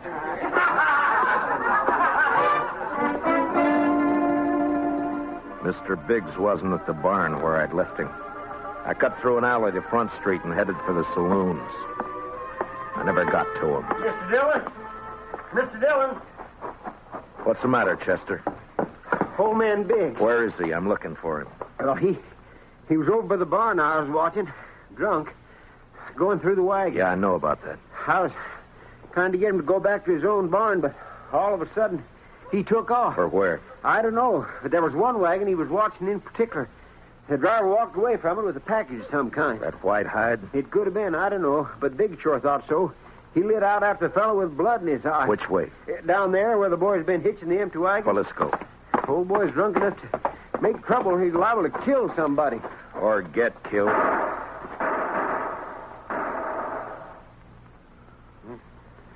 Too late, Mr. Dillon. Yeah. It came from there behind that row of wagons. You stay here, Chester. Be careful, Mr. Dillon. When I rounded the corner wagon, Mr. Biggs was sprawled across a wagon tongue, his eyes dead and open, staring at the ground. And standing over him was Tennessee, a smile on his face, and his gun extended to me butt first. Looks like I'm in the mighty trouble, Marshal. He's dead, Tennessee. That's more than a mite. You take my gun for a while. You mean until after you hang? Wasn't figuring to be that serious.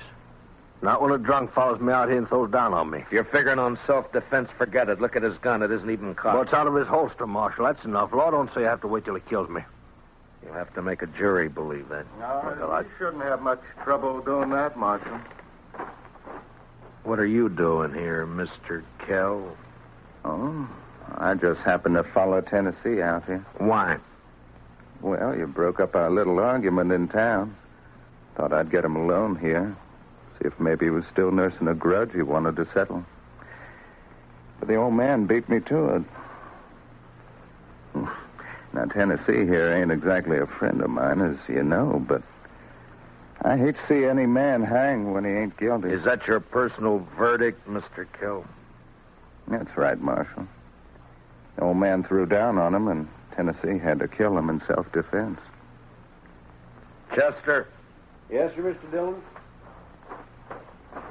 Which one of them had the package? This one.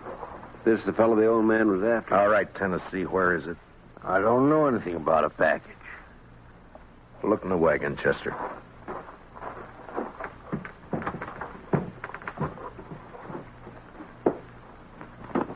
See anything?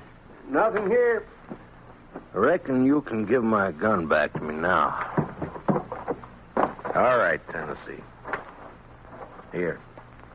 Thanks. But if you decide to use it again while you're in Dodge or any place else in Kansas, I hope I'm there when you do. Well, now, don't you fret, Marshal. I'm sure you will be.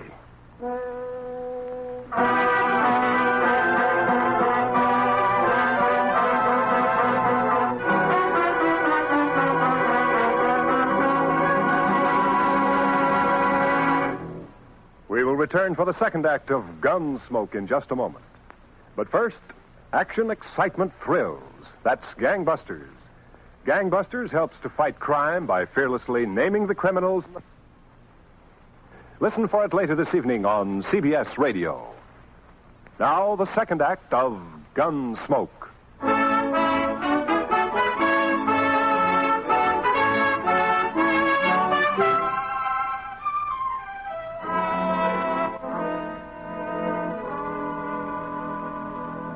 Just before sundown, we buried old man Biggs and his two sons up on Boot Hill. By the time the service was over and I rode down, darkness had fallen, and everything was going full blast. The town was roaring.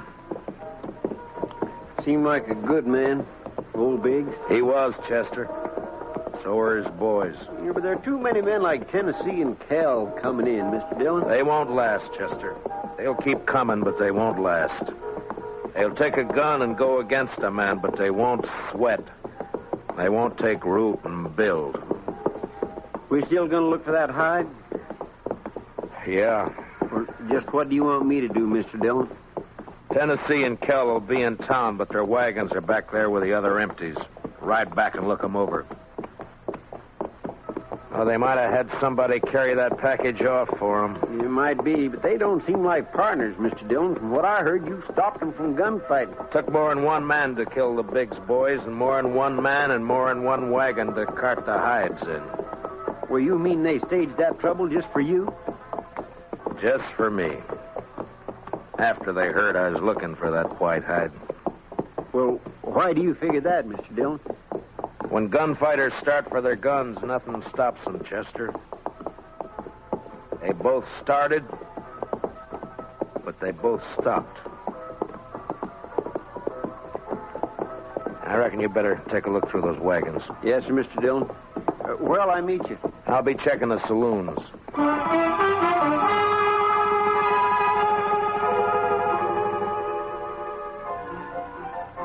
One by one, I made the stops. The Long Branch, the Alafraganza, the Texas Trail. And one by one, they got quieter as I went in. As though each place was holding its breath, waiting for something to happen. The last place was a Mexican hangout. A long, dark walk.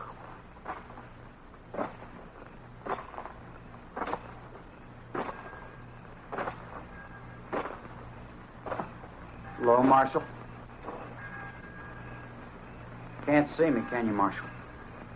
No. No, I can't see you, son. Too bad. Because I got another gun. They sell them around here. And I ain't going back to St. Louis. You'll fire once, son, and if you don't kill me with that, and I'll kill you. I'll gamble on that, Marshal. Marshal!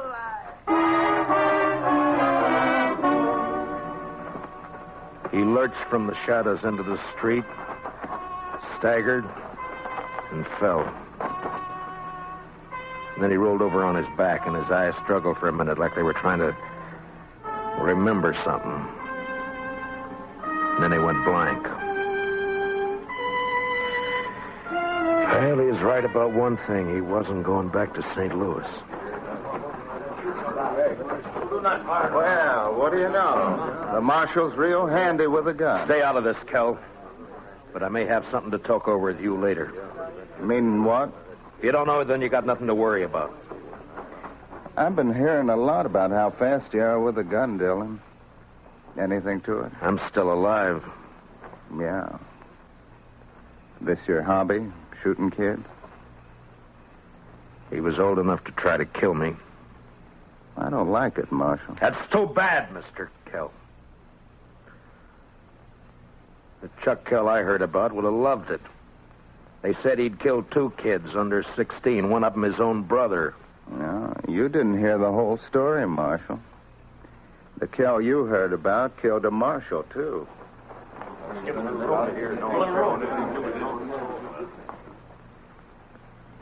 You made the bid, Mr. Kell. And you got a gun. Use it or I'll take it away from you. Come and get it. Anytime. Here it is.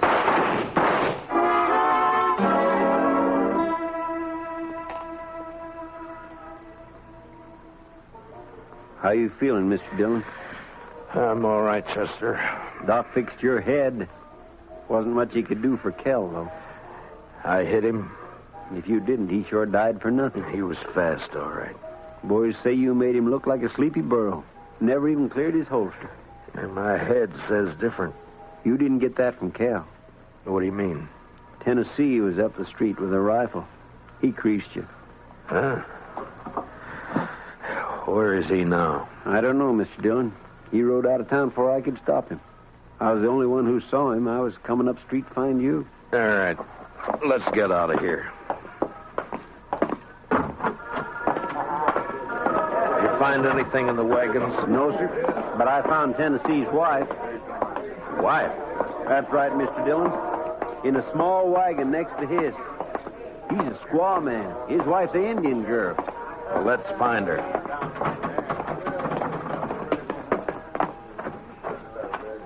All right, Chester. Which way? Edge of town, Mr. Dillon. Well, let's go.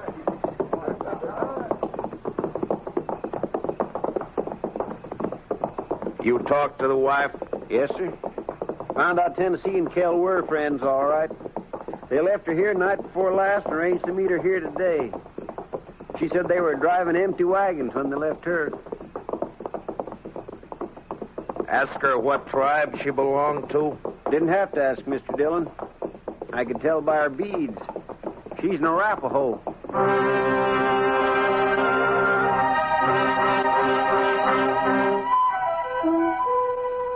She was there, all right. Crouched by the wheel of a wagon.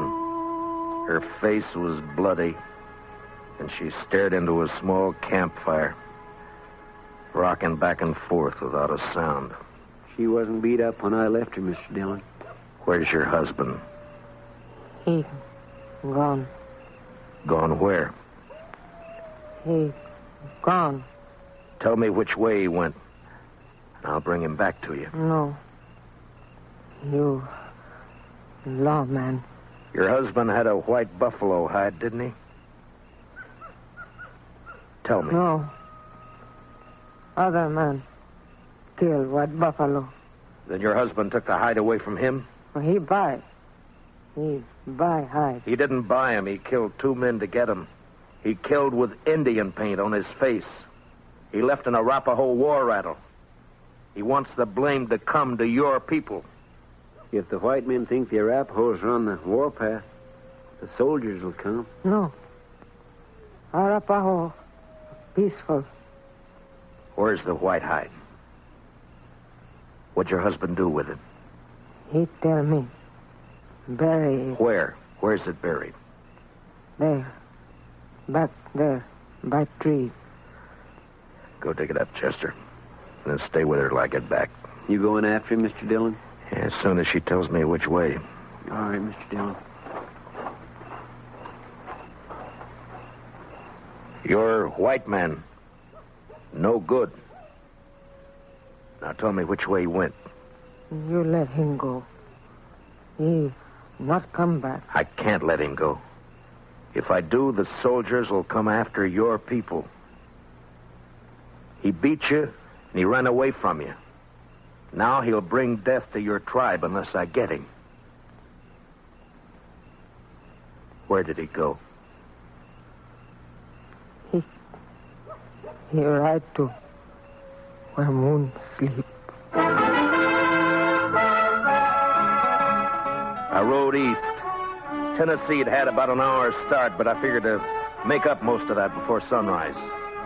The prairie was open and flat except for an occasional roll, and the Arkansas River would keep him from cutting south.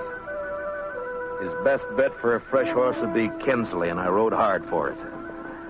It was just turning daylight when I rode in.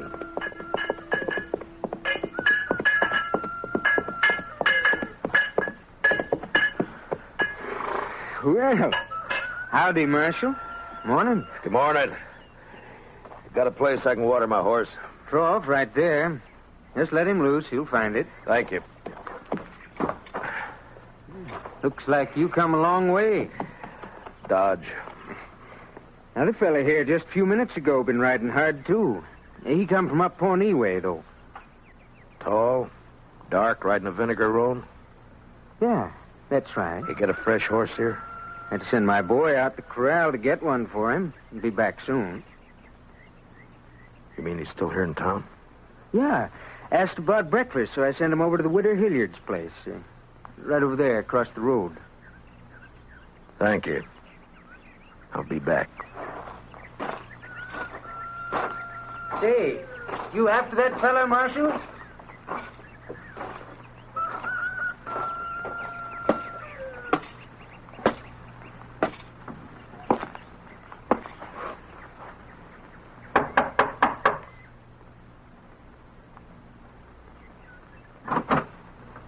Yes? Understand you're serving breakfast, ma'am. Why, sure thing, Marshal. Dillon! That's right. Give me a clear way out the door, or I'll kill you. Come by me, Tennessee. I'll come shooting. That's all right. But just be sure you get me this time.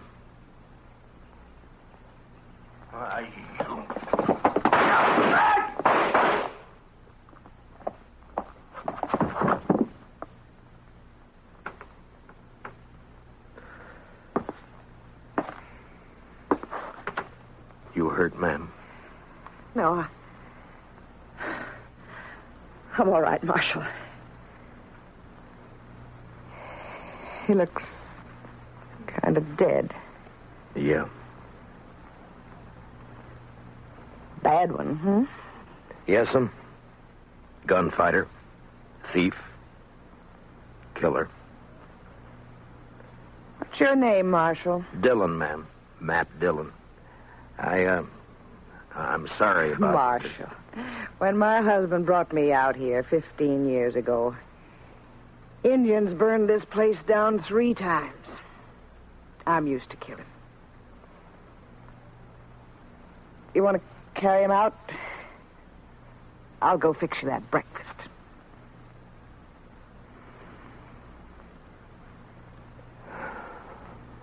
Thank you, ma'am. It's a long ride back to Dodge.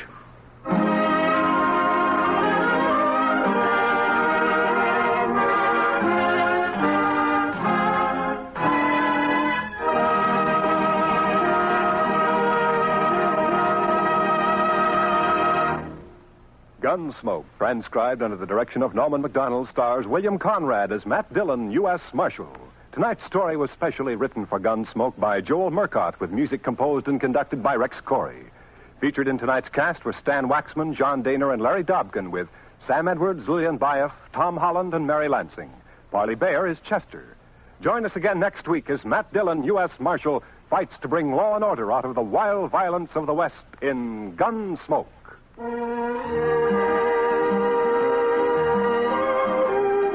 Something new in CBS Radio Newsroom coverage, World News with Robert Trout presents as a special weekly feature an interview with a crack CBS Radio News correspondent.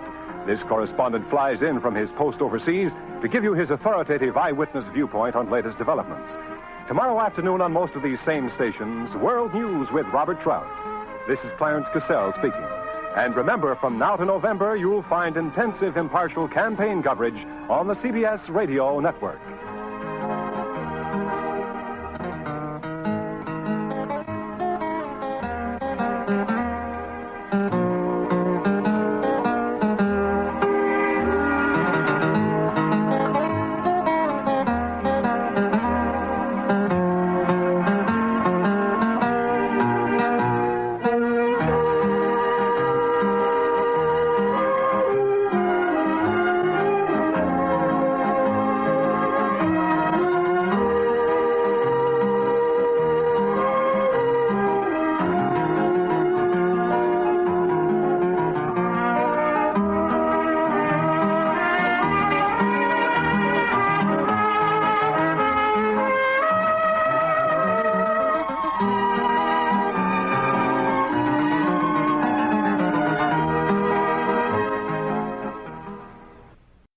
Thank you for watching Golden Age Radio.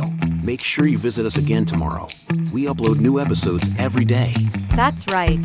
Each day you'll get fresh new quality vintage radio programming to help you get through your day or night. Let us know what you think about the shows. Your feedback is important for us to provide the best quality entertainment to you. Visit G3PL.com if you need database support or training. Subscribe for more radio episodes like this. Click the notification and leave a like to help the channel. Here, transcribed, is another in NBC's great parade of new shows.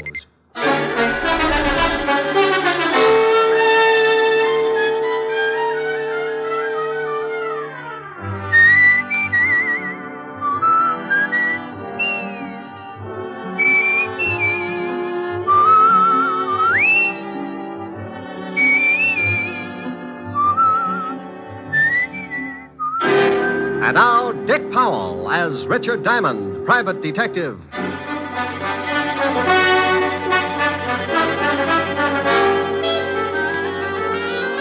Hello there, this is Diamond. If you happen to wake up some morning and spot something walking in front of your house and it looks like Santa Claus with jaundice, don't turn the hose on him. He's not on fire. He's just wearing the newest thing in men's fashions. They call it the bold look, and it's supposed to be the masculine answer to Dior's new look for women. It's an answer, all right. Like walking up to your best girlfriend and slashing her down the middle with a broadsword. Now, if you haven't seen it yet, just close your eyes and try and picture yourself in the bold look. Imagine walking down Fifth Avenue, very casual, decked out in a new, bright purple, non-shrinking suit, pastel shirt, yellow maybe, hand-painted tie, and argyle socks. Got it? What do you think? Pretty bad. About the only thing I can think of that's more gruesome is that little murder I got mixed up in last week. It started in a house out on Long Island. A guy named Harry Baker was getting involved with his private secretary. Here are the papers you wanted, Mr. Baker. Oh, thank you, Connie. What time is Mrs. Baker going shopping? She didn't say. This afternoon sometime. Where is she now? In her room. Come here, Connie. Harry, no. Supposing she comes down. I didn't see you last night. I missed you. I got hold of the man you wanted. His name's Nat Fox. He wants $500 for the job. Oh? Well, what's the matter? That's what you wanted, wasn't it? Connie, I had a lot of time to think last night. And? Well, I'm not sure. I don't know if this is the thing to do. You don't know? Oh, Harry, we've gone through this a dozen times, and I won't go through it again. If you haven't got the backbone... Oh, my dear, you know it's not that. No, I do not. I'm sick and tired of living this way. Not being able to be seen with you, watching you being pushed around by that old shrew. Oh, I'm not going through the whole thing again. Please, Connie, can't we wait for a while? My wife's well past 60. Sooner or and later... in the meantime, you live off the skimpy little allowance she doles out to you. No, Harry, no. I want us to live like two normal people. And if you're going to start changing your mind just when it looks like we can have all these things, I'm through. Now, Connie, wait a minute. No. If you want me, then you've got to go through with it. Well? You know I want you. I love you more than anything in the whole world. Then get that old biddy out of the way, or I promise you'll never see me again. All right. Oh, don't look so worried, darling. Nothing's going to go wrong. I already fixed it with this Nat Fox. He'll be in the department store the same time as your wife. Oh, Harry, think of the wonderful life we can have. All that money's going to be ours. We can go to Europe and live the way we should. Yes, I don't know. I'm a little worried about this Nat Fox. Oh. I'll give him the $500, but if he finds out what happened, he'll be in a good position to blackmail us. Don't you worry about Mr. Fox. He's my affair. You just leave everything to me.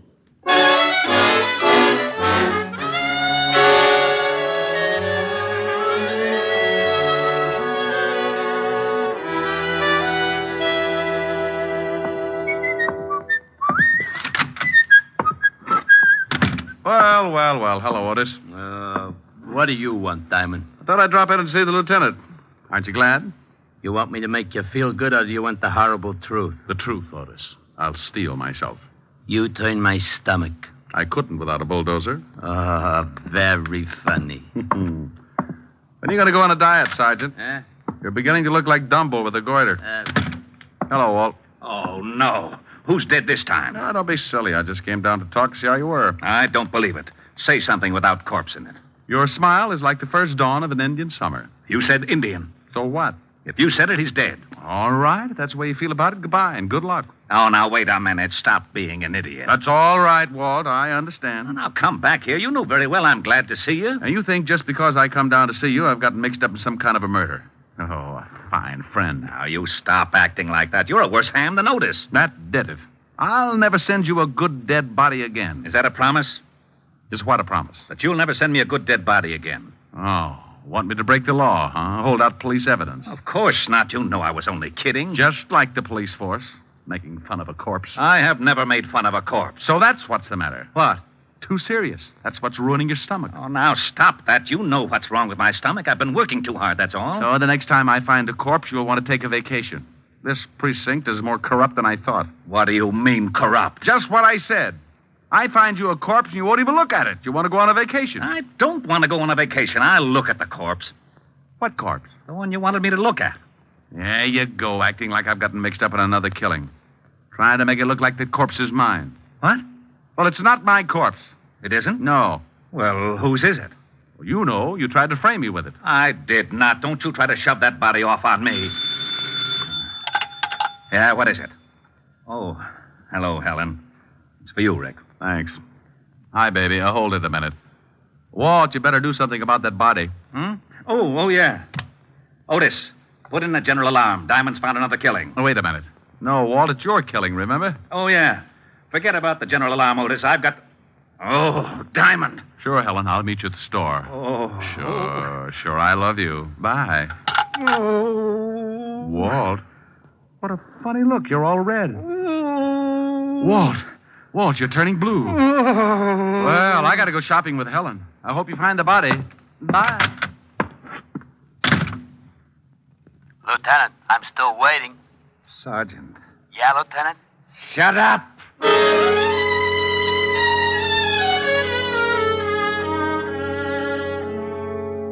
I don't know why I do that to Walt, but I always get such a kick out of tying him up in knots. When he takes the bait, he goes for it hook, line, and sinker. It's a good thing Helen called and asked me to go shopping with her, or he might have blown a fuse. I don't generally like the idea of shopping, but she said it was Francis's birthday, and any kind of an afternoon with Helen could always work its way into a wonderful evening. What do you think I ought to get him, Rick? I'll get him some shirts or something. Hey, look at these. Rick, get away from that counter. What's the matter? My hips too big? Oh, I wonder if these come in baby blue. Rick, now stop that. People are looking. Is there something I can do for you? You seem to be interested in the lingerie. Is there something I can show you? Oh, I'm looking for something for a birthday. Oh, well, then may I suggest a nightgown, perhaps? We have some lovely numbers. This is for Butler. A butler? Yes. Oh, then you were thinking of getting something for the lady, too. No. Just seeing whether the baby blue went with my eyes. Well, really? Oh, come on, Helen. Rick, she must think you're crazy. 5 minutes more, and there wouldn't have been the slightest doubt. This is fun. Rick. That woman. What woman? The elderly one over there with the mink stove. Oh, yeah. I just saw her put a box of stockings in her purse without anyone seeing her. You saw it? Yes, but the clerk didn't. And she left the counter without paying. I know. You know? Oh, sure. I spotted her 5 minutes ago. Not a very good shoplifter. That's stealing. Shouldn't we tell the manager or something? Oh, the store detectives are sure to have her spotted. Why don't they arrest her? Point of law, baby. They can't put the arm on her until she steps out of the store. Now, look. She's going out the front door. Just watch. She's out.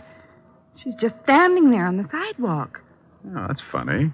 They must have spotted her. She was too careless. Look, that big car is pulling up and she's getting in. They're driving off. Well, maybe the store dicks were looking out the window. Well, I'm going to tell that clerk. I remember her description. Oh, now, Clerk! Helen. Yes?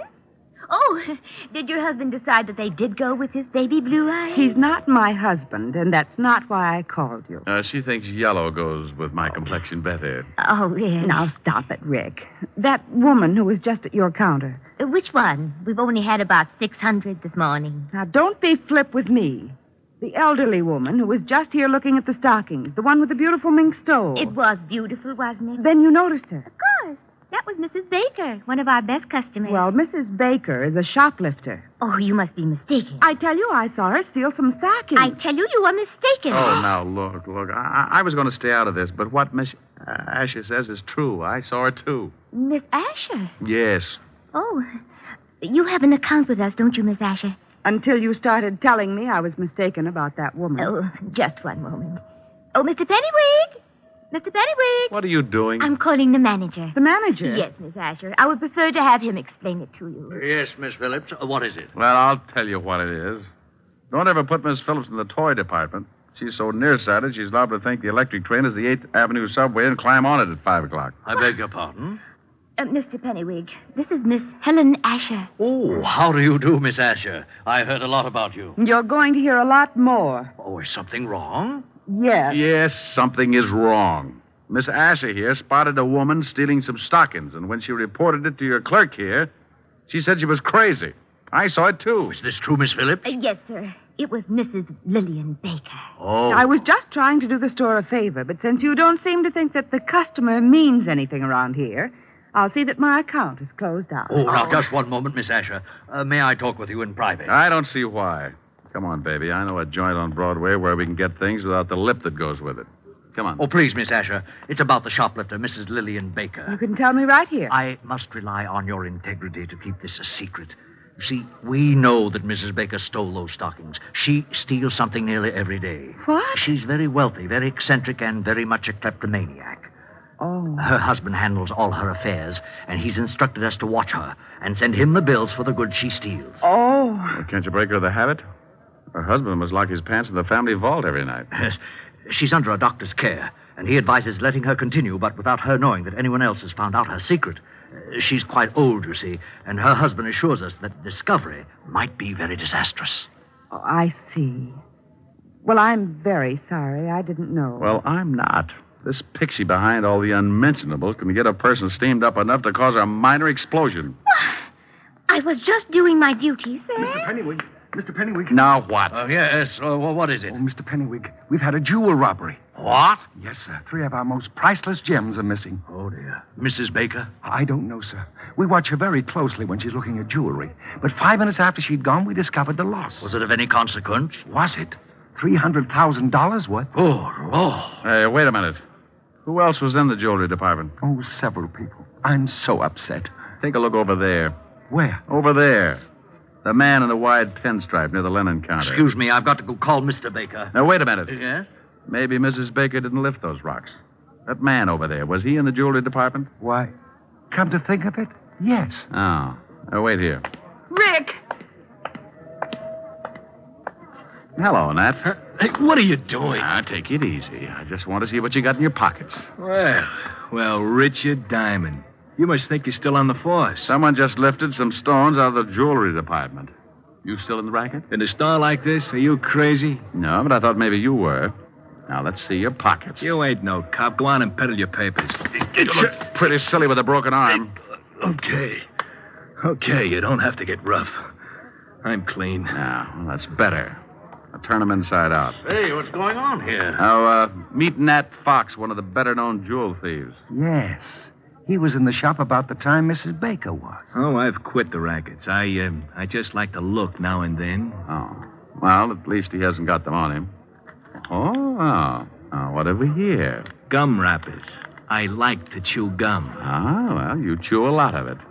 Better call the law, Mr. Pennywig. Well, if you say right away. Go to the devil. What? Rick! He's getting away. Stop him. Oh, relax. We can always pick him up. I want to take a look at your jewelry department. Nat Fox didn't have the jewels on him, but as he did have a lot of gum wrappers, the first thing I wanted to do was to case everything in the jewelry department. It was an old stunt. The thief chews a lot of gum, palms some jewels, and sticks them in the gum. Then he sticks the gum under something, and a Confederate comes along later and scoops it up. If the thief gets spotted at the scene, he's clean, just like Fox was when I searched him.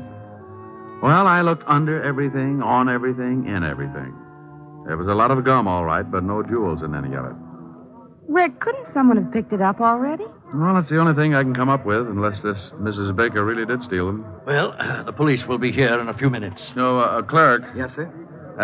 Can you remember who was in the jewelry department when you discovered the jewels were missing? Well, this Mr. Fox and Mrs. Baker had already left. But I believe there were several women. Yes, there weren't any men, just several women. Uh-huh. Well, thank you. Come on, Helen. The robbery detail can take it from here. Well, thank you very much for your help, Mr. Diamond. Oh, where can the police get in touch with you if they want to ask any questions? They know me. And if you ever need any guidance, just look me up in the book on the private detective. Can't miss it. The one with the biggest ad.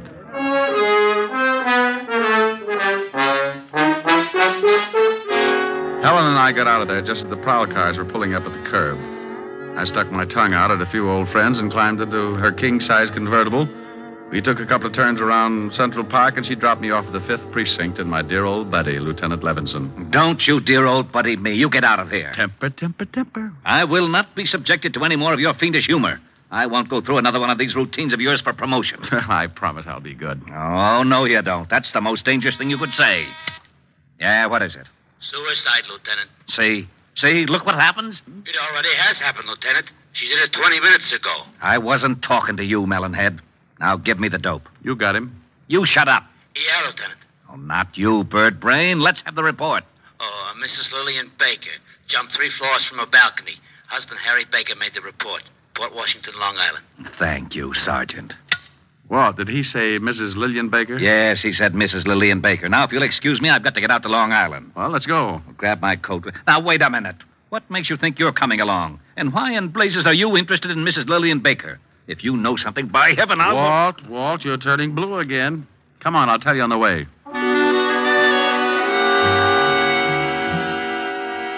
I briefed Walt on what had happened back at the store when Helen and I saw Mrs. Lillian Baker lift the hosiery. We reached the Baker estate about 3 o'clock in the afternoon and drove up a long circular driveway to the big house. The husband, Mr. Harry Baker, met us at the door. Oh, please come in, gentlemen. Thanks. You'll have to forgive me, gentlemen, but I'm still a little upset. My wife was a sick woman, but I never expected her to do anything like this. Where's the body? Out in the garden. Right this way. Have you any idea why your wife committed suicide, Mr. Baker? Oh, yes. There's the body. You don't mind if I go back inside, do you? I want to ask you some questions, then you can. I understand that your wife was a kleptomaniac. Is that right, Mr. Baker? Why, yes. How did you know? Mr. Diamond here saw her steal something from the store today. You mean the jewels? No, I mean the stockings. Did she steal the jewels? Why, yes. I found them under her mattress after the store called and told me of the loss. She was a sick woman. She's been stealing things for years, but she didn't think anyone knew about it. I had an arrangement with the stores that I could take care of all the things she took, but those jewels were too much. I had to confront her with the evidence. And she broke down completely when she discovered we knew her secret. Harry. Oh. Wow. This is my private secretary, Lieutenant Levinson. Richard Diamond. Oh, Miss Constance Loring, Lieutenant Levinson, Mr. Diamond. How do you do? Well, pretty good. I'd like to tell you about it sometime. Don't dead bodies make you a little nervous, Miss Loring? What? Miss Loring was here when my wife jumped. She's already gotten over the initial shock. Oh. She's been in the library calling some of my firms to tell them I won't be at work for a while. How long has she been here? Why, all afternoon she's been taking some dictation. With her hat on? Oh, well, you see... Forget it. Tell me, did your wife jump from that balcony, Mr. Baker? Yes. 3 floors. About a 4-foot railing around the balcony. If you think that there's been any foul play, you can check with her doctor. He'll tell you she could easily take her own life if her secret was discovered. I'd like to talk to him. What's his number? Evergreen 54469.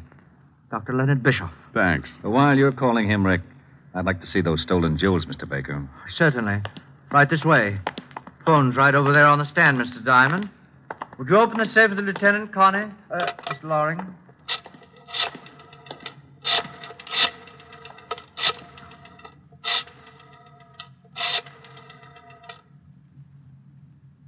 Dr. Bischoff, please. Richard Diamond. Yes. Hello. Dr. Bischoff, this is Richard Diamond. Here they are, Lieutenant. Now, you can easily see why I wouldn't, or should I say, couldn't pay for them. Is the store coming over to pick them up? No, I told them I would bring them down. What's this all over them? Well, I don't They're all know. sticky. Got something all over them. That's probably gum, Walt. Gum? Yeah, the kind you chew. Oh, by the way, Baker, you were right. Dr. Bischoff says your wife was a sick woman, but he didn't think she'd carry it to such extremes. Well, we never know what we will do under such stress. No, I guess we never do. Walt, can I use the car for about an hour? It'll take you that long to clean up things around here. Well, you got something? Yeah. Mr. Diamond, if you think... I don't think, Mr. Baker. I find out. Oh, Walt. Yeah? Bye. I went out fast and climbed in the prowl car. I grabbed the 2-way radio and put in a call to Sergeant Otis. He gave me the address I wanted, and 10 minutes later I was rolling up in front of an old brownstone where Nat Fox, the not-so-ex-jewel thief, was now living. I went up and knocked on his door. Well, there was nothing like finding out. Well, what do you know?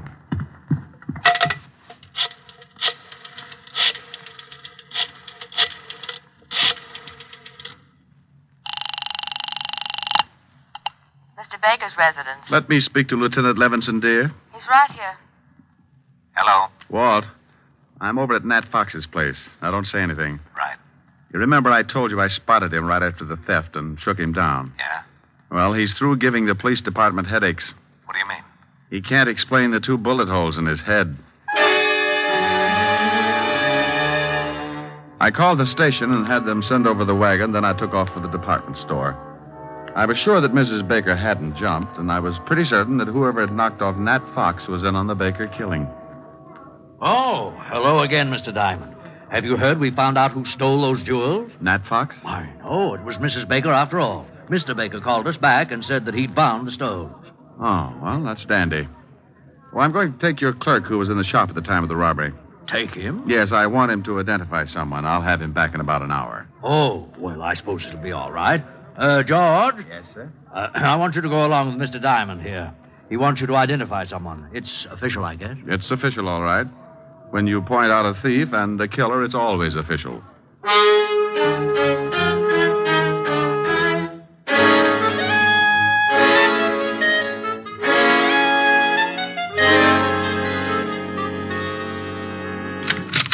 Rick, what took you so long? Walt, this is the clerk from the department store where the jewels were stolen.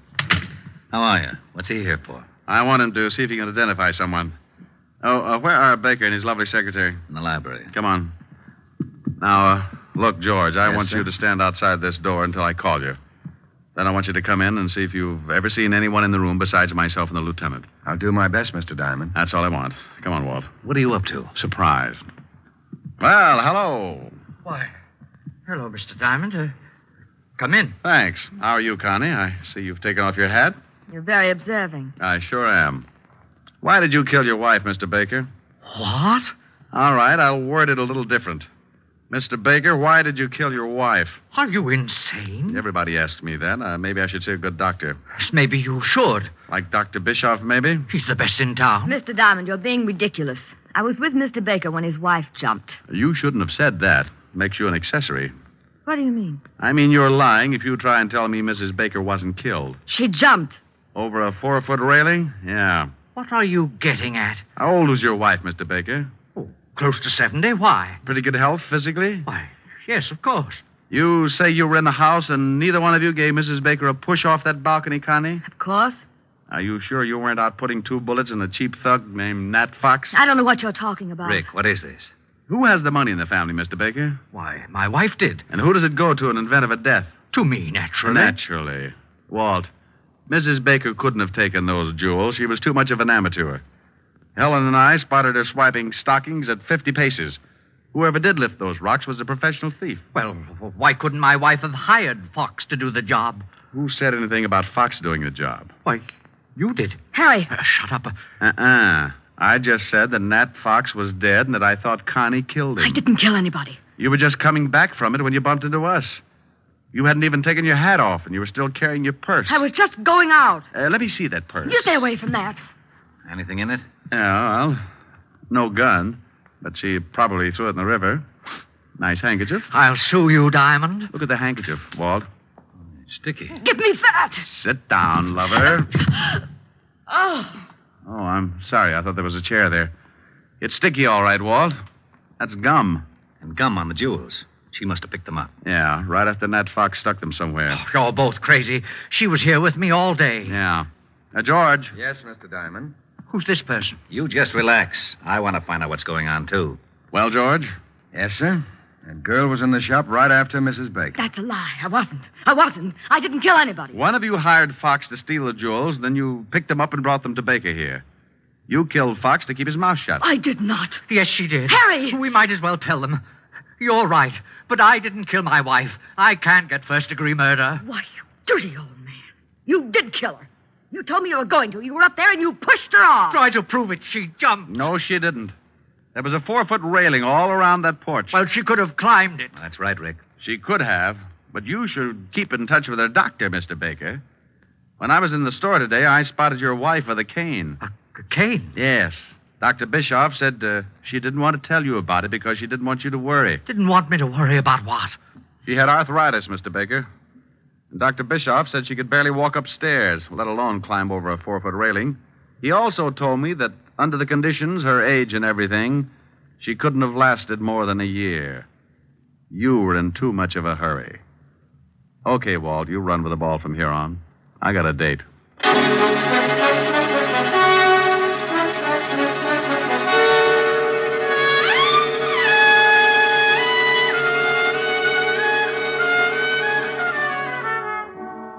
Rick, Hmm? you didn't tell me what you did after you left me this afternoon. Oh, I just fooled around with Walt for a while to kill the time. By the way, what did you finally get for Francis? Oh, I got him something in the newest fashion. It's called the Bold Look. What? It was pretty ghastly, but he loved it. Oh, tell me what you got him. Well, a purple suit. Non-shrinkable. Yes, how did you know? It figured. Go on. A green shirt, one of those hand-painted ties.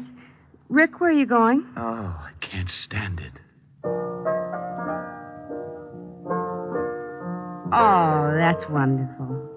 What is it, Rick? What is it? I thought you were supposed to be bugged on South Pacific. Oh, is that what it's from? Yep. Goes on next to closing, right after Fink's Mules. It does? You better get those tickets again. See what it's all about. Well, give me a preview. You'll hate me in the morning. There's an answer for that. Yeah.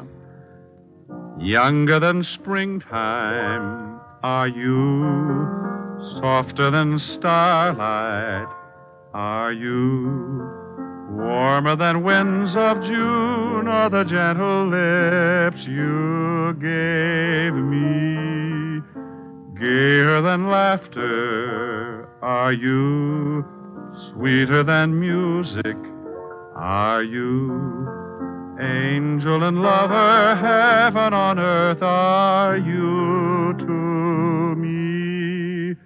And when your youth and joy invade my arms and fill...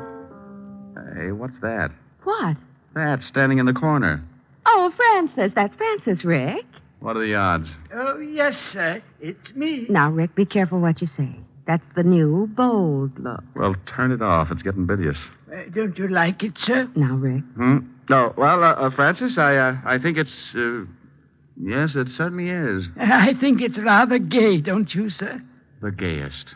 Oh, my goodness, I forgot something. Does it look like a stomach pump? Forgot something? Yes, miss. The outfit wouldn't be complete without them. Well, hurry up. I'm going to black out any minute. What did you forget, Francis? The spats. Spats? Yes, sir.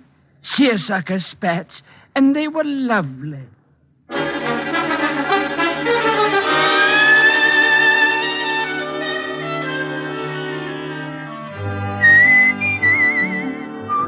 You have just heard transcribed Richard Diamond, Private Detective, starring Dick Powell. Helen was played by Virginia Gregg, Lieutenant Levinson by Ed Begley. Also in our cast were Wilms Herbert, Lorene Tuttle, Joseph Kearns, Peter Leeds, and Joe Forte. Music was under the direction of Frank Worth. Richard Diamond is written by Blake Edwards. Dick Powell soon will be seen in the screen version of the best-selling novel, Mrs. Mike. Now, this is Eddie King inviting you to be with us again at the same time next week when we will again bring you Dick Powell as Richard Diamond, Private Detective.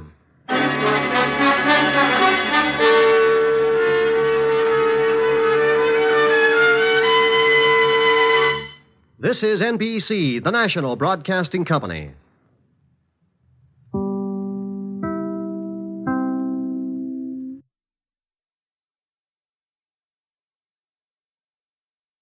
Looking to conquer the world of WordPress? At G3PL.com, we're your ultimate destination for WordPress support and training. Need help with a specific project? Facing a tricky plugin or theme issue? We've got your back. We will troubleshoot, customize, and fine-tune your site to perfection. So, why wait? Take the leap into WordPress greatness. Contact us today at WP@G3PL.com or give us a call at 615-420-2040. G3PL.com. Your WordPress success starts here.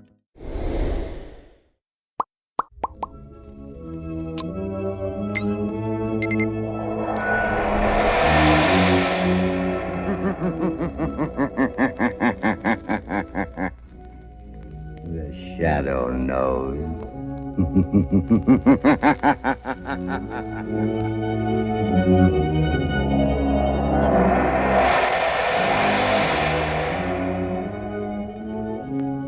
Blue Coal presents The Shadow, the mystery man who strikes terror in the very hearts of shopsters, lawbreakers, and criminals. Today, The League of Terror.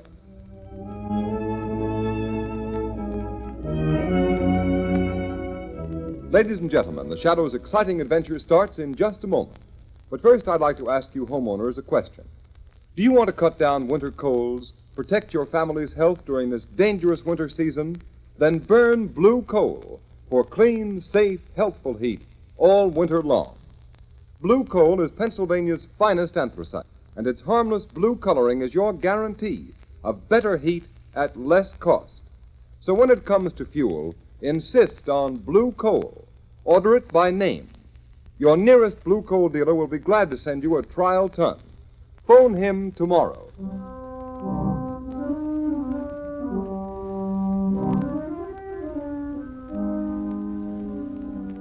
With the court's permission, I'll rephrase that question.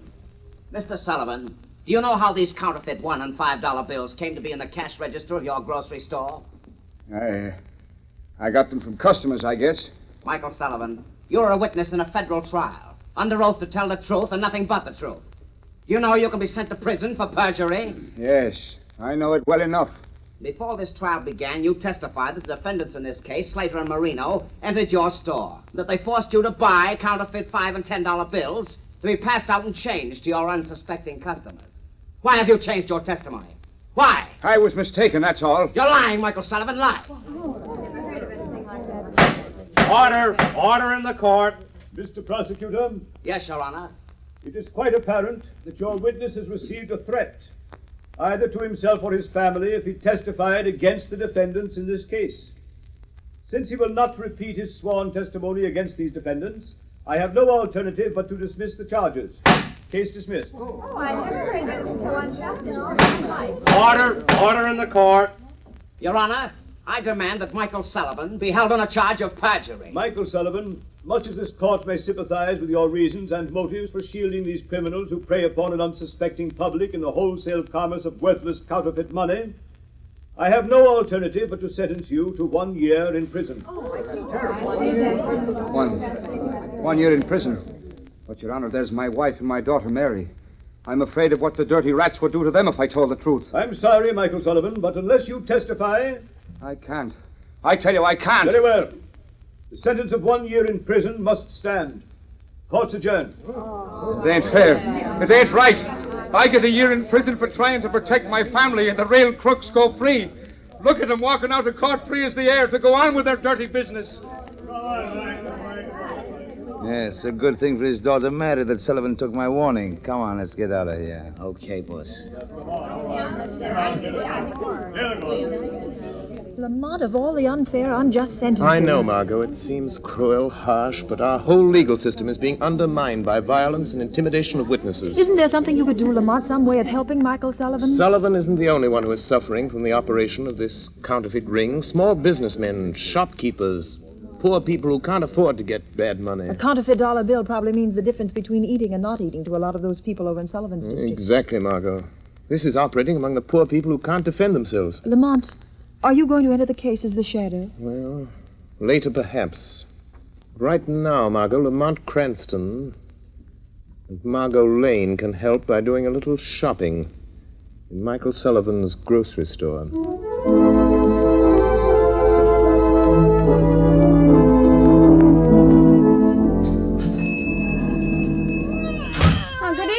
Giovanni? Good evening, Miss Sullivan. How's little Maria? Oh, she's sick. All the time she cries. Oh, what's the matter? I don't know. The doctor, he says she don't get enough to eat. I don't know. I'm sorry. Oh, lady, cannot be helped, Miss Sullivan. Oh, I'm mighty sorry they send your papa to jail because he won't talk none. Father would have talked. He ain't afraid. Not for himself. He was afraid of what they do to Mother and me. How is your mother? She's not so well. She's been sick all along, and now with Father in prison. She can't understand it. I'm afraid for her. She's so sick. None of us don't understand. We're all afraid. Well, I'm not. I've got Father's gun here under the counter. And if any of that counterfeit gang comes around here again, I won't depend on the law to protect me. No, Miss Sullivan. You can't fight them. There are too many. Well, there'll be a couple less if they bother us again. Hush, Maria. Oh, hush, bambino mio. Baby. No. Miss Sullivan, you have so much trouble. I don't like to bother you, but... What is it, Mrs. Giovanni? But the landlord, he say that $5 bill that Mr. Sullivan gave me, it's no good. He say I got to pay the rent in good money or get out. Look, he give it back to me. Another counterfeit bill, huh? I'm sorry, Mrs. Giovanni. Give it to me. Here. Here's a good bill. At least I think it is. The counterfeit bills are so good you can hardly tell they're fakes. Oh, thank you. Thank you so much, mister. Here we are, Margot. I'll be with you in just a moment. Well, thank you. If you hear of anyone else who has any of these bad bills Father had to give out, let me know, Mrs. Giovanni.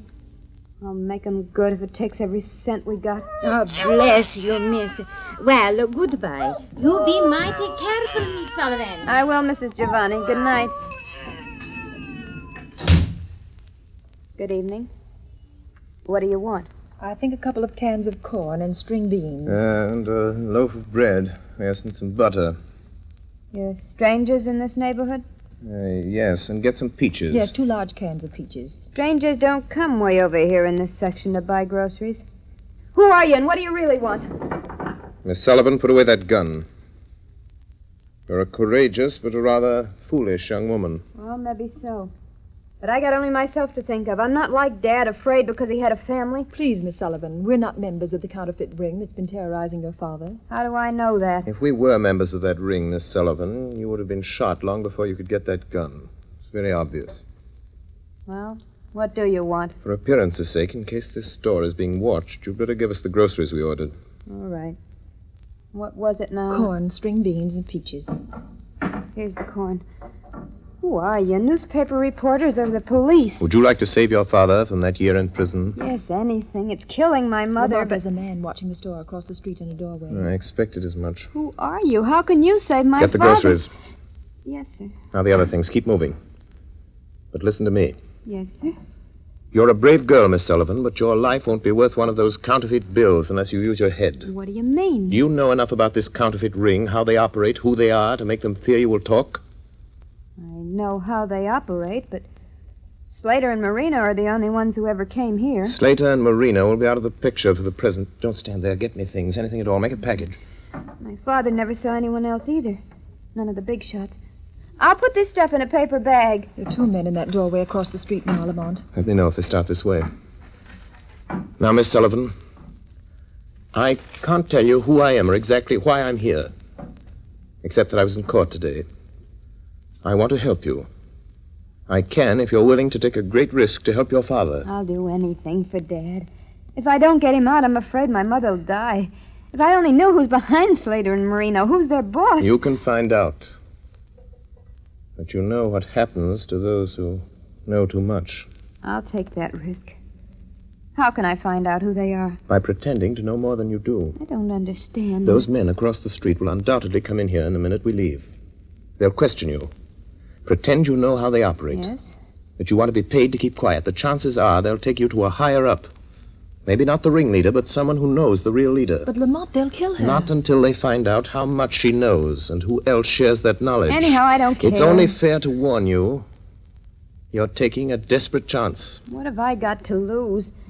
They'll probably try to put me out of the way anyhow. The whole neighborhood knows how I feel about them. I've said I'd kill them for what they've done to my father if I ever found out who they were. Those men are starting this way. You've got to go, Miss Sullivan. You better think over what I've said before you act. Oh, no, I'll do it. My mind's made up. Come on, Margot. Lamont, aren't you letting that poor girl take a terrible risk? Margot, that girl was marked for death before we came here. What are we going to do? Look, Lamont, those men, they're going in the store. Margot, get a taxi and get out of this district. Be sure you're not followed. Go to my office and keep the shortwave radio tuned in on the band I always use. All right, Lamont. But won't you tell me what you're going to do? There's no time, Margot. I've got to see where they take her. From now on, the fate of Mary Sullivan is in the hands of the shadow.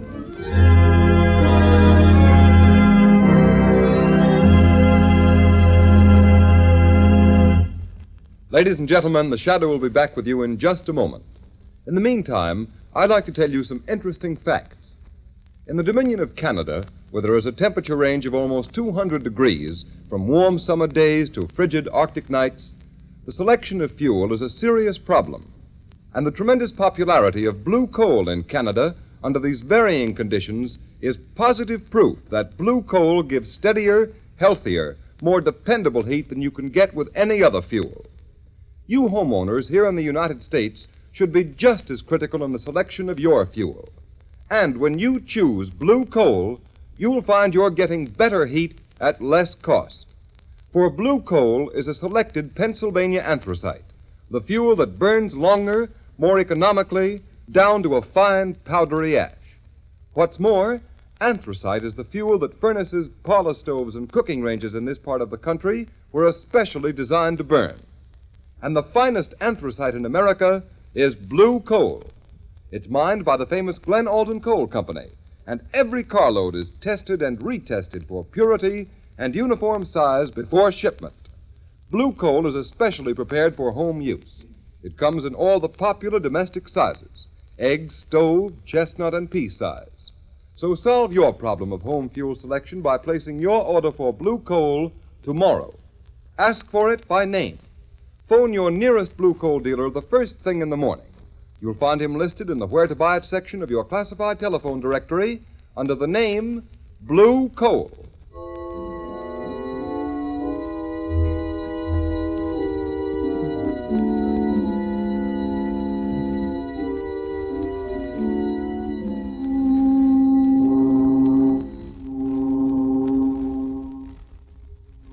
Where are you taking me? Shut up. Get in, kid. Sit down and keep quiet. Oh! Come on, get up, sister. Here, I'll take the blindfold off your eyes. Why'd you bring me down to the waterfront? I do as I'm told. You better learn the same thing. Where are you taking me? Maybe this is the end of the line for you, Mary Sullivan. You wouldn't. Wouldn't we, though? But not without orders from the big boss. What do you know about the big boss? Plenty. Then your number is up, all right, kid. Them that know plenty about the big boss don't live long. You're still alive? Yeah, sure. 'Cause I don't even know who the big boss is, and I don't want to know. It ain't healthy. Trigger. Who's that? It's me, Rankin. You got the Sullivan dame? Yeah. Here she is. Yeah, so I see. She's a nice looker. Listen, Rankin, she says she knows plenty about the big boss. I'll say I do. You're a liar, Mary Sullivan. But you do know too much about the rest of us. You better get in touch with the big boss before you do anything to me. We don't bother him with all the details of this counterfeit racket. Well, you better bother him about this. Hey, you know, Rankin, I think she knows something. Shut up, Trigger. I'll do the thinking around here. But maybe she does at that. I know plenty.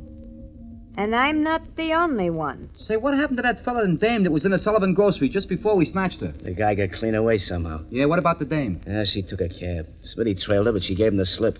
Switched cabs in traffic somewhere. Maybe you better take this kid to the big boss. Not till I find out how much she knows. Come on, Trig, make her talk. You know how. All right, kid.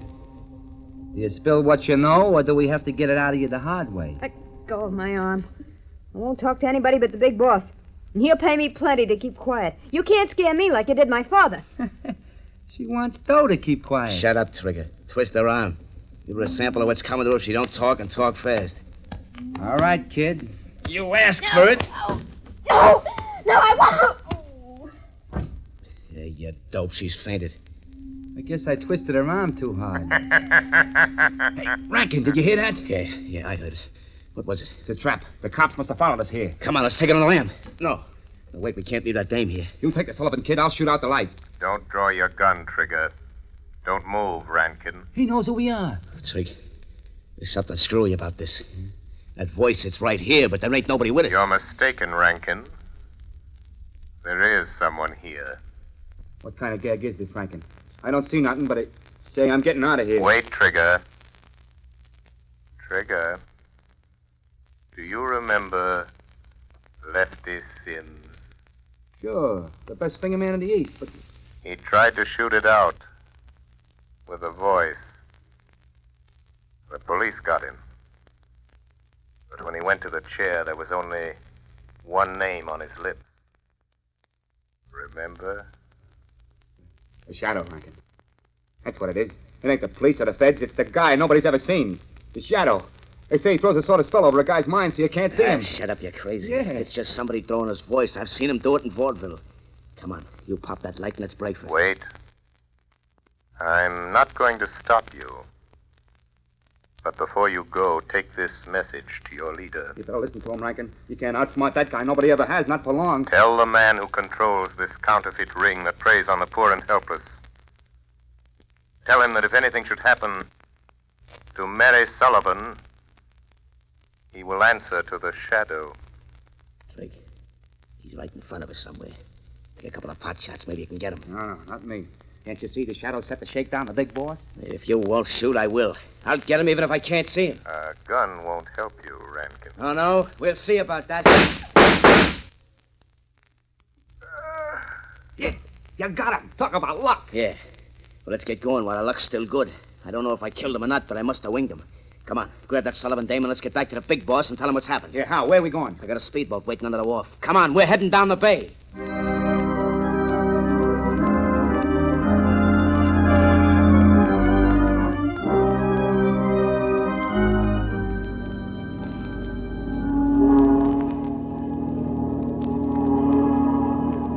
Hey, look. What do you think the big boss will say about bringing the Sullivan dame to his hideout? Yeah, I hate to think about it. If I'll steer the boat, you watch that Sullivan dame. She ought to be coming too by now. Yeah, she's coming out of it. Hey, how much farther we got to go? Yeah, we're practically there. You see that yacht laying at anchor out there? Holy cat. You mean that's the big boss hideout? Yeah, Trig. And you're finding out something you're liable to wish you never heard about, much less seen. Yeah. You mean that's the plant, huh? That's where all the phony dough's been coming from. You catch on quick, don't you? Yeah. Yeah. That's the layout the feds and cops have been looking for months. Classy, ain't she? All right, here we are. Get that Sullivan dame on her feet. Yeah, okay. But how about me staying in the speedboat? Nothing doing. You're coming aboard and tell the big boss what you know about this shadow. Nobody knows much about it. You better spill what you do know and spill it fast, Trig. The big boss is the head of this racket because he can think faster than you can shoot. He gets in the idea you're in on the shakedown, you're as good as dead. I ain't pulling no double cross. I swear I ain't like Shut that. up and bring that dame aboard. Boss knows how to handle her kind. And watch your step or you'll get what's coming to her. Okay. Come on, sister, come on. Before the night's over, I got a hunch you and me are gonna wish we'd never seen this ritzy tub.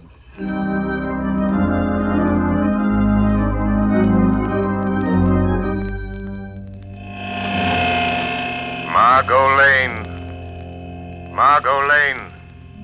Listen carefully. Act quickly. The life of the Sullivan girl depends upon it. Telephone Police Commissioner Weston. Have him notify the harbor patrol boats that they will find the leader of the counterfeit ring on board the large yacht anchored off Diamond Point. Hurry.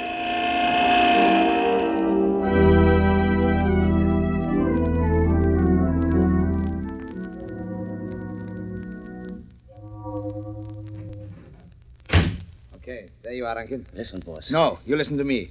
I've warned you never to come to this yacht without orders. But, boss, I had to. What's the idea of bringing Trigger and that Sullivan girl here? You know what happens to those who break the rules of my organization? I couldn't help it, boss. This is important. She ain't seen anything. I locked her in one of the cabins. I decide what's important. Why didn't you report first? There wasn't time. I was going to report, but then this shadow started talking to us in the warehouse. The shadow? Yeah. You tell him, Trigger. Never mind. I've heard all about the shadow. So he's on the trail, eh? Yeah, it's a shakedown, boss. Shut up and listen to me. If the shadow's behind this, it's no shakedown. What is his racket? Putting organizations like mine out of business. Putting fools like you and Trigger in the electric chair. Yeah? Well, he won't, because I got him back in the warehouse. You what? Yeah, boss. Rankin took a couple of wild shots at where the shadow's voice was coming from, and we heard him fall. How do you know that fall wasn't a trick? How do you know he didn't follow you here? No boat trailed us. No, I suppose it didn't occur to you that he might have been hiding in the speedboat with you? Where's that Sullivan girl? Bring her in here. I'll get her, boss. She's locked in the next cabin. Rankin, you're a fool. You let Trigger and the Sullivan girl in on something they're not likely to forget. And you know what to do. Take care of them. You mean fix them so they won't talk?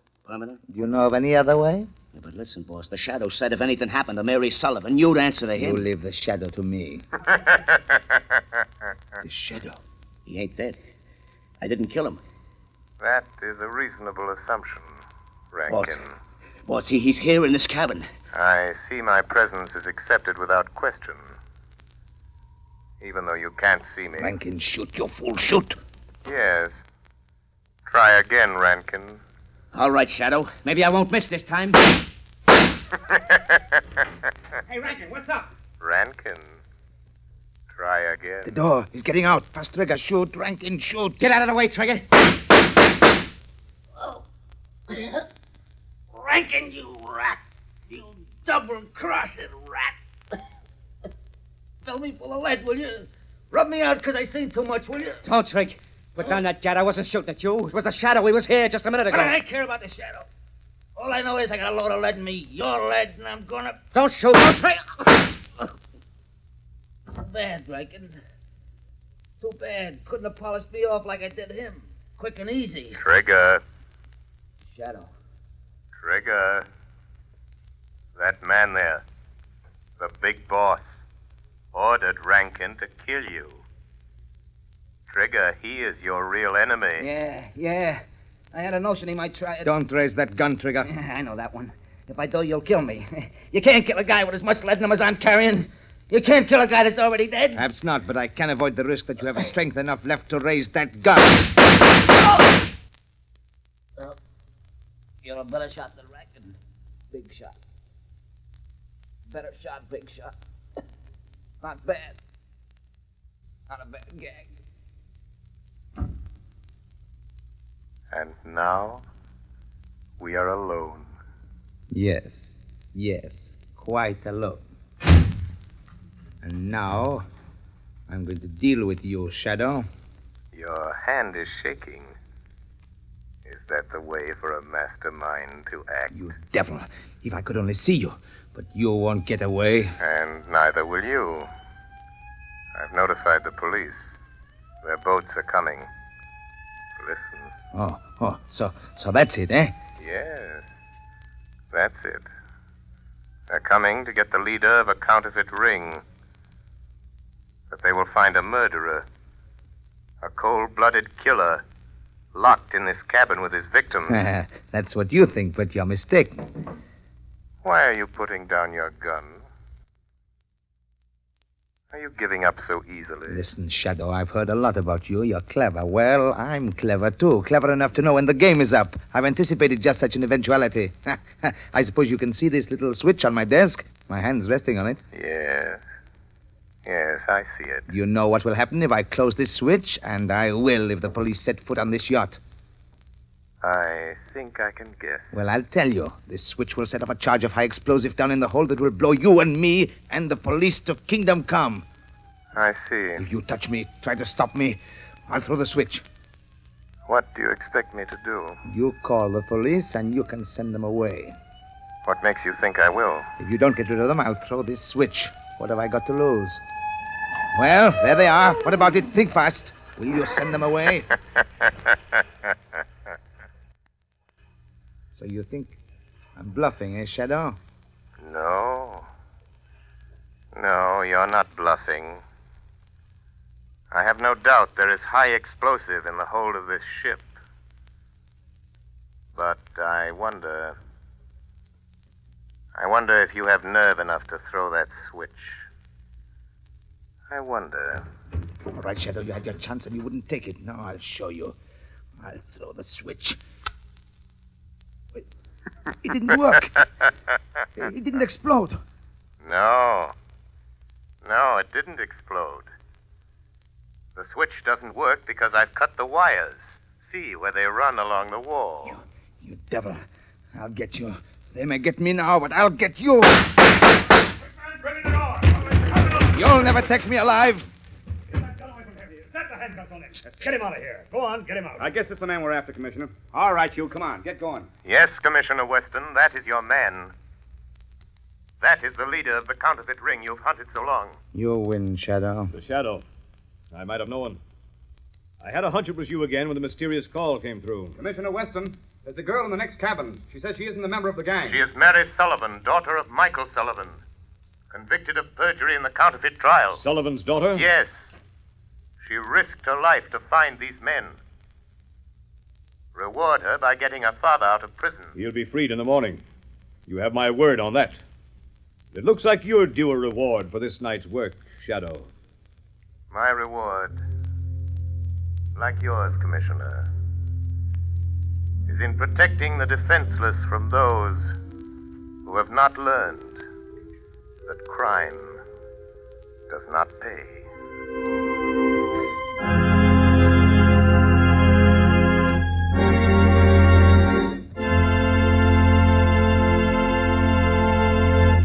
Ladies and gentlemen, before we tell you of the Shadow's next exciting adventure, here's John Barclay, Blue Coal's heating expert. Ladies and gentlemen, Mr. Barclay. Thank you, Ken Roberts. Good evening, friends. If you want to get better, more efficient results from your home heating plant at no extra cost, do this. Phone your nearest Blue Coal dealer and ask him to send one of my trained servicemen to your home. Each John Barclay serviceman is a heating expert. He knows every kind of heating apparatus, inside out. For instance, here's the experience of a woman in Revere, Massachusetts. She writes in part, I'm obliged to heat 14 rooms, and I always had trouble with 4 radiators. Try as I would, I could not seem to heat the 4 rooms in which those radiators were stationed until one of your John Barclay servicemen inspected the entire basement of my home, including the pipes and boiler. Also, those radiators which had given me so much trouble. The serviceman made some recommendations that I followed, and from that time on, I have never had any trouble whatsoever. My heating difficulties are over. I'm so pleased that I feel it my duty to write this to you so that other persons may avail themselves of this most advantageous service. And friends, that's only one of many letters I've received. Why not avail yourself of this free service? Remember, you don't even have to be a customer to profit by it. Simply phone your nearest Blue Coal dealer. He'll be only too glad to send a John Barclay serviceman to look over your heating plant. And when that serviceman calls on you, ask him about the Blue Coal heat regulator. With that wonderful thermostat attached to your heating plant, you'll get more uniform, more economical heat than the most expensive oil burner will give you. I thank you. Thank you, Mr. Barclay. Friends, Mr. Barclay has just given you a valuable tip. So take his advice. Phone your nearest Blue Coal dealer the first thing in the morning. Have a John Barclay serviceman stop at your home tomorrow.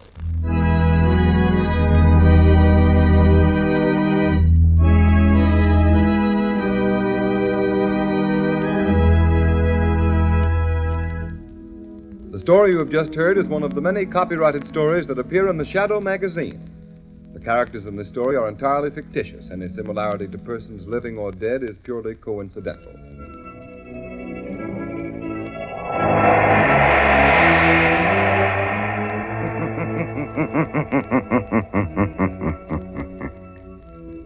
The weed of crime bears bitter fruit. Crime does not pay. The Shadow knows.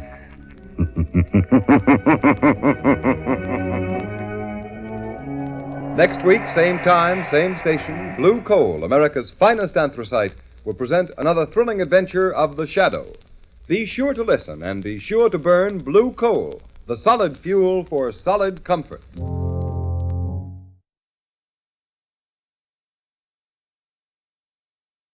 Thank you for listening to Golden Age Radio. We invite you to return tomorrow for the next episode that will take you on another unforgettable adventure. When I was a child, my grandmother used to make the best ice cream with a hand crank. Now you can find her recipe book online, el4e.com. Don't turn your dial because the next installment of timeless tales and captivating narratives is just around the corner. Stay tuned for another dose of vintage radio magic that will transport you to a bygone era of entertainment like never before. The Kraft Foods Company brings you The Adventures of the Falcon, starring Les Damon. Hello? Yes, this is the Falcon speaking. Oh, Lila, I'm glad you called. You'll have to count me out tonight, Angel. I have to see a client who's going to make my fortune. Mm-hmm. This boy's a big shot, and he's going to show me how to make a killing.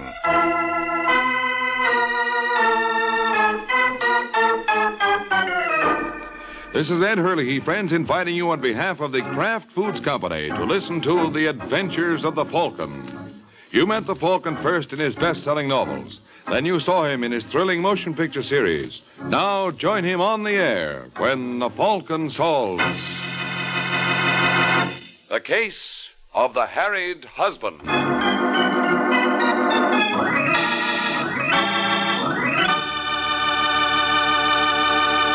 Miracle Whip has a flavor so pleasing. Miracle Whip Tastes so lively, so teasing. Miracle Whip Only one of its kind. Miracle Whip. Best salad dressing you'll find. Miracle Whip is the only one of its kind because it's a different type of salad dressing made from a secret Kraft recipe. Miracle Whip combines the best qualities of old-fashioned boiled dressing and fine mayonnaise, so it's truly distinctive and delicious, with a flavor millions of folks call just exactly right. Try it, won't you? One taste will tell you why it's America's favorite salad dressing. The one and only Miracle Whip.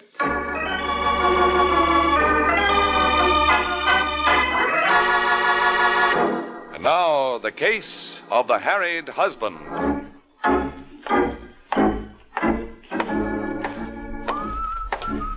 It is early Sunday evening in New York, and a handsome boy named Jeff Rogers nonchalantly walks down the fourth-floor corridor of the Hotel Maynard. It's obvious from Mr. Rogers' attitude he thinks he doesn't have a care in the world. But when he opens the door to his room, he learns differently. Hello, Jeff. What? Don't be frightened, darling. It's only me. How did you get in here, Rita? I gave the desk clerk one of my prettiest smiles and $10. Well, you had no business... Of course not, Jeff. But you're a hard man to see these days. Well, as a matter of fact... You were just about to call me. Word of honor. Don't lie, honey. You do it very badly. Oh, now look, Rita. Oh, don't take on so, Jeff. On the other hand, there are things you do exceptionally well. Which reminds me, how's Mrs. Davis? You mean Pat Davis? Who else would I mean? Oh, you know what that is. I know what it better be. Now, Rita, there's no reason for you to act like this. Oh, sure, but then there's no reason for me to be nuts about you either. You're not the brightest guy in the world. No. And when it comes to looks, I've known prettier boys, too. Still, you're crazy about me. Heaven help me. And heaven help you if you got any ideas about this Pat Davis. I tell you, sweetheart, it's strictly business. When does it pay off? Well, you know how it is. These things take time. That's what you told me last week. Well, you just be patient, baby. When are you going to see her again? Tonight at 9. Is this the night? Could be. How do I look? Come here, you dog. You know, I'll cut your heart out if you ever get any other ideas about another woman. Hey, is that clock right? You've still got time for one more. But... Now get to work.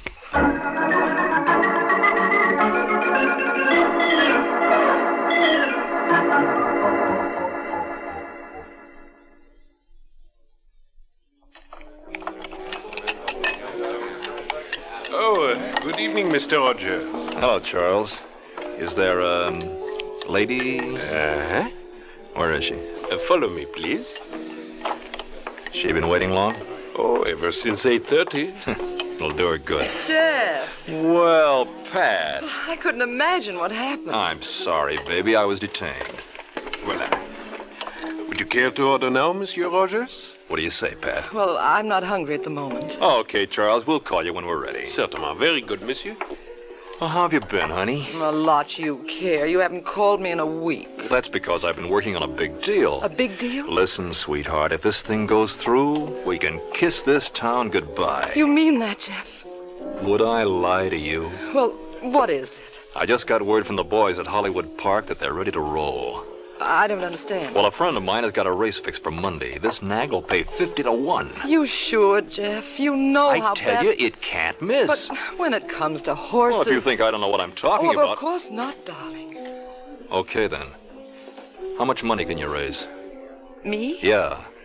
Well, I could manage 1,000. Ah, chicken feed. But, Jeff, that's all I have in the bank. What about your husband? My husband. Yeah.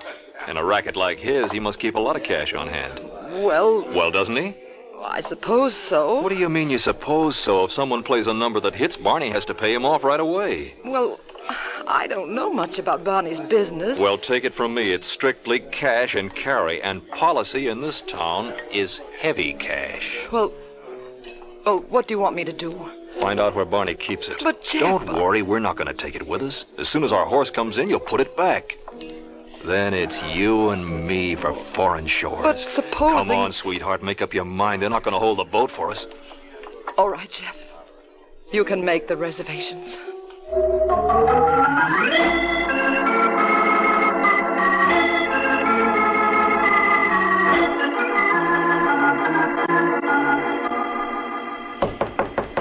Come. Hello, Jeff. You back again, Rita? Evidently. I was wondering how you made out with Pat Davis. Not so hot. What happened? I guess it just wasn't my night. I can't believe it. It does seem incredible, doesn't it? It does to me, honey. 'Cause you know I think you're irresistible. You want my autograph? Well, if it's on a picture, it might help. It would be a wonderful way to remember you. Come again? Well, obviously, I'm not going to have much more. What are you raving about? I picked up this envelope at the desk. What? Give me that. I've already opened it. And can you imagine my surprise? I didn't know you were going to Canada. Who says I am? Oh, did you buy the ticket for a friend? Oh, now, Rita, baby, you don't think I'd run out on you. Well, it doesn't make any difference. You know how I feel about you, Jeff. I would never stand in your way. But I wonder how Mrs. Davis will take it. And, what about Barney Davis? What about Barney Davis? I was just wondering if he'll be able to bear up under his loss. Have a nice ride, Jeff. I've had mine.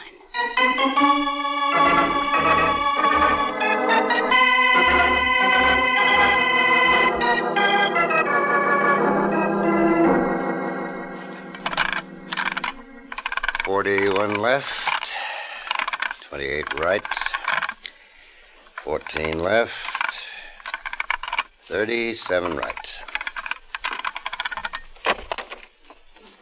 What the devil? Yeah, what is it, Barney? You busy, Doc? Well, I was just going to take my vitamins. Well, take a double dose later. Come in here. I want to show you something. What's cooking, Barney? Me. Take a look in that safe. Huh? Hey, someone's been in there. Yeah, hey. Well, don't look at me, Barney. I don't know nothing about it. You sure, Doc? I swear. There was over 50 grand in that till. Well, I ain't the only one who's got the combination. What about Tony Farrow? He left the place after I did last night. Get him. Oh, he ain't here. He phoned this morning to say he wasn't coming in. No? No, he said he ate some Chinese food or something yesterday. He didn't feel so hot. If I told him once, I told him 1,000,000 times. With his ulcers, he oughtn't to mess around with stuff like that. And what do you recommend in my case? Huh? I'm suffering from a loss of 50 grand. Oh. Well, maybe we ought to go up and see Tony. Say no more, Doc. That's one prescription I'm going to follow.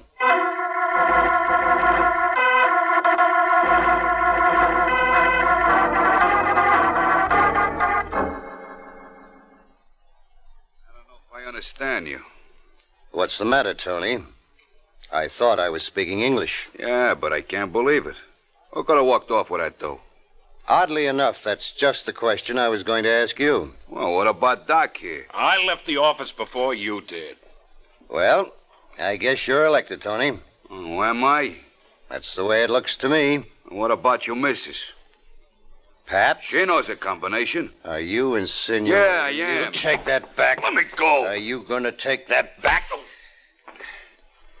You think you're smart. Well, let me tell you something, Mr. Davis.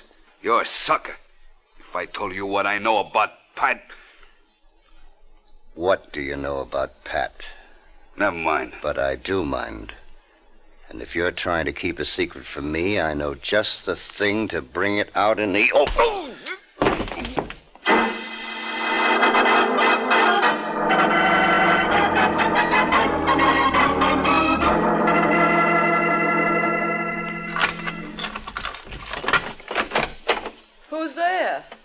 It's only me, Pat. What's the matter, Barney? You look upset. I just got some distressing news. You want a drink? That might help. What happened? Well, you know I don't like to bother you with my problems. You always treat me as though I were a child. I didn't mean it that way, honey. Well, here's to us. No. I won't drink with you unless you tell me what happened. Well, you know Tony Farrell works for me. The one who's always walking around with all those pills? No, that's Doc Julian. Tony's the tall, good-looking one. Of course, he isn't so handsome right now. What do you mean? He said a couple of things about you. What? Oh, it doesn't matter. What did he say? That you were carrying on behind my back. How can you have the nerve to say a thing like that? Well, you asked me. I You listened can't. to that horrible man. Now, Pat, you stood there while he attacked my character. I didn't stand there. You took his word against mine. Where are you going? What do you care? You don't love me. Pat, come back. Pat!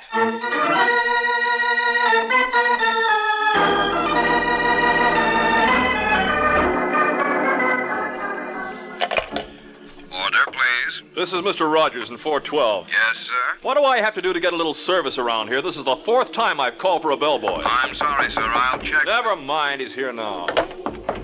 Just a second. Take it easy, will you? You got your... Hey, what's the... idea?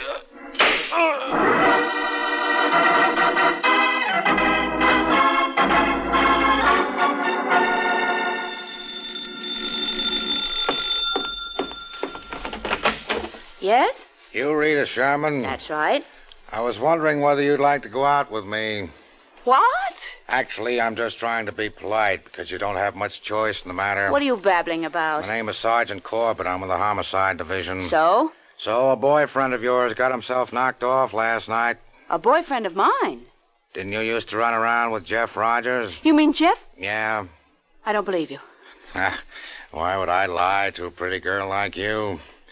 Better pack a bag, honey. I think you're going to be away for a long, long time.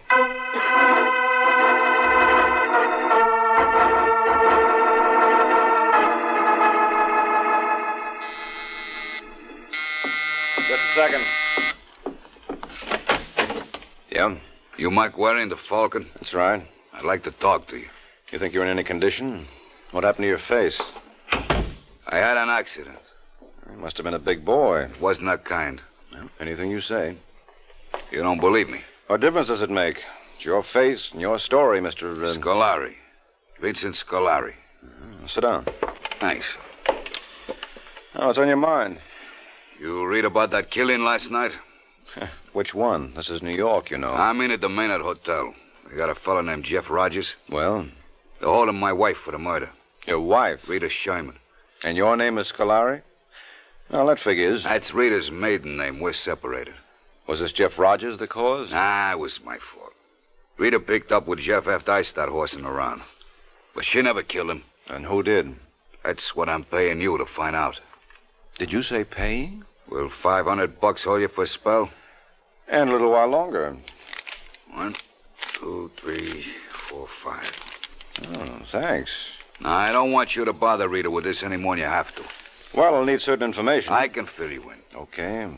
What kind of a boy was this Jeff Rogers? A real Casanova type. Dames all went nuts about him. Who was the last one? A dame named Pat Davis. Now, who's she? I don't know. But for those $500, maybe you can find out. I'll be seeing you, Waring.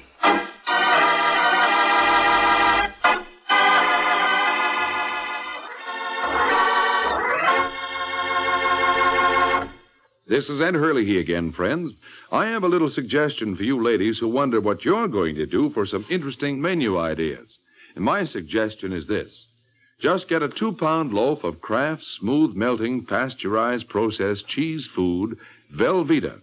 You can melt Velveeta for smooth, delicious cheese sauce that'll add extra goodness to vegetables or seafood or rice or just plain toast for a fine main dish. And it's such an easy sauce to make. All you do is melt a half-pound of Velveeta in the top of your double boiler. Notice how smooth it melts without any lumps at all.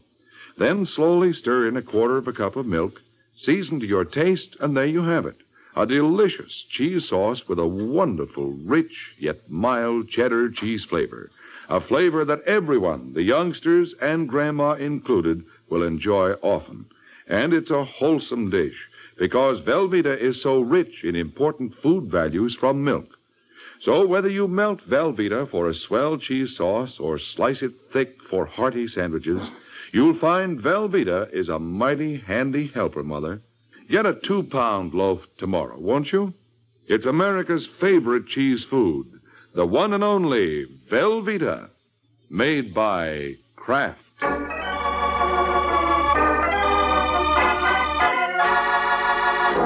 Now, back to the adventures of the Falcon.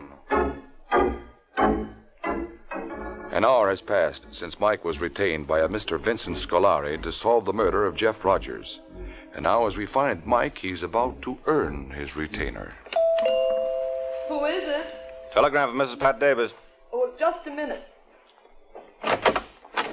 Hello. Well, you're not with Western Union. Well, I tried to enlist, but they wouldn't have me. What do you want? Awfully drafty out here. Well? Now, I can assure you, Mrs. Davis, I'm perfectly respectable. I'm a second-class scout in Troop 87. Come in. Thanks. You don't look like a Boy Scout to me. Well, I'm kind of tall for my age. What's your name, mister? Waring. Just Waring? Well, there's a mic that goes in front of it, but no one seems... What's the matter, Mrs. Davis? Something burning? Why? Well, the way you wrinkled your nose when I mentioned my name, I thought maybe you smelled something offensive. Maybe I did. Huh? Falcon. Oh. What do you want? Well, as I started to explain, in order to be a first-class scout, I have to pass map making. And my assignment is to locate all the Pat Davises in New York. How are you doing? Well, not bad. Would you mind telling me a little about yourself? What kind of men do you prefer? Those who know where they're not wanted. Oh, they're hard to find. Was Jeff Rogers like that? Who? Jeff Rogers? Boy who was murdered last night? I never had the pleasure. You sure? If that's the only reason you came here... I know, I can get. You've been reading my mind. Well, I've had enough practice. But I don't know what I'm going to tell my scoutmaster. He's going to be awfully disappointed.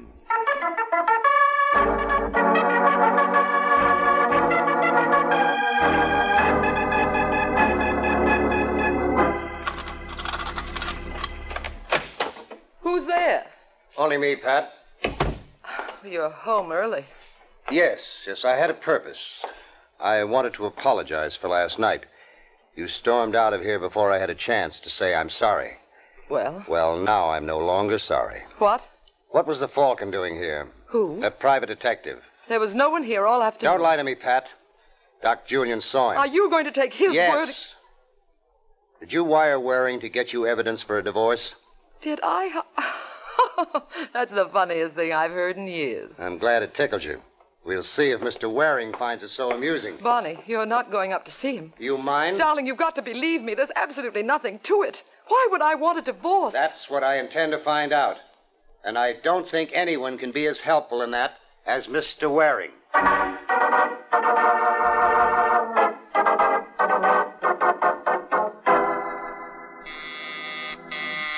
in. You must be Mike Waring. Must be. And you? My name is Barney Davis. What's on your mind, Davis? Oh, call me Barney. Everyone else does. Oh, I wouldn't presume. No, I want us to be real friendly.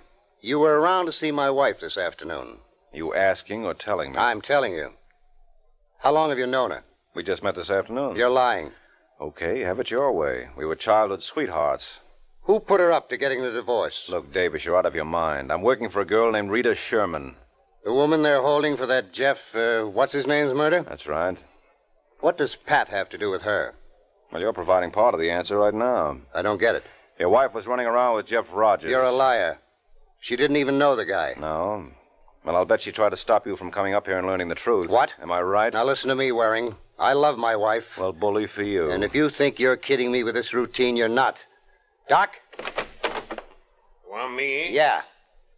Come in here for a second, will you? Sure thing. This is Mr. Waring. Hi. What do you think of the specimen? You mean you want a diagnosis? No, I've diagnosed this trouble myself. What I want you to do is give him a treatment. Oh, sure. Now, look, little man, put away the lead pipe. You got it wrong, Waring. It's a very delicate instrument. You heard of them taking a spinal tap, didn't you? Huh? Well, I worked the other end. I'm just going to tap your skull.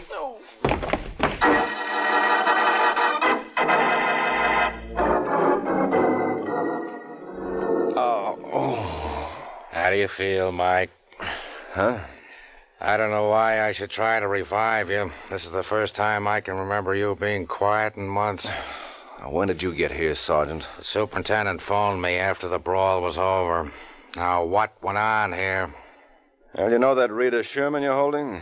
The girl who murdered her boyfriend? She didn't. What makes you so sure? She's my client. Well, silly of me to even ask. But it's funny Rita didn't tell me about it. It was her husband who hired me. What's his name? Vincent Scolari. He told me it was his fault. He and Rita broke up. Rogers had nothing to do with it. But you know Rita didn't kill him. Yes, Corbett. This boy Jeff was quite a man with the ladies. That I discovered for myself. Well, did you discover anything about a girl named Pat Davis? Pat Davis? No. Well, Jeff kissed her off. How do you know that? I'll leave it to Rita. You don't think I'd take her word for it? Well, she may know something. She might, but I doubt it. Otherwise, she certainly wouldn't have hired you. Well, let's find out.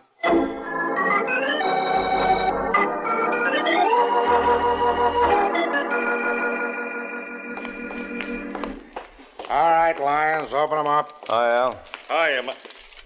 Hey, what happened to you? He got that for using his head. Huh? Come on, open them up. Hello, Rita.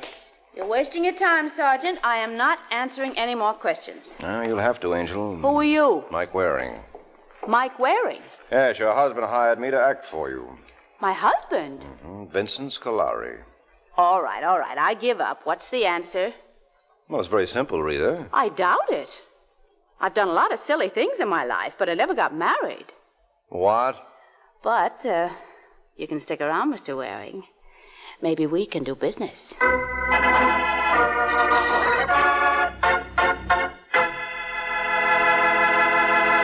Remember, tomorrow at your grocer's, you can get a wonderful new salad oil for your homemade salad dressings, your cooking, your baking. It's Kraft Salad Oil, the first salad oil for home use ever offered by the makers of all those wonderful Kraft dressings. Kraft Salad Oil is a lighter-bodied oil, superfine to blend perfectly with other ingredients. Get a pint or quart bottle tomorrow at your grocer's. Ask for Kraft Salad Oil.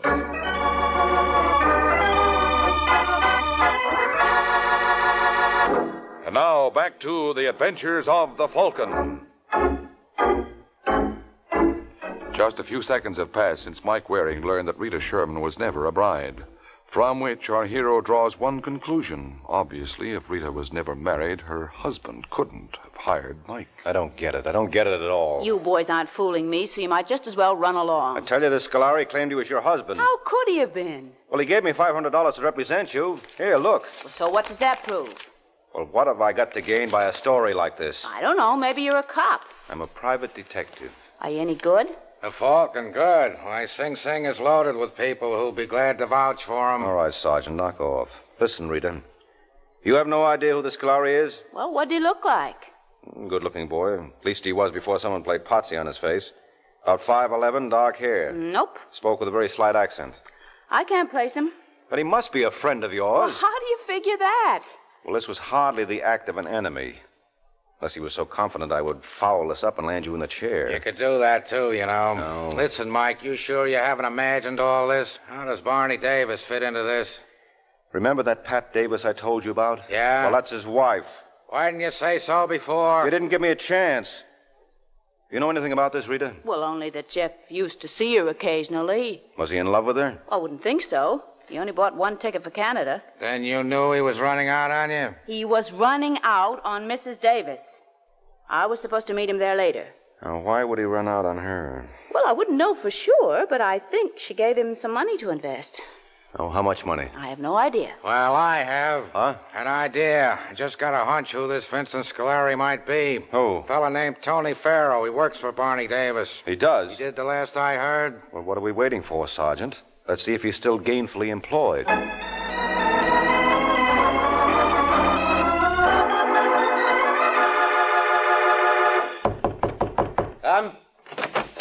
Hello, Barney. Well, if it isn't my good friend, the Falcon. Yeah, though a little the worse for wear. Nah, how did that happen? You don't really care. You know Sergeant Corbett? Oh, sure. How are you, Sergeant? Fine. I brought him along to vouch for me. You wouldn't believe me when I told you I wasn't working for your wife. Well, I believe you now. Oh, that's very big of you. What convinced you? Pat told me the truth. Ah. Is your wife around? No. Where is she? Out. You mean you trust her alone?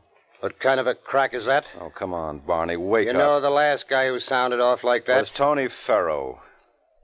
How did you know about him? He was up to see me. You made a bad enemy there. I'm not worried. Well, you should be.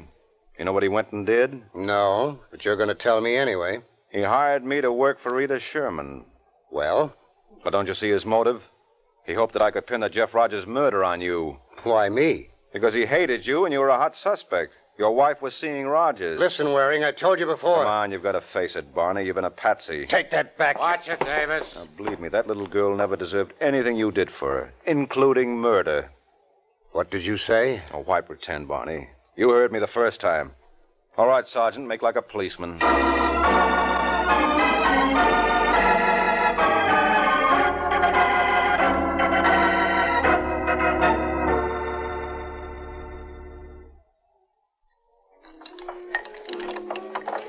I know I shouldn't ask questions, Mike. No, don't be silly, Rita. I'd be disappointed if you didn't. Well, all right then. What was this all about? Oh, it was the oldest story in the world, Angel. Barney thought Jeff Rogers was going to steal his wife, so he took steps. Said steps, being to Jeff's room where he killed him, huh? Exactly. Well, how did you know that Barney was the guilty critter? When I learned that Vincent Scolari was Tony Farrow. Well, if your purpose was to confuse me, Mr. Waring, you succeeded. Well, you know why Tony was beaten up? Yeah? Because he made a crack about Barney's wife. Mm-hmm, which came out when Barney was questioning him about 50 grand that was missing from the safe. So?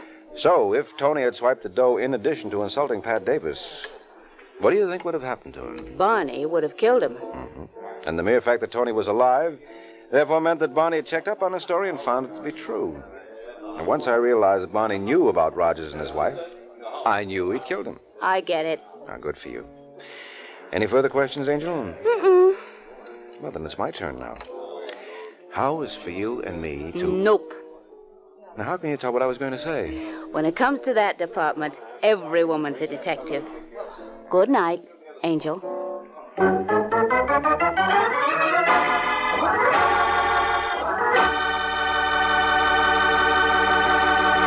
There comes a time in the life of every homemaker when she has to fix a dinner fast, and that's when Kraft Dinner is such a help. You see, in just 7 minutes cooking time, Kraft Dinner makes delicious macaroni and cheese. Wonderful, tender macaroni with fine cheese flavor all through, just like I said, in only 7 minutes cooking time.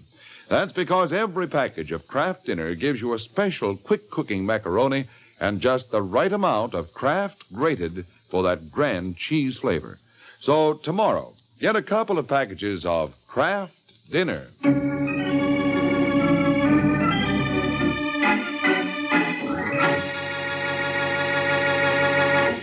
This is NBC, the national broadcasting company.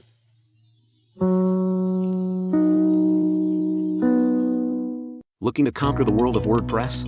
At G3PL.com, we're your ultimate destination for WordPress support and training. Need help with a specific project? Facing a tricky plugin or theme issue? We've got your back. We will troubleshoot, customize, and fine-tune your site to perfection. So, why wait? Take the leap into WordPress greatness. Contact us today at WP@G3PL.com or give us a call at 615-420-2040. G3PL.com. Your WordPress success starts here. Ladies and gentlemen, the secret word tonight is air. A-I-R. Really? You bet your life.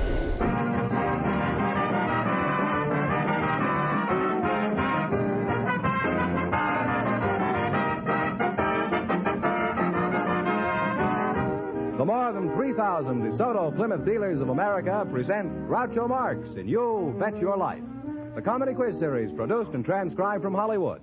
And here he is, the one, the only... That's me, Groucho Marx.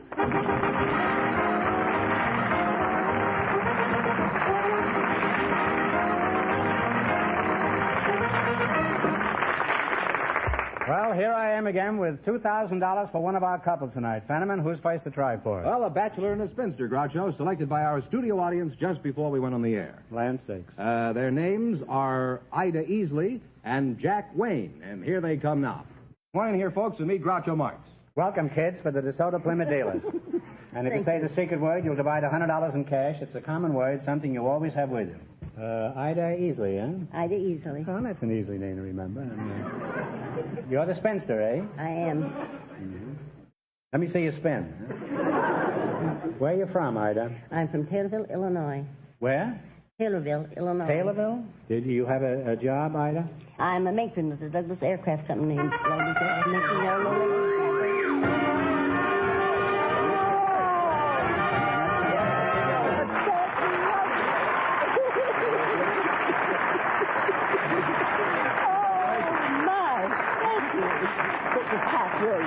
Oh, thank you. Ida, of course you realize that half of that swag belongs to Mr. Wayne over here, huh? That's what worries me. I think he's more worried than I am, for I have a hold of it. Well, eventually he may be holding you and the $50, eh? Well, Jack, time will tell. Well, what do you do, Jack? Oh, I run a streetcar. Where are you from, Jack?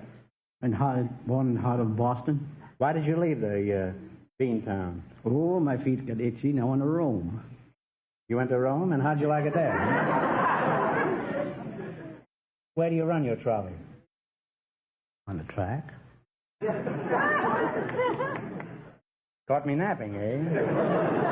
I suppose that's one of the little jokes you streetcar men use to amuse each other back in the car barn. Is that it? That's an old joke. It is, eh? Well, it may interest you to know that while you're knocking each other out back in the car barn, the city's pulling up the tracks to make way for a bus line.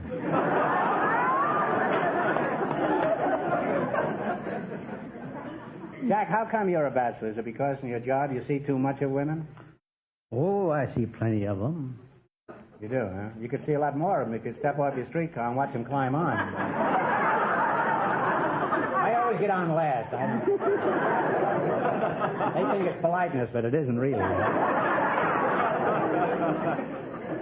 Jack, if you found the right woman, would you be interested in matrimony? Oh, I guess I would. What would you consider the right woman? Or a housekeeper, a good housekeeper, a good cook. Why not go to a ball game with me once in a while? You don't need one girl. What you need is the YWCA, Jack. How old are you, Ida, if that isn't too... Oh, I think I'm about his age. Frankly, you don't care how old he is, do you? Huh? Who thought of such a thing? You're his age anyway, no matter how old he is. No matter how old. Are you a good cook, Ida? Well, I think I'm good. Do you like baseball? Oh, very much. Do you follow it quite closely? Yes, I keep up the game. Well, I'm an average fan, too. What do you think of Sugar Ray Robinson's chances this year? You think he's going to break Babe Ruth's record? Oh, I think he stands a very good chance. Yes, but on the other hand, don't forget, he still has to beat Gussie Moran. I understand. Well, you can't blame a girl for trying, I always say. As a matter of fact, I never said that before in my life. I don't know why I lie this way. Eh? Would you get married tonight if the right man came along and knocked you off your feet? Oh, I think I would. You would. Well, look out for Ding Dong Daddy, yeah. He can knock you off your feet and charge you 11 cents car fare at the same time. Well, you certainly make a nice couple. Just remember, none but the brave deserve the fair, Jack. Always remember that, eh? And you're just the one to collect it. Now, we're going to play You Bet Your Life for $2,000. But I want you to pay close attention to Fenneman over there.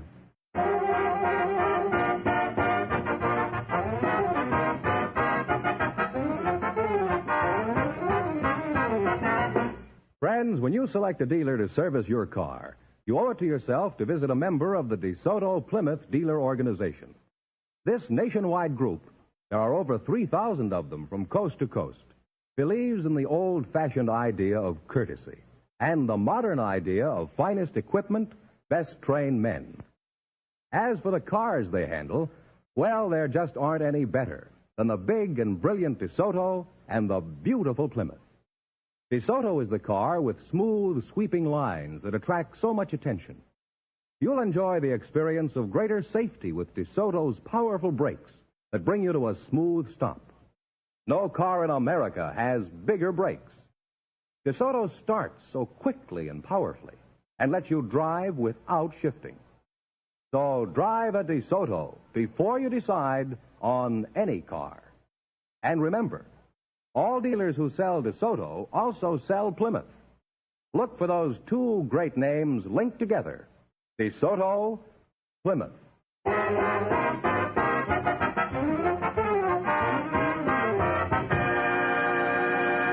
All right, now let's see if you two will get a chance at the $2,000. Fenneman, explain the rules. All right. Each of our three couples has $20. They bet as much of that 20 as they want on each of four questions.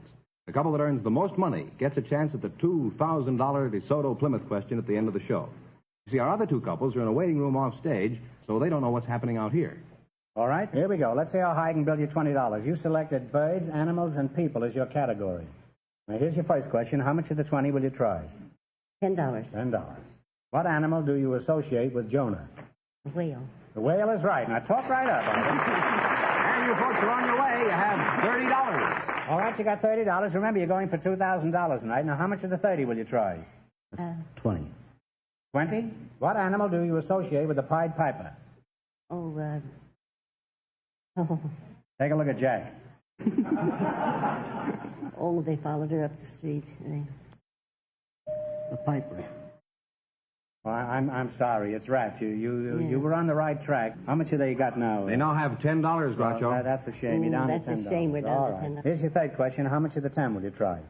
$5. $5. Is that all right, Jack? That's all right. What animal do you associate with Daniel in the Bible? Lion. The lion is right, huh? Well, they're climbing again. You now have $15. All right, you got $15, and here's your last chance to beat the other couples. How much of the 15 will you risk? Well, let's take 10. $10. $10. What animal do you associate with Lady Godiva? Oh, the horse. That's right, a horse is correct. And they wind up with a grand total of $25. Don't forget, you won how much? $25. $25, and you won $100. That's $125. Thanks and good luck from the DeSoto Plymouth Dealer.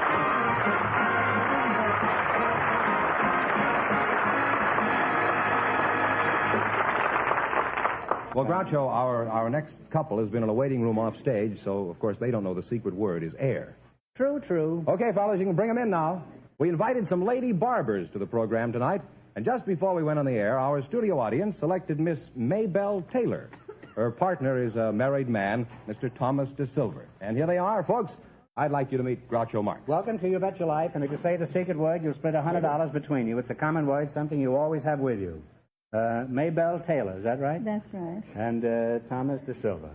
You're a lady barber, Maybelle? That's right. Where are you from, Mabel? Montana. Montana, whereabouts? Culbertson, Montana. And Thomas DeSilva, you're a married man, huh? Right. Is that your only claim to distinction, Thomas? Yes.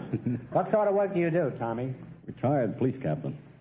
Oh, how long? I'm glad I found that out. How long have you been married? 16 years. You remember how you met your wife? Huh? Yes, but it's a long story. Well, keep it down to 1,500 words, will you? I have to be in Pittsburgh a week from next Wednesday. Okay, go ahead. How'd you meet your wife? We went down to Wildwood, New Jersey. A couple of bathing suits and took her down to Wildwood, New Jersey. Put a bathing suit on and then I gave her the engagement ring. You're a pretty shrewd cookie, aren't you? Huh? So after seeing her in the bathing suit, then I started singing proposal to her. You sang a proposal? Oh, yeah. To her? Well, how did you sing a proposal to her? Let me call you sweetheart and gave her the engagement ring. Would you mind singing Sing it? Oh. Well, go ahead. Let me call you sweetheart, I'm in love with you. Let me hear you whisper that you love me true.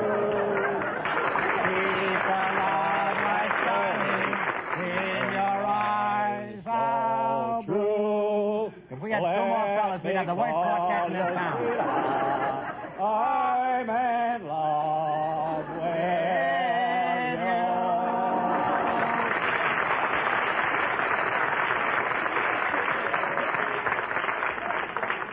And she consented to marry you after that?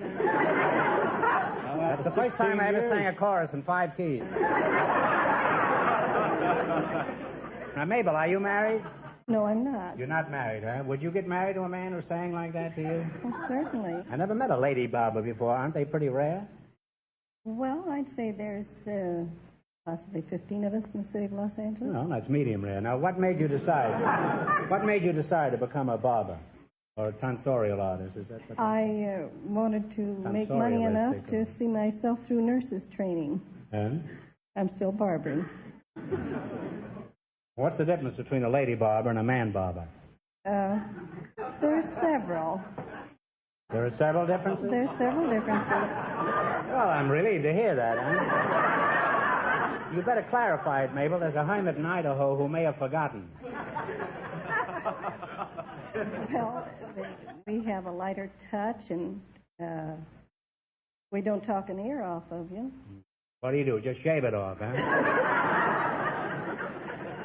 I suppose you have a scrapbook where you keep all your clippings, Mabel? Yes. Do any of your customers flirt with you, Mabel? The male customers? Well, they're not really serious with me. Now, how do you handle these Romeos? Oh, I kid them along. They like it. Well, how do you kid them? Do you tell them jokes? Yes, occasionally. Well, tell us a joke. Go ahead. Pretend I'm sitting in your chair and you want me to forget how much all this is going to cost me. Now you go ahead and tell me a joke. Do you know the best way to save your hair? Yes, put it in a cigar box. That's an old joke. Do you know a way Tell me another joke, huh? Do you know a way to avoid falling hair? Yes, just step nimbly to one side, huh? That's even older than the other joke, huh? You know any more jokes, Mabel? No, I believe not. Go on, admit it. I'm too fast for you, huh, Mabel? Well, grass, your hair is getting a little bit thin. Yeah, well, grass doesn't grow on a busy street, Mabel. Well, I was going to say that grass doesn't grow on a cement highway either.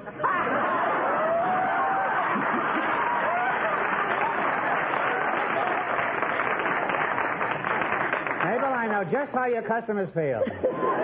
My head is bloody but unbowed. Well, all right, now we're going to play You Bet Your Life, huh? Now, we'll see how you two make out in the battle for the $2,000. You got to work together as a team and run your $20 into more than our other couples. I can't tell you how much the other couples won, but Fenneman's going to remind our listeners. The Bachelor and the Spinster won $25. Here we go. Let's see how high I can build you $20. You selected nicknames of famous cities as your category. Here's your first question. How much of the 20 will you try? Tommy, wake up. $10. You're going to ignore Mabel, huh? What city is known as the city of brotherly love? Philadelphia. Philadelphia. That's where you... They're on their way, Groucho. They have $30. $30. Remember, you're going for $2,000 tonight. Now, how much of the 30 will you try? No, Talk right up. 10. Make it 20. All right. What city is known as the biggest little city in the world? Reno, Nevada. Reno, Nevada is right. Oh, you folks are really climbing now. You have $50. Here's the third question. Now, how much will you bet? 50. 50. What city is known as the Mile High City? Denver, Colorado. Denver, Colorado. And they've climbed to $100. You've climbed as high as Denver, Colorado. Now, here's your last chance to beat the other couples. How much of the 100 will you try? Make it all? The last question? You're Yes, the here's the last question. Let it go. Let it go. You're going to shoot the works, huh? What city is known as the Smoky City? Pittsburgh, Pennsylvania. Pittsburgh is right.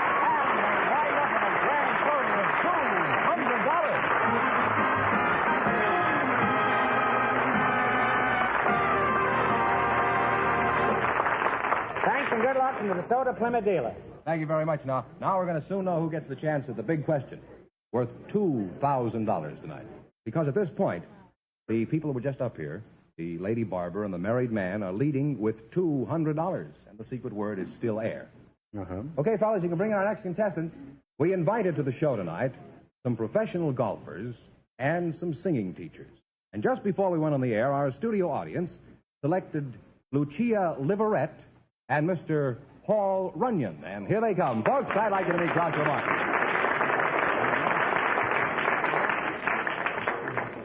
Welcome to You Bet Your Life, folks. And if you say the DeSoto Plymouth secret word, you'll divide $100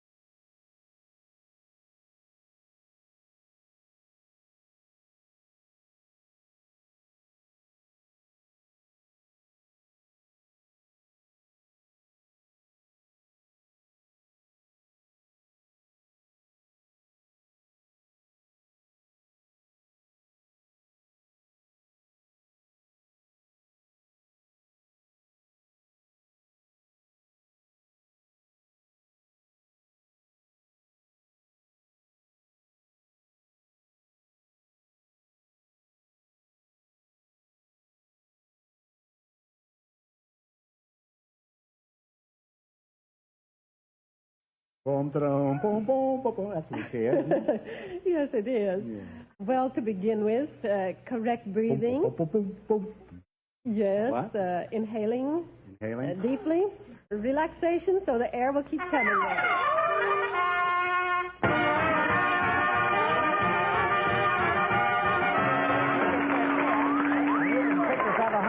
Right in here for you. There you are. You pick that out, Lucia, and be sure Paul gets...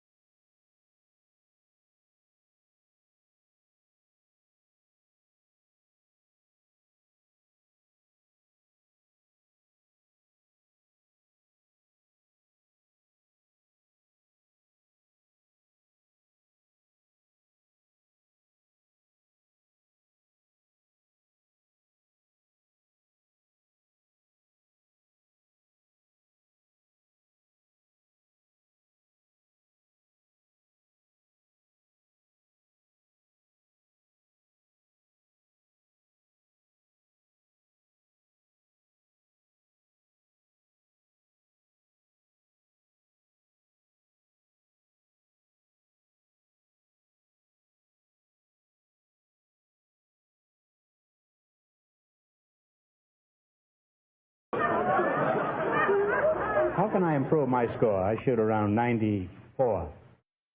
That's with cheating. I think I'd advise you to take a few lessons from a competent instructor, do a little practicing and a little playing. I've taken lessons. It's hopeless.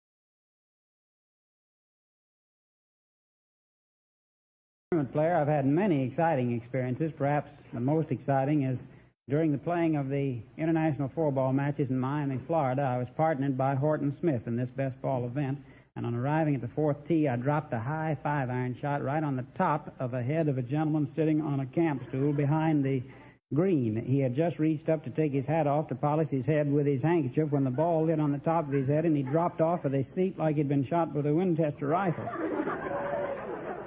But on the next year, Horton and I incidentally won the first International Four-Ball Championship, and we were paired again as partners. The next year, arriving at the ninth green with 2,000 or 3,000 people down the left side of the fairway, Smith hit a booming hook down the left side. Down goes a man. Who is it? Our friend of the camp stool. And the publicity on the International Four-Ball matches the next year says that Dr. Johnson is in Miami to watch his perennial favorites, Runyon and Smith, in the International Four-Ball matches, but he'll gallery in an armored suit.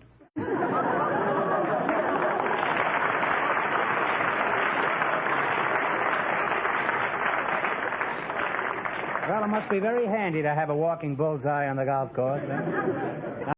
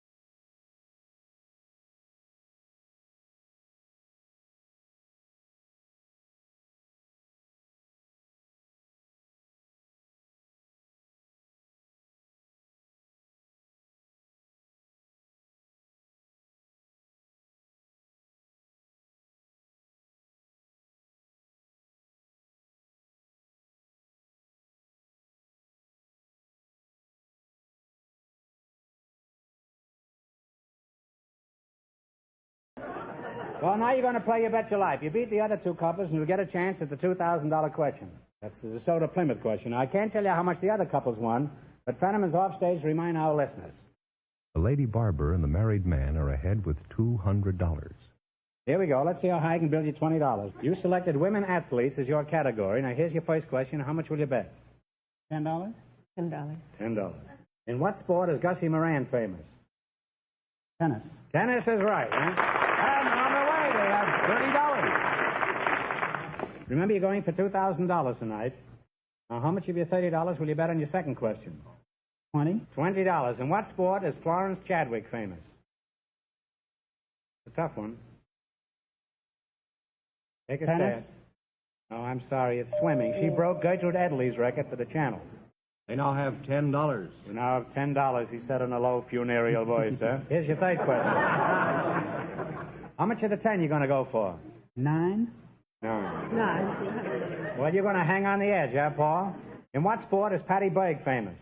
Golf. Golf is right, huh? Well, on the way again. They now have $19. All right, here's your last chance to beat the other couples. How much of the 19? The works. You're going to shoot the works, all right. In what sport is Barbara Ann Scott famous? Ice skating. Ice skating is correct. And they wind up with a grand total of $38. And that means the lady barber and the married man with $200 get the chance at the DeSoto Plymouth $2,000 question.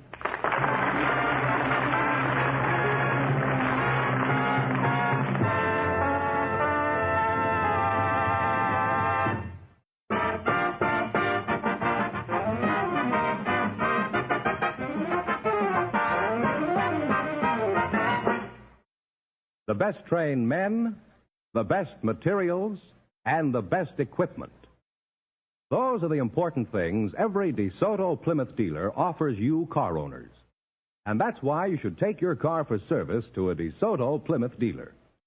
You see, DeSoto Plymouth dealers have men trained in the latest factory methods. This means that the mechanics who work on your car are experts. And in every DeSoto Plymouth dealer's shop, you'll find special tools and costly equipment. In addition, right on hand, they have a large supply of factory-engineered and inspected Mopar parts. Yes, you'll like the way business is done at a DeSoto Plymouth dealers. Find this out for yourself and do it real soon. The very next time your car needs service, drive in where you see the sign of a DeSoto Plymouth dealer.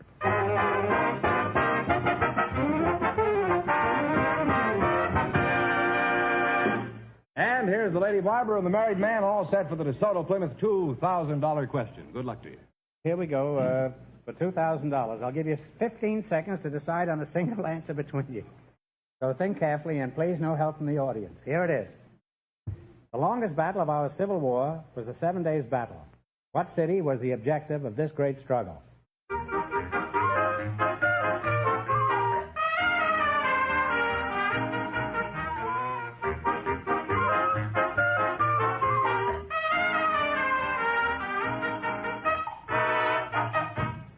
Richmond? Richmond is right.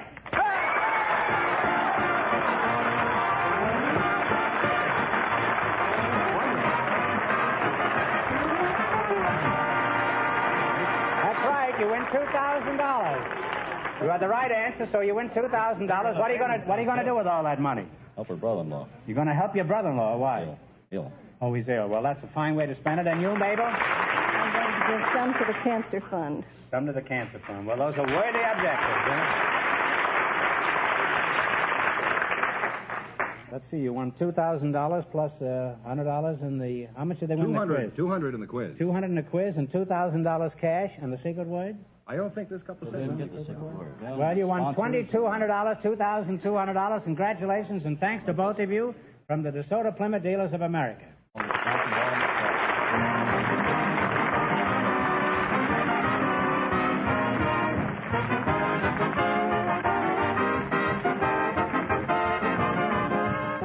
Be sure to tune in again next Wednesday night at this time for the Groucho Marx Show, when the big question will be worth $1,000. And don't miss Groucho's television show, also presented by the DeSoto Plymouth Dealers of America. And remember, all dealers who sell DeSoto also sell Plymouth. Two great cars, both products of the Chrysler Corporation. And when you drive in, tell them Groucho sent you. Good night, folks. Just be sure to see your DeSoto Plymouth dealer.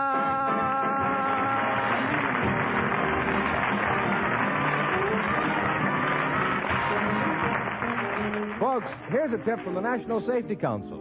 Walkers wise, use their eyes. You Bet Your Life is transcribed from Hollywood, produced by John Goodell, directed by Robert Dwan and Bernie Smith, music by Jerry Fielding. This is George Fenneman, signing off for the more than 3,000 DeSoto Plymouth dealers from coast to coast.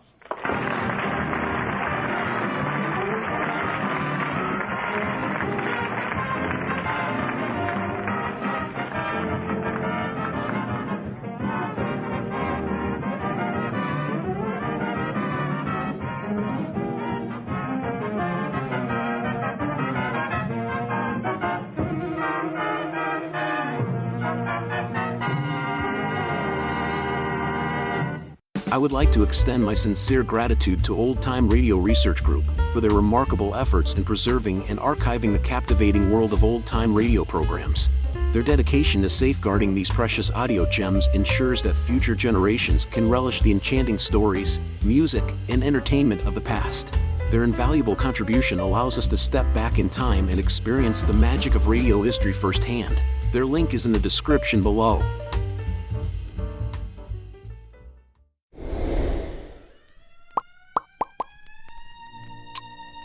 Thank you all for tuning into Golden Age Radio today. We hope you enjoyed the classic tunes and captivating stories from the past. Absolutely. It's been a delightful journey through time, and we truly appreciate each and every one of you for joining us. We have a fantastic lineup prepared for tomorrow's broadcast, filled with even more nostalgic melodies and thrilling dramas from the golden era of radio. So mark your calendars and set your alarms because you won't want to miss it. Join us again tomorrow at the same time for another unforgettable session of Golden Age Radio. Invite your friends and family to come along too. Let's make it a delightful gathering filled with timeless entertainment and warm memories. Once again, thank you for being part of our wonderful audience today. We look forward to having you with us again tomorrow as we dive into the enchanting world of the past. Until then, take care and have a fantastic day ahead. See you tomorrow. See you tomorrow. Attention all business owners and aspiring database wizards. If you want to take your data management to the next level, G3PL.com is your ultimate destination for expert Microsoft Access support and training. That's right. G3PL.com believes that every successful database journey starts with a dedicated individual guiding you to success. That's why we're proud to introduce G3PL.com, a Microsoft Access expert. Whether you're just starting or looking to enhance your access skills, G3PL.com's personalized training will set you on the path to mastery. G3PL will be with you every step of the way, providing hands-on guidance and real-world examples. But don't just take our word for it. Hear what a satisfied client has to say.